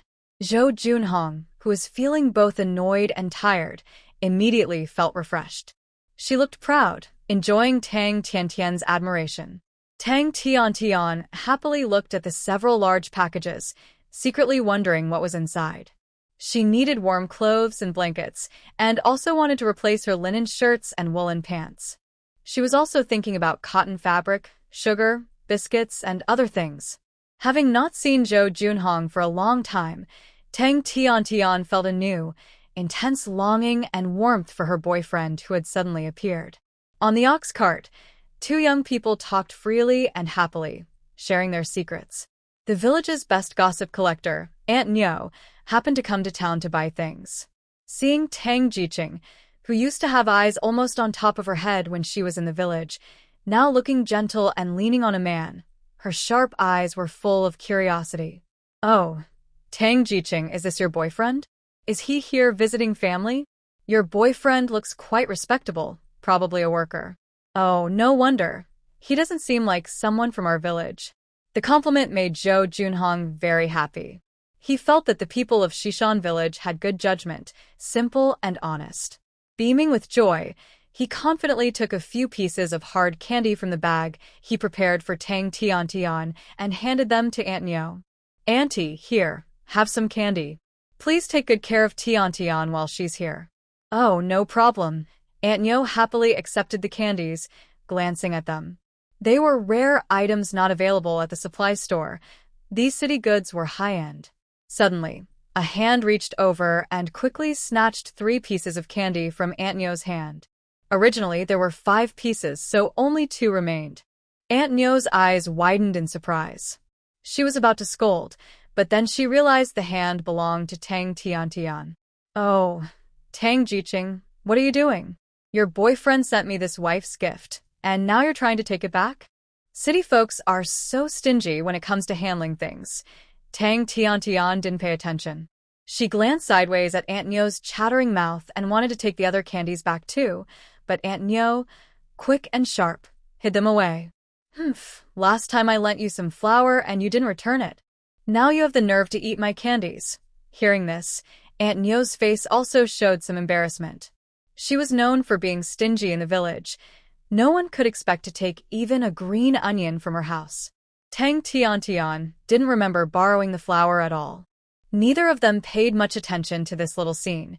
The surprised onlookers were someone else. Zhou Junhong looked at Tang Tiantian with a surprised face. He didn't expect that in just a month, the gentle, delicate girl from the city could become so rough and vulgar. Tang Tiantian didn't know what Zhou Junhong thought of her inside. This month, she had been living frugally in Shishan village, eating coarse grain bread and pickles. Sometimes, the youth station had some cabbage, but everyone had to chip in to buy it. There was no extra oil or fat, and sometimes, if she returned late, there was almost nothing left in the pot. At first, Zhou Meng still kept her composure, waiting until everyone finished eating before going to eat. For several days, only vegetable soup remained at the bottom of the pot. Over time, Tang Tiantian stopped caring about appearances. She took on a bold attitude, like someone fighting for territory at the Tang family. For a while, she gained a reputation for being fierce at the youth station. Yesterday, the youth station received a new batch of Chinese cabbages. Tang Tiantian arrived early at the kitchen, watching the pile of cabbages closely. When it was time to eat, she was the first to rush forward, grabbing a spoon and filling her bowl. The other young people saw this and frowned, whispering among themselves. Look at her, acting like she hasn't eaten in days. Exactly, she doesn't know how to share. Tang Tiantian didn't care what others said. She thought to herself if she didn't fight for food, she would go hungry. Just as she was filling her bowl eagerly, Song Yaya and others suddenly came over and grabbed her hand. Tang Tiantian, you're going too far. Everyone needs to eat. You can't take everything for yourself, Song Yaya said sternly. Tang Tiantian widened her eyes and looked angrily at Song Yaya. I'm just trying to eat enough. Is that wrong? You all say I'm fierce every day, but none of you know what kind of life I have here. After speaking, her eyes turned red. She threw down her basin and ran back to her room, lying on the Kong and starting to cry. Since yesterday, Tang Tiantian had been hungry. This morning, the others at the youth station went to work. Tang Tiantian, with a thick face, asked for leave to go to town, hoping to catch a chance to see if Zhou Junhong had sent her a package. To her surprise, Zhou Junhong actually came. Regarding Zhou Junhong generously giving candy to show kindness, Tang Tiantian looked down on it. Back in the city, she thought that not having a house to live in and being unable to eat meat openly were the biggest problems. But after moving to the countryside, she realized those things didn't matter much. Every morning, she would wake up early to work. At noon, she had to take turns going back to start a fire and cook. In the afternoon, she continued working, and in the evening, she would start a fire again and cook or grab some food. In just a month, Tang Tiantian felt like she had lived through several years. Now, she no longer cared about the face she had tried so hard to maintain before. Face can't fill your stomach. Just like that, Zhou Junhong and Tang Tiantian, who had just met, didn't have time to build a connection. They fell into a strange quiet until they entered the village. Where will you sleep tonight? Do you have a lodging slip from the street office? Tang Tiantian asked casually, trying to start a conversation with Zhou Junhong. Zhou Junhong frowned, seeming surprised that Tang Tiantian would ask such a question. He said naturally, You said Zhou has a big house. I'll go stay there. After I teach her a lesson, you can move in tomorrow and let her take care of you. Tang Tiantian was very happy. She smiled sweetly at Zhou Junhong, her lips pressed together, with a faint dimple on her cheek. Zhou Junhong loved her innocent and gentle look. His eyes softened.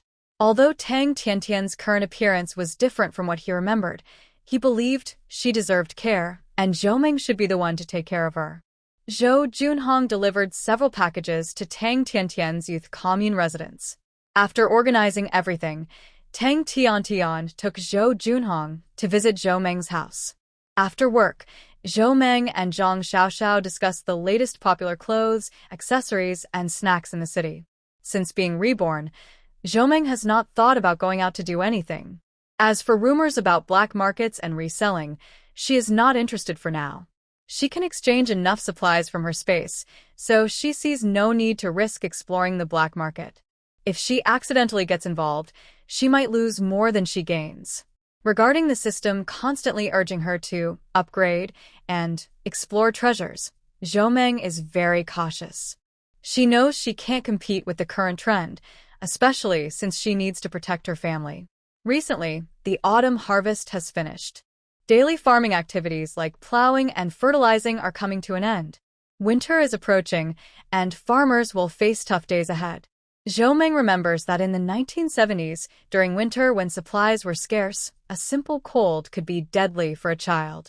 In her past life, the twins of Captain He died this winter after falling into a frozen hole in the river. They developed a high fever at night, and without timely treatment, the lively children passed away in one night. Aunt Hiuan held the children, crying until her voice was hoarse and her eyes red, but she couldn't bring her children back. Later, Aunt Hiuan often couldn't tell whether she was dreaming or awake. Sometimes, she would specially make the fried pancakes that Hiuan and Xing loved to eat, waiting at the door for her son to run back from the village and throw himself into her arms. Since then, he stopped his role as leader and dedicated himself to taking care of his wife.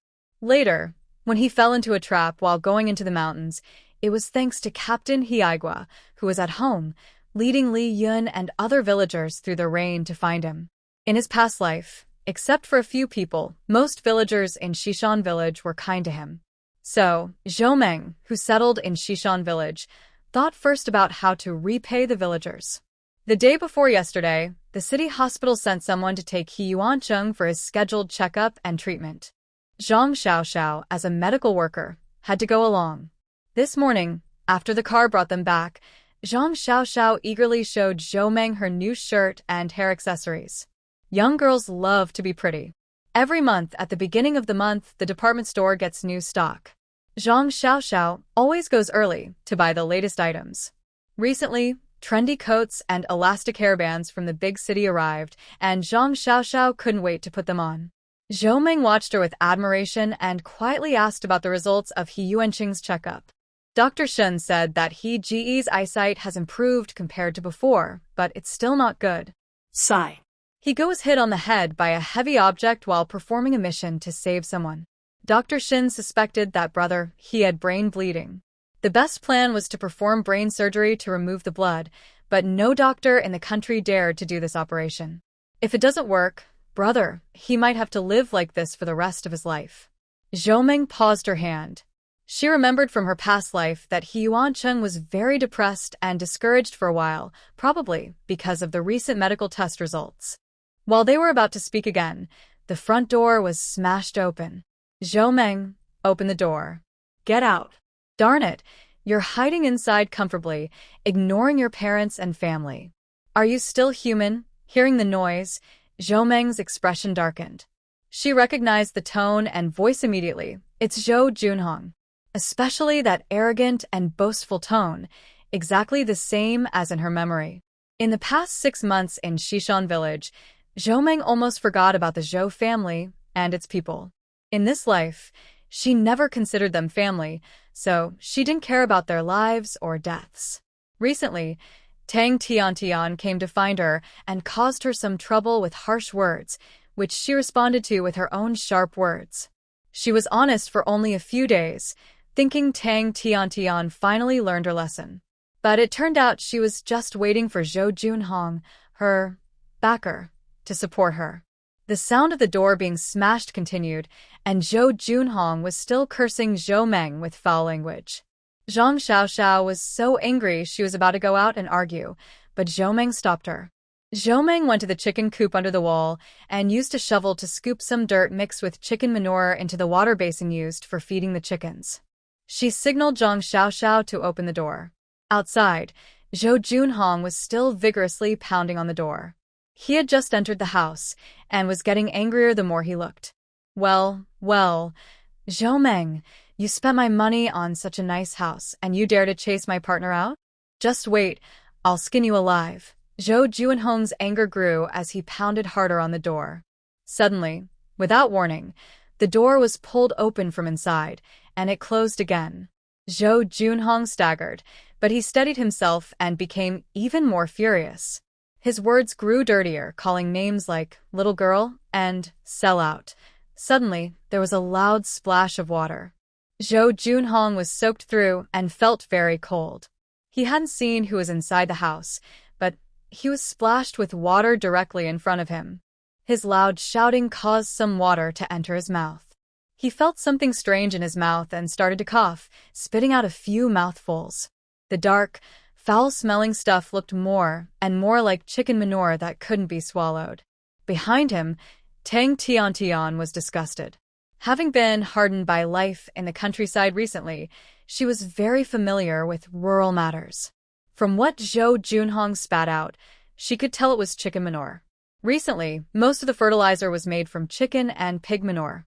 Familiar with these disgusting smells, Tang Tiantian had developed a natural ability to recognize them.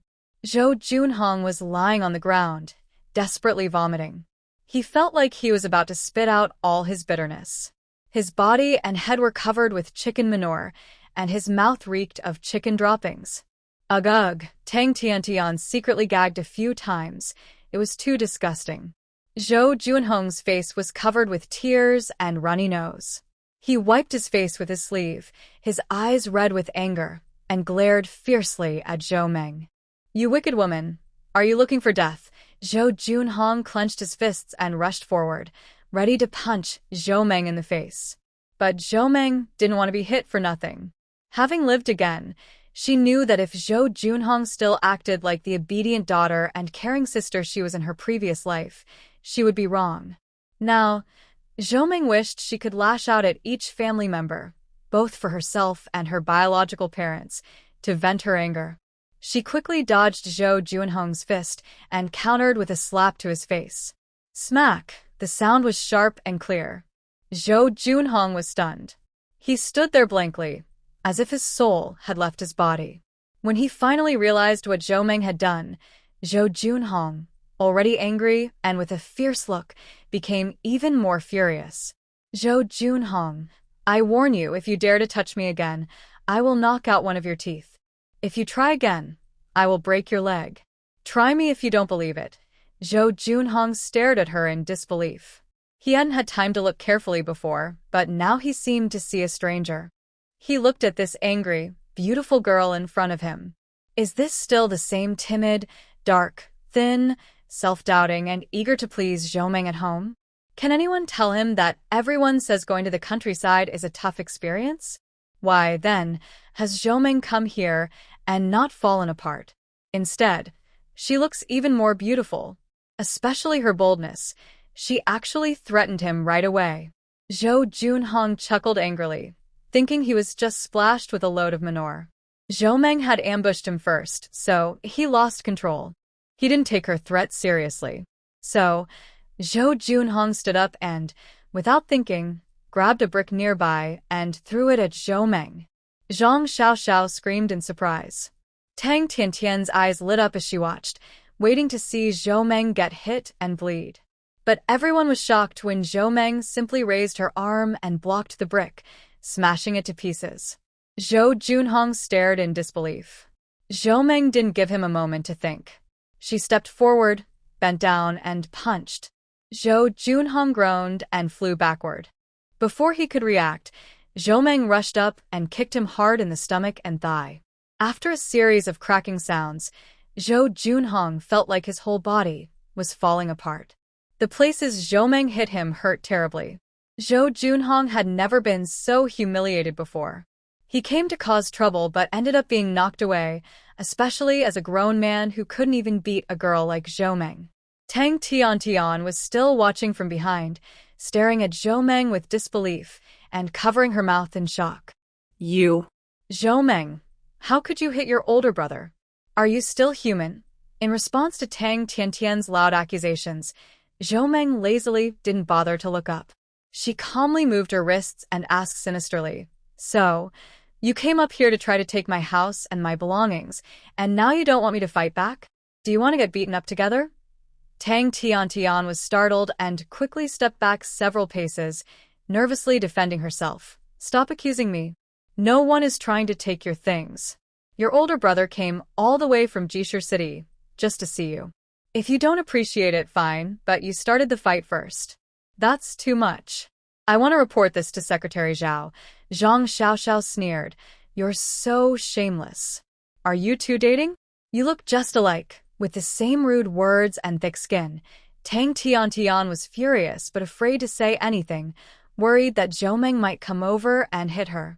She remembered that even her own brother, Zhou Junhong, had been beaten.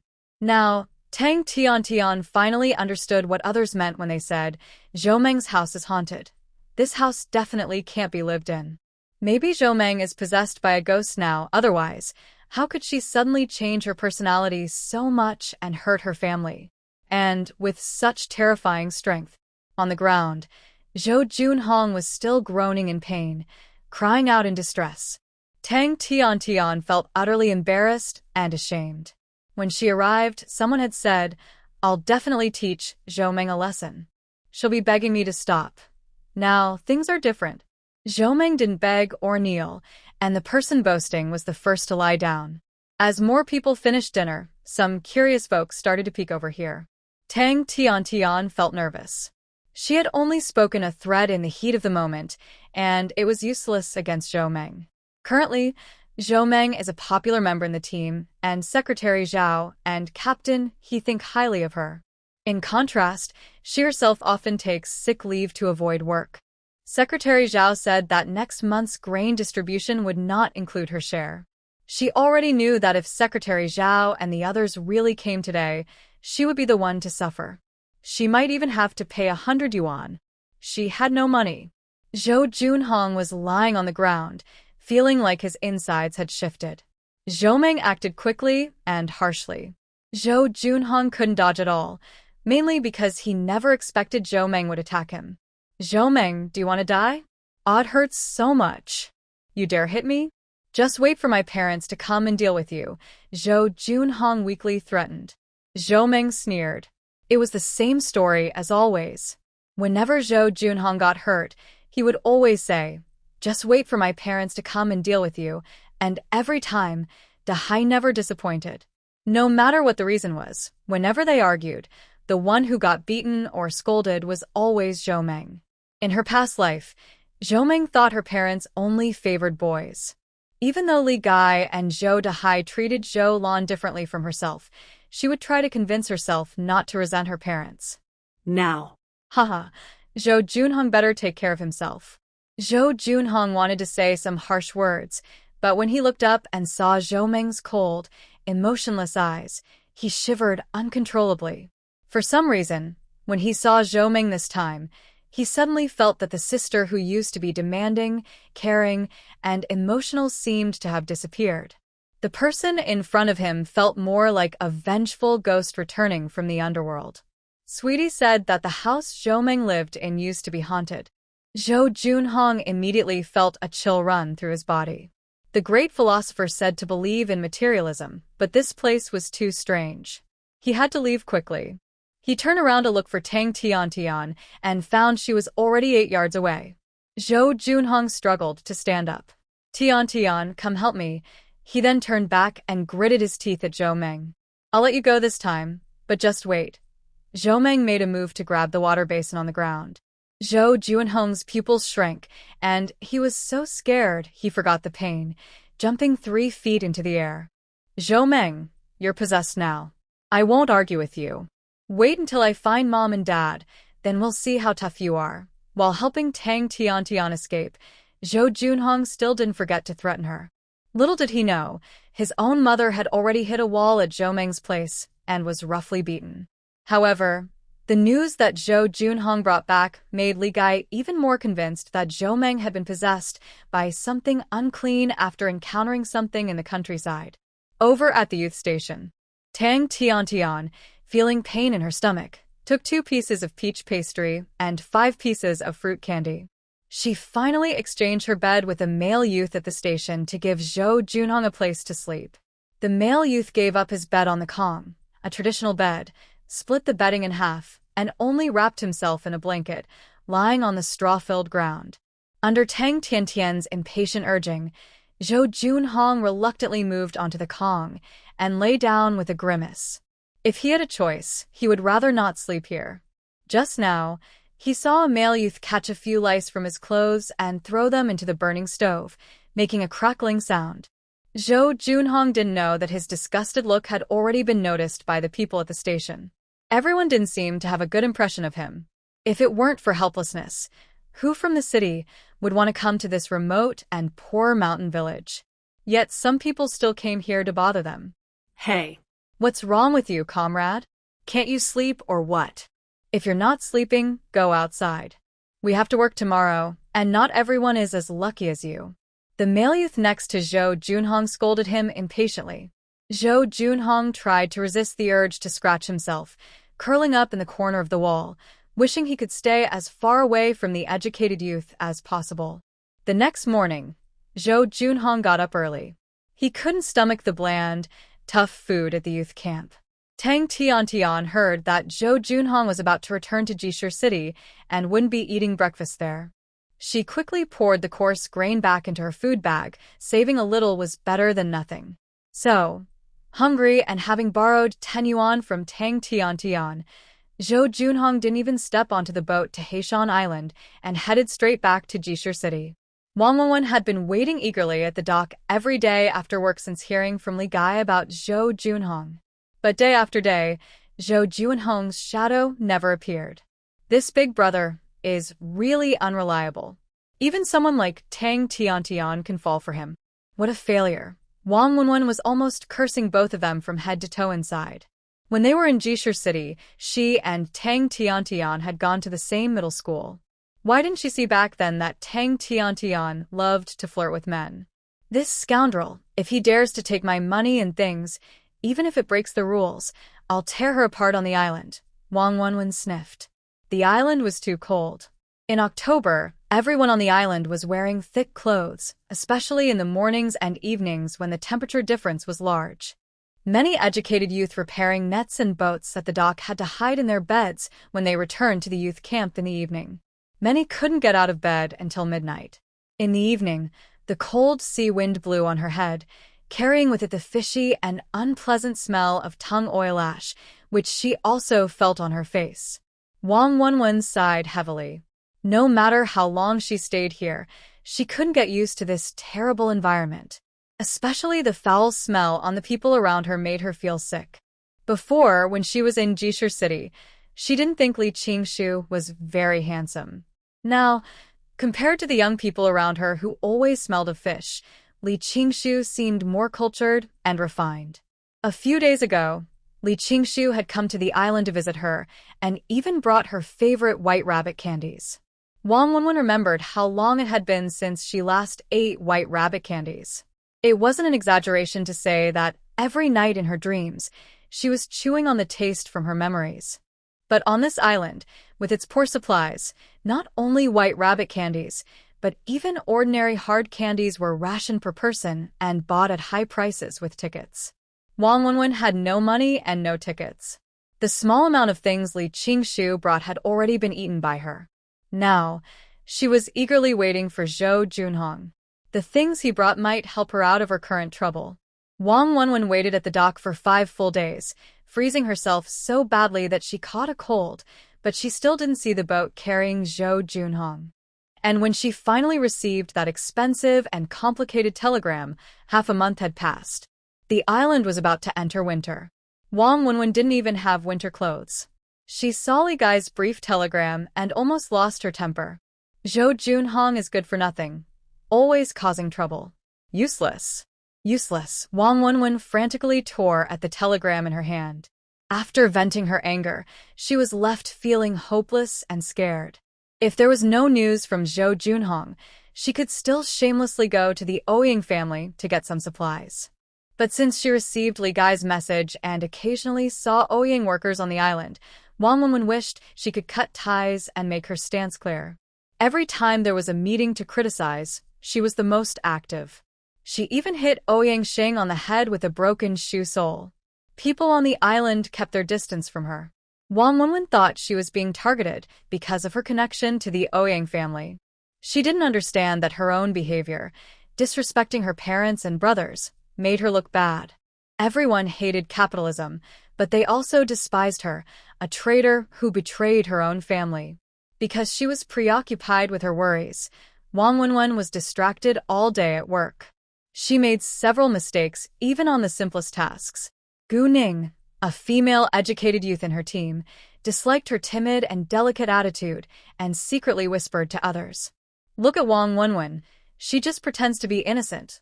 Last time, she pretended to be sick and convinced the team leader to give her a sick leave note. Now, I don't know what trouble she's planning again. Wong Win can't hear others whispering, but even if she could, she isn't in the mood to argue now. Winter is coming soon. If the supply ship stops running, no more supplies will come from outside, and she doesn't have the ability to survive the cold winter alone. She bites her lip and thinks, if nothing else works, I can ask Ouyang and Wang Yang. They probably won't watch me freeze to death, The Ouyang family, who are worried about the white-eyed wolf daughter, don't know Wong Win's situation. Even if they did, Wang Jing and Wang De hate her so much that they wouldn't care.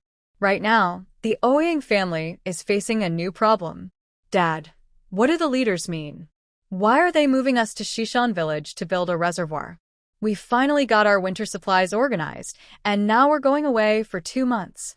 When we come back, our house might be falling apart. Wang Jing's worries are not unfounded. The house is actually just a simple shelter made of wood and straw, built quickly with a few wooden frames, and it shelters over 20 people. Ouyang Xing sighs. Last winter, because of poor cold prevention measures, 2 people froze to death at the farm. The leaders have been worried about this. Moving us temporarily to Shishan village to build the reservoir is both a safety measure and a labor need. The reservoir there is scheduled for major repairs every 5 years, and usually they have enough workers. This year is the 5th year, so they need to borrow workers from outside. They knew I teach geography and are familiar with this area, so they arranged for us to go there on purpose. Old Sui and the others didn't go. As for the house, they just asked them to help take care of it more often in their daily lives. After receiving accurate news from their father, Wang Jing and the others stopped fussing. They quickly and efficiently packed their winter supplies. The next day, they left the island with the help of the farm leaders' arrangements.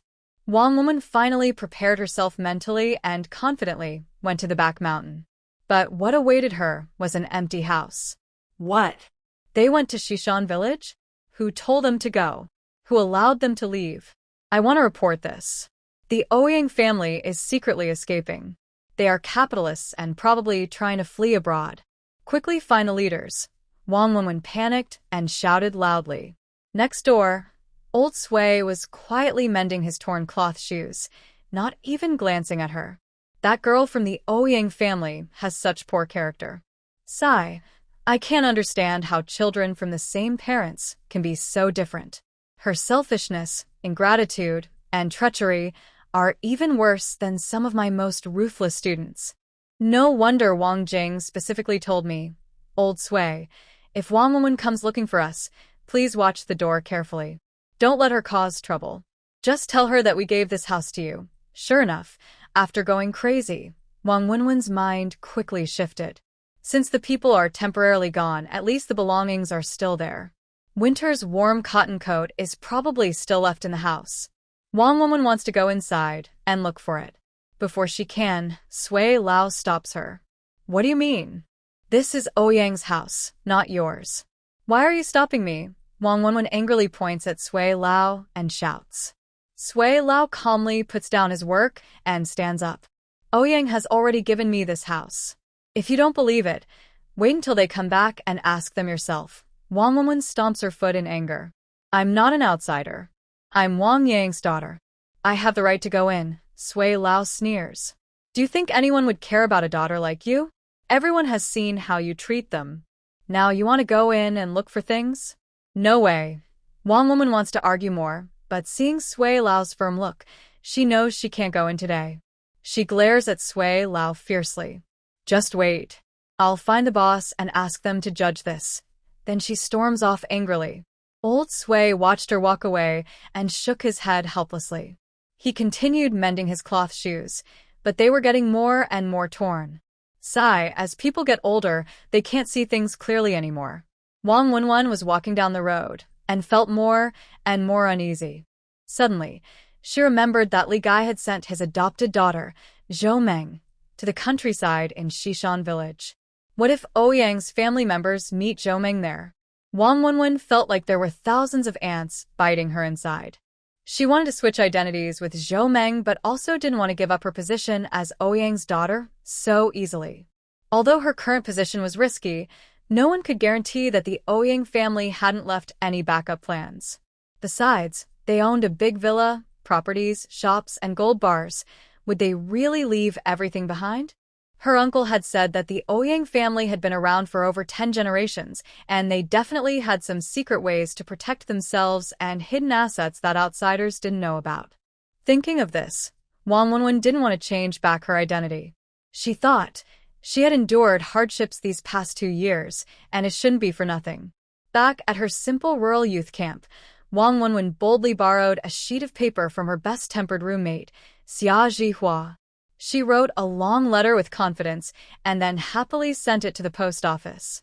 She was just waiting for Li Gai and Zhou Dashua to receive the message and act.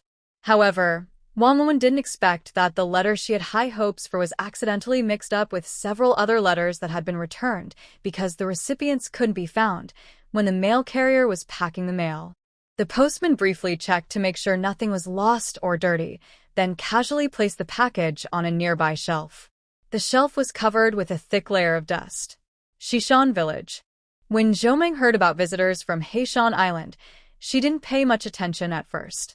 She wasn't confident enough to think that the women's director's position was powerful enough to easily arrange personnel transfers. However, when Captain He said, "This year marks the 5th year of the dam. Every day at 7 o'clock, all the educated youths will gather at the Western Dam. Let's work harder to finish reinforcing the dam before winter, hoping for good weather next year, a good harvest, and everyone living a better life." The villagers agreed and nodded. Usually, they argued about who worked less or tried to hide laziness, but now, when it came to the harvest next year, everyone was more serious.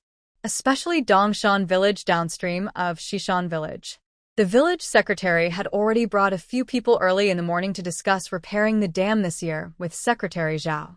Secretary Zhao's request was simple. Just arrange for the people from Hiuan Island to stay in your village. We will handle the rest. However, Secretary Yu from Donghan Village couldn't agree to this. Dongshan Village was somewhat better off compared to Shishan Village, but many families still struggled. There were many households that couldn't get enough food. The dozens of people from Black Mountain Island said they were here to help, but really they were just staying and eating for free. The leaders said, "Everyone has difficulties, so think of a way. How to think. The food can't grow from the ground, and houses won't appear out of nowhere. If we really bring these dozens of people who only eat rice back to the village, the villagers of Dongshan will be so angry they might eat them alive." Before we even started discussing fixing the dam, the secretaries from both villages argued fiercely over where the people from Black Mountain Island should stay. Secretary Zhao said, "Old you, can you still do what you promised me? Last year, when I pulled you out of the reservoir, you promised me that if I ever had trouble, I could ask for help. You even pounded your chest and said, 'If I have difficulties, I'll ask anytime. If you say no, it's like you're my grandson.'" Old Secretary Yu, frowning, nodded with a laugh. "Yes, I am your grandson, but I really can't take these people back. We've already paid the grain tax, and there's almost nothing left in the granary. The villagers are eagerly waiting to share the grain and money, but I have nothing. How am I supposed to take them back?" Secretary Zhao sighed heavily. Old Yu's trouble is also his trouble. But the leaders said, "These are water experts sent especially for you. One expert is worth several workers. Don't eat too much grain, just manage with what you have." How to manage? Not only workers but also families with children are here. Is this to help or to send refugees away? Secretary Zhao dares not say this aloud. No matter how worried the two secretaries are, the people of Black Mountain Island have arrived. Little Qiao Nian huddled in his mother's arms, looking around curiously. Since he can remember, he has lived in a desolate land surrounded by the sea. His usual playmates are dragonflies or ants, sometimes rats that accidentally come by. But usually, the next day, the rats are skinned and cooked in the villagers' pots. Life is very hard, and the villagers don't want to waste even a tiny bit of meat. Xiao Nian has never seen so many children his age. Some are playing wildly in the haystacks. Envious, he keeps blinking his eyes. Qinyan quietly watches her son's emotions. Seeing his longing and envy, her heart feels sour. Although he is only 3.5 years old, he is already taller than an adult's knee. On the island, nutrition is poor, and children hardly get enough to eat. His small body is topped with a big head. Every time Qinyan sees her son, her heart aches deeply. That's why she'd rather take her child to sea, even without enough food. Adults can endure hunger, but children cannot. Qinyan's mind is set. Even if she has to wash clothes and do chores for the villagers, she can also do embroidery and make clothes. She can do anything, just to earn some nutritional supplements for her child. Secretary Zhao couldn't bear to send the group of elderly, weak, sick, and disabled people back. The leader of Black Mountain Island was also an old boss of his, who had confided in him before. Old Zhao, I don't want to make things difficult for you, but with so many people on the island, we can't survive. The young and strong are okay, but those with pens and drawings are just skin and bones. Please consider this a favor for me. I appreciate your help, old Zhao. Zhao Rui found it hard to refuse anymore. In the end, after much persuasion, Secretary Yu of Dongshan Village finally agreed to take 3 people away. No more than that, and the children count too. The remaining dozen or so people had to find their own way. Before Zhao could respond, Secretary Yu seized the chance and quickly arranged for villagers to take the 3 people back to the village. Zhao looked at them and thought, well, they are all elderly. They can't do much work, but they won't eat much either. The rest left for him were either young boys or strong laborers. Zhao could imagine how exhausted he would be this winter, going around begging for food. The remaining people looked at Secretary Zhao with curiosity and confusion. Among them was Ouyang Xing and his family, who, along with the Song and Sun families from the back mountain, were left in Shishan village. Unlike my family, the Song and Sun families are both made up of working adults, while my family is busy taking care of children and elders. Ouyang Xing was worried that the serious-looking middle-aged man might dislike him, so he hurriedly explained. Leader, I can read water management maps. My son teaches geography and biology. My wife used to be a doctor, and my daughter-in-law can help with cooking and sewing. We can do any kind of work. We don't eat much. Just a simple meal for the children is enough. Zhao Rui sighed, feeling that the other person misunderstood him, but he didn't really want to explain, especially since 2 accompanying staff from Black Mountain Island were standing nearby. They were both managing the work and watching over them. Zhao Rui temporarily settled everyone at the village committee, then met with Hiuan and others to discuss how to arrange the group. Hiuan was also under a lot of pressure. If nothing else works, we can ask families with fewer children to make some space. Even if it's crowded, everyone can find a place to sleep. Zhao Rui smoked a dry pipe and said, that's easy to say, but where do we get the food? We need a place to stay, but we also need to give the villagers food. We can't just eat for free. The higher-ups haven't given me any grain. What am I supposed to give to the villagers? A few strong men, worried about food shortages, were so distressed they almost cried. In the end, Secretary Zhao decided to temporarily take some grain from the village to get through these days. Next week, he planned to go to the town to complain to the mayor, hoping to get a little help. They managed to get through the night this way. The next morning, Hiuan's wife, Zhou Meng, specially brought over 2 pairs of small gloves. Hiuan and Xing, the 2 children, happily grinned and jumped around. Li Yun shyly said, "Oh, Zhou Jiqing, you're so kind. I feel a bit embarrassed. You can keep some cloth tickets and cotton for yourself. Don't always think of us. These things are very precious." Zhou Meng smiled, happy to see the children so joyful. Li Yun also saw that Zhou Meng genuinely liked her children, so she didn't treat her as an outsider. When she had some good food or nice things, she would also give them to Zhou Meng. It's all about mutual kindness and exchange. Otherwise, with Hiuan's temper, he would be angry if he knew Zhou Meng kept giving him things. Zhou Meng curiously asked, "Annie, I heard Uncle He say this morning that someone from Black Mountain Island might come to help repair the dam. Did they arrive?" "Who are they?" Li Yun, while sewing shoes, casually replied, "Oh, don't mention it. Your uncle was worried about this all night and couldn't sleep. You said that the team leader only needs to manage production and shouldn't worry too much. He always talks about how hardworking the people are and that they shouldn't be treated unfairly. But in our village, there isn't even an extra place to live. Just this morning, your uncle went out to find a house for someone. Yesterday, those people had to sit close together and stay at the village committee all night. I heard that one family came with small children, which is really sad." While Zhou Meng was lost in thought, the curtain was pulled aside. Hiuan walked in and, as soon as he entered, casually handed Zhou Meng an apple. "Try this, just picked it." Zhou Meng didn't hesitate and took a bite. It was sweet. So sweet.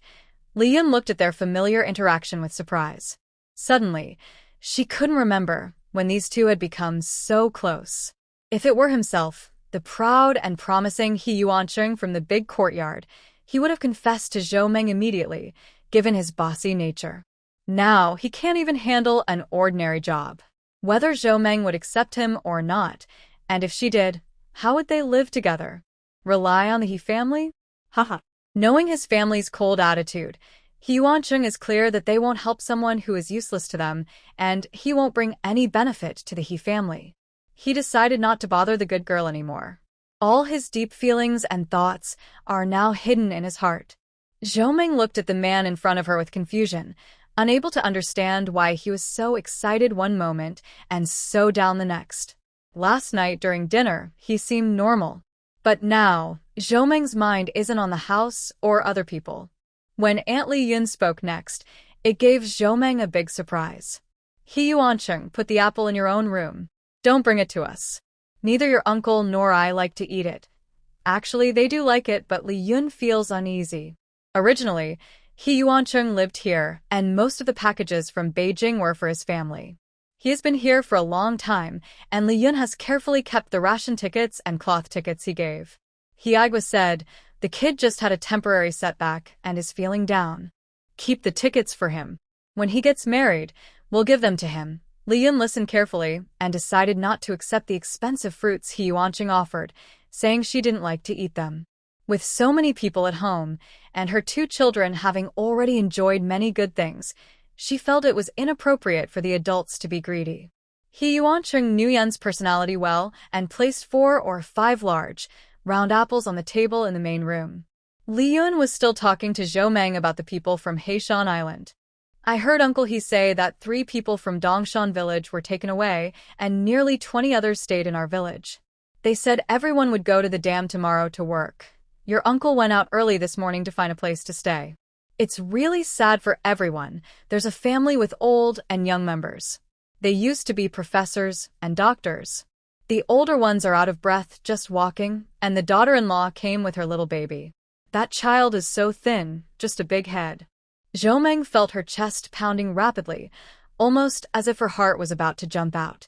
It was such a coincidence that her biological parents were a doctor and a professor. She heard that her older brother's youngest son was nearly 4 years old. All this information was gathered from Zhou Meng repeatedly sending supplies to the women's director on Hiuan Island and from the reports she collected. Zhou Meng clenched her lips and asked softly, "Auntie, what is that family's name?" Li Yun frowned in confusion, trying to remember. She thought hard but couldn't recall how Hiagwa had said it. "Ouyang," the man beside her replied in a deep, certain voice. Zhou Meng looked up and made eye contact with Hiuan through the curtain. Ouyang Xing was a professor at Jishur University. He has 2 sons and a daughter. This time, Ouyang Xing, his wife Wang Yang, their eldest son, daughter-in-law, grandson, and second son came to Shishan village. His youngest daughter did not come. Hiuan didn't understand why Zhou Meng was so interested in the Ouyang family. Since he sat here, Zhou Meng and Li Yun had been talking mainly about people from Hiuan Island. Specifically, Zhou Meng seemed to be asking Li Yun's aunt whether there was anyone from Hiuan Island she cared about. The Ouyang family was definitely someone she cared about, Hiuan was sure. He blurted out an answer. The woman opposite him paused for a few seconds, then took a deep breath and relaxed. When she heard the shocking answer, she held her breath unconsciously, then exhaled slowly. Hiuan didn't know much about Zhou Meng's past with the Ouyang family, but if it involved the Ouyang family, he could offer some ideas. Dr. Wong was very skilled in medicine before. A new soldier in our unit was treated by her. I just found out that Dr. Wong has come here. Zhou Meng listened eagerly. The things others mentioned or saw in her eyes were so fresh and attractive to her. These are my biological parents whom I have never met before. In my past life, I never had the chance to stand in front of them. I heard that they always suspected Wong Win was not their real daughter. My older brothers searched all over the country for Li Gai, but they never thought that Li Gai and Zhou Dahai were hiding right where they had once been sent away. Hiuan Chung was still talking, but Zhou Meng couldn't hear him clearly. She felt her eyes clouded with tears, and her nose was blocked, making it hard to breathe.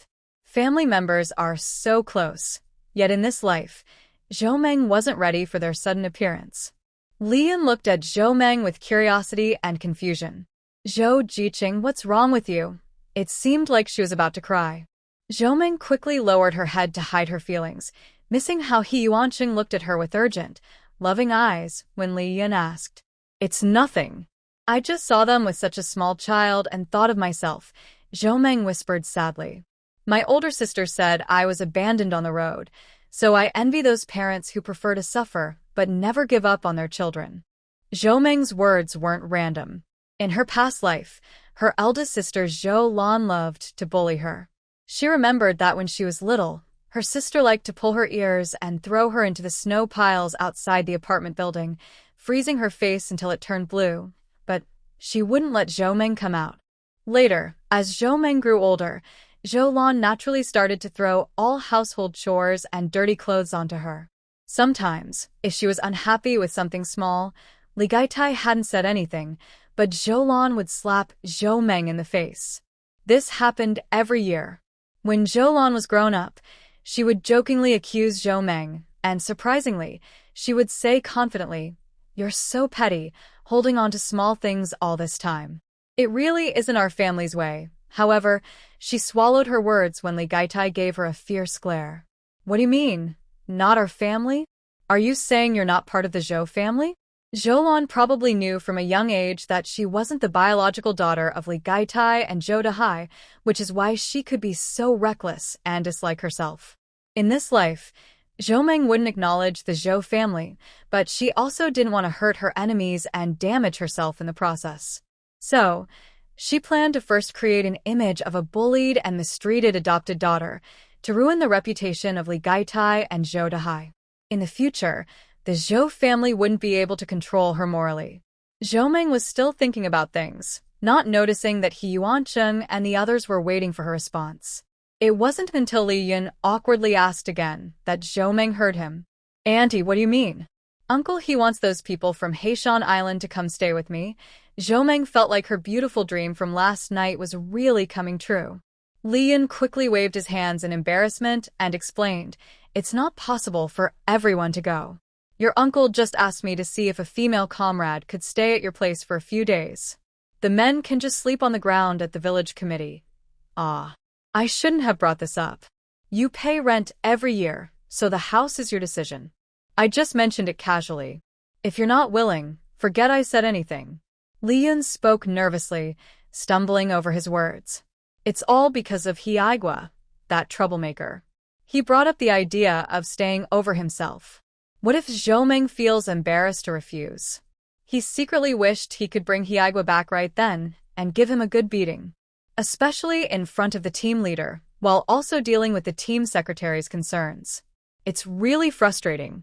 Zhou Meng didn't know how anxious Li Yun was feeling. She kept suppressing her emotions until she managed to calm her heart. "Auntie, I'm willing." "It's only right that Uncle He and Secretary Zhao help out. I should do this. I'll go home now to pack and prepare things.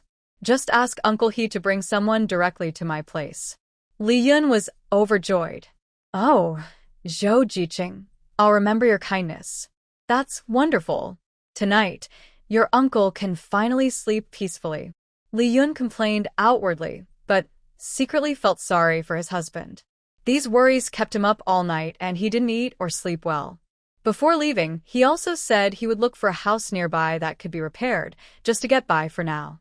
Now, everything is settled. These women can move into Zhou Meng's house, which eases Hiaigua's worries. Excited, Zhou Meng and He Yuanqing. Li Yun greeted them and then ran out the door. Zhang Xiaoxiao just got up from inside and looked at Zhou Meng's figure with curiosity. She asked, "Big brother He, sister Xiaomeng, where are you going? Why are you so excited?" He Yuanqing smiled slightly but didn't say anything. Li Yun sighed. Zhou Jiqing is really a good comrade, kind and straightforward. Unlike others who looked down on this or that, Zhou didn't realize she was misunderstood by Aunt Li Yun. She was busy chatting with the system in her space. System, give me 2 sets of cotton quilts and thick blankets, more of the adults' warm clothes and socks, and also, Zhou eyes sparkled, but before she finished, the system interrupted her. Host, you don't have enough points to exchange. Impossible. Zhou was surprised. I still haven't used the hundreds of thousands of points from last time. How do you keep track? The system called out, chuckled. Hee hee. Host, since you've been stagnant, the space has the right to upgrade itself. Last time, those points were exchanged for service permissions. Now you can unlock access to the main house. Zhou cursed. You're forcing me to buy things without my consent. No way, host. I also need to quickly earn points and level up. It's a win-win for both of us. Don't get excited. Go see what's in the main room. Maybe it will help you. Zhou snorted and said, yes, I spent over 1,000,000 points just like that. If you don't give me something else soon, you'll be acting unfairly. Zhou stepped toward the main room, passing through the carved corridor, and pushed open the big door. Thud. You do not have permission to access. Zhou eyes widened. What the heck, system? Come out and explain. A distant electronic voice responded. Host, you can only go to the room on the left side of the main house. The main hall and other rooms are not unlocked yet. Keep trying. No matter how Zhou called, the system remained silent and didn't respond anymore. Feeling helpless, Zhou went to the small room on the east side and opened the door. Inside, it was filled with small boxes. Are these herbs? Zhou picked up a brown, block-shaped item and sniffed it. The more he looked, the more certain he was. But Zhou knew nothing about these things. System, come out. Do you think all hosts are experts in astronomy, geography, and the 5 elements? These things you gave me, I have no idea how to use them. What good does unlocking this room do for me? The system sneaked out a panel, showing itself. Host, you don't understand, but I do. I can make medicines and prescriptions to treat heart and eye problems. As long as you give me enough points, I can create effective medicines for you. How's that strength pill you took? Does it make you feel unstoppable? That was just me messing around when I was bored. The system became more excited, as if seeing endless points calling to it. Honestly, this host doesn't do much and is easy to trick.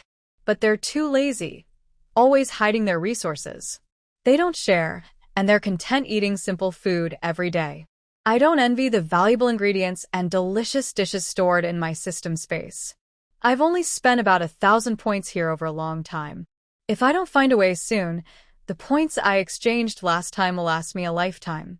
What will I do then? Still stuck in a low-level space, L1? A system that doesn't want to upgrade isn't a good system. Zhou listened to the system's rambling boast and caught the main point clearly. So, that strength pill was your own creation? Isn't it only unlocked when the space is unlocked? I exchanged several large pills with you, but in the end, you were just fooling me with fake products. The system suddenly stopped talking, saying too much. No matter how Zhou threatened or attempted it, the system refused to speak. Frustrated, Zhou sighed. Forget it. I'll open the box. You can see what you want and tell me. If the system could absorb things on its own, Zhou would suspect it secretly kept the items stolen from the Li family. Excited, the system eagerly exchanged some long-desired ancient artifacts with Zhou. Zhou watched as the paintings automatically floated onto the display shelf, and once the full protective covers appeared with detailed information, the exchange was complete. This time, Zhou gained 50,000 points. If he used them carefully, it would last a lifetime. But with the system's nature, Zhou believed that as long as he didn't spend his points, it would dare to help him upgrade for free and forcefully again. So, Zhou decided to spend freely from now on. After all, the items from the Leaf family were not legitimate, and with the system's help in keeping them safe, it was much better than them falling into bad people's hands. System, give me 20 pounds of pork, a few thick quilts and mattresses, and 2 sets of children's cotton clothes. The system looked satisfied at Zhou, who was spending wildly, and nodded. That's more like it. When there's profit, everyone benefits. By the way, there are quite a few treasures behind the mountain in Shishan village. Do you remember those things you found in the cave before? Let's go treasure hunting together another day. The system was still convincing Zhou Meng to keep exploring the treasures in the back mountain when the door was knocked.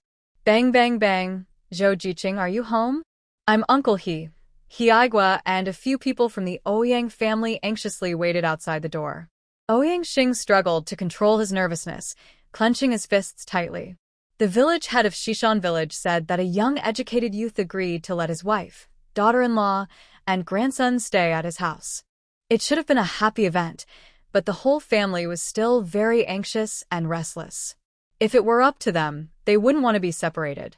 Over the past few years, there had been too much chaos. He had seen both good and bad sides of human nature. Many young and beautiful educated youth, once they went into the mountains, might never be seen again. Wang Jing's wife, Qin Yun, was known as a beauty from her youth. Suddenly, she was asked to bring her child and mother to live with strangers, which made everyone very uneasy. Not only Wang Jing was worried, but Ouyang Xing was also concerned. His daughter-in-law was the daughter of his close friend. Before his friend passed away, he promised to protect them with his life. So, even though they insisted on coming to the educated youth's home to thank them, Hiaigua's face looked very unhappy. There aren't many grown men gathering together just to thank someone. With so many people, what if Zhou Jiqing misunderstood and let them stay at her house? Wouldn't that make things more difficult for their work? Maybe my wife is right. The team leader should focus on team matters. Tasks like this should be left to Zhao Rui. Now, Hiaigua has completely forgotten that he once promised Zhao Rui he would take care of these people's housing issues, so he could confidently go to the town and pretend to be poor. While a few people anxiously waited, the door suddenly opened from inside. Inside, a face appeared that surprised and shocked Ouyang Xing and Wang Yang, completely unexpected. Wang De, holding his little nephew, leaned at the front. He had planned that if anyone had bad intentions, he would fight to protect him, even if it meant getting hit twice. But he was the one who made the biggest impact, his face. Why you? Who are you? Wang De stammered. Hiaigua curiously looked at Wang De, puzzled about what was wrong with this young man. It was their first meeting, and he was already asking about the girl from the youth team. Hiaigua's curiosity grew as he looked closer. Huh? This young man looks familiar. Who does he resemble? He scratched his head, trying to figure it out but couldn't quite place it. He turned his head in confusion, wanting to talk to Zhou Jiqing first. Then, he suddenly looked up. Oh no, I said, isn't this exactly like Zhou Jiqing? Zhou Jiqing, look quickly. Do you two have some kind of family relation? This man looks just like you, like twins. Even Captain He, usually calm and steady, was shocked by this coincidental surprise. Zhou Meng looked up and stared directly into the eyes of the people across from her. That middle-aged man with half-white hair must be her biological father. He looks so gentle and wise, wearing a faded, worn-out jacket that has been washed many times. The gentle and kind middle-aged woman beside him. Could she be her real mother? She looks very different from Li Gai. Li Gai has slanted eyes with more white, and Zhou Meng's deepest impression is that Li Gai often looks up from below, giving a tough and sharp impression. Zhou Meng has standard almond-shaped eyes, double eyelids, shiny black pupils, and when she looks at people, it feels like she can see right into their hearts. She looks exactly like the woman across from her. Wang Yang and the others were also stunned, standing there in shock, unable to react for a long time. Hiaigua was the first to react. He tapped the pipe and broke the silence, saying, Zhou Jiqing, these comrades are from Black Mountain Island. The two female comrades and the children are temporarily staying with you. The other male comrades are here to deliver luggage. They will return to the village committee with me shortly. After clarifying, Hiaigua made sure Zhou Jiqing didn't think he was overstepping. He had agreed only to send the female comrades, but now a few male comrades had been added. Zhou Meng came to her senses and moved aside to make way. Come in first, Uncle He. I've tidied up the room and things. I just didn't hear you earlier, so I kept you waiting.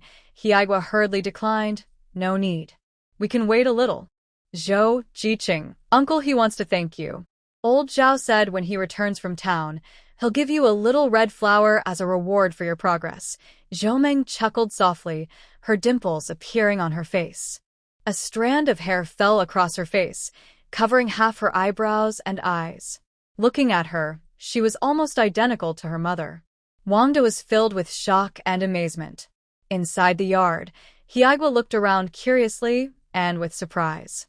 The last time he helped warm the pot for Zhou Jiqing, things weren't very organized. But now, the spacious yard was divided into two parts. On the west side, it was used for planting vegetables. Neat rows of big, green Chinese cabbages lined up like drops of dew on the ground. Nearby, there were tender spinach and radishes topped with green leaves. The east side of the yard was paved smoothly with stones, fitting together perfectly. Hiagwa looked carefully and saw that the stones were just common rocks on the back mountain. Only, they had been carefully knocked apart and reassembled on the ground by Zhou Jiqing, showing her skill. Hiagwa praised warmly, "Zhou Jiqing, your work on this yard is wonderful. It's hard to believe it was once overgrown with weeds and broken down." Behind them, Qin Yun held a bundle and, along with her husband and others, marveled at how bright and grand the house looked. They never imagined that the village committee in Shishan village would arrange such a good place for people like them. In the past 2 years, having been looked down on and beaten down, they remembered every small kindness deeply. Little Qiao Nian was carried in his second uncle's arms, his big eyes full of curiosity and happiness. He leaned close to his uncle's ear and asked, "Uncle, can we live here every day in the future? It's so nice here." Wangda held his nephew with a sad look. This silly child. Hiagwa turned around a few times, sighed contentedly. How wonderful it would be if all the educated youths could be like Zhou Jiqing, working efficiently, eager to improve, and thinking about making their lives better. That would be so reassuring. Most importantly, Zhou Jiqing had also contributed a significant amount of public funds to the village. Although it couldn't compare to the city, those 200 yuan were the biggest income the Shishan Village Committee had received in recent years. Not only did everyone have a good impression of Zhou Jiqing, but other children and villagers also liked this smiling, sincere young woman. Hiagwa, who had finished his task of delivering someone, didn't want to bother Zhou Jiqing too much. The team still had a lot of work to do. Although the harvest and the collection of public grain are finished, and planting wheat on the farmland is mostly done, repairing the reservoir is still not an easy task. Over the past few days, I've prepared many things. Hiagwa called Ouyingxing and others to prepare to leave. All right, you've seen the person. Zhou Jiqing is the most reliable person, so you can rest assured about his wife and children staying here. By the way, Zhou Jiqing, I will bring the grain rations for these people in a few days. Hiagwa shyly scratched his head. It will be soon, don't worry. It's understandable that Hiagwa feels a bit embarrassed. In the eyes of Hiagwa and Secretary Zhao, Zhou Jiqing's actions are a voluntary contribution to Shishan village, and they also relieve a heavy burden on their hearts. As for himself, this time he came to deliver people. He not only forgot to bring the grain rations in advance, but also had to delay for a few days, which feels a bit unfair. Fortunately, Zhou Jiqing doesn't mind. He cheerfully waved his hand and said, "No rush, uncle. I still have some grain at home. Although my parents are not very kind to me, my friends sent me a lot of grain coupons and cloth coupons.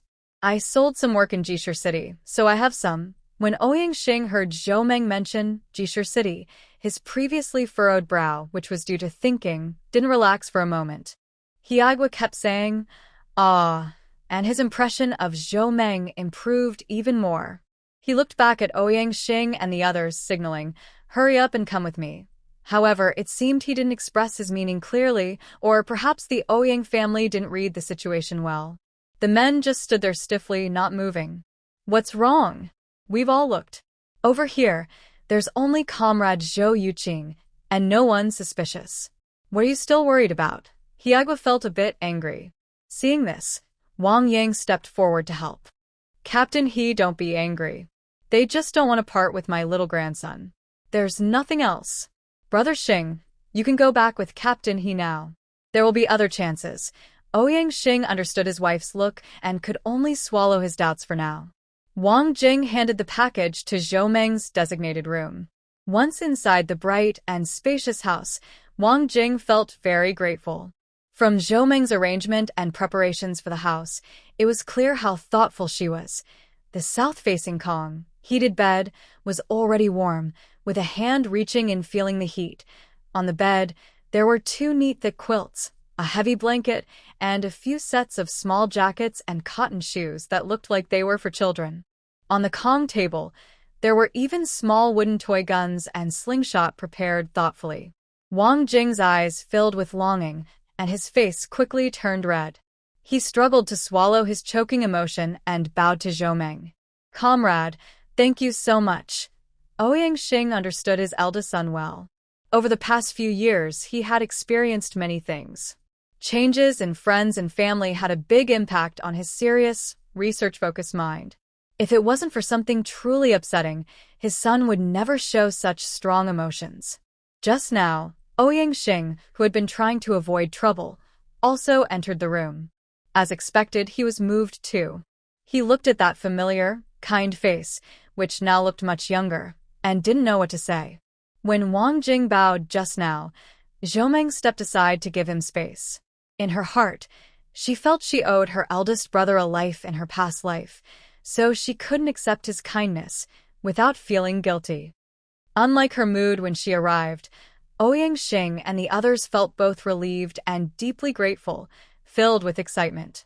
Ouyang promised Hiuan, "Captain He, thank you so much. Our Shishan village has been so kind to us. Rest assured, we will do our best to repay Shishan village with all our knowledge." Hiuan scratched his head, wanting to explain but unsure how to start. He simply kept silent and accepted this heavy gratitude quietly. At Zhou Meng's home, Qin Yun was holding his son, standing by the Kong. Zhou Yan had long been eager to see the small pistol and slingshot on the Kong table. He desperately struggled to climb onto the bed to play with the toys, but was repeatedly pushed down by his mother. Aside from the environment on Black Mountain Island, Zhou Meng's house was among the best compared to other villagers' homes. That warm Kong bed, Qin Yun couldn't remember the last time he had been in such a cozy and comfortable place, let alone little Zhou Yan. Every day, he slept on a cold, damp straw mat on a wooden board, and the child's body was always chilly. Wang Yang nervously leaned against the edge of the Kong, facing Zhou Meng, her lips moving as if she wanted to say something but didn't know how to start. For a moment, everyone fell into a strange, tense silence. "Auntie, I want." Zhou Yan, unable to get support from his mother, finally reached out his small arm to Zhou Meng, seeking help. Zhou Meng looked at the tiny child, her heart full of tenderness.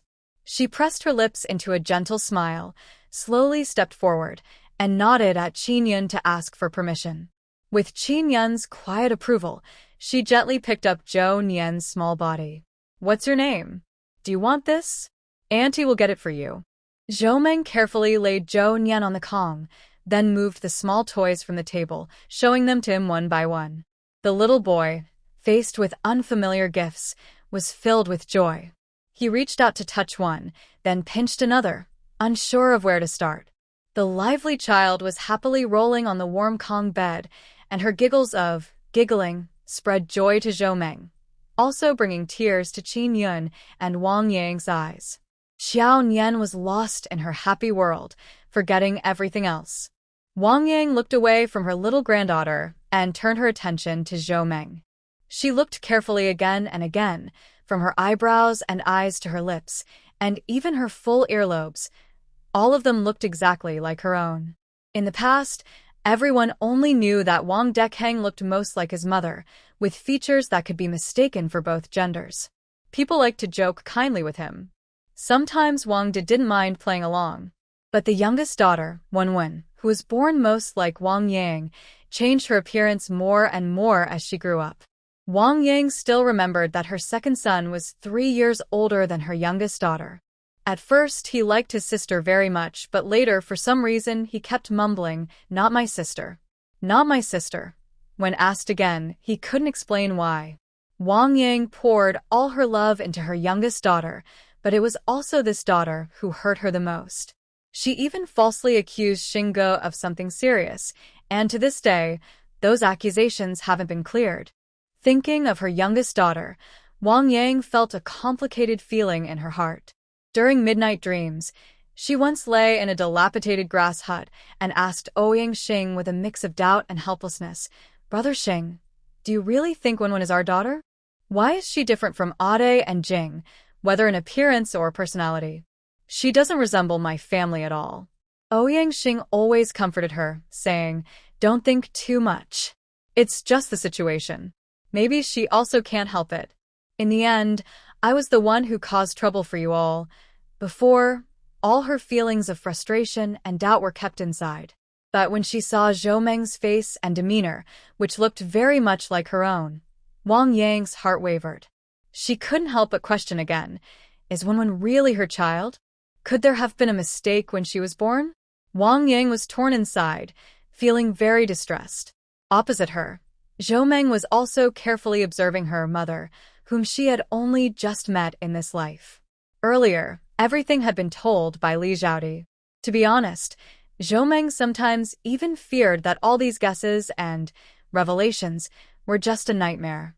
She was most afraid that in the end, after all the torment, Li Zhaodi would say, "Actually, I was lying to you. I don't like you, my daughter. I prefer Zhou Lan and Junhong."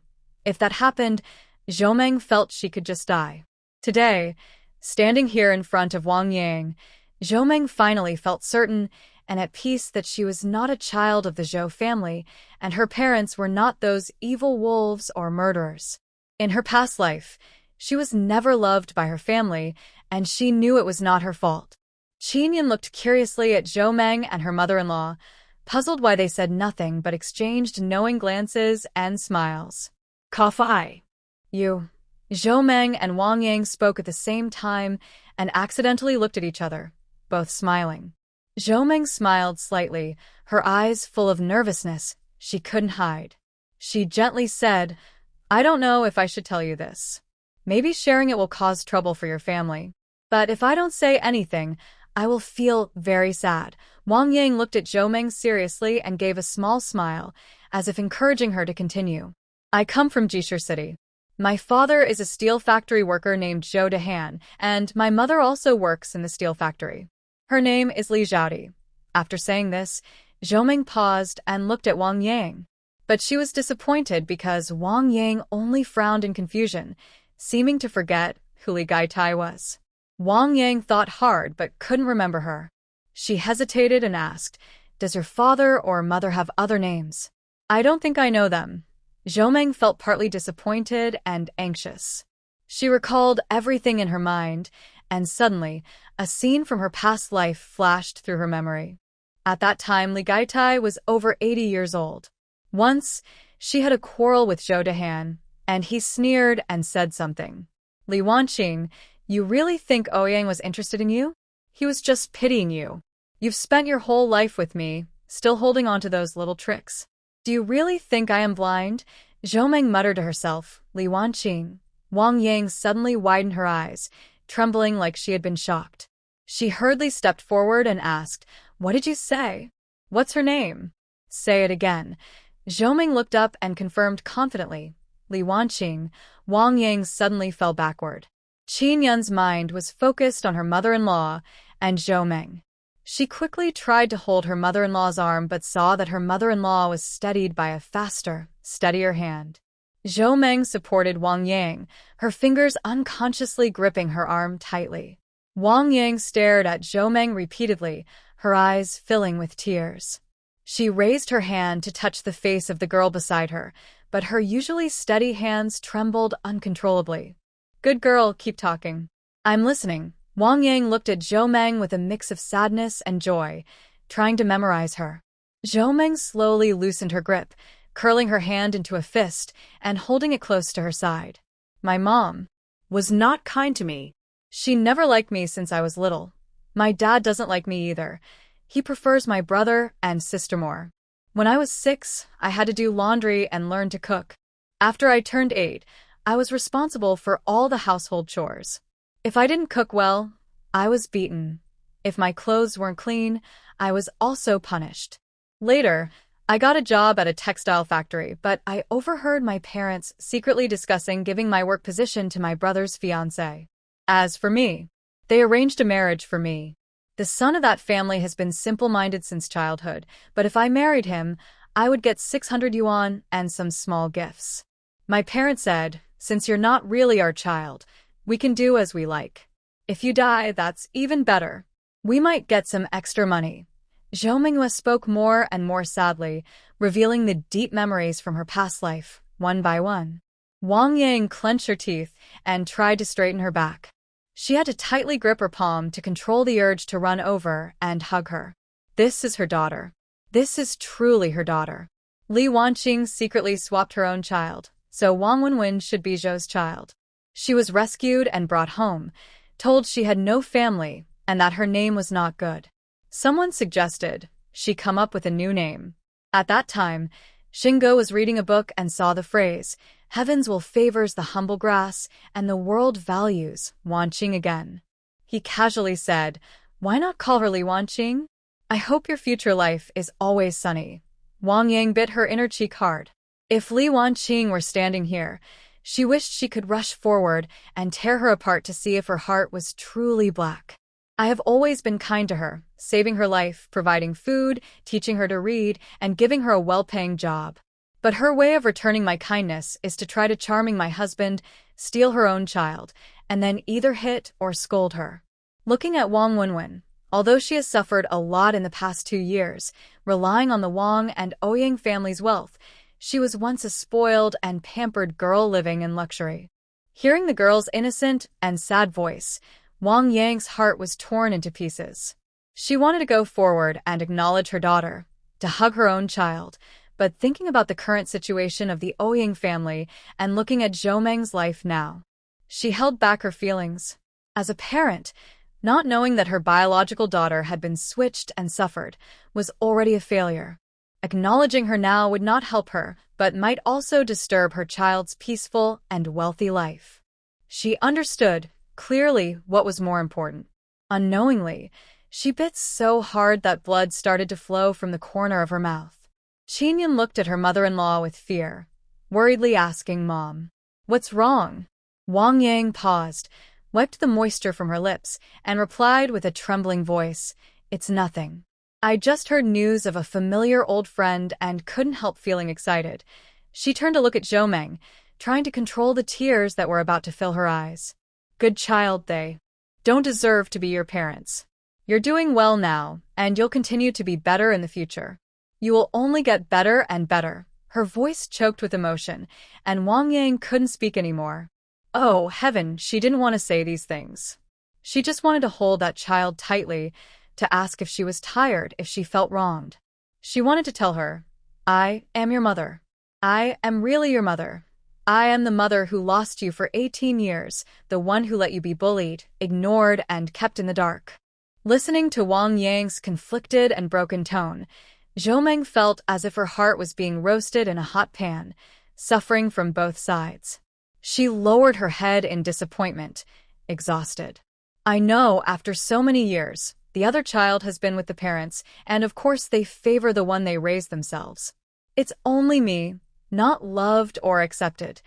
Qinyan listened confusedly to their conversation, feeling like there was a lump of glue in her mind. She thought she was about to figure out the whole story. Wang Yang looked at her daughter with sadness, her eyes full of love and worry, just like her own. "It's not like that. We are like this now. Good child. You will be well, live a long life, and everything will go smoothly. You are not unloved or unwanted. You were born into the hopes of your parents and brothers." Qinyan gasped in shock. What does the mother-in-law mean? The girl in front of her, who looks very much like the mother-in-law and the younger brother-in-law, is she her biological daughter? And what about Wong Win? Who is Wong Win? What exactly is going on? When Zhou Meng heard her biological mother's words, she didn't back down. Instead, she looked up directly at her, stubbornly wanting to hear the truth. "Don't you want to acknowledge me?" Wang Yang's eyes were filled with tears. She stood there, looking at Zhou Meng repeatedly, imagining her child's face over and over in her mind. Wang Yang wanted to say something cruel to refuse, but she couldn't bring herself to say it. The child has already suffered enough. How can I, a mother who has never met her and is unfit, hurt her even more? Zhou Meng sighed. She seemed to joke lightly and said, "You know, a few days ago, Zhou Junhong, the eldest son of the Zhou family, came to see me. He said that I took the money meant for his marriage, and I should obey the arrangements of Li Gaitai and Zhou Dahai unconditionally. He was furious and resentful because I went to the countryside without permission, ruining his plans. His partner also left him, and he stormed in, angry enough to hit me. But he is my official older brother, and no one has the right to demand he leave my house." Wang Yang was so angry she was trembling and shouting. "He dares. What is he? He's not worth it. You are my child, and your brothers are Ouyang Jing and Ouyang Da. You were born amid the hopes and expectations of your brothers. Their family, the Zhou family, are just some mean little thieves and troublemakers." Qin Yun felt cold and almost choked from the shock. This woman, it turns out, is actually the biological daughter of the mother-in-law. From what I hear, she was swapped at birth. So, Wong Win is not her real daughter? No wonder. Wong Win's selfish and unkind nature, her quick change of attitude, and her attitude of, "my milk is my mother," have nothing to do with the Ouyang family. If it weren't for her malicious and twisted false accusations, the parents-in-law wouldn't have been sent to such a harsh island. Meanwhile, Qin Yun was lost in thought, but her mother-in-law, Wang Yang, could no longer hold back. She rushed over to Zhou Meng and hugged her tightly. "My child. Mom is sorry. Mom didn't do well. You were swapped at birth for so many years, and I didn't recognize you. You must be feeling very sad and upset. It's my parents' fault, I'm sorry." Zhou Meng, having lived through 2 lives, was held in her mother's arms for the first time in her life. It turns out that a mother's embrace is so warm, and true family members can see your sadness and unfairness at a glance. It turns out that family members are just afraid they can't give you the best, worried they might hold you back from moving forward. Zhou Meng leaned into her mother's arms and cried happily and freely. Qin Yun stood nearby, holding his confused son, wiping away tears together. Suddenly, little Xiao Nian pointed at Zhou Meng and cheerfully called out, "Auntie, Grandma, don't cry," holding her crying daughter, and Zhou Meng, hearing the child's innocent words, couldn't help but smile through their tears. Wang Yang carefully wiped her daughter's tears and softly comforted her. "Don't cry anymore, good girl. In the future, Mom and Dad will make up for what we owe you. It's just not the right time now, so you'll have to endure a little hardship." Zhou Meng held her mother's hand firmly and said confidently, "I'm not upset. As long as you accept me, I am your child. Mom, difficulties are only temporary. Let's work together and believe in our country." Wang Yang and Qin Yun quickly nodded. "Yes, as long as the family stays united, we can overcome any hardship." At that moment, there was a gentle knock on the door. Qin Yun listened carefully and said confidently, "Mom, it's Xu Jing. I don't know if Dad and Xiao came together. If they knew this news, they'd be very happy." Zhou Meng sat with her mother on the kong, a traditional bed, while Qin Yun hurried to the door and opened it. Standing outside was her husband, Wang Jing. Wang Jing, sweaty and tired, handed his wife a small bag and said, "This is grain I traded with a fellow villager. It's enough for 3 days. You two eat first, don't worry or feel embarrassed. Once I work hard to earn some work points, I won't let you go hungry." Qin Yun looked dazed as she opened the cloth bag, which contained a shallow layer of coarse rice, about 5 or 6 jin, a Chinese weight measure. She lifted her foot and carefully wiped the sweat from her husband's face with a clean part of her sleeve. "Where did you get this grain? What did you trade for it? You don't have money or ration tickets on you." Wang Jing chuckled softly. "Don't worry about that. Anyway, you won't go hungry. Dad told you, and Mom not to worry, we're here." Qin Yun stared at her husband, kept looking until he felt embarrassed and blushed, then she suddenly chuckled.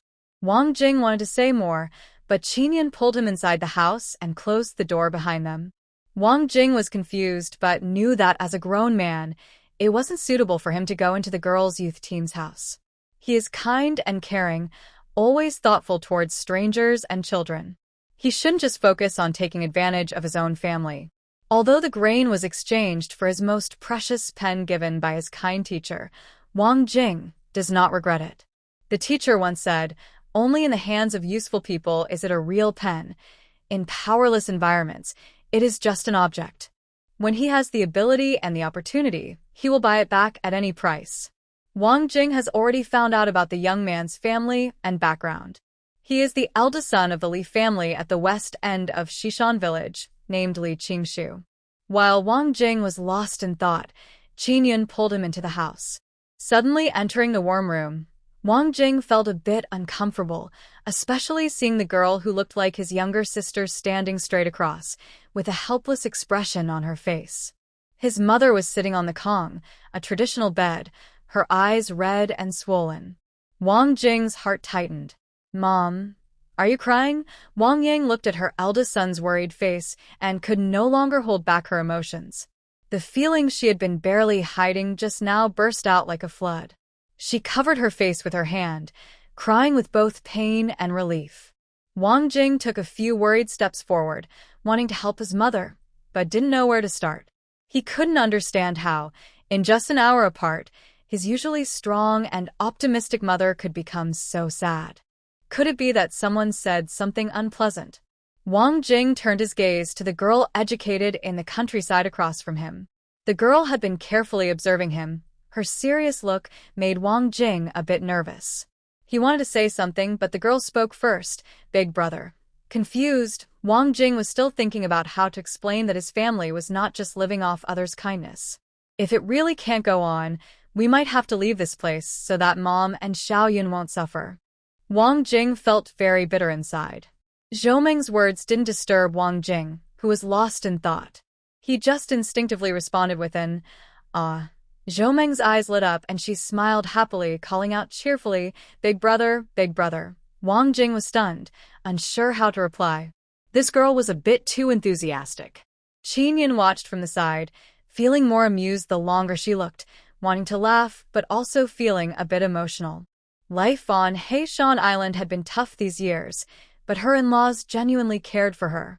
Qinian thought that no matter how hard life was, there was still hope. So, she couldn't imagine what kind of emotional comfort Zhou Meng, a small child, would need to survive in that wolf-filled family. She wondered how Zhou Meng managed to endure such hardships and still live so well on her own in the countryside. How difficult must that have been for her? At this moment, Wang Yang had already stopped crying. She stood up, took her son's hand, and then hugged Zhou Meng, holding her children's hands tightly together. Wang Jing was surprised and wanted to break free, but his mother's choking words kept him in place. "Xu Jing, this is your sister. This is your real sister. She was swapped at birth by Li Wanqing. Wong Win is Li Wanqing's biological daughter, but Xiao Meng is our child." Wang Jing blinked, trying to understand what his mother meant. Swap children? The girl in front of him was his real sister?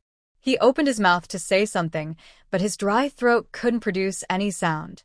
Wang Jing looked up and carefully examined the girl's face.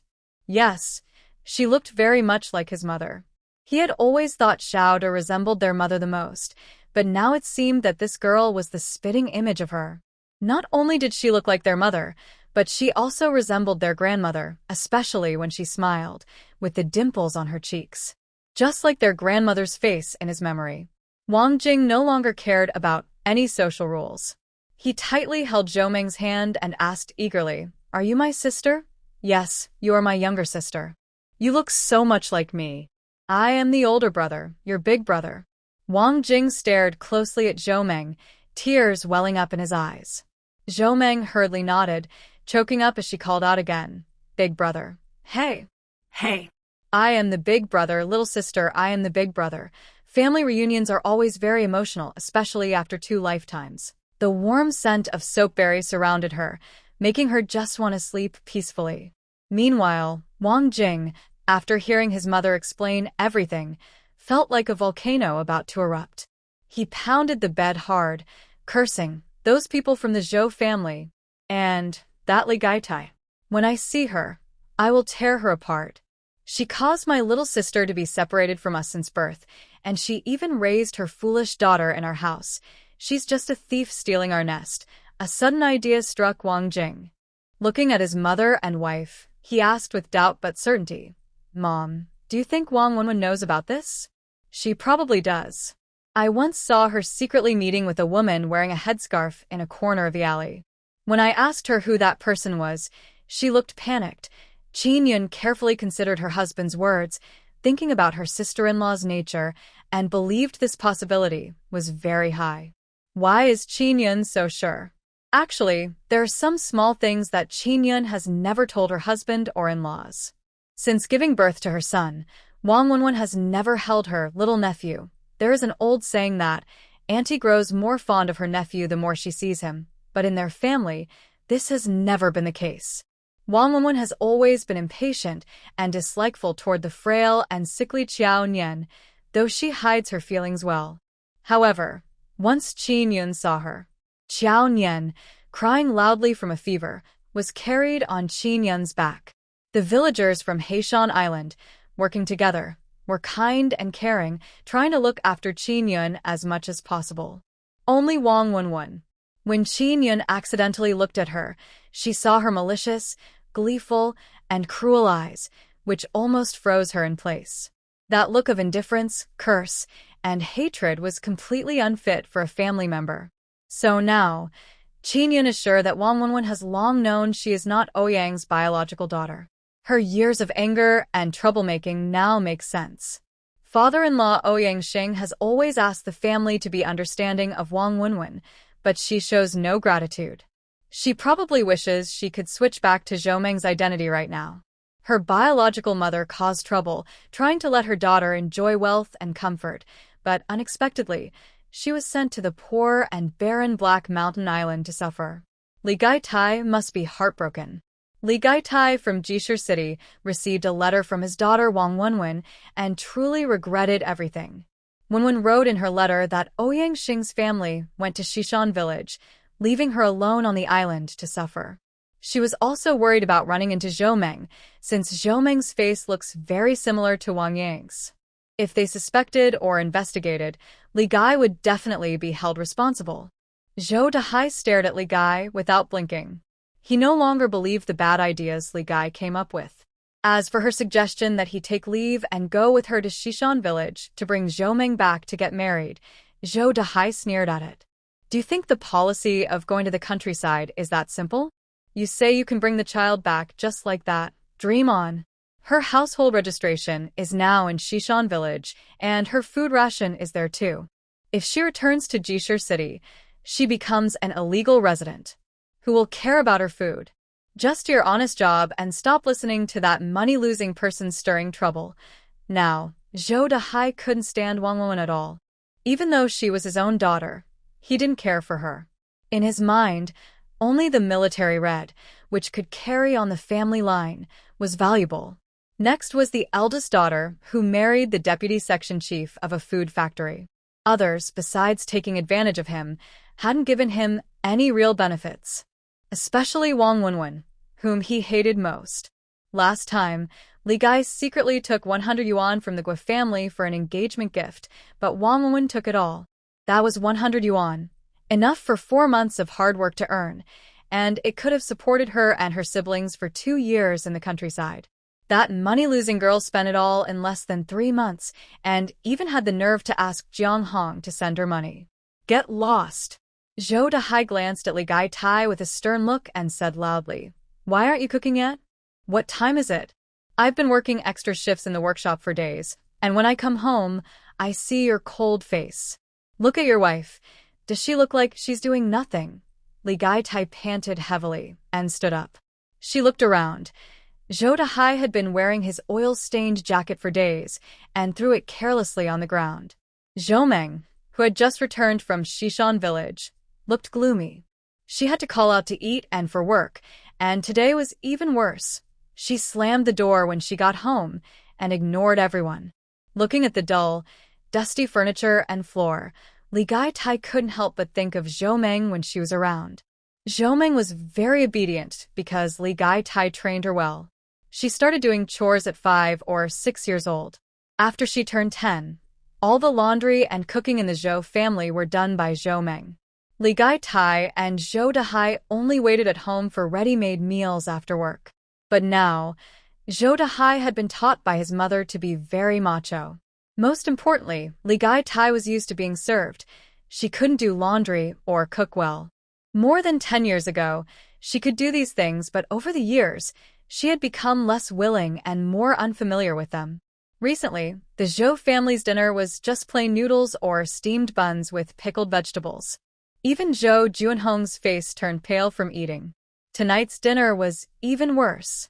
Li Gai-tai simply brought out a few corn buns and a dish of stir-fried, burnt cabbage with radish. Zhou Junhong was so angry, he threw down his chopsticks. "Mom, how long has it been since we last ate meat? I work so hard every day and can't even get a little oil or fat. Are you trying to starve me? Just at the beginning of the month, I got my paycheck. Why don't you buy some meat? We could even make dumplings to eat." Li Gai looked at the steamed bread in his hand but couldn't bring himself to eat it. "Do you think I don't want to eat meat? No money. Your father sent his salary home this month. My small paycheck is used for buying vegetables, rice, and paying for the house's electricity and coal. Just having a steamed bread is good enough." Li Gai shot a sharp look at Zhou Dahai. Zhou Dahai, panting heavily, wanted to slap Li Gai but hesitated when he thought of his two brothers-in-law. He slammed his chopsticks and the steamed bread onto the table with a loud noise. "Eating dinner is always trouble. Marrying you has been my biggest misfortune." Zhou Dahai stormed out of the house. Li Gai stood there stunned, watching his son with a mix of helplessness and frustration. Overcome with sadness, he rushed into the bedroom and cried loudly on the bed.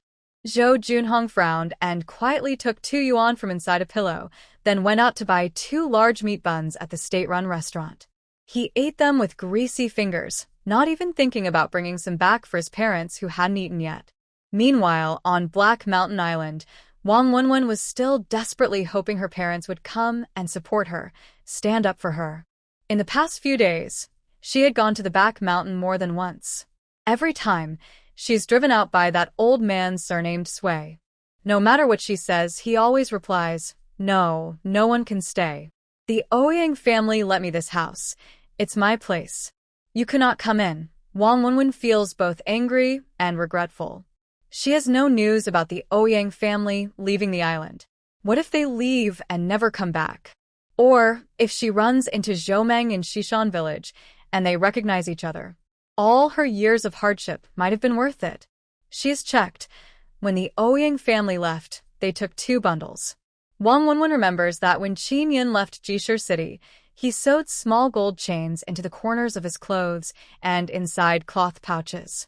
She has suffered so much for the Ouyang family's biological daughter. It's only fair to get some gold, silver, or jewelry as compensation. Wong Win knows that Qin Yin's clothes are stored in 2 wooden boxes, which are definitely inside the house. That hateful old man. Wong Win is so angry she feels like vomiting blood. But no matter how she threatens or bribes, the old man Sui refuses to budge. Helpless, she can only leave for now, hoping to find another chance to sneak back and check. Right now, Wong Win places all her hope on Li Gai-tai. She desperately wishes Li Gai-tai would come to visit her, or send some packages, food, or ration tickets. She is about to run out of food. While waiting at the dock with her neck stretched out, Wong Win curses the Ouyang family and Zhou Meng in Shishan village with all her might. West Mountain Village, Wang Jing, who had left Zhou Meng's house, was carrying a few freshly steamed white buns and newly cooked dishes. He staggered along the road toward the dam at the reservoir, feeling dizzy. He stepped lightly and unevenly, as if walking on cotton. All his anger and resentment toward Wong Win seemed to disappear. Now, Wang Jing was filled with happiness and relief. He couldn't wait to return to his father's side and share this good news. At Zhou Meng's house, Qiao Nian sat happily in his mother's arms. Opposite them, a beautiful aunt had prepared many delicious foods. Xiao Nian kept swallowing his saliva and couldn't hold back. Especially the pot of potato stew in the middle of the table, fragrant and tempting. Xiao Nian eagerly pointed at the food, saying, "Meat, meat." Wang Yang looked surprised at the meal on the table. Plain white buns without any black flour, potato stew, stir-fried pork with cabbage, and a small bowl of tomato and egg soup. There was also a portion of green pepper stir-fried with meat that Xu Jing had taken away. This is so luxurious. Xiaomeng, did you use up all the grain and meat coupons to make so much? My sister-in-law still has some leftovers. I'll bring them to you later, Qinyan said, both touched and worried. Xiaomeng smiled, comforted her sister-in-law to sit down, and handed her a warm bun. Using clean chopsticks, she picked up a piece of the tender stew meat and fed it to her nephew, saying, "Time to eat. From now on, we can eat meat every day." Is Xiao Nian happy? The little boy eagerly swallowed the meat that was offered to his mouth. Seeing the child eat eagerly made Xiaomeng smile, and it also brought tears to Wang Yang and Qin Yan's eyes. All these dishes were prepared in advance by Xiaomeng and kept warm in the pot. If Wang Yang saw how much Xiaomeng had cooked, she probably wouldn't agree. Although she knew her daughter was showing kindness and good intentions, she still didn't want her to do it. Especially now, since she had never raised a child before, she felt uncomfortable coming to take advantage of her daughter. Qin Yun could tell from her mother-in-law's expression what she was thinking, so she understood what to do without her saying anything. She carefully tore off a small piece of bread, dipped it in the vegetable soup, and fed it to her happy son. She only took a few bites of cabbage and potatoes herself, without touching any meat. Xiaomeng watched her mother and sister-in-law carefully and cautiously, feeling a deep sadness inside. She wanted to say something, but she knew it wasn't the right time. Under her deliberate stern look, threatening to be angry, her sister-in-law and mother finally ate a piece of bread, while Xiao Nian ate half a large plain bun. The little child, with a full belly, lay comfortably on the warm Kong bed, playing with the toys her aunt had prepared. Qinyan looked at the happy child and Xiaomeng, who was smiling lovingly and coaxing Xiao Nian, and her eyes filled with tears. Wang Yang carefully put her and her family's thin clothing away. Xiaomeng remembered that before her eldest brother left, he said he would talk to their father and second brother about the news, and they would come after dark.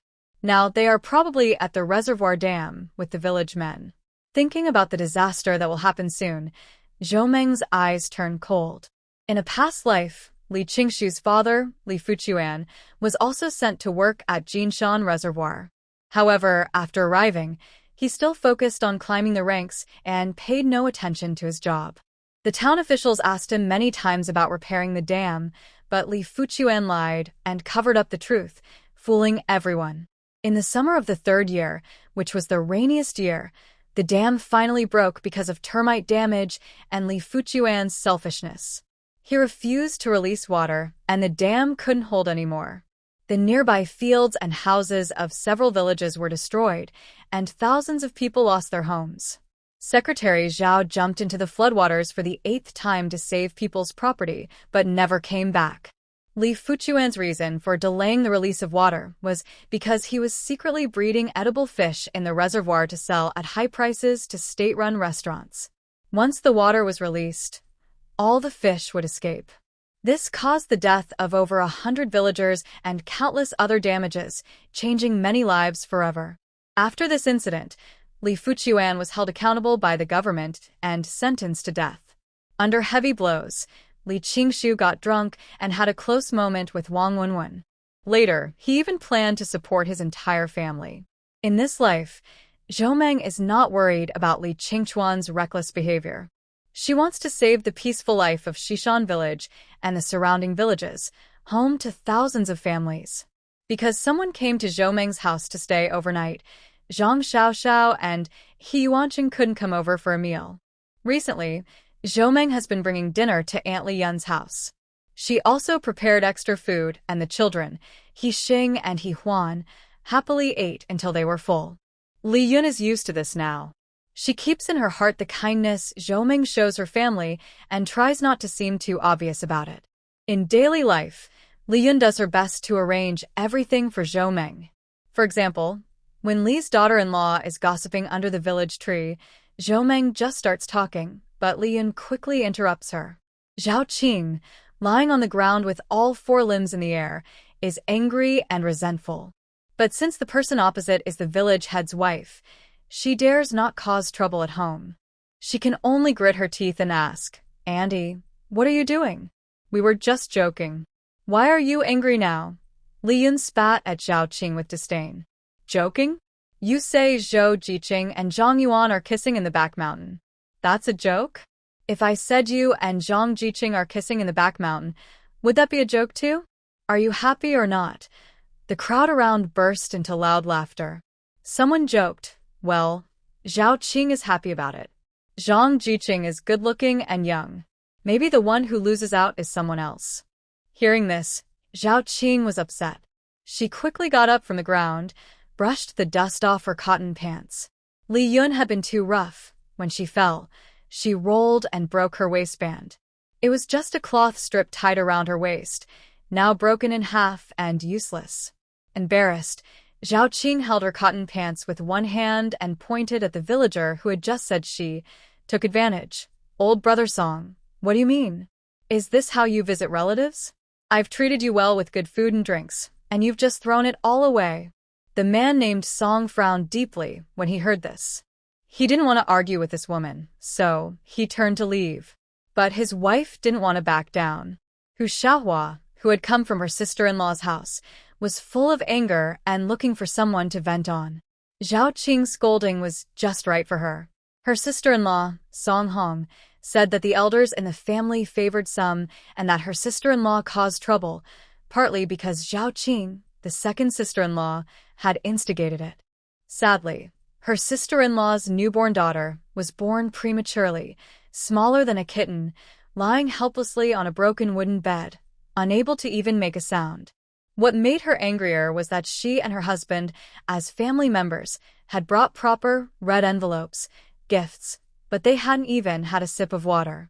Song Hong, weak and exhausted, lay in the broken wooden shed, leaning against the wooden bed, watching her child cry. At the entrance there were a few basins. Hu Xiaohua looked around. It had just rained yesterday, and the roof was still dripping water. How can a new mother live in such a damp place? Song Gang couldn't go inside, so his brother-in-law Li Fugan sat with him in the main hall, chatting. Song Hong looked at her sister-in-law with concern, and her eyes welled up with tears. "Sister-in-law, I really can't get through these days." Hu Xiaohua, when she was young, had a good relationship with Song Hong. After marrying Song Gang, her sister-in-law and mother-in-law were very easy to get along with. Later, after dividing the family, her sister-in-law was always quiet and didn't cause trouble. The parents-in-law were also fair and just. Because of this, Hu Xiaohua was grateful. Just now at the Li family, no one in the whole family had a moment to entertain her. The family visitor, old lady Li, only showed herself briefly when she brought over the red envelope bundle and otherwise stayed in her own room. Song Hong was thirsty and wanted some water.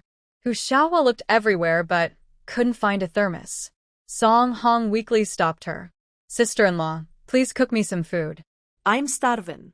Since I gave birth yesterday, I've only had a few sips of rice soup, and the baby hasn't even had a drop of milk." Hu Xiaohua was both angry and surprised. She wanted to go into the main hall to scold her brother-in-law, but worried about Song Hong's health, so she could only go to the kitchen to find something. However, after searching everywhere, she couldn't find the bundle she brought with her. Hu Xiaohua looked up at the tightly closed door on the east side of the main hall. Her eyes darkened slightly. She turned around and pushed the door open. "Auntie, it's so strange. The red envelope and cloth I gave to my sister-in-law are gone. That was something our family sent to help the girl recover her health. If we can't find it, people will start to complain." Inside, Grandma Li, who had been secretly eating, was caught off guard by her third daughter-in-law's boldness.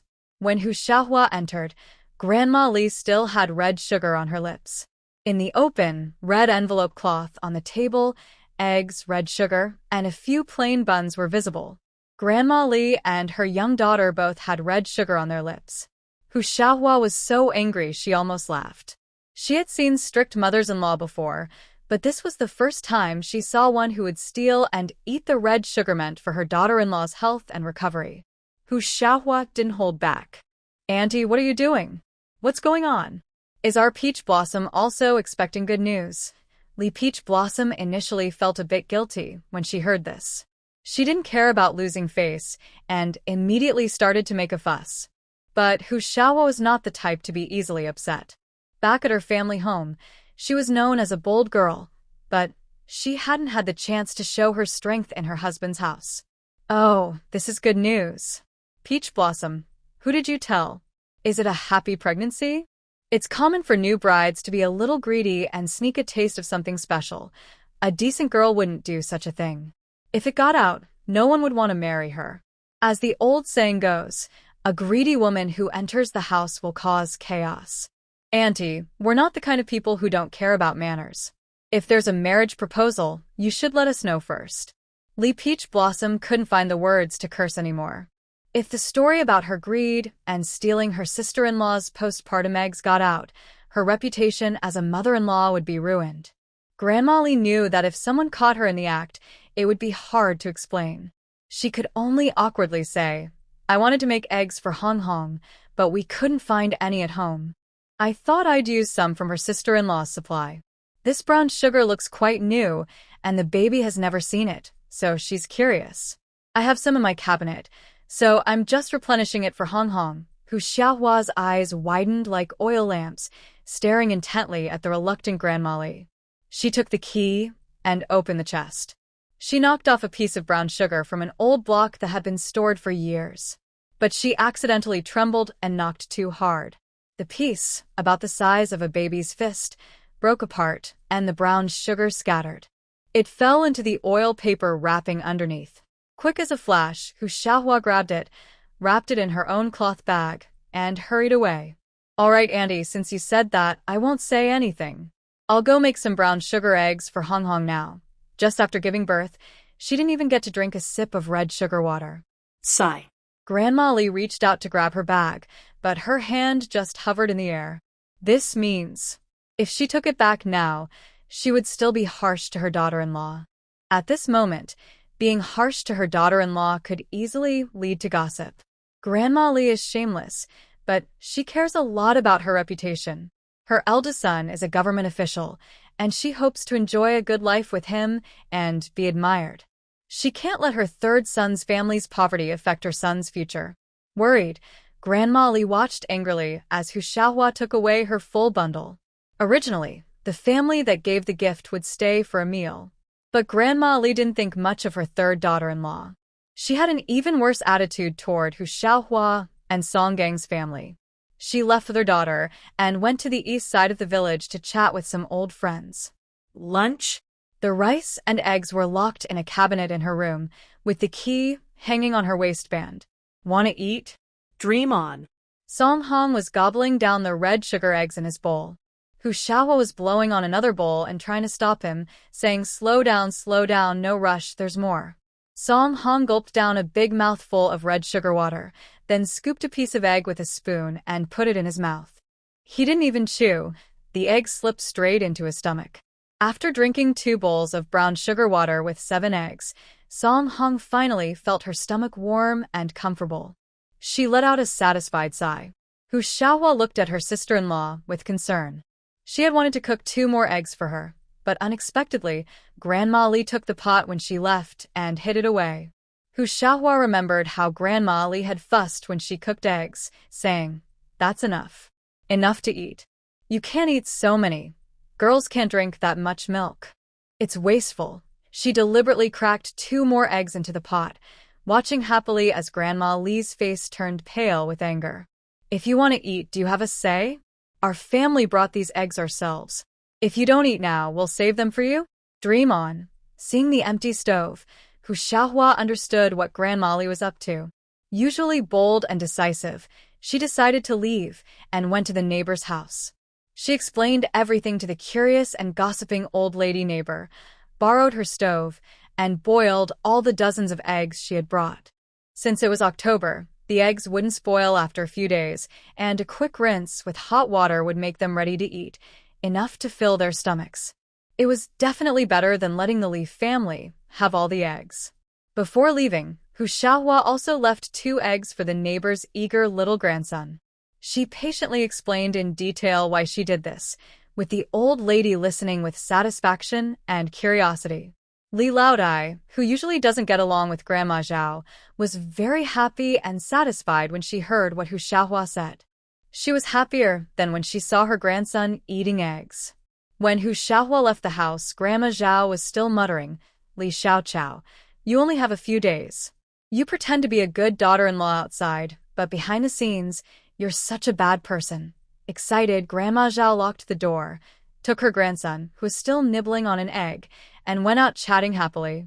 Hu Xiaohua left the Li family with a full heart.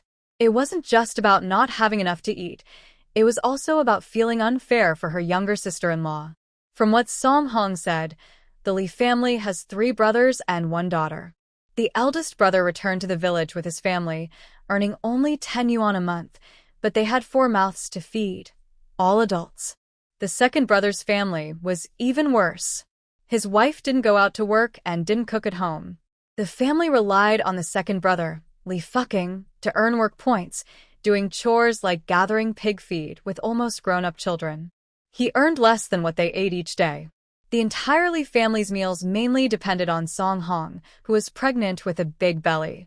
Among everyone, Li Fugan did the hardest work, repairing dams and often going to the mountains to gather herbs and mushrooms to help the family. Yet, Song Hong, a woman, could still work 10 work points in a day when she was 6 months pregnant.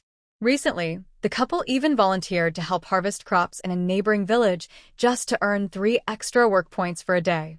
Thinking about Song Hong, who has become as thin as a skeleton, Hu Xiaohua couldn't hold back her anger. When she reached the village entrance, she still heard Zhao Qing loudly saying, "This is our Xishan village. If your sister marries into our family, she must follow our rules. If she tries to act tough, we'll send her back. We don't want her." Hu Xiaohua couldn't tolerate this. She went up and slapped Zhao Qing, saying, "Shut up. My sister married into your family to serve as a servant, and after giving birth, she didn't even get a sip of hot water. And you talk about following your rules? What rules do you have? Are they the rules of landowners and rich folks? I'm going to the town to complain right now. Your Li family thinks they're so great, trying to act like capitalists, huh?" Watching the scene unfold nearby, Chu Xiaoa felt nervous. If her husband's sister's family started causing trouble and shouting, how could her husband keep moving forward? Zhao Qing was still grabbing Hu Xiaohua's clothes and fighting with her. Chu Xiaoa glared at Zhao Qing with anger, thinking this sister-in-law was really clueless. She stepped forward to comfort Hu Xiaohua, pulling her arm. "Sister-in-law, don't be angry." Zhao Qing just spoke without thinking. "Song Hong and our third brother are close. She wouldn't be sent back home." As for the words about following rules and capitalism, Chu Xiaoa didn't bother to explain. She just tried to smooth things over and pull Zhao Qing away. Hu Xiaohua was not willing. She saw this as a good chance. Perhaps she could help her sister-in-law leave the wolf's den of the Li family. Her eyes darkened slightly. Since her younger sister-in-law said her brother-in-law was always obedient and filial, she thought it was a good opportunity for him to see how the Li family treated him. Chu Xiaoyi was still taking sides, holding Hu Xiaohua, who sneered coldly and forcefully pushed her elbow. Chu Xiaoya's stomach was hit, and she sat down hard on the ground, groaning and whimpering. Hu Xiaohua wanted to step forward, but suddenly a young man rushed out diagonally and slapped without warning, shouting, "How dare you hit my mom? You're asking for death." Hu Xiaohua was caught off guard. Song's husband, Song Gang, who was behind Song, had already seen everything. It was just a matter between a few women, so he didn't want to get involved. Now, if a man from the Li family dared to make a move, he would have to see if his fist agreed. Song Gang kicked Li Qingshu out of the way. "You're still a kid, and you dare to act tough? Is this how the Li family treats our guests?" Li Qingshu was usually weak and useless, no match for Song Gang, a grown man used to farm work. He was silently knocked back, hitting his head on a stone under the locust tree, and fainted. Seeing his son fainted, Chu Xiaoyi let out a loud scream and went crazy. Although she was usually lazy and careless, she didn't pay much attention to her 2 children, but her son was her everything. When she got old, she relied on her son to support her. Now, if any family couldn't have a son, they would be called infertile and scolded. Chu Shaoyi couldn't bear the pain and quickly hugged Li Qingshu's head, anxiously shouting, "Qingshu, son, you can't have an accident." Hu Xiaohua also stopped hitting Zhao Qing and hesitated as she looked at her husband, silently asking, "Did he get killed?" Song Gang shook his head. He had been working hard for many years, and he knew his strength well. Just now, the force was so light that even a dog wouldn't have fainted from it. It just shows that Li's son is too useless. Hearing her husband's confident reply, Hu Xiaohua felt relieved. Meanwhile, Chu Shaoyi was still holding Li Qingshu and crying her heart out. Some faster people had already run to the dam at the reservoir and told Secretary Zhao and Li Fuqiuan what had happened. When Li Fuqiuan heard that his son had fainted, he broke out in a sweat.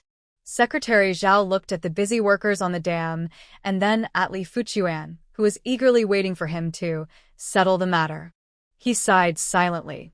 He thought to himself that the Li family had too many messy problems. A few days ago, he was called over because the old lady of the Li family mistreated the leftovers of the third family's dog. The third family's daughter-in-law wanted to split the family, but everyone in the Li family disagreed. The third daughter-in-law, Song Hong, pulled off the old dog's thick black coat, revealing her bare arms, crying sadly and helplessly. "Secretary, I don't want to trouble you, but we really have no other choice. My friend Fugan and I just finished work and returned home. Look at these bruises on the child's arm. His mother, aunt, and older sister all hit him. He's only 7 years old. How could they be so harsh on such a young child?" Zhao Rui looked at the weak, thin arms of Daksheng, covered with bruises and swelling. He was very angry. He scolded old Li, "He's your grandson. How can you treat a child like this? The women in the family are biased. Are you not afraid that your grandson will resent you in the future?" Old Li, who often pretended to be indifferent, just said lightly, "Children grow up and don't listen to their parents," then went out to smoke. Secretary Zhao also wanted to stand up for the villagers. But every family has its own problems, and the Li family's issues are especially difficult. Not to mention, if they insist on splitting the family, where will old Li's 3 children live? On the street? Old Li firmly said they had no money. Old Lady Li was even worse. "If you want to split the family, take your money-losing kids and leave. My son won't go." What kind of words are those? One problem was barely solved when another arose. Before they could settle this, Li Qingshu was knocked out by his third aunt's brother and sister-in-law. If something serious happened, it might be beyond what Secretary Zhao could decide. In the end, it was all because of poverty. Feeling helpless, Secretary Zhao had no choice but to go down to the dam with Li Fuqiuan and return to the village. Fortunately, as soon as they reached the village entrance, Hiuan ran over from the east side, shouting, "It's okay now." Li Qingshu woke up. "It's okay now, Uncle Zhao." Zhao Rui smiled and scolded, "You little brat, Uncle Zhao is doing well." He looked at Li Fuqiuan and said, "Go ahead. I'll watch the dam. Someone from the town will come today. It's good that the kids are fine. Don't cause trouble." Li Fuqiuan understood what he meant. The secretary wanted to settle things quietly and avoid big problems. Originally, Li Fuqiuan didn't plan to let the matter go easily with his brother-in-law's family, who didn't know their place. But then he heard the secretary mention someone coming from the town. Who could it be? The mayor or the party secretary? This was a rare chance for him. "Forget it. We'll talk about it later. As long as my third brother promises not to mention splitting the family and works honestly for our parents, we'll forgive his family this time," Li Fuqiuan thought to himself. He hurried home, wanting to finish things quickly so he could return to the dam and show his loyalty to the leaders. Li family in the main room. Li Qingshu looked pale and was panting heavily. Since waking up, he hadn't said a word. Everyone thought he was beaten badly by Song Gang, but Li Qingshu knew that wasn't true. He was surprised and happy. He, who should have died in the shipwreck, had somehow been reborn, back to 1972, when he was just 20 years old. In his previous life, Li Qingshu had lived a comfortable, easy life. Wong Win had a son and a daughter, and he pretended to bring them home, letting Zhou Meng raise them. Later, in order to live a carefree life with Wong Win, Li Qingshu faked his death to escape, leaving his aware parents and family to Zhou Meng. As he expected, she raised her children well and successfully. His parents and family were also well taken care of and lived comfortably. It's just a pity that Zhou Meng, so young, died unexpectedly. Li Qingshu sigue regretfully. If Wong Win hadn't acted so coquettishly and foolishly with Zhou Meng's face and figure, Li Qingshu might have truly wanted to pretend to be a real couple and become a genuine husband and wife. Zhou Meng, born in 1972. Does that mean he now has a chance? Li Qingshu licked his lips. Thinking of Zhou Meng's charming and cold beauty in her youth, a tight feeling arose in his heart and lower abdomen. Over the decades, Li Qingshu had never seen a woman as beautiful and alluring as Zhou Meng again. Even after he went south with Wong Win to the bustling city of reform and opening up, where he saw many glamorous things, he experienced a few himself. But he never felt the same urgent excitement he did when he first saw Zhou Meng, the kind that made him want to burst with emotion. Now, Li Qingshu feels that if he could start life over, it would be to make up for the regrets of his past life. He couldn't wait to see Zhou Meng again. As for Wong Win, his former partner, she no longer seemed so important. Lost in his thoughts, Li Qingshu listened impatiently as his mother, tearful and sniffing, complained about the persecution from his third uncle and his wife. He felt completely annoyed.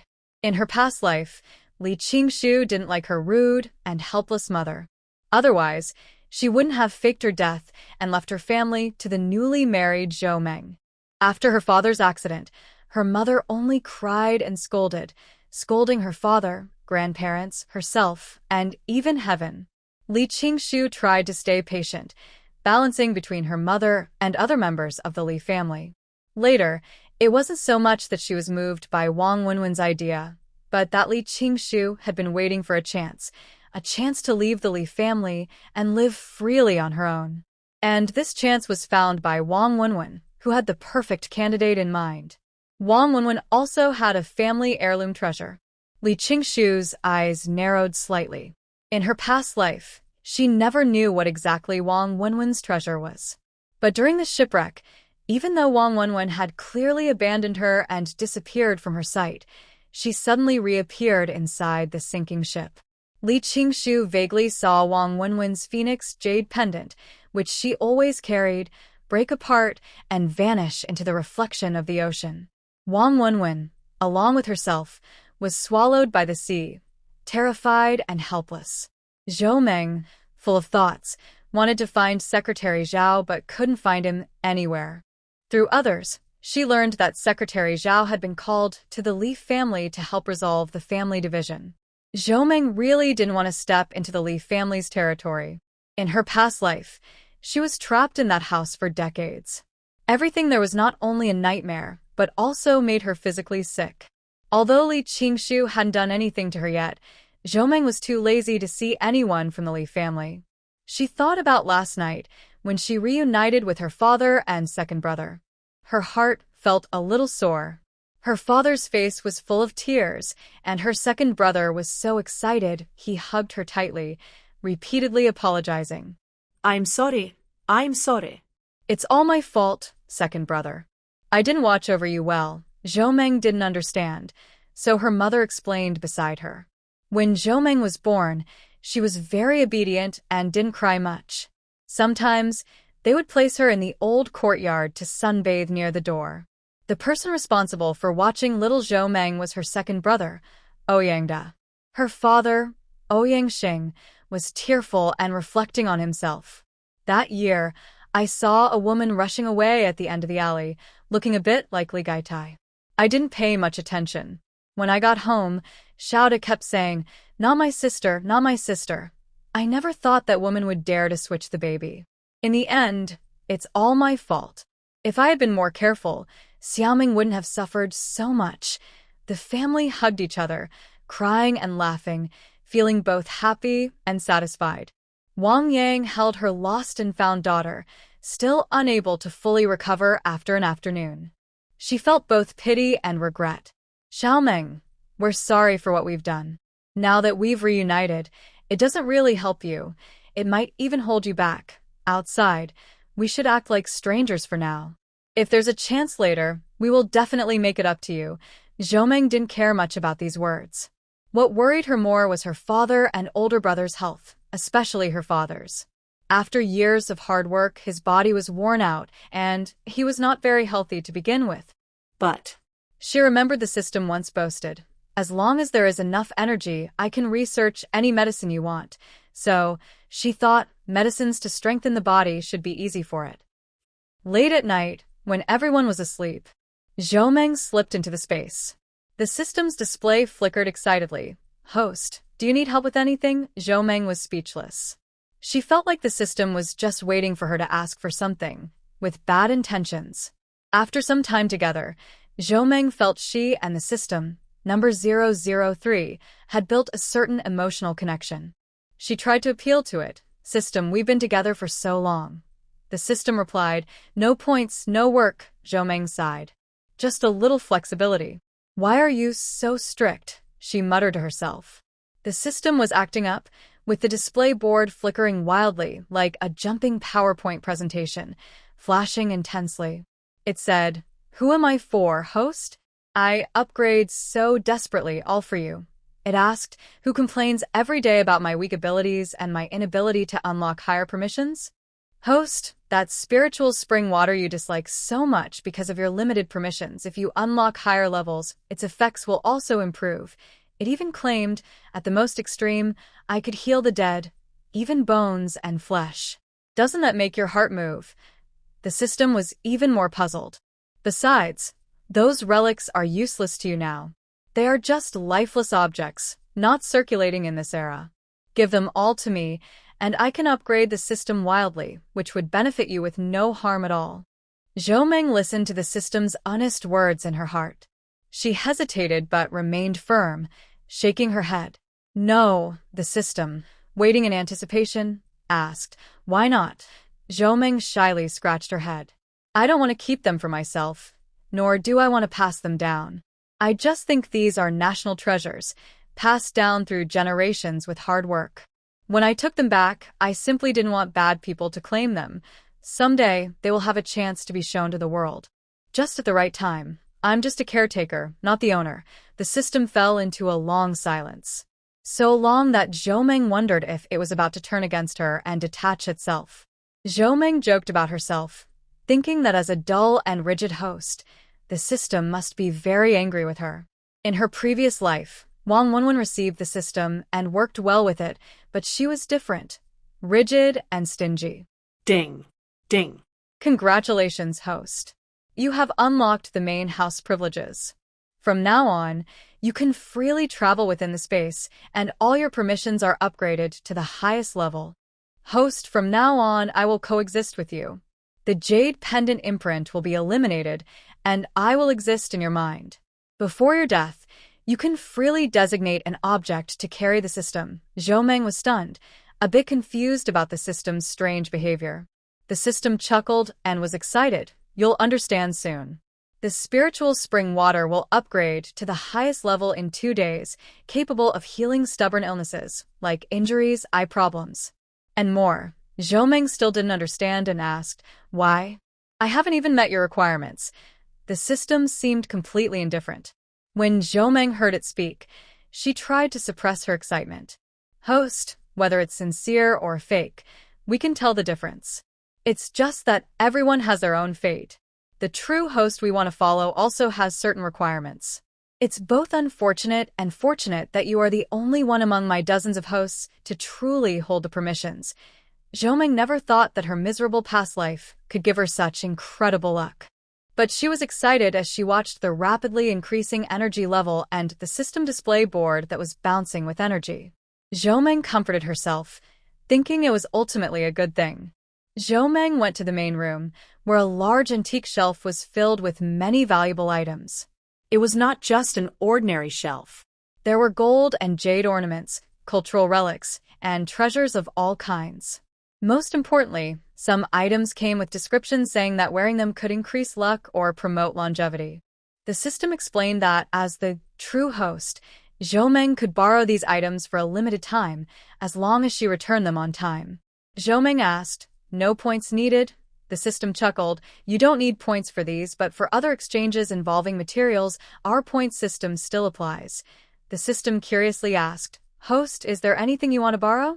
Maybe this glass bead that can increase luck, or the jade pendant that can extend life and bring helpful friends, or the ring that can detoxify and improve eyesight." It suggested many options, but Zhou Meng wasn't interested. Finally, her eyes stopped at a modest item on the bottom shelf in the corner. She turned to the system and asked, "Can I borrow that?" The system eagerly agreed, eager to help its rapid progress and social rise host. It wished it could immediately take it out and present it with both hands, if it had hands. However, when it saw which item Zhou Meng liked, it paused, confused and puzzled. "Host, are you sure you want it?" It's not surprising that the system is confused. The item that Zhou Meng was interested in was in a spot that clearly wasn't popular. The system looked more closely and showed it was called the Yin-Yang Fortune Wheel. Basically, it only works for close relatives of a same bloodline. The person who owns it first gets unlucky, and the next owner becomes lucky, but only with small good luck. It's a bit useless, but the points needed to exchange for it are quite high. 30,000 points, host. Do you want to think about it? The luck-changing ring only costs 50,000 points. I can't even remember when this thing arrived here, the system said patiently. Zhou Meng still insisted. There was no other reason. To Zhou Meng, this item was perfect for her former husband, Li Qingshu. It was completely custom-made for him. As for the next owner, someone lucky in the Li family, Zhou Meng had someone in mind. The parents of Go Sheng, Li Qingshu's third uncle and aunt, Li Fugan and Song Hong. Ever since Go Sheng pointed out that Li Qingshu had been bothering him, the Li family had looked down on him, ignoring him completely. He Sheng and Hiuan said, Go Sheng's grandma, his great-aunt, doesn't give him food, so Go Sheng goes out to dig wild vegetables to eat. Children this young don't understand which wild vegetables are safe to eat and which aren't.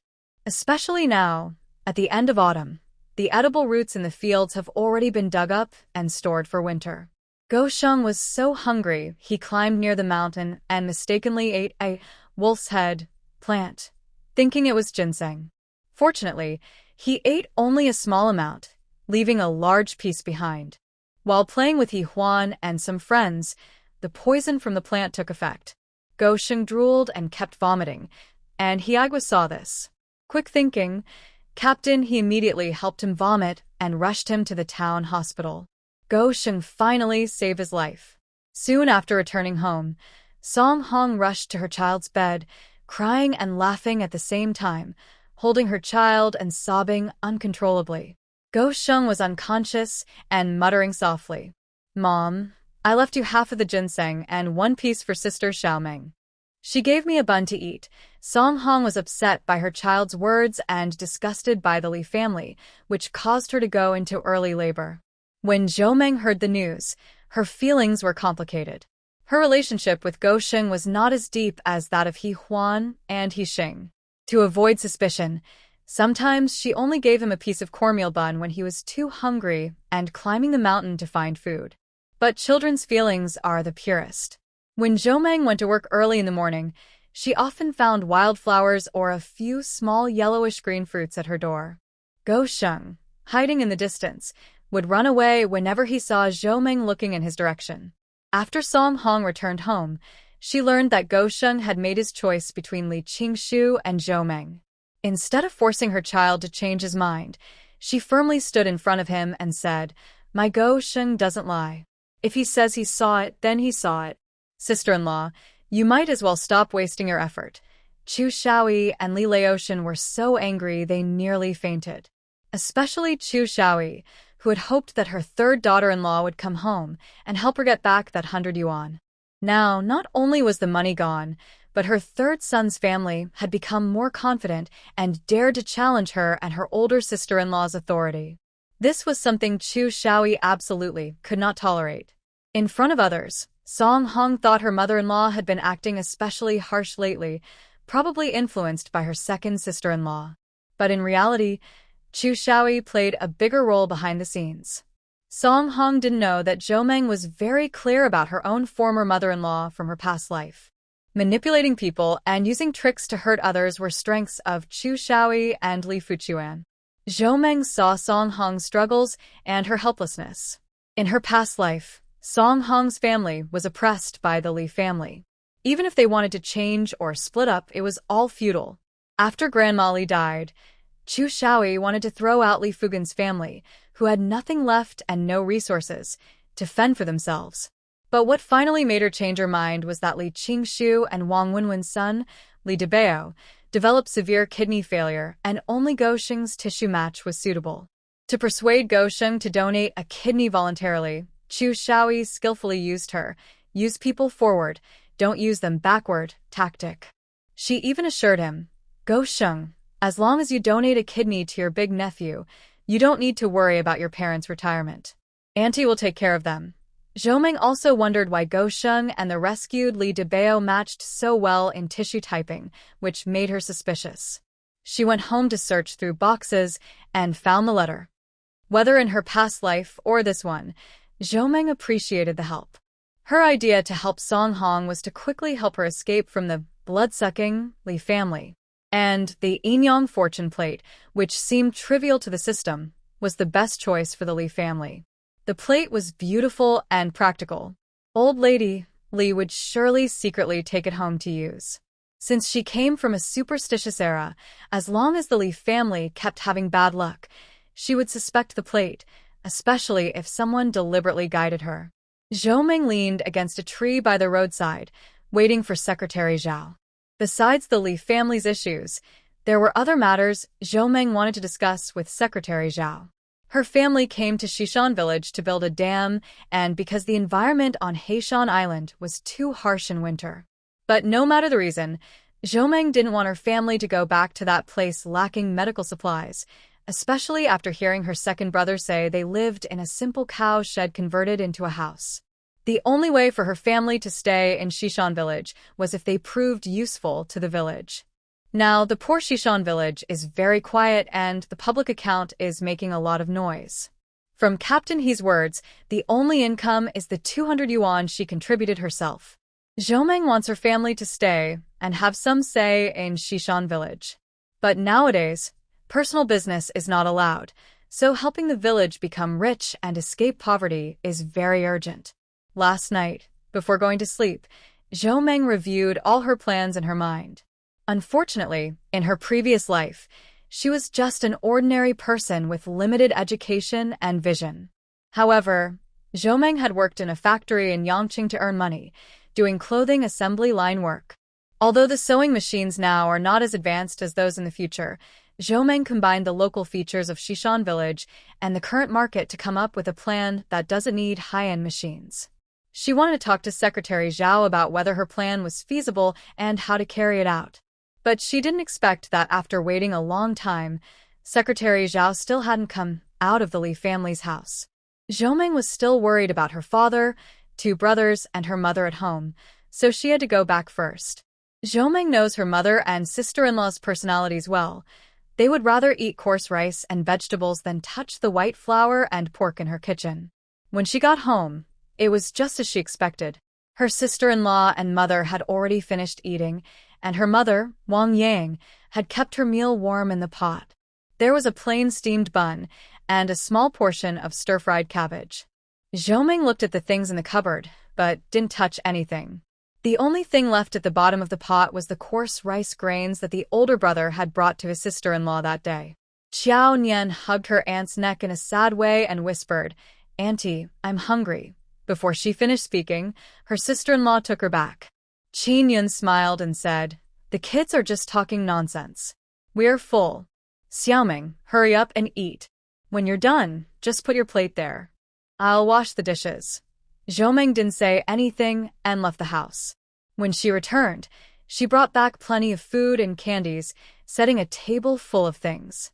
After that, whenever Wang Yang and Qin Yun were at home and didn't cook or eat properly, Zhou Meng would retaliate by bringing back a big pile of stuff. After doing this several days in a row, Wang Yang finally gave in. "Daughter, Mom was wrong. From now on, I'll cook with your ingredients. I won't treat you like an outsider anymore." Qin Yun also hugged her son and nodded repeatedly. It was too frightening. Seeing the house filled with supplies, Qin Yun didn't know what to say. She knew her little sister-in-law had some money, but she didn't expect her to have such strong connections. Those candies, flour, and rice, without certain relationships, they couldn't get them.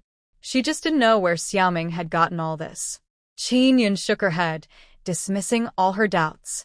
She believed her sister-in-law was genuinely kind to them. People can lie with words, but their actions show the truth. These days had been the most comfortable and well-fed days Qin Yun had experienced. She secretly told her husband, "I never thought I would live such a life. Look, Xiao Nian has gained some weight." For Zhou Meng, Qin Yun felt only deep gratitude and admiration. Especially after seeing her son in just a few days, her once thin face now had some chubby cheeks. She was eager to lift Zhou Meng high onto a pedestal. Unaware of her, Zhou Meng had become a figure of respect in her sister-in-law's heart. She was happy because she finally found a suitable way to start her own business. She also wanted to thank Hiuan Chung and Zhang Xiaoxiao. A few days ago, they went to the city for an inspection. On their way back, Zhang Xiaoxiao asked Hiuan to run an errand for her, bringing a gift for Zhou Meng. The gift wasn't very expensive, but it was heartfelt. It was a local handcrafted rattan accessory sent by Zhang Xiaoxiao's brother from his business trip. Zhang Xiaoxiao even called her brother to scold him. "Are you crazy? Sending a few straw hats from so far away? Don't I have any here?" She hung up before he could reply. Then she complained to Zhou Meng about her brother. "That guy is just a fool. Sending me a few hats from hundreds of miles away." Zhou Meng stroked the hat in her hand and looked at the bamboo and willow branches hanging on the stone in the yard. Suddenly, she had an idea. Why hadn't she thought of this before? In her past life, when Zhou Meng was working in Yangcheng, she met a northern sister who was skilled in traditional handmade crafts. Wicker weaving, willow weaving, and bamboo weaving are all skills that come easily to her. Zhou Meng was curious and learned a few days of craftsmanship from her. To her surprise, she wove very well, even better and more practical than her older sister. Her older sister saw the finished product Zhou Meng casually made and was amazed. "Wow, you're so talented. If our father saw how capable you are, he would definitely want to pass the skills to you. He always complains that she's slow, and that small shoulder bag took him half a year to learn how to make." The shoulder bag her sister mentioned, Zhou Meng finished in less than an hour. Her sister also taught her many crafts, like tables, benches, and sofas made from wicker and willow. Now, with limited transportation, it's hard to find these materials, but in Shishan village, there are plenty of willows and bamboo. Every household is drying willow branches, and when there's no work in the fields, they make baskets and containers at home. These are durable, affordable, and sometimes can be taken to the city to visit relatives, practical and presentable. The villagers don't know that willow can be used to make furniture, but Zhou Meng is very clear. She has learned most of the traditional techniques, especially the family's secret weaving methods she hesitated to learn, but having most of it is enough. The rare paints, insect repellent solutions, and wood wax oil varnishes she needs are all available in her system. She decided to start immediately. Zhou Meng greeted Aunt Li Yun and asked to borrow some willow branches. Li Yun heard Zhou Meng making things, but didn't pay much attention. "This stuff isn't like food or candies. It's not rare or valuable. Xiao Meng, you can take whatever you want. Take as much as you need and go. Auntie has plenty at home." After getting permission, Zhou Meng called Zhang Xiaoxiao and Hiuan Yixing, and they carried a big pile of willow branches to her house. Along the way, Go Sheng was also carrying a basket taller than himself, filled with willow branches, and he followed closely behind Zhou Meng. When they arrived at Zhou Meng's house, Go Sheng put down his basket and ran outside. His mother had told him not to eat Zhou Jiqing's things for free because the flour was very precious. But before he could leave the yard, Zhou Meng caught him and called him back. Go Sheng wiped his nose on his sleeve and sniffed. Zhou Meng looked at his sleeve. It was so dirty it couldn't be seen clearly. It was shiny and looked very hard, and the roughness even made Go Sheng's nose red. Zhou told everyone to wash their hands, then used fragrant soap. She went back inside and brought out some clean cotton clothes for the children. Change your clothes. Look at how dirty you are. These clothes are your reward for helping your sister with chores. You earned them with your own strength. Xing and Go Sheng looked at the oldest child. Hiuan's small face was very red, but her eyes kept drifting toward the cotton jacket. That jacket looked really nice, blue and thick. It must be very warm. Hiuan and Xing are children whose conditions are not too bad. They can't afford new cotton clothes, so they wear clothes that their older siblings have worn for many years, taken apart, washed, and remade. Sisters Zhou brought clothes that they had never seen before. On the clothes, there were embroidered animals, not flowers. Big tiger, this is a big tiger. Xing was very happy because he is a tiger. Hiuan quickly looked at the clothes Sister Zhou placed in front of him. It was also a big tiger, but there was a character embroidered on the tiger's head. This is your name, Huan. We, Hiuan, are happy and cheerful big tigers, Xiao explained with a smile. Go Sheng also hurried to look at his clothes. He is a rabbit. Sure enough, there was a small white rabbit embroidered on his clothes. Go Sheng knew he shouldn't take Sister Zhou clothes, but he couldn't help reaching out to touch the small rabbit. It was so soft and beautiful. He had never worn such soft and thick clothes before. Every year during the new year, his parents promised to buy him a new cotton coat, but they never did. Grandma said they didn't have enough money. Go Sheng sniffled. The coat he was wearing now was made from his second aunt's older brother's old clothes. Grandma said they had no money, but every year, the second aunt's brother had new clothes to wear. The worn-out, dirty, and smelly clothes that couldn't be worn anymore were given to his mother. The second aunt also said, "Little sister-in-law, it's just us in the family. Who would be willing to give away such good cotton clothes? But every time Mom takes the clothes home, she ends up crying." Go Sheng doesn't want Mom to be upset. "Mom, don't cry. I don't want new clothes anymore. We won't wear them." Mom is sad again. "Son, if we don't wear them, we'll get cold." It's okay. Mom will fix everything. Tomorrow, I will make sure the clothes are clean. Go Sheng feels sad inside. He wants new clothes, but he doesn't want Mom to argue with Grandma and Aunt Air over this. Dad and Mom are already very tired. But now, Sister Xiaomeng says that these clothes are his reward, earned by himself. Prompted by Zhou and Zhang Xiao, the children change out of their dirty clothes and put on new cotton clothes. Go Sheng stares blankly at his reflection in the mirror, feeling very happy. "Wow, I look so good." Hiuan and Xing run around the yard repeatedly, calling out happily. Inside the house, Qiao Nian watches enviously, with longing in her eyes.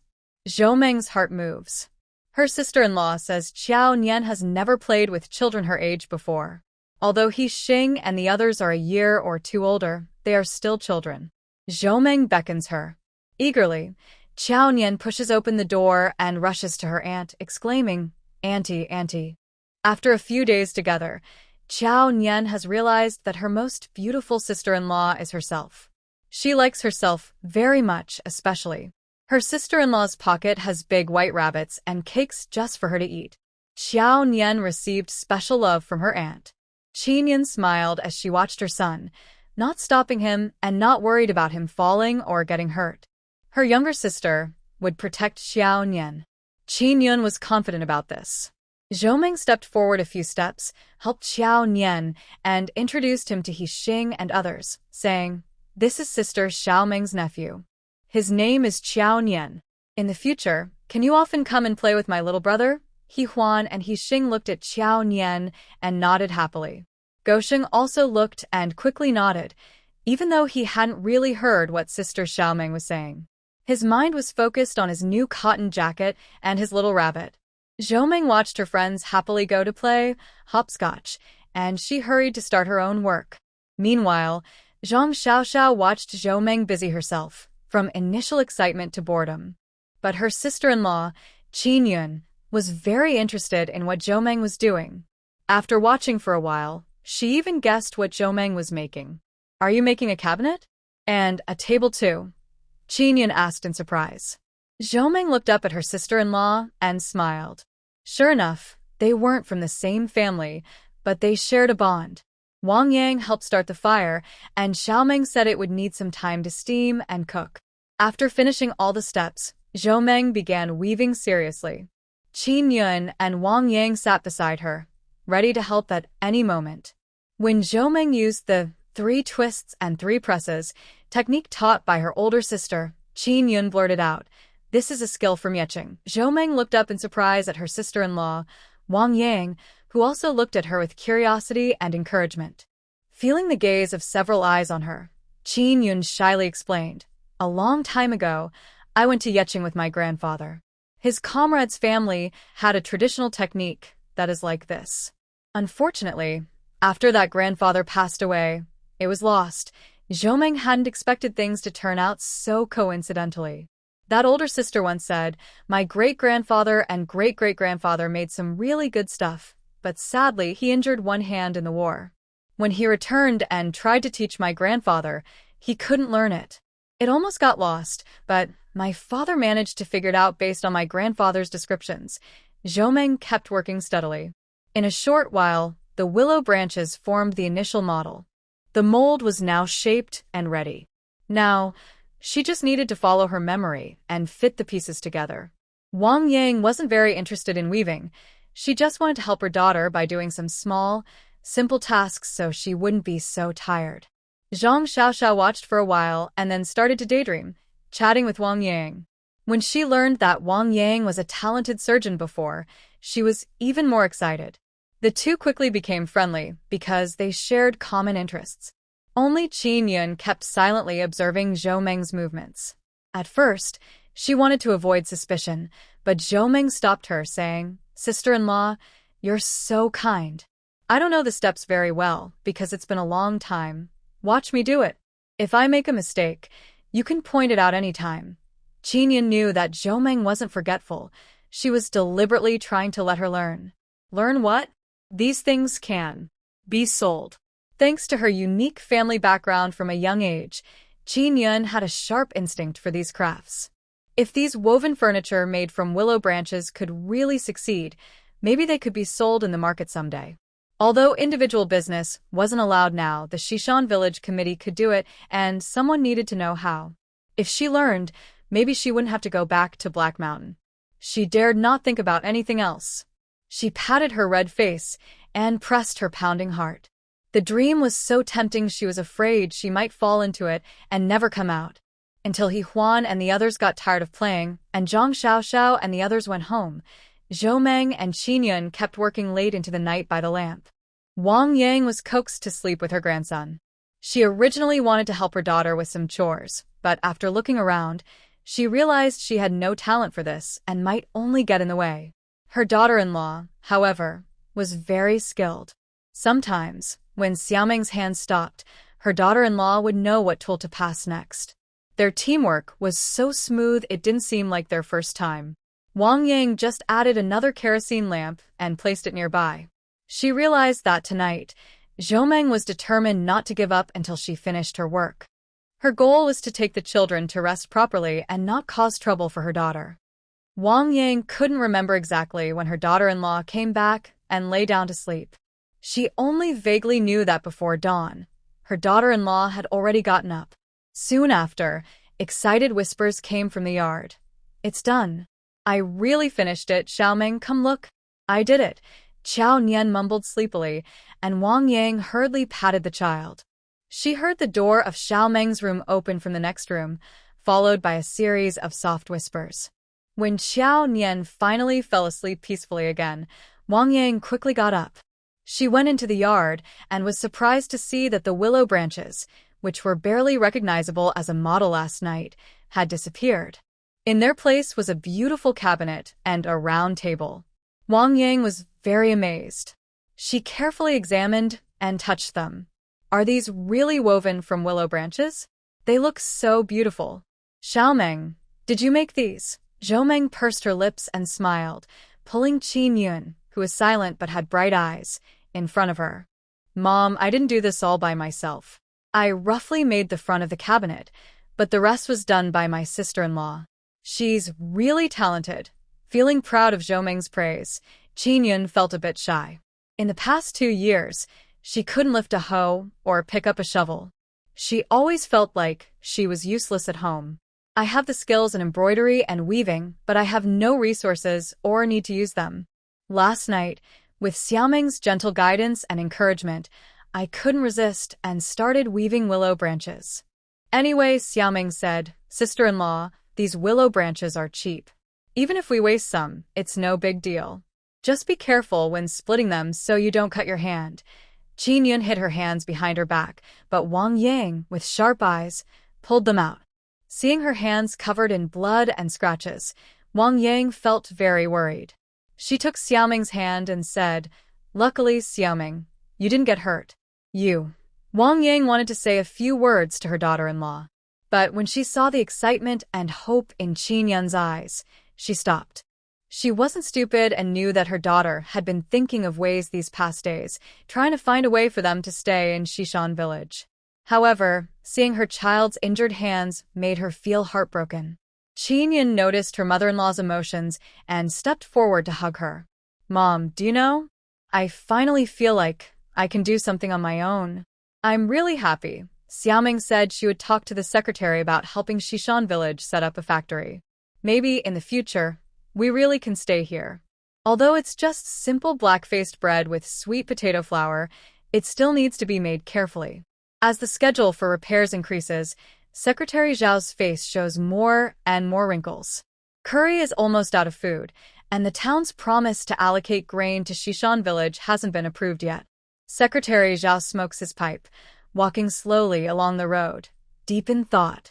When Zhou approached, she saw Secretary Zhao looking serious and worried. "Zhou Jiqing, why are you out so early?" "There hasn't been much work these days, so take a couple of days off," Secretary Zhao said to Zhou. He really appreciates Zhou. She is honest, works quickly, and most importantly, she doesn't have many bad intentions. She's a rare good comrade. Zhou didn't realize that she was highly regarded by the village committee leaders in Shishan village. Although she felt confident, without practical experience, her words were just empty talk. Zhou explained her plans and ideas to Secretary Zhao in detail. "What? Making cabinets and tables out of willow branches? How would that work? And would they look good?" Secretary Zhao was surprised when he heard Zhou words. What Zhou Jiqing said sounded like a fairy tale.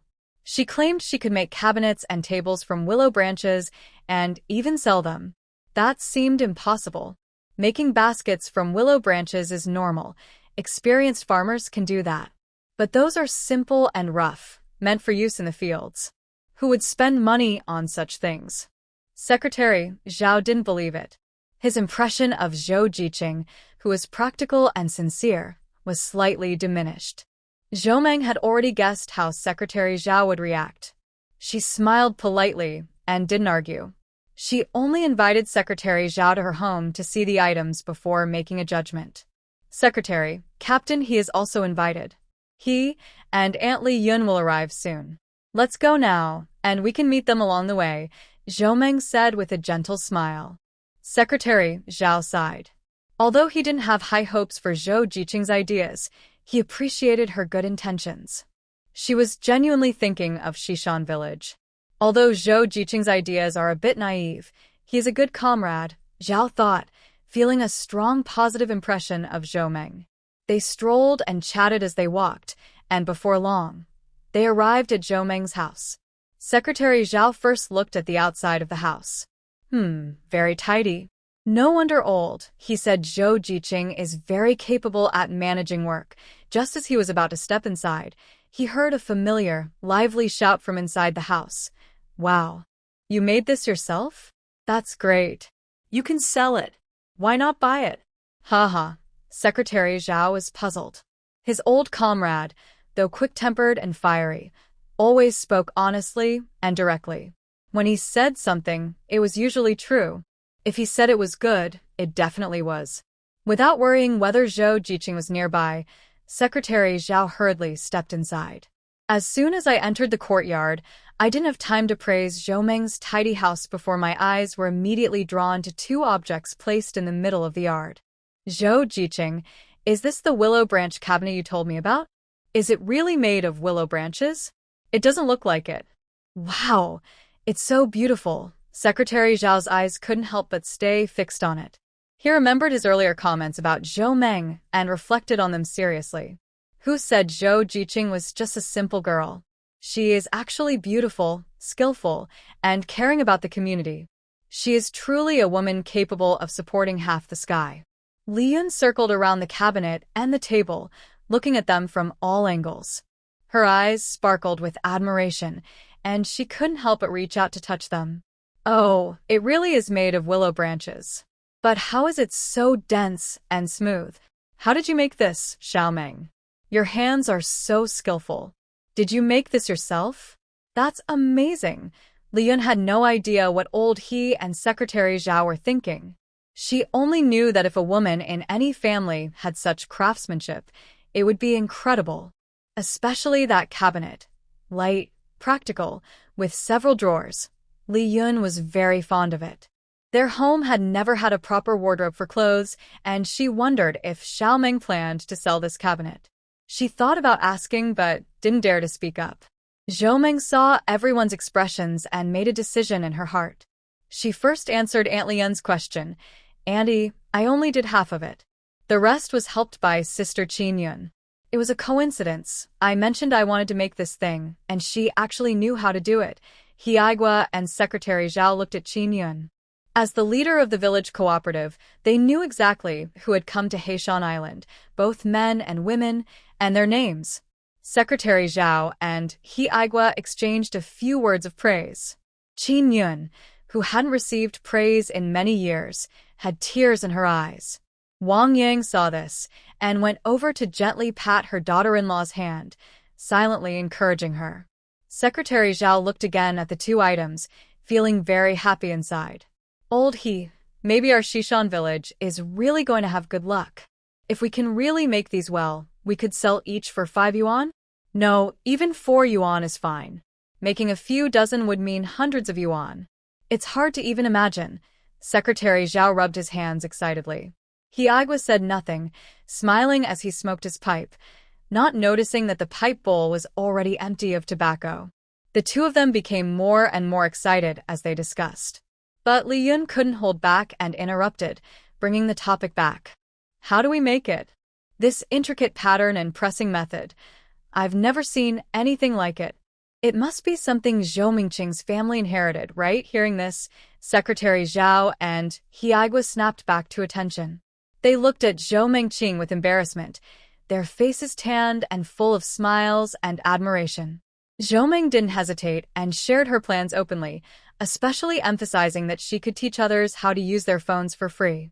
After speaking, she looked at Qin Yun with a hint in her eyes. Qin Yun quickly nodded. I can do that too. I haven't learned much, but I can teach some basic skills without any problem. Secretary Zhao and the others nodded in approval and looked at Qin Yun kindly. Now, there are only 2 issues left. One is the storage of willow branches and the other is the sales channels, Zhou Meng said slowly. Secretary Zhao waved his hand. Zhou Jiqing, I will handle this. I know the local supply and marketing cooperative well. I've had drinks with their director. We can leave the items there for sale, no problem. Hiuan and Hiuan nodded, thinking this plan sounded feasible. But Zhou Meng disagreed. She shook her head slowly. No. Secretary Zhao, I don't quite agree with that method. I have an idea. Would you like to hear it? Zhou Meng nodded confidently and said, yes, we should go directly to Qing City and talk to the biggest department store there about cooperation. Secretary Zhao and the others looked at Zhou Meng with surprise and disbelief, unsure how to evaluate Zhou Jiqing's bold statement. In their view, although the items looked nice, whether they could be sold in the supply and marketing cooperative still depended on Secretary Zhao negotiating with a stern face. After all, the position of director of the supply and marketing cooperative was a lucrative one, and ordinary people couldn't easily get close to that level. But Zhou Meng chose to abandon this somewhat possible approach and instead took a completely unfeasible route. Is that possible? Hiagwa asked nervously, scratching his head. Although he had traveled all over the country during his military service, dealing with department store people was intimidating. They seemed to have eyes on top of their heads. Doing business with them? He couldn't even imagine it. Secretary Zhao also had concerns about this and hesitated before asking Zhou Meng. Jiqing, we're not familiar with those department store folks. They're not like the supply and marketing cooperative, where you can easily build relationships. Plus, our items aren't as attractive as their big wardrobes with glass doors. They might look down on us. Li Yun, Hiagwa, and others nodded in agreement. Since hearing his sister-in-law's words, Qin Yun had been deep in thought. Just now, she seemed to understand Zhou Meng's idea and naturally said, I don't think it will work. Hearing this, everyone quickly turned to look at her. Under the watchful eyes of many people, Qin Yun felt a bit nervous. However, recalling what Zhou Meng said to him last night, he lifted his head again and shared his thoughts. I think I understand Zhou Jiqing's idea. I'll start by saying this, and Zhou Jiqing, feel free to correct me if I say anything wrong, Qin Yun said shyly, glancing at Zhou Meng. Zhou Meng's eyes were full of smiles and encouragement. Qin Yun continued, the supply and marketing cooperative in the town is just a place for ordinary villagers to buy and sell. Right now, the common people don't have much extra money. They mainly want to eat well and stay warm. Other things, unless for weddings, are rarely bought, but in the city it's different. Fashionable coats and 8 treasure tables are popular. However, these things are expensive and require tickets to buy. Many families can't afford that. But if we have affordable and special woven furniture, it would be a different story. Qin Yun didn't say the rest. But Secretary Zhao and Hiagwa weren't fools. After thinking for a moment, they understood. Hiagwa hesitated, but Secretary Zhao patted him on the back and said, Stop hesitating. Let's try. I'll go talk. Women have this vision and courage. You, as a grown man, are still hesitating. Hiagwa grumbled unhappily. Isn't this just everyone discussing things together? So, should I go with you?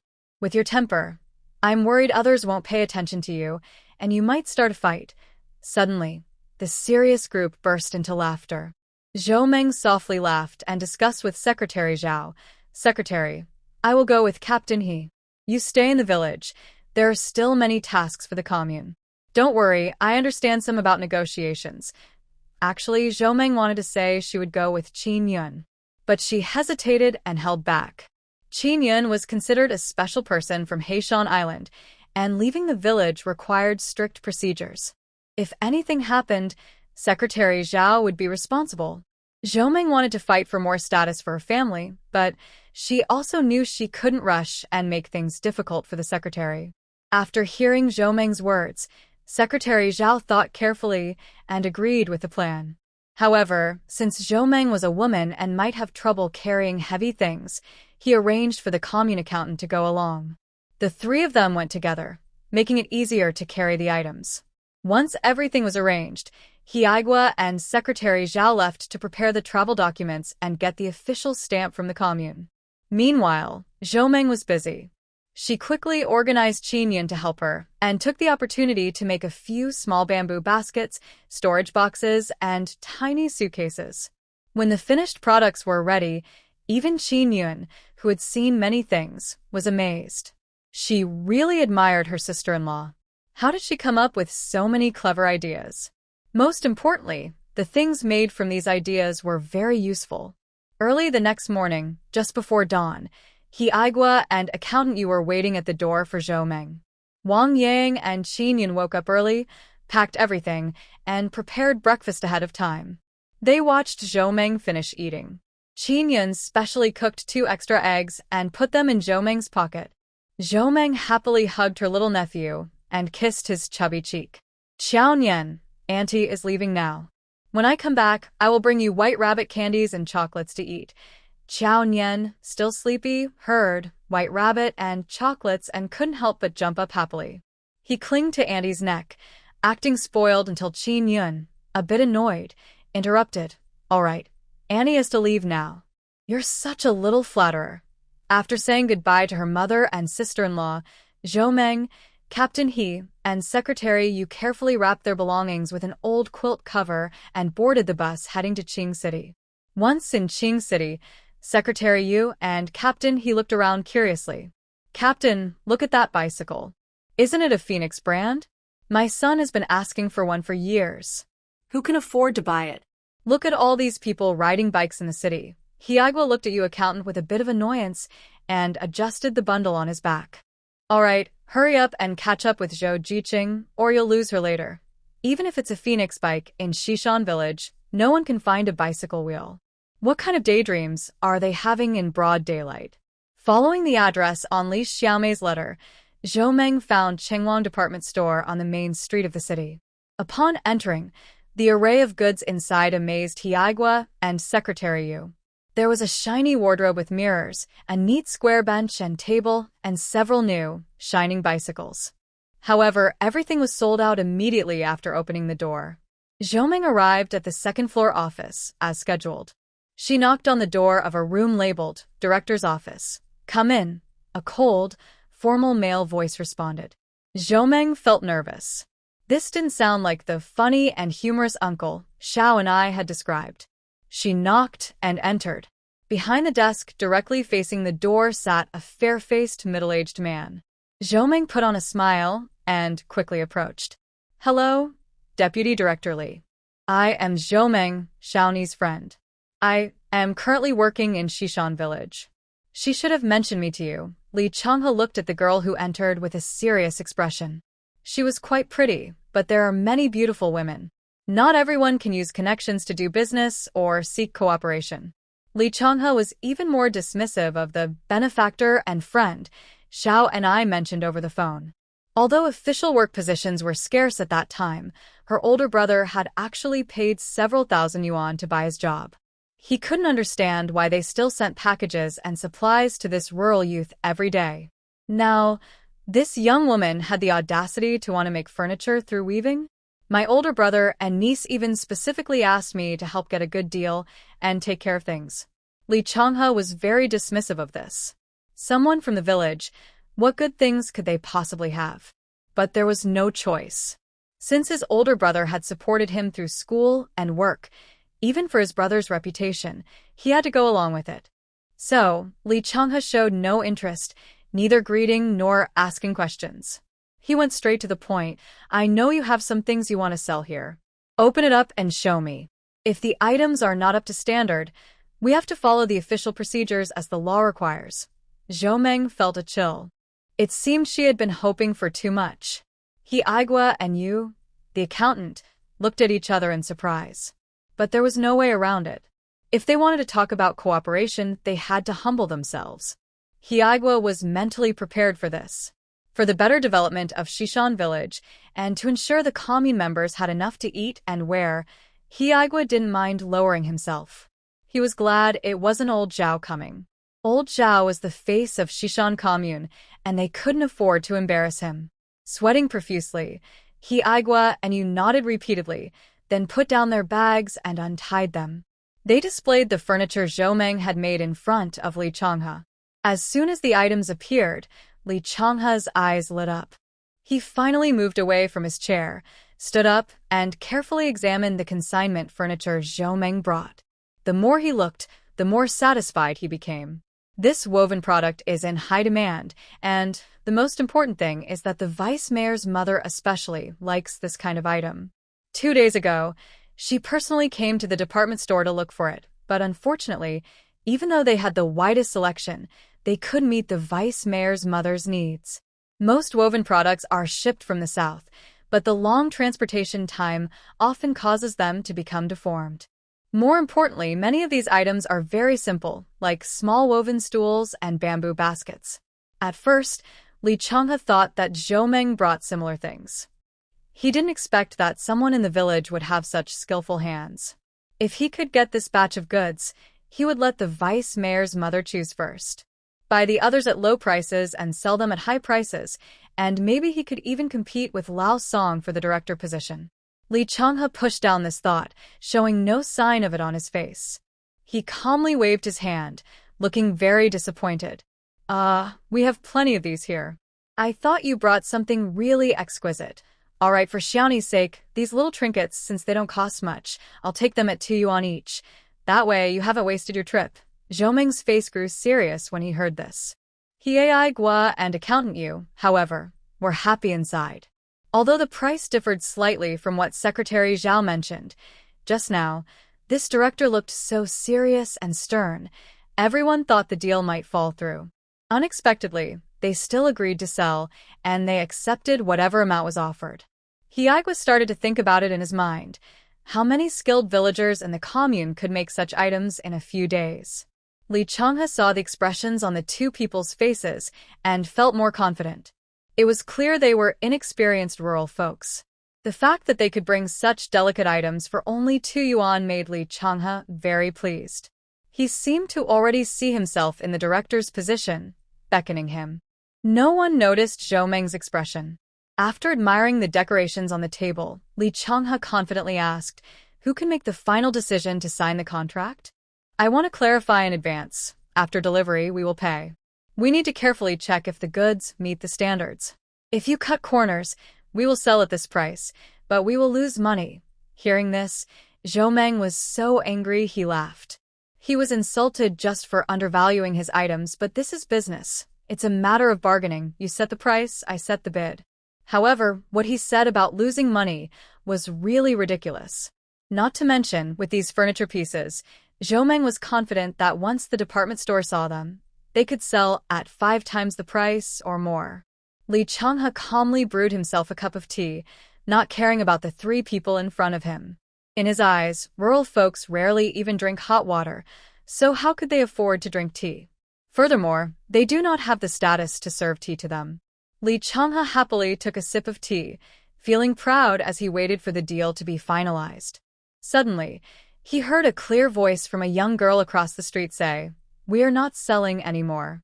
Sorry to bother you." With a loud bang, the lid of Li Changhe's teacup fell to the ground. He didn't bother to pick it up and angrily looked at Zhou Meng, scolding, "What are you saying, comrade? Can you make decisions? The male comrades have agreed, so step aside." Hiei and Yu accountant looked around to make sure no one else was nearby. They looked at each other hesitantly and asked, "Who agreed?" Li Changhe was furious. He clenched his teeth and said, "This is a cooperation between the department store and the commune. It has nothing to do with you, Comrade Zhou. I want to talk to the 2 comrades behind you." Zhou Meng quickly moved aside, and Hiei and Yu accountant hurriedly waved their hands, saying, No, we follow Zhou Jiqing's lead. This deal is decided by Zhou Jiqing." Hiei saw that Zhou Jiqing was annoyed because the other side's offer was not satisfactory and was angry. Although he also thought that 2 yuan per cabinet was a bit cheap, he couldn't help but think of the many willows on the mountain. For those without capital, it was just a matter of putting in more effort. The village didn't have much, just plenty of labor. Earning money was good enough. But before coming, Old Xiao told him to follow Zhou Jiqing's arrangements completely. Hiei didn't care about others' opinions, but he truly respected Zhao's judgment and decisions. So, no matter how Li Changhe tried to persuade or threaten, Hiei remained firm. He simply said, "We listen to Zhou Jiqing." Li Changhe, furious and feeling his pride was challenged, sneered, "Comrade, I advise you, if I don't take your stuff, no one else in the city will. The prices are already high enough, so don't get upset." Zhou Meng smiled kindly, didn't argue, and carefully packed the few items she brought, even thoughtfully cleaning the floor. "Deputy Director Li, we won't bother you anymore, but your prices are too far from our expectations. We'll take our leave now." She turned to leave. Li Changhe hurriedly stood up and blocked her, asking, "How much do you want?" Zhou Meng gently pressed the items onto Hiei's shoulder and calmly replied, "The cabinet 15 yuan, the table 12 yuan, the box 8 yuan, the storage basket 6 yuan, and the rest will be calculated separately." Li Changhe was so angry he laughed. "You, comrade, talk so confidently. Why don't you go and snatch it yourself?" Faced with Li Changhe's contempt and disdain, Hiei couldn't hold back anymore. He was willing to endure this for Shishan village, but he couldn't accept it for Zhou Jiqing. "Comrade, how can you talk like that? In Shishan village, this is the price. If you set a high price, we will bargain. If your price is too high, we won't sell.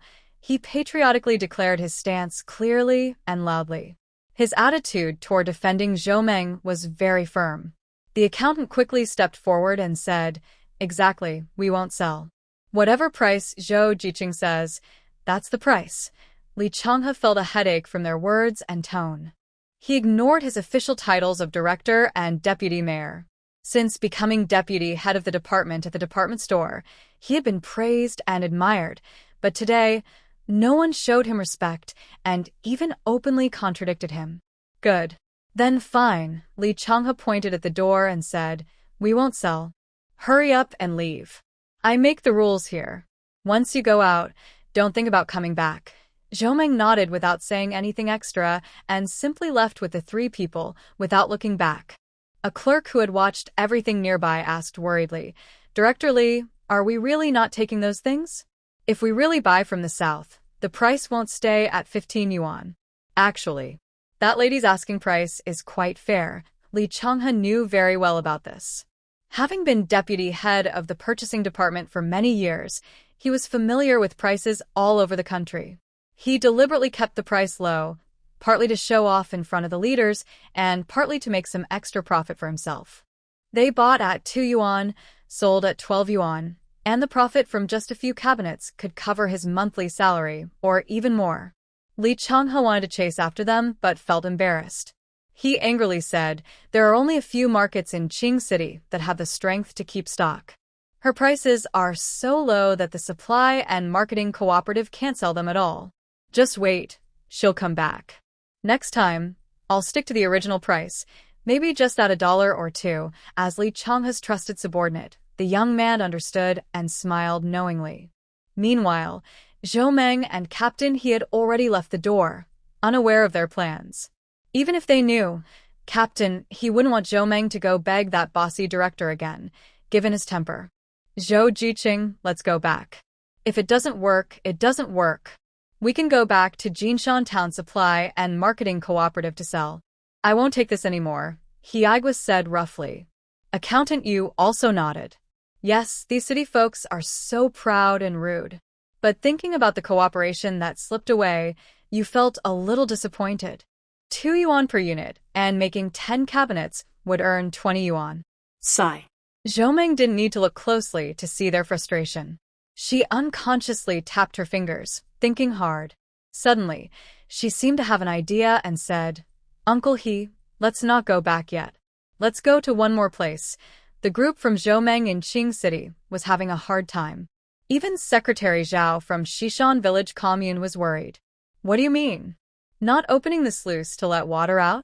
How can we repair it then? Don't you understand? We need to drain the water first, so we can check for bugs or rat holes under the reservoir. It's not waterproof. All talk is useless." Secretary Zhao pounded the table and took a deep breath. He was genuinely annoyed with the eldest son of Old Man Li's family. They grew up together, and Zhao knew well Li Fuchuan's clever and scheming nature. Before, they only knew each other casually, just nodding acquaintances. Now, Li Fuchuan was assigned to manage the Shishan Reservoir, and unless absolutely necessary, Zhao didn't want to offend him. The harvest in the commune depended on the workers and water for irrigation. When the weather was uncooperative, they still had to rely on the reservoir. Since Li Fuchuan was transferred back, Zhao Rui had never had a direct conflict with him. Except this time. Li Fuchuan didn't want to release water, and he had good reasons. He had official approval from the town, stamped with a big red seal. It stated that all dam repairs should be carried out jointly by Li Fuchuan and the secretaries of several villages in the east, west, south, and north. If anyone opposed, all work would be paused, and everyone would discuss and decide together. For some reason, only the secretaries of Shishan and Dongshan villages wanted to release water and repair the dam. The attitudes of Nanshan and Beishan were uncertain. The secretary of Beishan village even scolded Zhao Rui, accusing him of delaying their village's profits. Vegetables in autumn and winter were scarce, and tofu was in high demand, with many people lining up to buy. In response, the Beishan commune secretary was trying every possible way to get as many soybeans back as he could. Recently, he has been overwhelmed by the soybean issue. He thinks repairing the dam is unnecessary and pointless. Moreover, Comrade Lee promised that as long as he does not oppose, after the fish are released into the reservoir, he will secretly send him dozens of pounds of river fish. Oh, in the middle of winter, a bowl of fresh river fish stewed with tofu sounds so delicious just to think about. Zhao Rui watched everyone's expressions carefully. He wanted to get angry, but he knew it would be useless. In the end, among the 4 villages, Shishan village is the poorest, contributes the least money, but is also the closest to the reservoir. Others can relax, but Secretary Zhao cannot sit still. Whether it's for next year's irrigation or reservoir safety, Shishan village cannot stay out of it.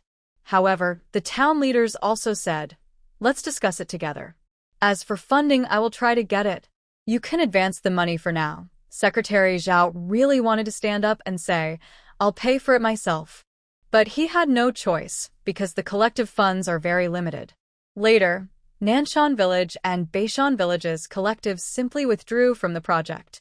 Helpless, Secretary Zhao could only ask everyone to pause all work on the dam and let the workers rest in place. Li Fuqiuan secretly smiled to himself, watching Secretary Zhao leave the reservoir full of worries. In 20 days, the fish in the reservoir will be ready to catch. Occasionally, Li Fuqiuan checks the river fish size with a net, and the results make him very happy. The fish are mostly 4 or 5 pounds, 6 or 7 pounds. If it were to be placed on the dining table of the town or city state-run restaurant, it would surely sell a lot. At that time, there would be no worries about funds for activities. Li Fuqiuan already seemed to see a job at the city government, waving hello to him. The more he thought about it, the happier he became. On his way home, he hummed a little tune. He didn't even notice that, after a few days at home, everyone in the Li family was gloomy and tense. Meanwhile, Secretary Zhao, who had been rejected, sat inside the commune house, constantly changing his pipe. The room was filled with smoke and a strange, mystical atmosphere. A few young people from the commune, who had come to borrow a table to write letters, looked around nervously but dared not step forward to remind Secretary Zhao. They just pushed and shoved each other, trying to make way, and finally decided it was best to leave altogether. Just as Secretary Zhao was deep in thought, the door was suddenly pushed open with a loud bang. Startled, Zhao Rui looked up sharply. He saw it was Higua, and he was about to scold him. But Higua quickly embraced Zhao Rui's shoulders tightly, with such force that it felt like he might crush his bones. "It's a success. It's a success. Old Zhao, we made the deal." "No, it's Zhou Jiqing." "Zhou Jiqing made the deal." "Old Zhao, we have money now." Since Zhao Rui became the commune secretary, his mind had never been so confused. He repeated in wonder, "What? Where did the money come from? What do you mean, the deal was successful?"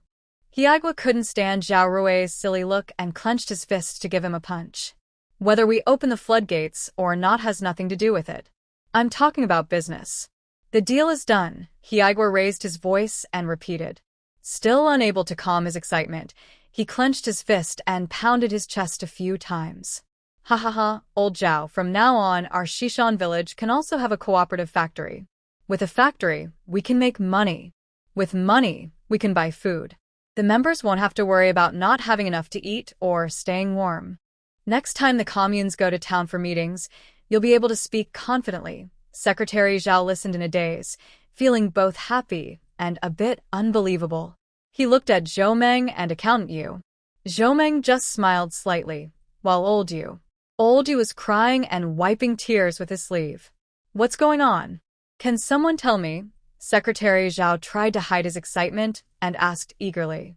Yesterday, Zhou Jiqing said he was going to the city to talk about a cooperation with the department store. He never thought they would agree. But Zhou Jiqing is always eager to serve the commune, so Zhao Rui didn't want to dampen his enthusiasm. However, what kind of place is that department store? Not to mention the leaders, even the salespeople seem to have eyes on top of their heads. Do they even look at products from the countryside? Zhao Rui even planned to go to the supply and marketing cooperative in the town early tomorrow. He wanted to build a good relationship with the director, maybe bring some cigarettes, and at least get some face. He never thought that Zhou Jiqing, along with Hiuan, could really make a deal. How can it be so unbelievable? Secretary Zhao mumbled to himself. Accountant Yu wiped his nose and tears, rubbing them on his shoe sole. He pushed aside Hiuan and stepped forward, pulling off his black cotton jacket. Underneath the shirt and the thin sweater, Hiuan felt a headache. It's not even winter yet. How many layers are you wearing? Embarrassed, Accountant Yu finally peeled off the last layer, reaching into his close-fitting pocket on his chest to take out a bulging handkerchief. He unfolded it and showed it to Secretary Zhao. Secretary, just counting the money makes it real. This is the advance payment from the department store for our order, 500 yuan.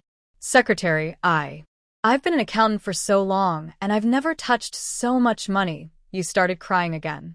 It was something you had carefully carried back, holding it close to his chest, not daring to move. On top of it, still warm from his body. Secretary Zhao swallowed hard, then swallowed again. He finally understood why Hiuan was so excited earlier. If it were him, he wouldn't be able to hold back either.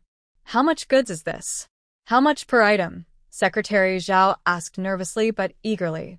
Hiuan looked at his old friend, who was unusually nervous, and felt amused. He grinned and interrupted the accountant's words. Guess what? Secretary Zhao licked his dry lips. $4? $5? $6? As Hiuan shook his head to deny, Secretary Zhao's heartbeat quickened. $8. Is it $8? Finally, Hiuan decided to let his old friend off the hook and smiled. 15. 15 for a cabinet. 12 for a table, and the baskets and racks are all $7 each.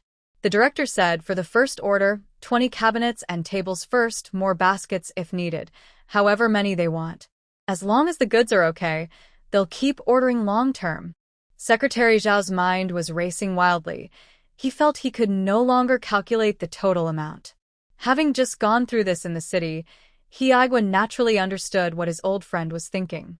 He put his arm around Zhao's shoulder. That's enough. Don't keep calculating. They said this 500 is a deposit, and the rest will be paid later. As long as we supply steadily and meet the quality for this batch, they want everything. In the future, if there are any new things, we will collect them together.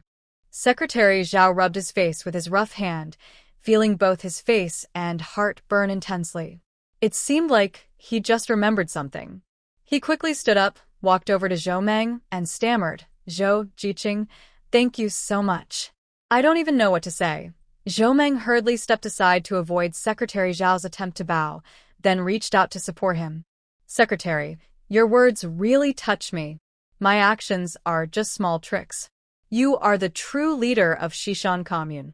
During my time here, I am grateful for your and Captain He's care, as well as the commune's support. That's what I should do. As long as the commune is good, everyone is good.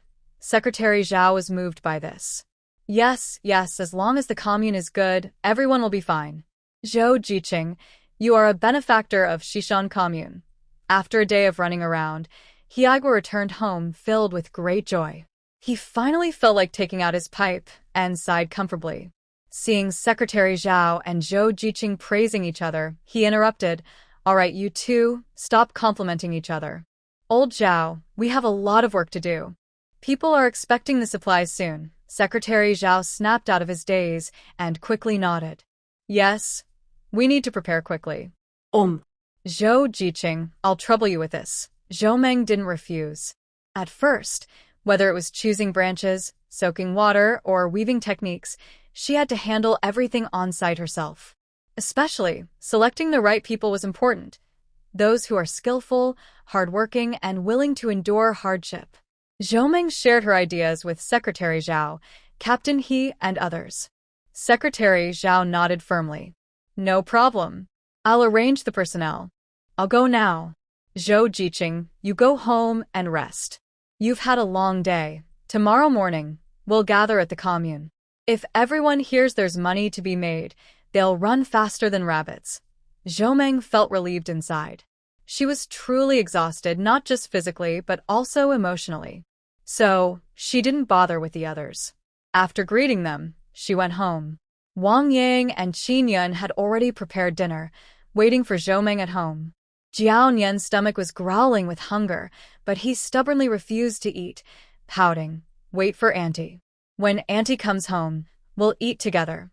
Qin Yun looked at her son with happiness, feeling an uncontrollable joy inside. In just a few days, her son went from only being able to say a few simple words to actively expressing his thoughts. She finally felt at ease. "Yes, we're all waiting for Auntie. We all like Auntie." Qin Yun hugged her son, pressing his little face against hers, feeling completely satisfied. Wang Yang looked at her daughter-in-law and grandson. Although she was very tired, her heart felt as sweet as honey. The eagerly awaited Zhou Meng also entered from outside as expected. At the moment Zhou Nian rushed over, she secretly took out a small pack of white rabbit milk candies from her pocket, which was actually from her space. Zhou Nian excitedly hugged her aunt's neck. "Auntie, candies."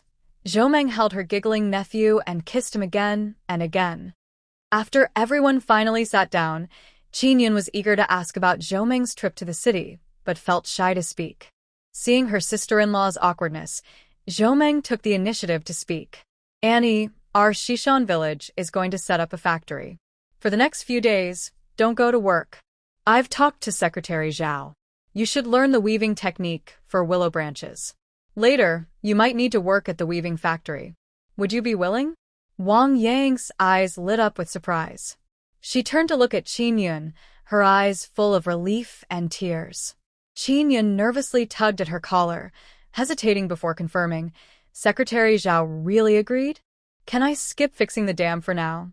Zhou Meng nodded. "Yes," she said. "The secretary said if you want to do it properly, you need a master to guide you. You should learn well. In the future, you will be that master." Qin Yun quickly nodded. "I'm willing. I want to learn." Under the candlelight, the mother and daughter exchanged glances, and a warm, gentle atmosphere spread between them. In the days to come, things will get better. Some families are happy, while others are worried. Recently, Zhou Meng's life has been going very well. In contrast, the Li family in Shishan village and the Zhou family in Jishir city haven't been so lucky. At the Li family in Shishan village, Li Qingchuan happily returns home, dreaming of a big business deal soon to happen. He's so excited, he wants to sing loudly. He doesn't notice his parents' and younger siblings' worried faces. At mealtime, he sees the simple black bread, thin rice soup, and salted cabbage on the table. Li Fuchuan finally senses something is wrong.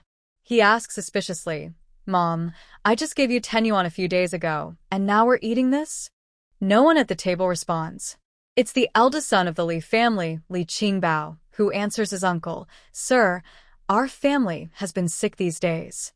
We don't feel like eating much."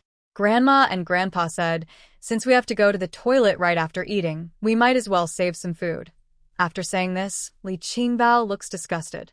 He also remembers that day, before he even reached the school gate, something ran down his leg. The more he thinks about it, the more uncomfortable he feels. Li Qingbao throws down his bread and runs back into his room. Because of this incident, he has become famous at school these days. People whisper when they see him, and some of the less studious kids tease him by calling him pants puller. Li Qingbao can't stand the teasing, so he stops going to school altogether. He also couldn't go out. These days, whether eating at home or visiting Grandma's house, anyone from old Li's family gets sick. But that's not all. The main problem is that strange things happen too often. In the middle of the night, the pots and dishes in the house start moving on their own. Grandpa Li was in the field picking corn when a stone, coming from nowhere, hit his head and hurt him. Later, Grandma went out and tripped over something, falling flat on the steps and losing half a tooth. As for the parents, they are even worse. His father, Li Fucking, is still in bed, unable to get up, trembling all over. His mother, frightened, took his sister back to Grandma's house. But when they reached the door, her uncle fell and broke his leg. Grandma, scared, didn't dare to keep them, so she sent his mother and sister back home. People in the village have been talking about it these days. They say, Old Li's family must be haunted. Nearby, everyone avoids passing by Li's house, walking around it instead. Li Qingbao feels very upset. His whole family is suffering too, especially Grandma Li, and there's something she hasn't dared to tell the family. The food she stored in the cabinet keeps disappearing every few days. At first, she thought someone was stealing it. She even scolded and cursed, saying, "You ungrateful thing, stealing from your own mother. Don't you fear facing the afterlife?" However, soon after, Grandma Li sensed something was wrong. She was carefully guarding the cabinet, and just a moment ago, her bag was full of flour, but in the next second, it suddenly became much emptier.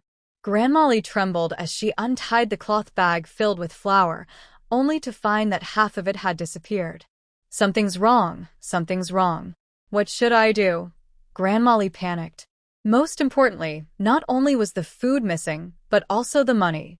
Grandma Li remembered clearly that her eldest son had given her 10 yuan just the day before. She carefully wrapped it in a handkerchief and kept it close in her waistband. She planned to hide it in her room later that night. But guess what? The money was gone.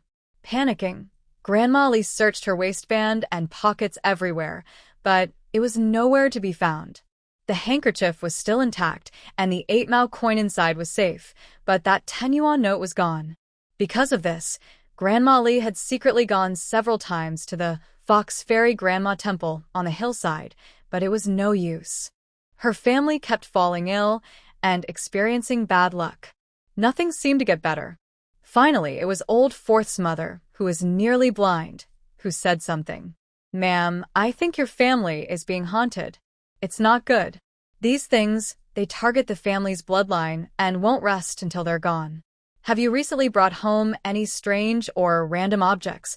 Grandma Li thought for a moment and suddenly remembered something. A few days ago, Grandma Li woke up early, hoping to go to the fields and see if she could find some buried peanuts that hadn't been taken by others. As soon as she stepped outside, she saw a clean, beautiful large porcelain plate on the ground. Without thinking much, Grandma Li quickly picked it up and hid it inside her old cotton jacket. Nowadays, it's not easy for families to find useful things. This plate might have been something someone was planning to buy for their daughter's wedding. I don't care whose grandson lost it. If I find it, it's mine. No one can ask for it back, Grandma Li said, hiding the plate carefully. She didn't tell anyone at home about it. Thinking about the strange things that have been happening lately, and looking at the group of people half dead around the Kong hearth, Grandma Li touched her half-missing front tooth. She decided to talk to her daughter-in-law, Yu, about what she had heard, and discuss it with her eldest son's family. If you ask who is the most capable and wise person in the Li family, it would definitely be the eldest son, Hiuan. Both Grandma Li and Grandpa Li firmly believed this. When she heard her mother-in-law's words, Hiuan's eyes flickered with worry. He was angry at his mother for being naive, bringing in some unclean things into the house, but he couldn't scold her. He could only grind his teeth and ask, "Is this really true? Can you tell what kind of thing it is?" Old Lady Li hurriedly scolded, "You can't say that." Old Fourth's wife said we should call the immortal properly. If we call the wrong name and make it angry, it would be terrible. Li Fuchuan sneered, "Mother, you're always so jumpy." Maybe it's just that the plate wasn't clean, and the rice caused stomach trouble, leading to all this fuss. If something's bad, just throw it out. Why bother with all this? As he finished speaking, the basket used for holding flour paper, hanging under the ceiling beam, suddenly slipped with a clatter. Inside, a small pile of stones used for weighing baskets fell directly onto Li Fuchuan's forehead. Blood splattered everywhere. Everyone in the Li family was stunned by this sudden event. Li Fuchuan only felt a cold sensation on his forehead, followed by sharp pain. When he regained consciousness and tried to cover his head, he saw fresh blood dripping down his forehead onto his pants.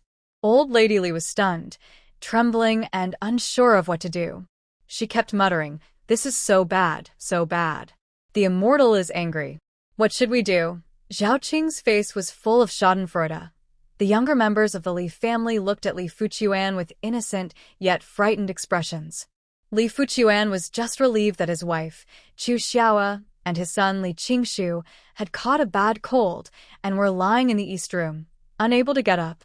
Otherwise, with Chu Xiao's temper, she would have been shouting all over the village. Li Fuqiuan wiped his head, grimacing. "Mom, it's fine. Don't get so worked up." I heard the sound and dodged. Old Lady Li finally patted her chest and sat down. "Quan, we can't go on like this. We need to find a way to send him away."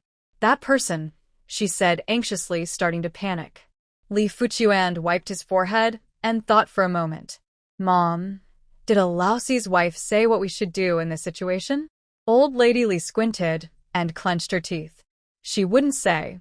She only agreed if I gave her a yuan and 2 plain buns. I didn't give them to her." Li Fuqiuan looked at his mother with frustration, his head pounding with anger. He lowered his voice and shouted, "It's not the time to worry about those 2 buns. Hurry and ask. If we keep waiting, everyone in this family might just wait to die." Old Lady Li, scolded by her son, forgot her anger for a moment. She made a few sounds of agreement, grabbed the keys, and went to open the cabinet in the room. In just a moment, the white flour bag shrank again. Old Lady Li couldn't bear it anymore. That small bag of flour was still sent back by her son when he was working as an official in the city. On the day of Lixia, she scooped a small handful to make a few dumplings for the head of the household and her second grandson. She had been saving those few bites, hoping to wait until her daughter found a good family to marry into, then she could proudly make a big meal of dumplings. But now, all her hopes were dashed. Old Lady Li quickly grabbed a yuan, then took a ladle to measure out enough flour for 2 buns. She got up and headed to Laoxi's house. Li Fuqiuan thought for a moment, feeling uneasy, and decided to follow his mother together. "What? 2 yuan? Last time you said it was 1 yuan plus 2 buns, Old Lady Li shouted loudly. Li Fuqiuan quickly pressed his mother, who was ready to jump and cause a fuss. Yu Laotai said, his aunt, "Bargaining like this is too unfair. I shouldn't have even brought it up. Come back tomorrow, and it will be this price." Yu Laotai held up her fingers and gestured. Li Fuqiuan was initially doubtful, but seeing Yu Laotai's attitude, his worries disappeared. He grabbed his mother and turned to Yu Laotai, promising, "Aunt, 2 yuan I'll pay. As long as your method works, I'll add 1 more yuan for you." Ignoring Old Lady Li's urgent scolding, Yu Laotai quickly nodded and agreed. "All right, big nephew, you're straightforward." She took the 3 bills Li Fuqiuan handed over and sniffed the noodles brought by Old Lady Li, then smiled happily. In the hopeful eyes of everyone, she said, "This matter, if it's really to be solved, is both simple and not simple. It depends on whether you're willing to give up or not." In the Li family side room, Song Hong gently shook the man sleeping beside her. His father, "I feel so uneasy in my heart." Li Fugan thought his wife was hungry and was about to get up to warm some water and eggs for her. Song Hong whispered, "I heard from the villagers that our family has recently attracted some unclean things, so there's been a lot of trouble. You need to be careful when you go up the mountain." Li Fugan nodded, feeling sleepy, and gently adjusted the quilt over his wife. He then looked at their peacefully sleeping daughter. He lay down comfortably. Only Song Hong was still awake, worried and unable to sleep. Recently, because her family had scolded her nephew, her mother-in-law, and she had been cold and refused to cook meals. Sometimes she wanted to drink hot soup, but no matter how many times she asked, no one paid attention. Her husband was not at home during the day, so Song Hong had to sit up, cover her head with a scarf, and boil some hot water to soak dry noodles to eat. This was something her mother had brought her when she visited. Her mother-in-law didn't give them any food and seemed to want them to starve. Song Hong hated her mother-in-law very much. If only we could split the family, Song Hong thought, staring at the moon through a crack in the roof. On the way home, on the stone path, Li Fugan carefully helped Li Laotai walk, taking small steps. They were silent for a while. Then Li Fugan gritted his teeth and quietly made a decision. "Mother, let's split the family. Let the 3rd son and his family live separately." Li Laotai was startled. She remembered what the blind old woman from the Yu family had said, and her heart trembled. She hesitated and asked, "Fugan, Should we discuss this with your father? Old Third was still a member of the Li family. I want to say more, but Li Fuchuan interrupted loudly. Mother, don't be stubborn. No matter what Lao Xia said, you remember. If we can't get rid of that thing, my career might be over. Why did you pick up that broken thing for no reason? It's all your fault. Old Lady Li wanted to say something, but seeing her son's pale face, she dared not speak. Now, Li Fuchuan was convinced that everything recent was caused by the thing his mother brought home. Otherwise, how could he have been driven to this countryside? He no longer remembered that a few days ago, he had thought about asking his third brother's family to help work as laborers. Eubanxia said, this thing recognizes blood ties. If brothers from the same clan take it away, it will only cause trouble for their family. You will be free from it. Li Fuchuan, who was not a strict materialist, now believed deeply in this. He had made up his mind. Whether his parents agreed or not, the third family must be separated. If necessary, he would give them some money and force them to leave. So, after returning home, Li Fuchuan and his father, Old Li, quickly decided on what to do. To avoid delays, Li Fuchuan went out that night to knock on Li Fugen's door. He woke up Li Fugen and Song Hong's family, who were already asleep. Li Fugen, groggy, was so frightened by his brother's words that he immediately woke up from his nap. He stammered and asked, What, splitting the family? Why are we splitting up? Dad, you can't hide things from us. Our family isn't rich, but we sold everything to pay for your treatment. Old Li, his face turning angry, stood up and slapped his younger son. I'm fine, stop talking nonsense. Zhao Qing and second brother Li fucking sat nearby, happy to see the argument. Although they didn't understand why they suddenly discussed splitting the family at night, based on their mother-in-law's temper and the eldest uncle's behavior, Zhao Qing was sure this was not a good sign. Especially since the mother-in-law said only the youngest son's family would move out, and everyone else would continue as before. Considering recent events in the Li family and the strange behavior of the eldest uncle and parents-in-law, Zhao Qing decided to stay silent. Song Hong listened carefully, trying to hear the conversation in the north room. But it was difficult because their small house was built outside the main wall, separated from the Li family's main hall by a wall and a yard. A few days ago, Song Hong remembered Go Sheng returning home and learning 2 phrases, and her heart was pounding. Go Sheng was wearing a new cotton coat and was very happy. Song Hong felt both touched and sad, feeling very grateful to Zhou Jiqing. Dog Sheng suddenly said, Mom, Sister Xiaoming said that whatever Grandpa and Grandma say, you should listen. You can agree, but don't agree too easily. Ask for more money. Before today, Song Hong still didn't understand Zhou Jiqing's meaning. But tonight, her confused heart, which had been unclear for over 20 years, suddenly became clear. Could it be that Zhou Jiqing knows something? Maybe the idea of splitting the family is what Zhou Jiqing and his wife are thinking?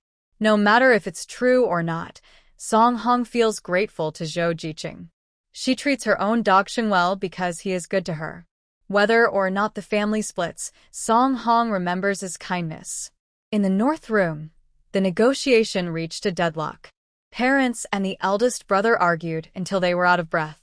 Stubbornly Fugen said just one sentence, no splitting the family. If there's a problem, we treat it. The brothers staying together and taking care of mom and dad is better than anything. Li Fuchuan looked at his stubborn younger brother with anger, his heart burning with frustration. He was naturally suspicious. Over the past few days, he had thought about these things many times while walking back and forth. Even when he entered the house and said they should split, it was just to test his brother. He wanted to see if these matters were part of his dull brother and his sister-in-law's plans. Now it seems he was overthinking. Li Fuchuan thought to himself mockingly, if the third brother and his wife had such intentions, they wouldn't have let mom and dad be squeezed so much. Li Fugen kept talking about his filial piety, but old man Li grew impatient. He smoked his pipe and interrupted his son's arguments, saying, "That's enough, no more talking. The decision is final. Starting tomorrow, the third son will move out. The things that belong to you will be arranged by your mother. That's settled. We have work tomorrow, so go to sleep." Li Fugen was dazed and pushed out of the house by his parents and two brothers. When he got back to his room, before his wife could ask, he told her everything clearly. Song Hong heard this and felt a warm feeling in her heart, but also some confusion. But Li Laotai didn't let her wonder for long. Early the next morning, Li Laotai and her younger sister Tao Hua came to visit personally. They brought 30 yuan, a few packed sets of clothes, 2 small cabinets, 2 pairs of chopsticks, 3 bowls, and a large round plate. A large round plate? Song Hong looked carefully again, making sure she wasn't mistaken. This plate was brand new and pretty.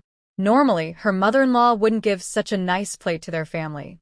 Thinking about this, Song Hong tentatively said, "Mom, that plate is quite new. Maybe it's better to leave it for Tao Hua to use at her wedding. Such a good plate. We don't have a place for it here, and it would look good in her in-law's house." Before she finished, she was interrupted by the sharp, loud voice of Tao Hua. "Who wants this unlucky thing?" Phew! Li Laotai glared fiercely at her daughter and then shot a quick look at Song Hong. She rolled her eyes and, with a gloomy face, put down the things and left. Mom, wait a moment. "We don't want this thing." Song Hong stopped Grandma Li. Grandma Li looked shocked as her third daughter-in-law flipped over a large porcelain plate that had been carefully placed on top of her, holding it in front of her.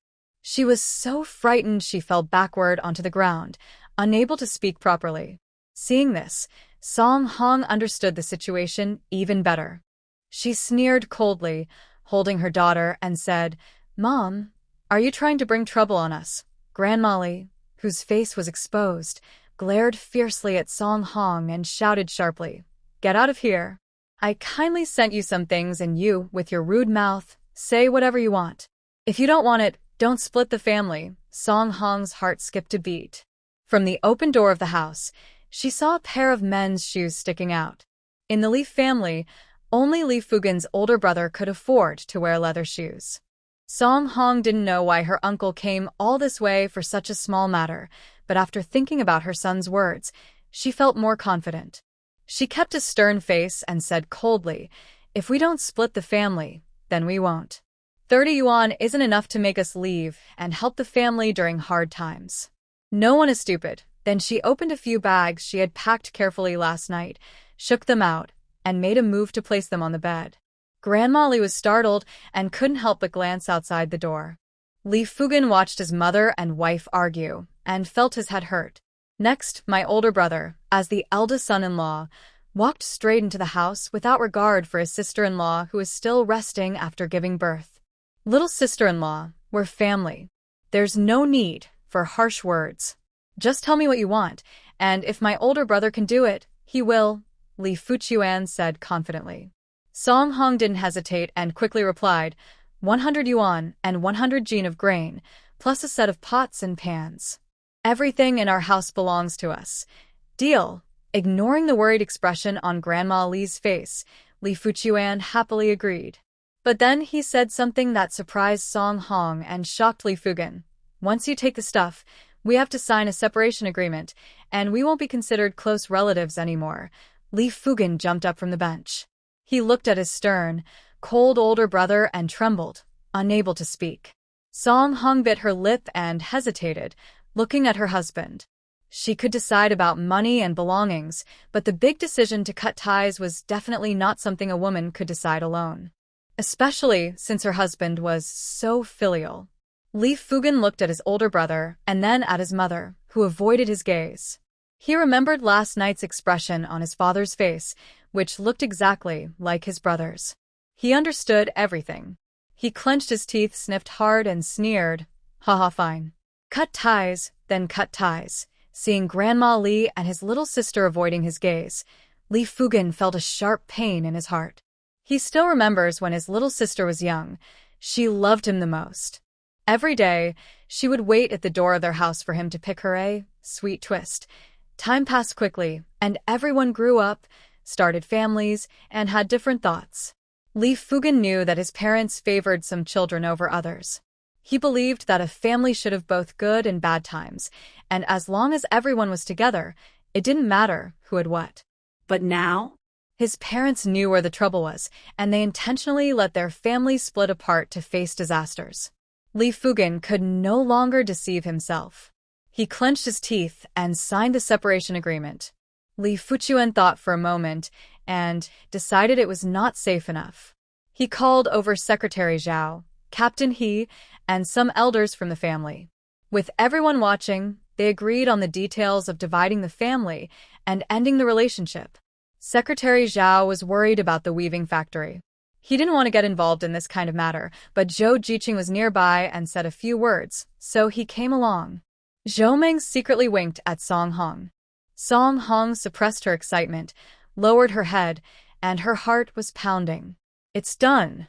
It was really Zhou Jiqing who helped. With everyone's witness, Li Fugan's family separated from the Li family and moved out on the same day. Song Hong held her daughter and pulled her son. They rented a small Western-style room at Sister Lu's house for 8 yuan a year, finally settling in. Li Fugan sat by the Kong, feeling very discouraged and lost in thought. Song Hong saw this, but said nothing. She understood that parental favoritism was one thing, but truly experiencing and accepting it was another. Song Hong looked around the room. It was very simple from top to bottom, but much better than the wooden house. Most importantly, she had paid to rent this place. She was in charge here, and she was the only lady of the house. At the same time, at the Li family, Li Fuchuan was happily surprised to see that after the third son and his family moved out, his sons and daughter-in-law's high fever immediately went away. Li Qingshu's face was still pale, but he had enough strength to get out of bed and walk around. Chu Xiaoa also regained consciousness. She told her husband, "It seems like I was in a daze these days. I could hear you talking, but I couldn't wake up." Li Fuchuan was surprised and thought to himself, "It looks like that half-blind old lady really has some skill." The entire Li family was excited and relieved that they had finally gotten rid of the plague god. Old Li and his wife repeatedly warned, "Take good care of your hands. If you bring home any more troublemakers, next time, I will send you away." Old Lady Li shrank her neck, but said nothing. She felt the pain too, 100 yuan plus 100 jin of grain. Most importantly, to eliminate future trouble, the third son had signed a separation agreement and was forced to leave. He was no longer considered part of the Li family. She and her husband wouldn't need to worry about his life and death anymore. The money earned by the third son and his family had nothing to do with the old Li family. Thinking about his useless second son and his daughter-in-law, Grandma Li felt a wave of sadness.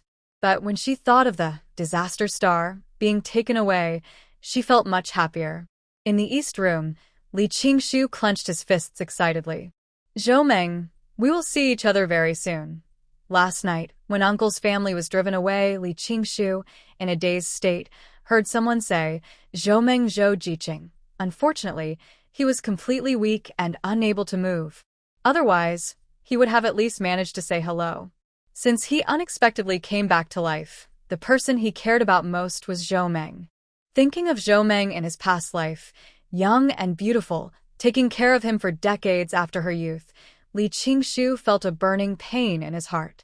As for the incident where Zhou Meng hit him and falsely accused him of stealing 100 yuan, Li Qingshu didn't care at all. She doesn't recognize me now, so she doesn't remember her feelings for me. Once we get to know each other better, she will fall in love with me all over again. Li Qingshu carefully styled his hair with his mother's hair oil, then changed into a military green shirt he thought best showed off his handsome figure, and added a warm military coat over it. In this era, owning a military coat was a sign of status. People borrowed them for weddings and visits. In his past life, Li Qingshu's military coat was borrowed by his cousin Li Jiabao, and even after Li Qingshu died, it was never returned. After getting ready, Li Qingshu left the house.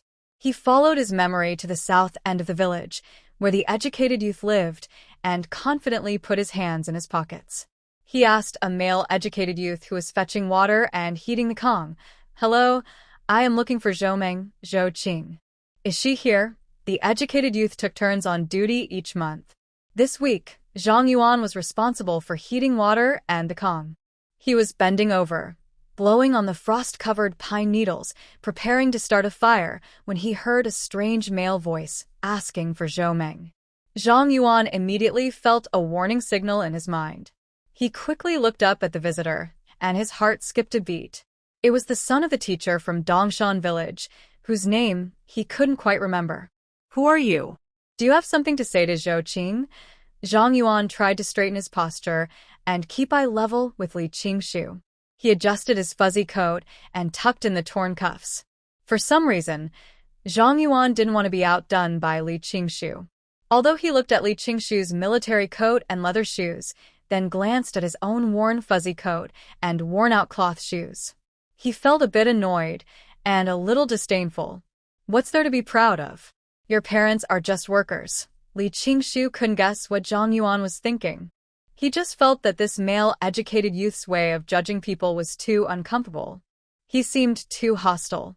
Li Qingshu withdrew his gaze and looked toward a few female-educated youth coming out of the yard. Excuse me, is Zhou Ming here? I need to see her for something. Please help me pass along the message. Li Qingshu took on the demeanor of a primary school teacher, with a polite smile on his face. Song Yaya and Lu Qingxi, who were stopped, looked at Li Qingshu curiously. Song Yaya wanted to say something but was interrupted by another young woman. Who are you to Zhou Meng? What do you want to see her for? Song Yaya looked surprised at the woman speaking. Yang Lihong, from Hecheng, has a fair complexion, big eyes with double eyelids, and is talented in arts and culture. She is often admired by male young workers at the youth station. But I've never seen her pursue anyone so persistently. Lu Qingxi pulled Song Yaya to the side a few steps, deliberately keeping some distance from Li Qingshu. Li Qingshu didn't notice this.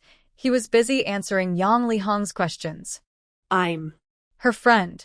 I want to come see her, Li Qingshu said ambiguously. Although he didn't catch Zhang Yuan's exact thoughts earlier, that hostile look was very familiar. In his previous life, Zhou Meng was shy and timid, but she was very beautiful. With her posture, many young male workers were attracted to her. And that person with the surname He. Thinking of this, Li Qingshu felt angry and frustrated. In his previous life, at first, he considered developing feelings for Zhou Meng, but she was always thinking about the man with the surname He. Later, Wong Win kept a close watch on him, so he never had a chance. So, this time, Li Qingshu wanted to be the first to appear beside Zhou Meng. He planned to cut off all her bad romantic interests. Zhou Meng was destined to be his woman, and he couldn't let her flirt with other wild men anymore. For example, the young man who was just tending the fire, Li Qingshu secretly resented him, thinking he's dreaming of something impossible. So, when asked about it, he deliberately spoke ambiguously. It was best to dispel that young man's hopes. Even if he couldn't, he hoped to spread some gossip at the youth camp. Then, Zhou Meng would have to accept it for her reputation. Thinking about how he just saw Zhou Meng, her slim, pretty figure, her fair cheeks, and her rosy lips, Li Qingshu felt even more excited. No matter what, he was determined to marry Zhou Meng this time. She was the woman most suitable for him. As for Wong Win, thinking about his past life, where she abandoned him and ran away alone, Li Qingshu's expression kept changing. Wong Win's presence still had its use. Her status and her treasures were very tempting to him. At worst, he would marry Zhou Meng first and make their relationship official. Later, tired of it all, he would fake his death and escape, then live a peaceful, wealthy life. With his past experience, Li Qingshu was confident he could create great achievements in this life. Zhou Meng had no idea that Li Qingshu was daydreaming so openly. In the past few days, she has been busy teaching weaving techniques and has no extra energy to observe others. Director Song from Hanwang Department Store said that as long as the first delivery is on time and meets quality standards, he will accept all future shipments. After discussing with Secretary Zhao, Zhou Meng selected 10 people from a group of applicants. The commune specially set aside an empty room for them to use for production. These days, Zhou Meng is so busy that she feels like her legs are tired from running around, wishing she could be in 2 places at once. Hiuan also reports to the commune on time every day. After careful teaching from Zhou Meng over the past few days, she has become quite skilled at these weaving techniques, almost second nature. Every night, after putting her son to sleep, Qin Yun lights a small kerosene lamp and studies tirelessly. Wang Yakin looks at her daughter-in-law with both pride and sadness. She also knows she can't hold her back, so she tries to finish her work early each day and do a little more, so her daughter and daughter-in-law can focus on their own tasks. The hardest worker is Zhou Meng, who not only chooses the people but also personally supervises each step of their work. When Secretary Zhao informed the villagers, everyone was initially excited, but once they learned it was about weaving furniture, they all backed out. Some who are usually lazy even made sarcastic remarks. How can willow branches be used to make furniture? That's nonsense. Wasting materials. If I had known, I wouldn't have come and delayed my work, just thinking that doing some light work could help us slack off, but this is just nonsense. How many work points do we get in a day? We can't even earn enough to feed our wives and children. It's all pointless. Secretary Zhao stepped forward and cleared his throat. First, let me be clear. Those who come here to work won't earn work points. All the rewards will come from selling furniture and exchanging money, and will be fairly divided based on each person's effort. Before he finished, the lively members interrupted him. Secretary, are you joking? No work points, just words won't work. What if we can't sell anything? Exactly. I didn't come here expecting to earn a lot. Secretary Zhao remembered each member's words and expressions. At the start, he had already discussed with Zhou Meng that members working in the weaving factory wouldn't get work points, but would be paid wages directly. But he didn't mention the wages right away. This way, they could avoid recruiting opportunists and select those who truly work hard. It would be a permanent solution. Secretary Zhao raised his voice. I'm telling you all, if you leave this time, there won't be another chance. Don't say I didn't give you an opportunity. Hio Igua silently smoked his pipe. He saw his two sisters loudly mocking and walking away. He clicked his tongue and sighed. Sigh, even giving a chance doesn't help. But he wouldn't say anything about it. It was agreed that the selection would be fair. At the end of the meeting, the members were jealous of those who could earn money and started gossiping. Now, it was their own choice to leave if they didn't like it. After some time, about 10 people remained, all of whom were honest and willing to work hard. Zhou Meng was so eager to teach them the skills quickly that she hardly had time to sleep. Wang Yang and Li Yun watched Zhou Meng, who had become much thinner, and felt very worried. Li Yun wanted to cook 2 eggs for Zhou Meng, but the chickens at her home were sick and hadn't laid eggs for 2 days. She had to change her plan and picked a small basket of dried sweet potatoes to send to Zhou Meng. When she heard Zhou Meng had gone to the commune team, Li Yun hurriedly turned back. Just after crossing the bridge, she heard a voice from the nearby youth station area, saying, I have a lot of personal connections with Zhou the youth, so why should I tell you? Does Zhou know who you are? Li Yun's heart tightened. What made her even angrier was the other voices teasing her, saying, Who would have thought Zhou Jiqing's charm was so strong? She's already dating 2 boys. No wonder she could stay at Captain He's house when she first came to Shishan village. With that charm, who wouldn't admire her? Such shamelessness. Is she causing trouble? Last time, she even avoided us, claiming Teacher Li was harassing her. I think Zhou Meng was the one chasing after him. Exactly. Now she's involved in the village weaving factory, with men and women working together every day. Who knows what they're really up to? Li Qingshu and Zhang Yuan blushed and stared fiercely at each other. All around, the young workers were watching the scene unfold. Li Yun leaned in to listen and knew trouble was brewing. If they ruined Zhou Jiqing's reputation, not to mention the weaving factory scandal. With such a reputation, how could Xiaomeng get married in the future? Fuming, Li Yun wanted to rush out and scold those gossiping young workers. But just as she took a step forward, a strong hand grabbed her arm tightly. Quickly, Li Yun turned around.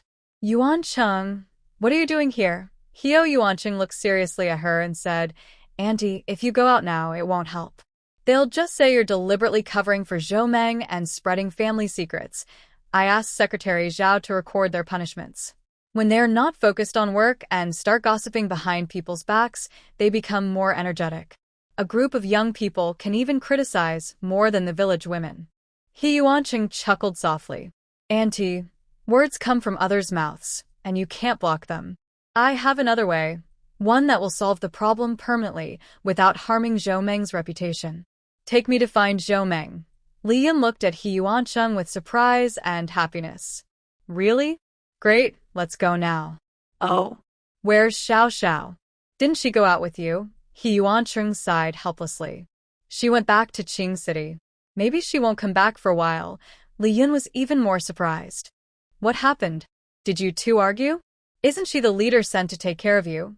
Chung kept silent, refusing to speak. Li Yun had no choice but to stop asking. She didn't know that Chung truly didn't know how to explain the situation, about Zhang Xiaoxiao leaving her job and returning to Qing City to pursue her boyfriend, who was almost poached away. So he chose to stay silent. When they arrived at the commune, Li Yun finally caught Zhou Meng, who was busy and walking around. She eagerly told her everything she had heard from the young people gossiping. Zhou Meng listened with a frown. She felt only annoyance and indifference. In her previous life, she never planned to get married or settle down. If she had to say, there was someone she considered marrying. She looked up and glanced in Hiuanqing's direction. Li Yun anxiously nudged Hiuanqing with her elbow. Yuanqing, didn't you say you had a way? Xiao Meng is here. Hurry and speak. Zhou Meng was a bit surprised. She didn't expect Hiuanqing to care about these things. She and Aunt Li Yun acted the same, looking at Hiuanqing eagerly, waiting for good news. The man raised his long eyebrows, and his words almost scared Li Yun to death. Zhou Meng, the best way to end rumors is to create bigger ones. How about you marry me? Cough, cough. You. Cough, cough. Li Yun's violent cough interrupted the mutual stare between Zhou Meng and Hiuanqing. Zhou Meng shyly lowered her head, hiding her pounding heart and her cheeks turning slightly red. Li Yun was anxious to hit Hiuanqing, but when her hand reached his shoulder, she remembered these weren't her mischievous kids at home. Just as she was about to pull back her hand, Hiuanqing added fuel to the fire. You can think about it overnight. Give me an answer tomorrow morning. I'll go to the city, then, and handle the marriage report. Li Yun widened her eyes, and she slapped his arm. Child, how can you joke about a woman's reputation? You just said you had a good idea, and this is your idea. Li Yun felt she shouldn't have gone out today. Even if she did, she should have checked the almanac. What kind of people did she meet on this road? None of them are normal. She anxiously turned her head, wanting to explain a few words to Zhou Jiqing. I noticed that Zhou Jiqing, who is usually calm and steady, looked blushing and shy. Li Yun finally understood. You too? Zhou Meng quickly said. I'll think about it. Then she dragged Aunt Li Yun into the house. Facing Aunt Li Yun's curious and teasing look, Zhou Meng mumbled some nonsense to cover up, not even knowing what she was saying. Fortunately, a fellow villager helped her out, saying, Zhou Jiqing, I don't quite understand how this cabinet door is made. Can you take a look? Relieved, Zhou Meng ran over like a rabbit. She left Li Yun with a happy and teasing smile as she went away from the commune team. That night, Zhou Meng tossed and turned, unable to sleep. At the same time, the Li Fuchuan family at the west end of the village also couldn't sleep. Li Fuchuan frowned and sighed. He originally thought that the situation was under control, but suddenly there was a change. During the day, Secretary Zhao said firmly, we must open the sluice and release water. The expenses for the initial work can be paid by Shishan village. Anyone who keeps arguing is deliberately obstructing the revolutionary cause and treating people's property as a joke. I will report this to the government. The other village and commune leaders listened but didn't oppose. As long as someone paid, they didn't care whether the water was released or not. Only Li Fuchuan couldn't accept it. But Secretary Zhao quickly shut him down with a few words, saying, What? You don't want to? Let's go to the town government and talk to the leaders. Why don't you want to? Li Fuchuan felt helpless, but could only grit his teeth and nod in agreement to open the floodgates in 2 days. He was like a restless ant on a hot pan, unable to sit still. The reservoir held thousands of pounds, even tens of thousands of pounds, of fish, which could be sold in just over a month. Initially, he spent several hundred yuan just on fish fry, not counting the cost of feed and bait. There was also the investment and profit sharing with Boss Chun at the town's state-run restaurant. Thinking about it gave Li Fuchuan a headache. He had once confidently promised, "Everything is arranged, Boss Chen. You can invest your money, and I'll handle everything else." Now, he thought, I must quickly find old Chen and ask him to bring people over tomorrow to start harvesting the fish. Even if they're small, it's better than losing everything. Without hesitation, Li Fuchuan put on his clothes and left the house. He ignored the calls from Chu Xiaoa and his son and daughter behind him. Li Qingshu's eyes flickered.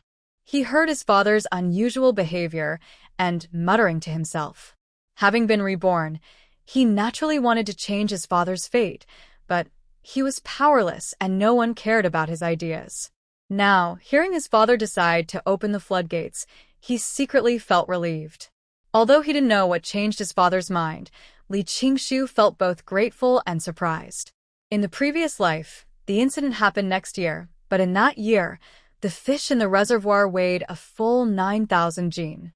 His father chose a different route, selling the fish with others to nearby counties. The fish priced at 3.5 cents per jin was sold on the black market for 1 yuan per jin. Taking advantage of this opportunity, Li Fuchuan and others shared the profit and still earned 4,000 yuan. That's why, after returning for many days, Li Qingchuan didn't oppose his father's plans. In Li Qingchuan's mind, a big reason he lived so comfortably in his past life was because his father told him where the hidden money was just before he died. It wasn't just for a year, but for 3 years. 3 years ago, his father was already working on this with others. 70 years ago, when most families couldn't eat well or stay warm, Li Qingchuan knew his family was already worth 10,000 yuan. This money was very important to him. The Li family had to earn it. At worst, next year, he would stop his father from raising fish. 1 year's delay wouldn't affect the dam repairs.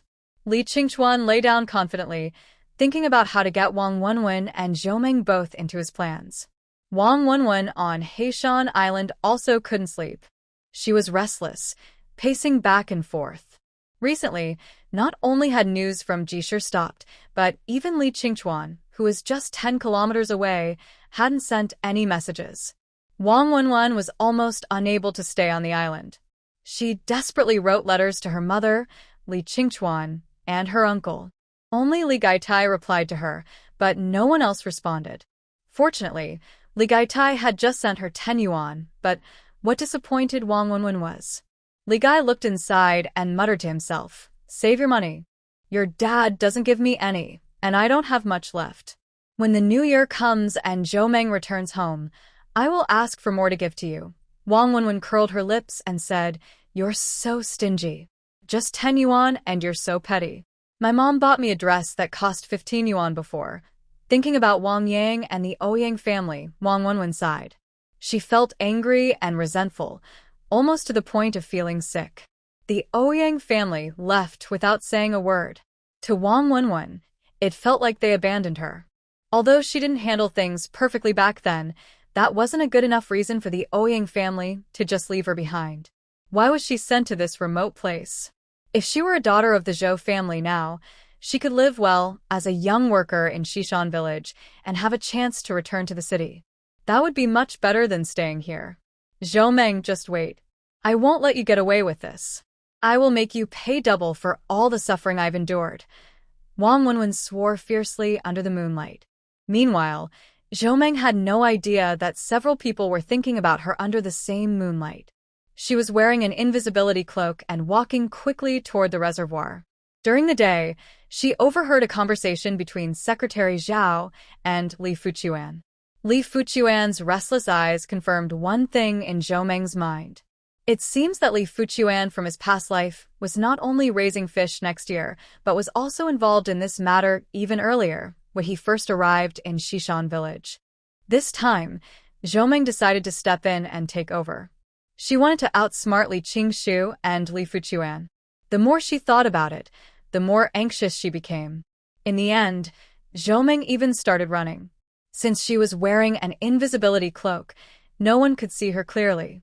A few workers at the dam, who were watching tools, thought the wind had blown past. Zhou quickly moved to the southwest corner of the reservoir, the most remote spot. She had asked her father and older brother, and they told her this was the highest point of the reservoir, giving a full view of the water situation. Usually, the manager, Li, would sit here and watch the reservoir.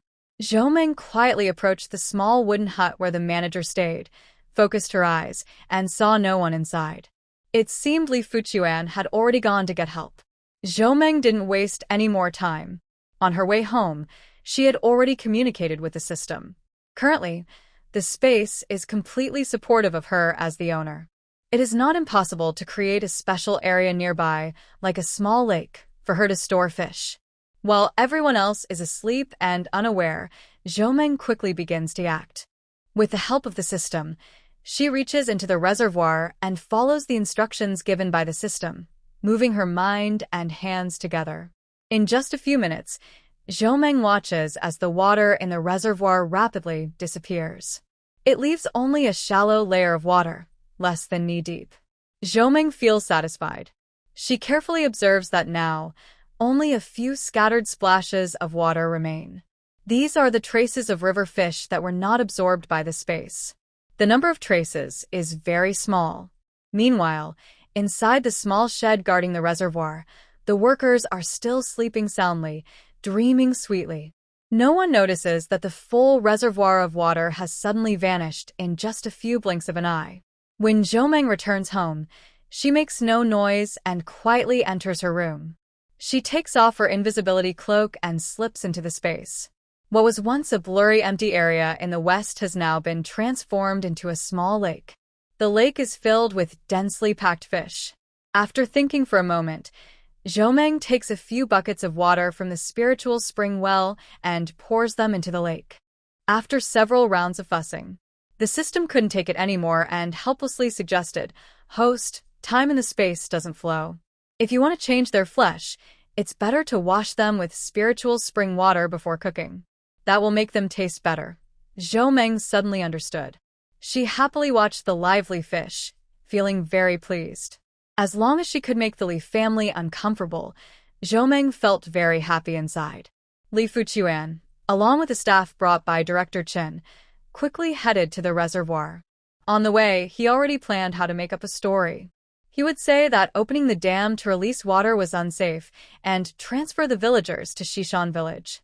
Once everything settled, he would send someone to tell them to come back. For the golden lumps in the reservoir, Director Chen even hired dozens of workers from the black market, paying each 5 yuan for one night. He only had one request: to quickly catch his fish.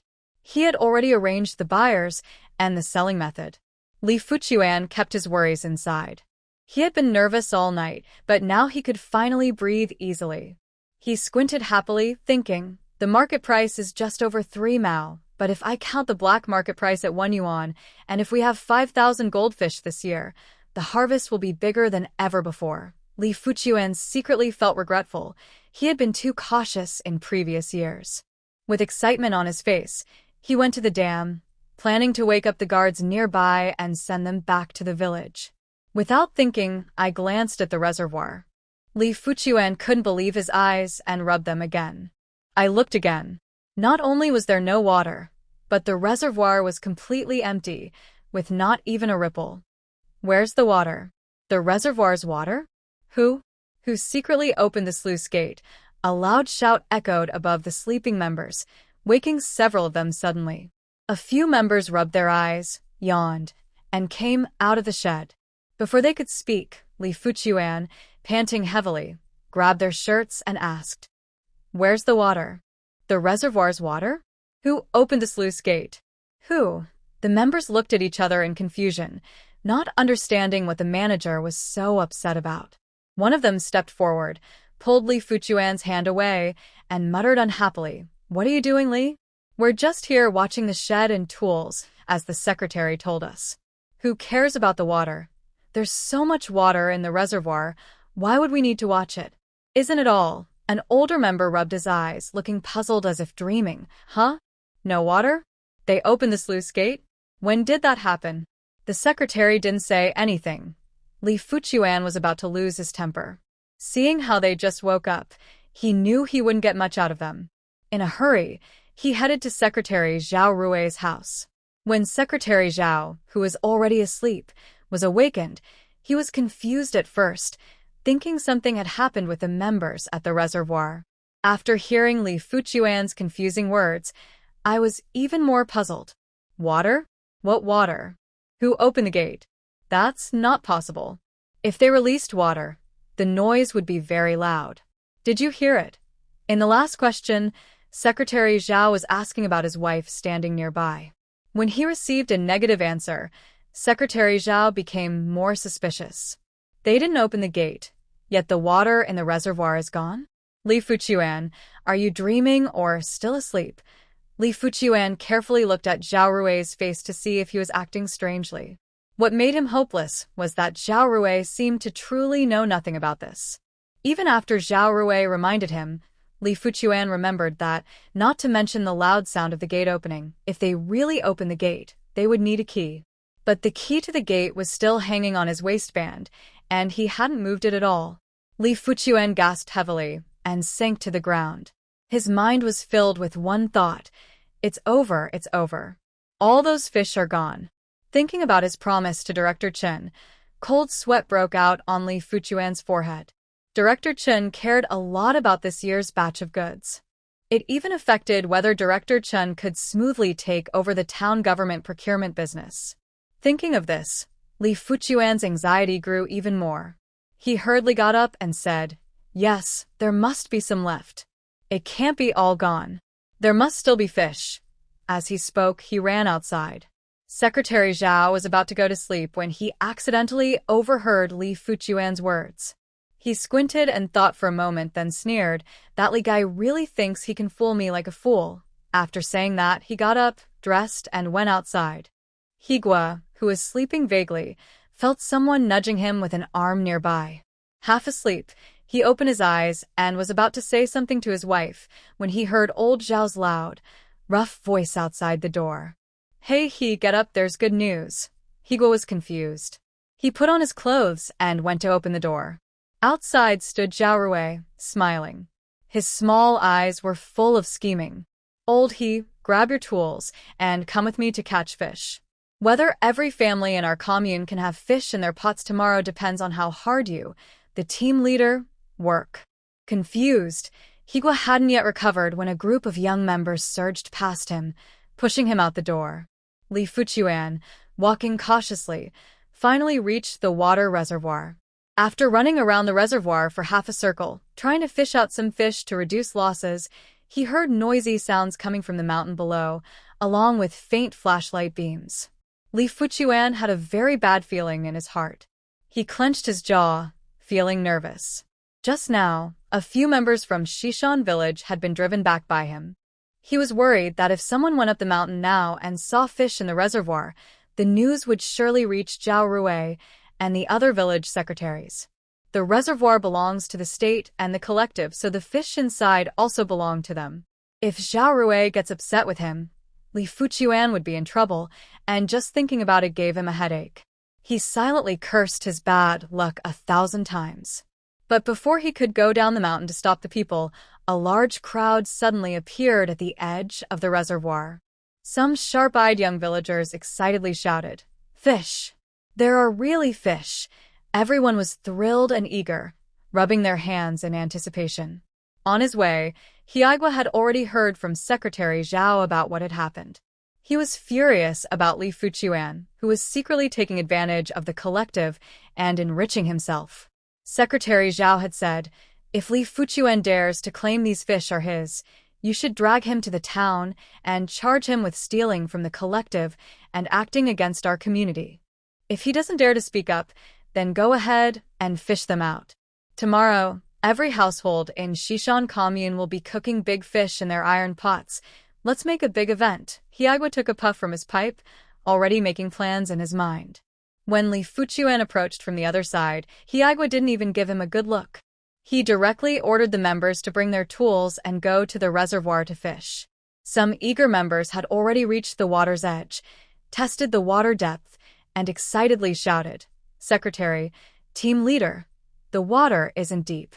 Let's go in and fish now." Secretary Zhao smiled and nodded, Be careful. Everyone watch out for each other. If anyone gets stuck in the mud, lend a hand. He Guoqing pushed past Li Fuqiuan without even a glance. Li Fuqiuan trembled, clenched his teeth, and looked angrily at the young men in the West Mountain team, full of energy, rushing into the reservoir like fierce tigers. He closed his eyes, licked his dry lips, and felt his heart bleed inside. Just then, Secretary Zhao came over, forcing him to pretend to be okay and respond. Zhao said, "Wow. I didn't expect our reservoir to have so many fish. It wasn't like this a couple of years ago. Looks like our commune members are lucky to have this chance." Li Fuqiuan felt a sharp pain in his heart. He took a deep breath and tried to resist. "Secretary, why are you only thinking of the reservoir now? We could fish tomorrow. It's too dark now, and we can't see clearly." Secretary Zhao smiled and said, "Well, it was your idea to come when you heard about the fish. The members haven't seen fresh fish in a long time, and they're eager." Li Fuqiuan wished he could slap himself. At this point, he knew he couldn't back out anymore. He could only watch helplessly as the remaining fresh fish in the reservoir were quickly and skillfully caught in nets. "Those fish belong to me, all my fish, all my money." Li Fuqiuan was overwhelmed with sadness and tears. He no longer wanted to calculate how much he had lost. Now, the most important thing was how to explain this to Director Chen. After all, the people he brought with him were still waiting by the water's edge to work. Secretary Zhao watched the hard-working members, feeling full of joy from their progress. He also thought about how quickly things had been moving on that side recently, as if they had taken a magic pill, filling everyone with energy. Comrade Qin said that within at most a week, the first batch of goods would be ready to deliver on time. Secretary Zhao felt that the Xishan commune had been full of good news lately. He had a feeling that Xishan would get better and better in the future. After a night of hard work, with everyone covered in mud, the members weighed their catch and caught a total of 500 jin of live fish. The next morning, when the members heard the news, they happily ran to the commune team to get their fish and eat. The secretary said that half of the fish would be sent to the town for sale, but the other half would be given to the members. So, every household searched for their biggest container and rushed to the commune team, worried that if they were too slow, the big fish would be taken by others. When Chu Xiao got up, she heard the lively noise outside. Curious, she opened the wooden fence gate and poked her head out to look. Just then, she made eye contact with Mrs. Chen, who was rushing to her door. Chu Xiao asked curiously, "What are you doing?"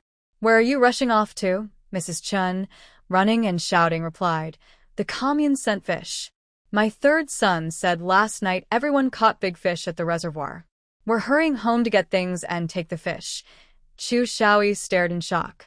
She turned around absent-mindedly and went back inside, sitting on the kong, a traditional bed, unable to think clearly. She didn't realize until her daughter called her.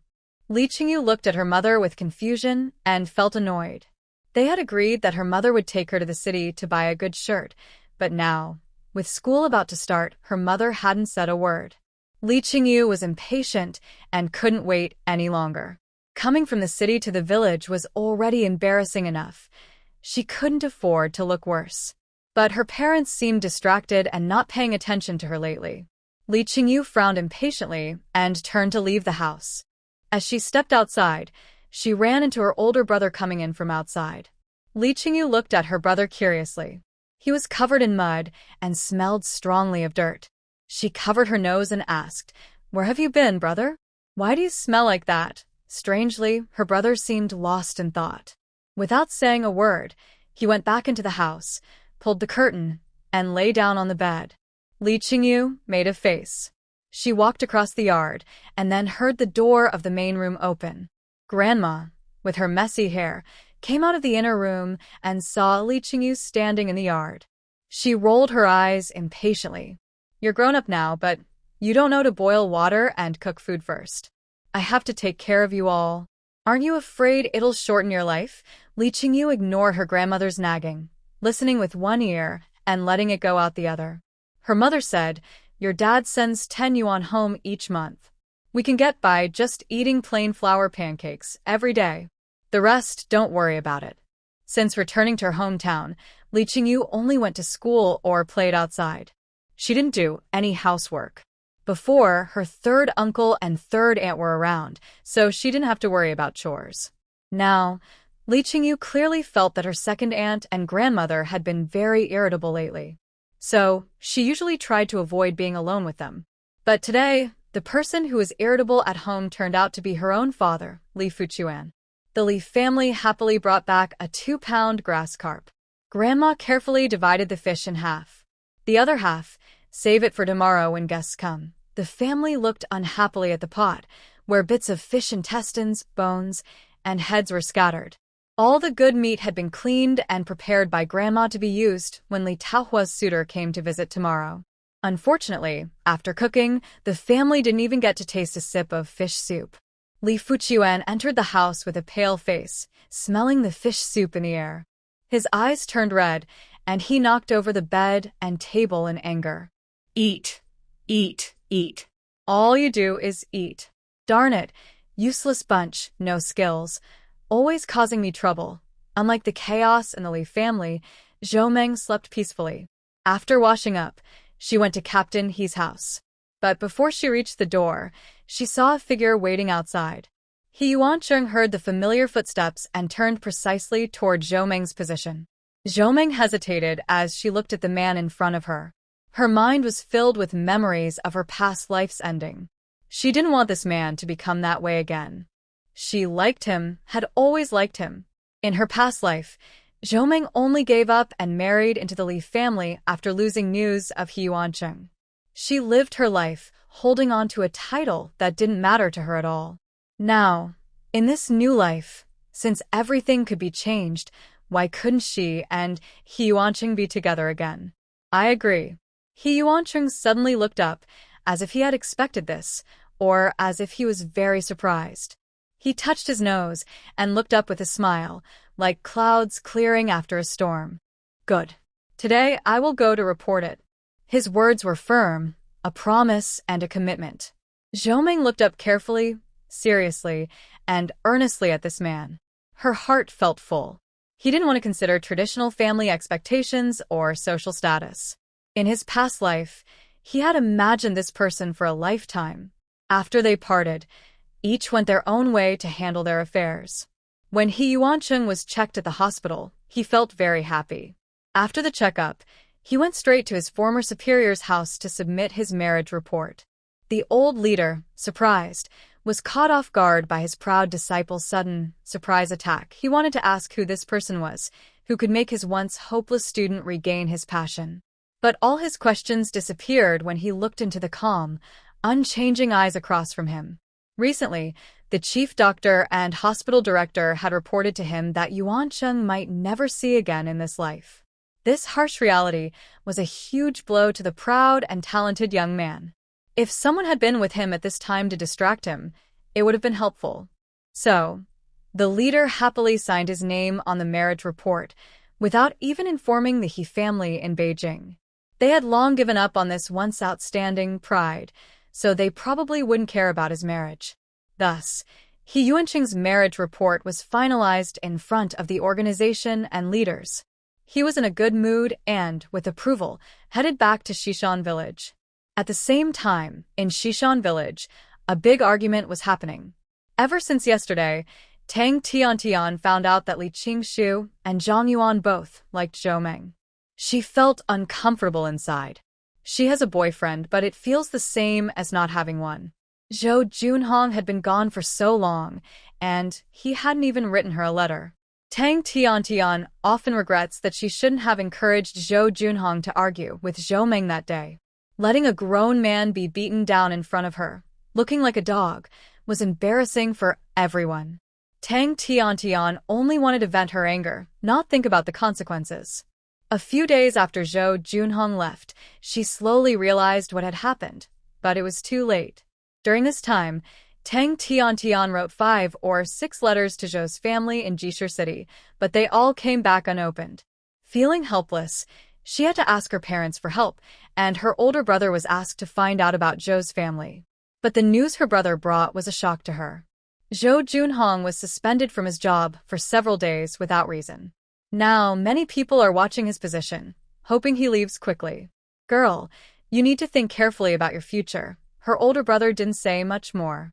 Tang Tiantian understood clearly. If Zhou Junhong really gets suspended, he won't be able to help her return to the city, and he will no longer be useful to her. In the past few days, Tang Tiantian kept thinking about what to do next. So, she didn't have time to bother Zhou Meng.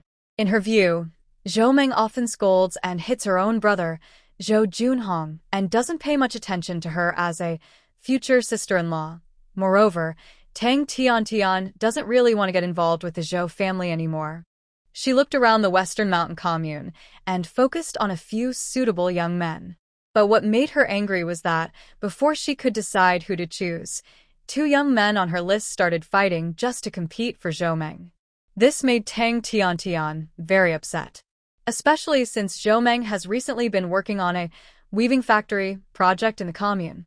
Although she hasn't achieved much, the secretary and the team leader of the Western Mountain commune, along with their wives, trust Zhou Meng a lot. Now, Zhou Meng doesn't even need to go to work to earn work points. Many young people were unhappy about this, but the accountant ignored them and simply said, if you have the ability, just like Zhou Meng, contribute to the commune's work. I will tell the secretary that you can earn work points without working. For a moment, the young people in the camp were shouting and expressing their anger. Tang Tiantian felt much better. Zhou Meng has been here for a long time, only trying to flatter the Western Mountain Village commune and its members. She didn't realize that many people in the camp actually had opinions about her. For example, this morning, a young educated girl came to see Tang Tiantian and others, asking them to organize a group to complain to the commune team about Zhou Meng being lazy and skipping work, which harmed the collective interests. Tang Tiantian happily brushed her hair into braids, then thought for a moment and carefully took out a small bottle from under her pillow. She opened it, scooped out a small amount of snow cream, and carefully applied it to her face. After tidying up, a few young educated girls nodded to each other and exchanged their reasons for coming. Just as they reached the door, someone outside bumped into them. Li Qingshu hurried to the youth station, feeling nervous and not paying attention to whether anyone was behind the door. He was only eager to find Zhou Meng quickly. His father said that Zhou Zijing from Jishir City had recently maintained good relations with the secretary and the team leader.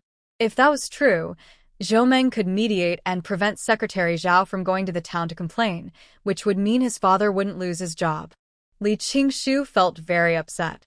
He hated himself for not stopping his father's risky actions immediately after rebirth. Now, Secretary Zhao from Shishan Commune had caught his father's weakness. If Secretary Zhao insisted on going to the town to complain, his father might lose his job, or worse, follow the same path as in the past. Li Qingshu shibarat. No, this must not happen. This time, he couldn't afford to be branded as a schemer or a corrupt son of the state anymore. He wanted to achieve something great. Currently, I must have a good reputation and a proper identity. Since Zhou Meng has the ability to speak with Secretary Zhao, she must do her part. After all, the person she wants to help is her future father-in-law, and they are family. Zhou Meng will definitely agree. In her past life, she loved herself very much. Li Qingshu felt reassured inside. Li Qingshu is not very clever. He's not exactly foolish either. Maybe because in her past life, Zhou Meng was so disheartened and had no intention of remarrying, which left a deep impression on him and formed a fixed way of thinking. Li Qingshu confidently believed that Zhou Meng was his personal property. Besides showing off in front of others, he didn't even want to spend much time understanding Zhou Meng. Even if he had asked around a little, he would have known that Zhou Meng never lived at the youth camp. He made 2 trips, but both were a waste of time. However, Yang Lihong and Tang Tiantian didn't think the same way. When they saw Li Qingshu enter, their eyes lit up. They secretly adjusted their hair and tidied their collars. Yang Lihong even deliberately showed the Mao Zedong portrait on her clothes. Li Qingshu didn't notice their small actions and directly asked, "Does anyone know where Zhou Meng is?" Hearing this, Yang Lihong felt a bit disappointed but still smiled and said comradely, "Zhou Meng didn't live at our youth camp." Tang Tiantian also chimed in saying, yes, Zhou Jiqing is quite capable. She found a separate place to live in the village and doesn't really socialize much. Li Qingshu frowned, feeling uneasy and impatient. Do you know where she is? Yang Lihong rolled her eyes and deliberately said, not exactly sure, but you can check at the commune office. Zhou Jiqing has been there often lately, and many male villagers are usually around. Hearing this, Li Qingshu felt a surge of anger. He snorted and turned to leave. Yang Lihong quickly said, comradely, why are you in such a hurry to find Zhou Meng? Li Qingshu didn't look back but watched his figure walk away. Tang Tiantian looked a bit envious and said, Comrade Li really cares about Zhou Meng. Yang Lihong pouted and said, who knows? Our Zhou Jiqing is quite talented. I wonder who her partner is. Comrade Zhang Yuan, what do you think? This question was directed at Zhang Yuan, who had just come out of the house upon hearing Zhou Meng's name. Zhang Yuan smiled slightly, made an excuse, and left quickly. It wasn't yet time to start work, especially since everyone had stayed up late fishing yesterday. The secretary said to rest a bit first, and today they only needed to work half a day. Zhang Yuan originally wanted to sleep a little longer and then go to Zhou Jiqing's house to see if he could get lucky. Last night, he also helped with fishing, and the secretary kindly gave him 2 more crucian carp. Zhang Yuan thought about giving a carp to Zhou Jiqing. She would definitely be happy, since these days, it's rare to find such fresh river fish. However, just after cleaning his muddy clothes, he heard someone calling Zhou Jiqing's name at the door. The voice sounded very familiar. Zhang Yuan specifically peeked through the window and saw that it was indeed the Li family again. Zhang Yuan was determined to win Zhou Jiqing over. Not only because Zhou Jiqing was pretty, but also because he heard she didn't get along well with her family and kept her earnings for herself. Zhang Yuan's mind was full of ideas. Someone like her was perfect for him. Marrying her, she could take care of her mother-in-law and younger siblings.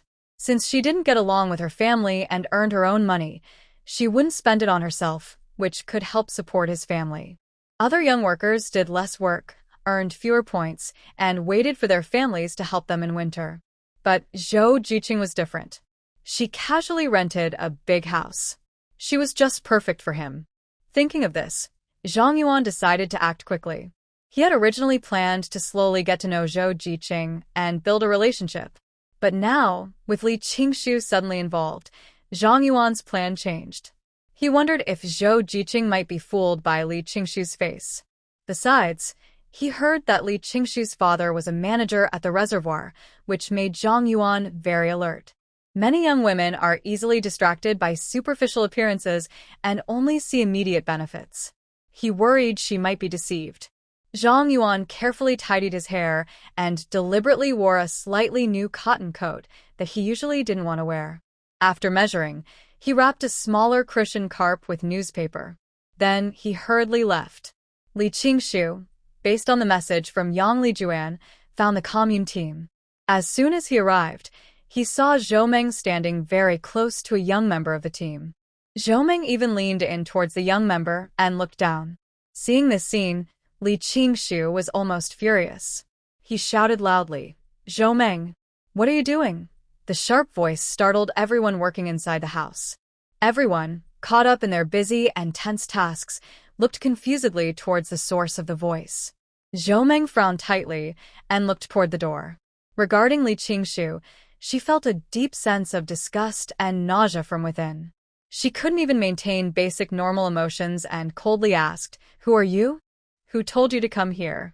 Can't you see the sign at the door? Li Qingshu was suddenly questioned and instinctively looked toward the door.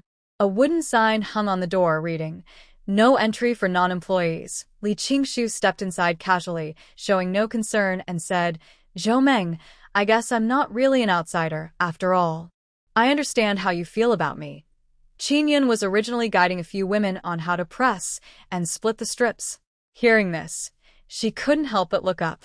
Then, she mentally dismissed it. For some reason, she just felt that her sister-in-law would never like this person. Both his looks and personality seemed overly showy. But after spending some time with him, Hiuan knew that his sister-in-law was a kind and honest girl. This man looked like a smooth talker who liked to show off, and he definitely didn't match Zhou Meng. Other people's opinions didn't bother Zhou Meng much. She just focused her gaze on Li Qingshu. Today, he looked very strange, completely different from the last few times they met. Li Qingshu was happily enjoying Zhou Meng's attention, feeling secretly pleased. Sure enough, Zhou Meng has liked me for a long time. Just as Zhou Meng was about to say something, she heard another voice outside. Zhou Jiqing, I finally found you. I brought you some fish. You can stew it for dinner tonight. Zhou Meng looked at the speaker with a headache and helplessness. It seemed to be a young man from the countryside named Chung, but she couldn't remember his full name. Everyone seemed to ignore the sign at the door. A group of young women from the countryside followed closely behind, acting familiar and curious as they entered the house, looking around. Tang Tiantian looked at the scattered willow branches and tools on the ground with disdain. Zhou Meng, so this is the weaving factory you tricked Secretary Zhao into doing? Haha. What is this? Dry branches. He angrily pointed at Zhang Yuan and said, Comrade, can you keep some distance from the other woman? Hearing this, Zhang Yuan, not willing to back down, replied, We are fellow educated youths helping each other. What does that have to do with you? Who are you? Li Qingshu took a deep breath. Tang Tiantian watched the scene with a smile, enjoying the show. With a suspicious look, she looked at Zhou Meng, secretly hoping to quickly label her as someone who causes trouble. If either Zhang Yuan or Li Qingshu spoke up, it would confirm Zhou Meng's guilt in gossiping and damaging the reputation of the educated youths. Then she would have to move into the big house, work honestly like everyone else, and earn work points. She would also be looked down upon. Zhou Meng's face turned cold.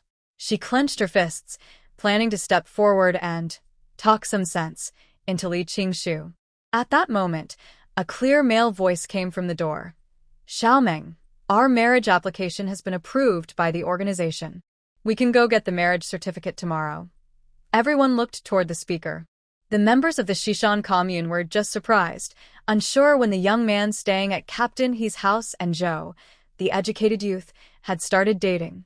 Tang Tiantian glared at Zhou Meng with resentment, then looked at the visitor, jealous of the handsome man beside Zhou Meng. The most surprised was Li Qingshu. He was originally angry and wanted to scold the man talking nonsense. When he touched Hiuan's deep and handsome face, he suddenly sat down on the ground as if he had seen a ghost. You. Weren't you supposed to be dead? Li Qingshu stammered, trembling and collapsing to the ground. Let's set aside the expressions of the others for now. Zhou Meng, upon hearing Li Qingshu's words, suddenly changed her face. She squinted and carefully observed Li Qingshu's every move. The current Li Qingshu couldn't have said such words unless he was also someone who had lived a whole life and been reborn. What made Zhou Meng even angrier was that Li Qingshu's tone clearly showed he knew how Hiuan had died in his previous life. There's even a possibility that there are plans involving Wong Win and Li Gai. Li Qingshu is also part of the inside circle. Zhou Meng took a deep breath. She forced herself to stay calm. Now is not the best time to lose her temper publicly. But thinking about Hiuan, who was wrongfully killed in her past life, and about herself suffering all kinds of unfair treatment and dying at the hands of the Zhou and Li families, she could no longer control her emotions. Fuming with anger, she stepped forward several paces, grabbed Li Qingshu by the collar, and sharply questioned, Who do you say is dead? Just now you were spouting nonsense, and I didn't bother with you. Now you're coming to disgust me and my partner again. Remember how I told you last time when I beat you? Do you still remember? Li Qingshu stared blankly at Zhou Meng, completely unable to accept that the gentle and loyal woman from his past life could be so harsh and ruthless to him. He blushed and shouted loudly, Zhou Meng, look carefully. I am Qingshu, Li Qingshu. I am your brother. Smack. Smack. Zhou Meng slapped him several times quickly and harshly on his mouth, which was talking non-stop. Li Qingshu, furious, wanted to fight back, but was surprised to find he had no strength at all. Angry, Zhou Meng started hitting Li Qingshu all over his face, his eye sockets, nose, mouth, and chest. Wherever it hurt, she hit. She kept hitting until Li Qingshu could no longer make a sound. After venting her anger, Zhou Meng, before Li Qingshu could react, grabbed his collar and kicked him into the gravel yard of the commune team. Li Qingshu, powerless, kicked up a cloud of dust and was thrown backward. He slid on the ground for a long time before stopping. Everyone watching was amazed at Zhou Meng's strength, afraid to even breathe loudly. Tang Tiantian's eyes twitched as she remembered Zhou Meng's fierce beating of Zhou Junhong. Now she truly regretted provoking Zhou Meng, this crazy woman. She had even hit her own older brother before. What person wouldn't dare to hit her? Now, even if Li said something unpleasant, he would get beaten. What made Tang Tiantian most frustrated was that the members of Shishan Commune didn't first check on Li's condition but were more concerned about whether Zhou Meng was hurt. Some members even said, "What's going on with old Li's grandson? Last time, he harassed Zhou Jiqing. Since Zhao's secretary was there, he accepted the apology and paid compensation. He keeps bothering her." But don't misunderstand. Zhou Jiqing and this Li guy have nothing to do with each other. Kind-hearted Aunt Wang put down her work and stood up to explain to Zhou Meng. Her explanation was directed at Hiuan, who was standing nearby, smiling quietly. After listening to the fuss, Hiuan calmly said he didn't care about the gossip. He showed everyone the official document, the marriage approval certificate, which was specially approved by the authorities. He spoke cheerfully. "Although I am temporarily suspended, Zhou Jiqing and I are military spouses. Breaking military marriage has serious consequences, and some people should know that." Zhou Meng looked up in surprise and glanced at Hiuan. She was aware of the harsh words from the Jiqing community recently. But in Zhou Meng's view, a few harmless words couldn't really bother her. Moreover, her enemies had never been from the Jiqing community. Now. Zhou Meng looked thoughtfully at Li Qingshu, who was lying on the ground unconscious. From his reaction, he must also have been reborn. That would be great. This time, Zhou Meng wanted to watch him closely, blocking all his ways out and gradually pushing him into despair. Just like in her past life. Zhou Meng ignored Li Qingshu and pulled Hiuan's sleeve, trying to go find Secretary Zhao together. Now, getting married not only required personal consent but also needed official proof from the commune where the youth was registered. Once everything was verified, they could register the marriage. However, Zhou Meng didn't know that Hiuan had already obtained special approval for all the complicated procedures. While she was thinking about the matter, her right hand was tightly held by a warm, strong hand. Zhou Meng looked at their intertwined hands and couldn't help blushing. Everyone else was stunned, watching the two walk away hand in hand. Zhang Yuan looked hopeless and deeply hurt. He never expected Zhou Qingshu to have a partner. Thinking about Zhou Qingshu's good looks and elegant manner, along with the packages, grain tickets, cloth tickets he picked up at the town post office every month, and the grand house, Zhang Yuan felt his heart ache painfully. He watched as all those good things gradually slipped away from him. Moreover, Zhou Qingshu had already filed a marriage report with his partner, so there was no hope left. Zhang Yuan wiped his face, sighed, and when no one was paying attention, he picked up the small carp that had fallen on the ground, carefully wrapped it in newspaper, and quietly left. Since Zhou Jiqing is no longer reliable, there's no point in wasting time on him. Tang Tiantian, Yang Li Juan, and others left one after another, feeling angry and jealous. No one paid attention to Li Qingshu lying on the ground, except for Secretary Zhao and Hiaigua. At first, they were surprised and happy to hear about Zhou Meng and Hiuan's wedding.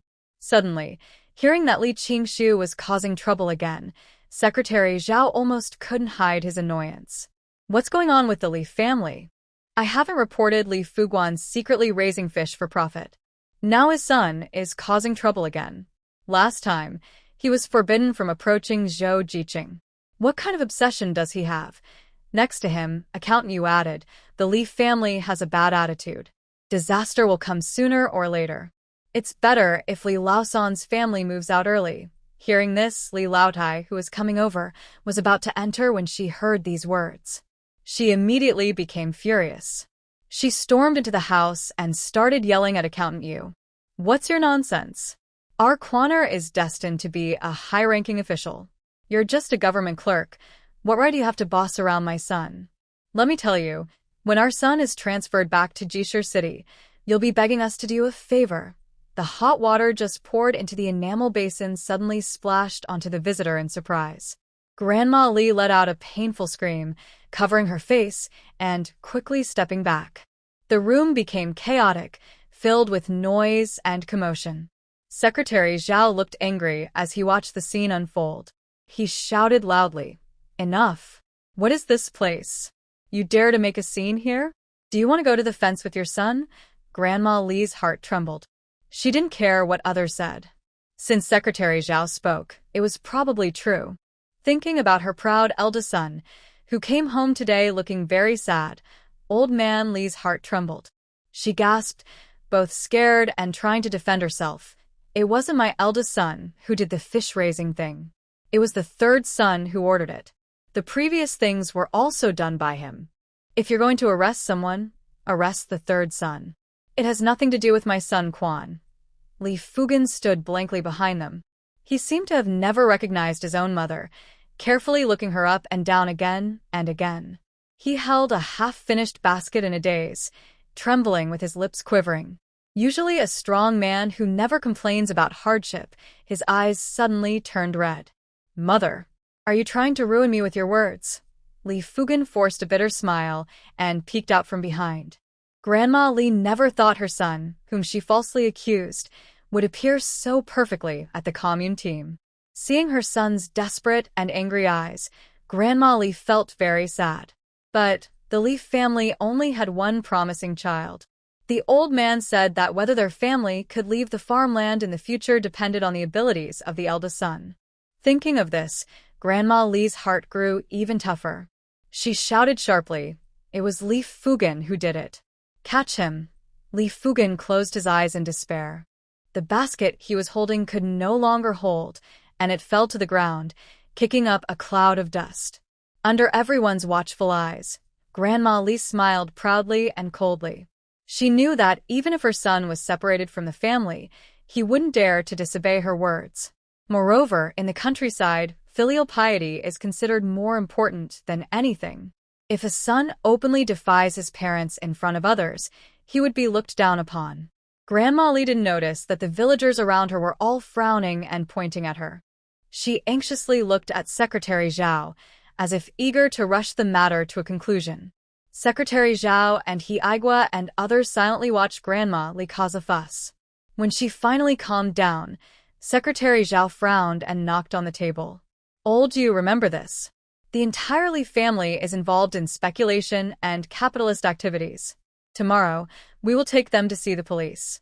Grandma Li couldn't hold on anymore and sat down heavily on the ground. "Oh heavens, what is this all about?" She cried out loud, but Hiuan angrily shouted at her, stopping her in her tracks. "Shut up. Do you think it's a good thing that your family is involved in this? When the police come tomorrow, the entire Shishan commune will be embarrassed because of you." He was filled with strong patriotic feelings and anger. He continued speaking. "Who is Li Fugen? Just a farmer who has never left West Mountain Village. Whether you believe his nonsense depends on whether others believe it too. If a turtle becomes clever, you shouldn't try to be a good person." Old Lady Li was scolded and felt both ashamed and embarrassed. She finally looked up and saw the disdainful looks from the other villagers. She didn't say a word to her son standing in front of her. She pushed past him and ran toward her grandson, who was lying on the ground. Li Fugen picked up the basket that had fallen on the ground, carefully cleaning the dirt from it. If he had come before just to do extra work and support his family, maybe he could have returned to the Li family someday. But now, he no longer cared about the Li family. His parents' actions had truly hurt his feelings. From now on, he wanted to live well for his wife, son, and daughter. Li Fugen said nothing and went back to the weaving house, working quietly. Zhou Jiqing had said that everyone should work harder these days to finish the work early. Li Fugen knew he was simple-minded and couldn't think quickly, but he trusted his wife. Hong said Zhou Jiqing was a trustworthy good person, so he had to work hard and not let him down. At the same time at the Li family, after being knocked out by Zhou Meng, Li Qingshu finally woke up when he returned home. Despite my parents' accusations and my aunt's family's mocking looks, I don't care. My only thought is that Zhou Meng will marry Hiuan. When I heard this news, I felt angry and sick. In my past life, Zhou Meng was flirtatious with that man. I never thought that in this life, I wouldn't be able to stop them. But I can't just watch Zhou Meng marry someone else. It's impossible. I kept thinking about this in my mind. Finally, I remembered Zhou's family and Wong Win from my past life. I made a decision and immediately wrote a letter to Wong Win, both as a warning and a reminder. I don't believe Zhou's family, and Wong Win will be happy to see Zhou Meng marry a blind man without any benefit. Not just Zhou's family, even Wong Win's mother, Li Gai-tai, would definitely oppose it. I believe that once my letter arrives, Wong Win and Zhou's family will do everything they can to stop this. Zhou Meng, this is your fault. I wanted to be a loving couple with you for a few more years in this life. Since you've brought this trouble on yourself, don't blame me. I exaggerated and romanticized my story of how I met Zhou Meng in Shishan village in the letter I sent to Wong Win on Heishan Island. I'm confident that it won't be long before Zhou's family in Jishir City will step in to stop it. Even more, Li Gai is very likely to come personally to Shishan village to teach Zhou Meng a lesson. In her past life, Zhou Meng was very filial and obedient to her mother. She was also very considerate to her siblings and younger relatives, always willing to help and follow instructions. However, what Li Qingshu didn't expect was that after sending the message over a week ago, there was no reply. Not only did Ji City not send anyone, but Wong Win also didn't respond at all. What he didn't know was that during this week, Zhou Meng and Hiuan had already registered their marriage in front of Chairman Mao's portrait. Secretary Zhao and Hiaigua, among others, were both happy and excited about this. Especially Hiaigua, although he and the He family in Beijing are distant relatives. But this year, he truly treated Hiuan as his own child. Since seeing Yuan smiling happily in front of Zhou Jiqing, Hiaigua's worries finally eased. Getting married is good, starting a family and building a career. Once married, one should work hard, focus on health, and enjoy life. No more looking so lifeless and downcast, like falling into decline. After more than half a month of hard work and late nights, the first batch of goods ordered by Hanguang department store was finally completed on time. Zhou Meng looked at the neat, new shelves and tables arranged in order, feeling a deep sense of achievement. Thanks to Hiuan's connections, they managed to get lacquer and latex paints and other supplies. Perhaps Zhou Meng should think carefully about how to hide the items in the space, how to explain them, and how to take them out without any mistakes. Now, Zhou Meng finally relaxed. She and Secretary Zhao and others carefully checked all the furniture, then confidently arranged for the weaving factory workers to pack everything. Hiuan borrowed a pickup truck through connections and transported all the furniture at once. Zhou Meng, Hiaigua, and Accountant Yu got into the truck and headed toward Qing City. Just as Zhou Meng left, an unexpected person suddenly appeared at the West Mountain Commune branch, surprising both her and Li Qingshu. Secretary Zhao was quite troubled by a woman officer who was dressed carefully, looked fragile, and was crying. He asked seriously, "Comrade Wang, you said you want to live with your parents. But your mother and sister-in-law are staying with others, which makes it hard for you to go there. Your father and your two brothers are working at the dam, living in a grass hut nearby. Where will you stay?"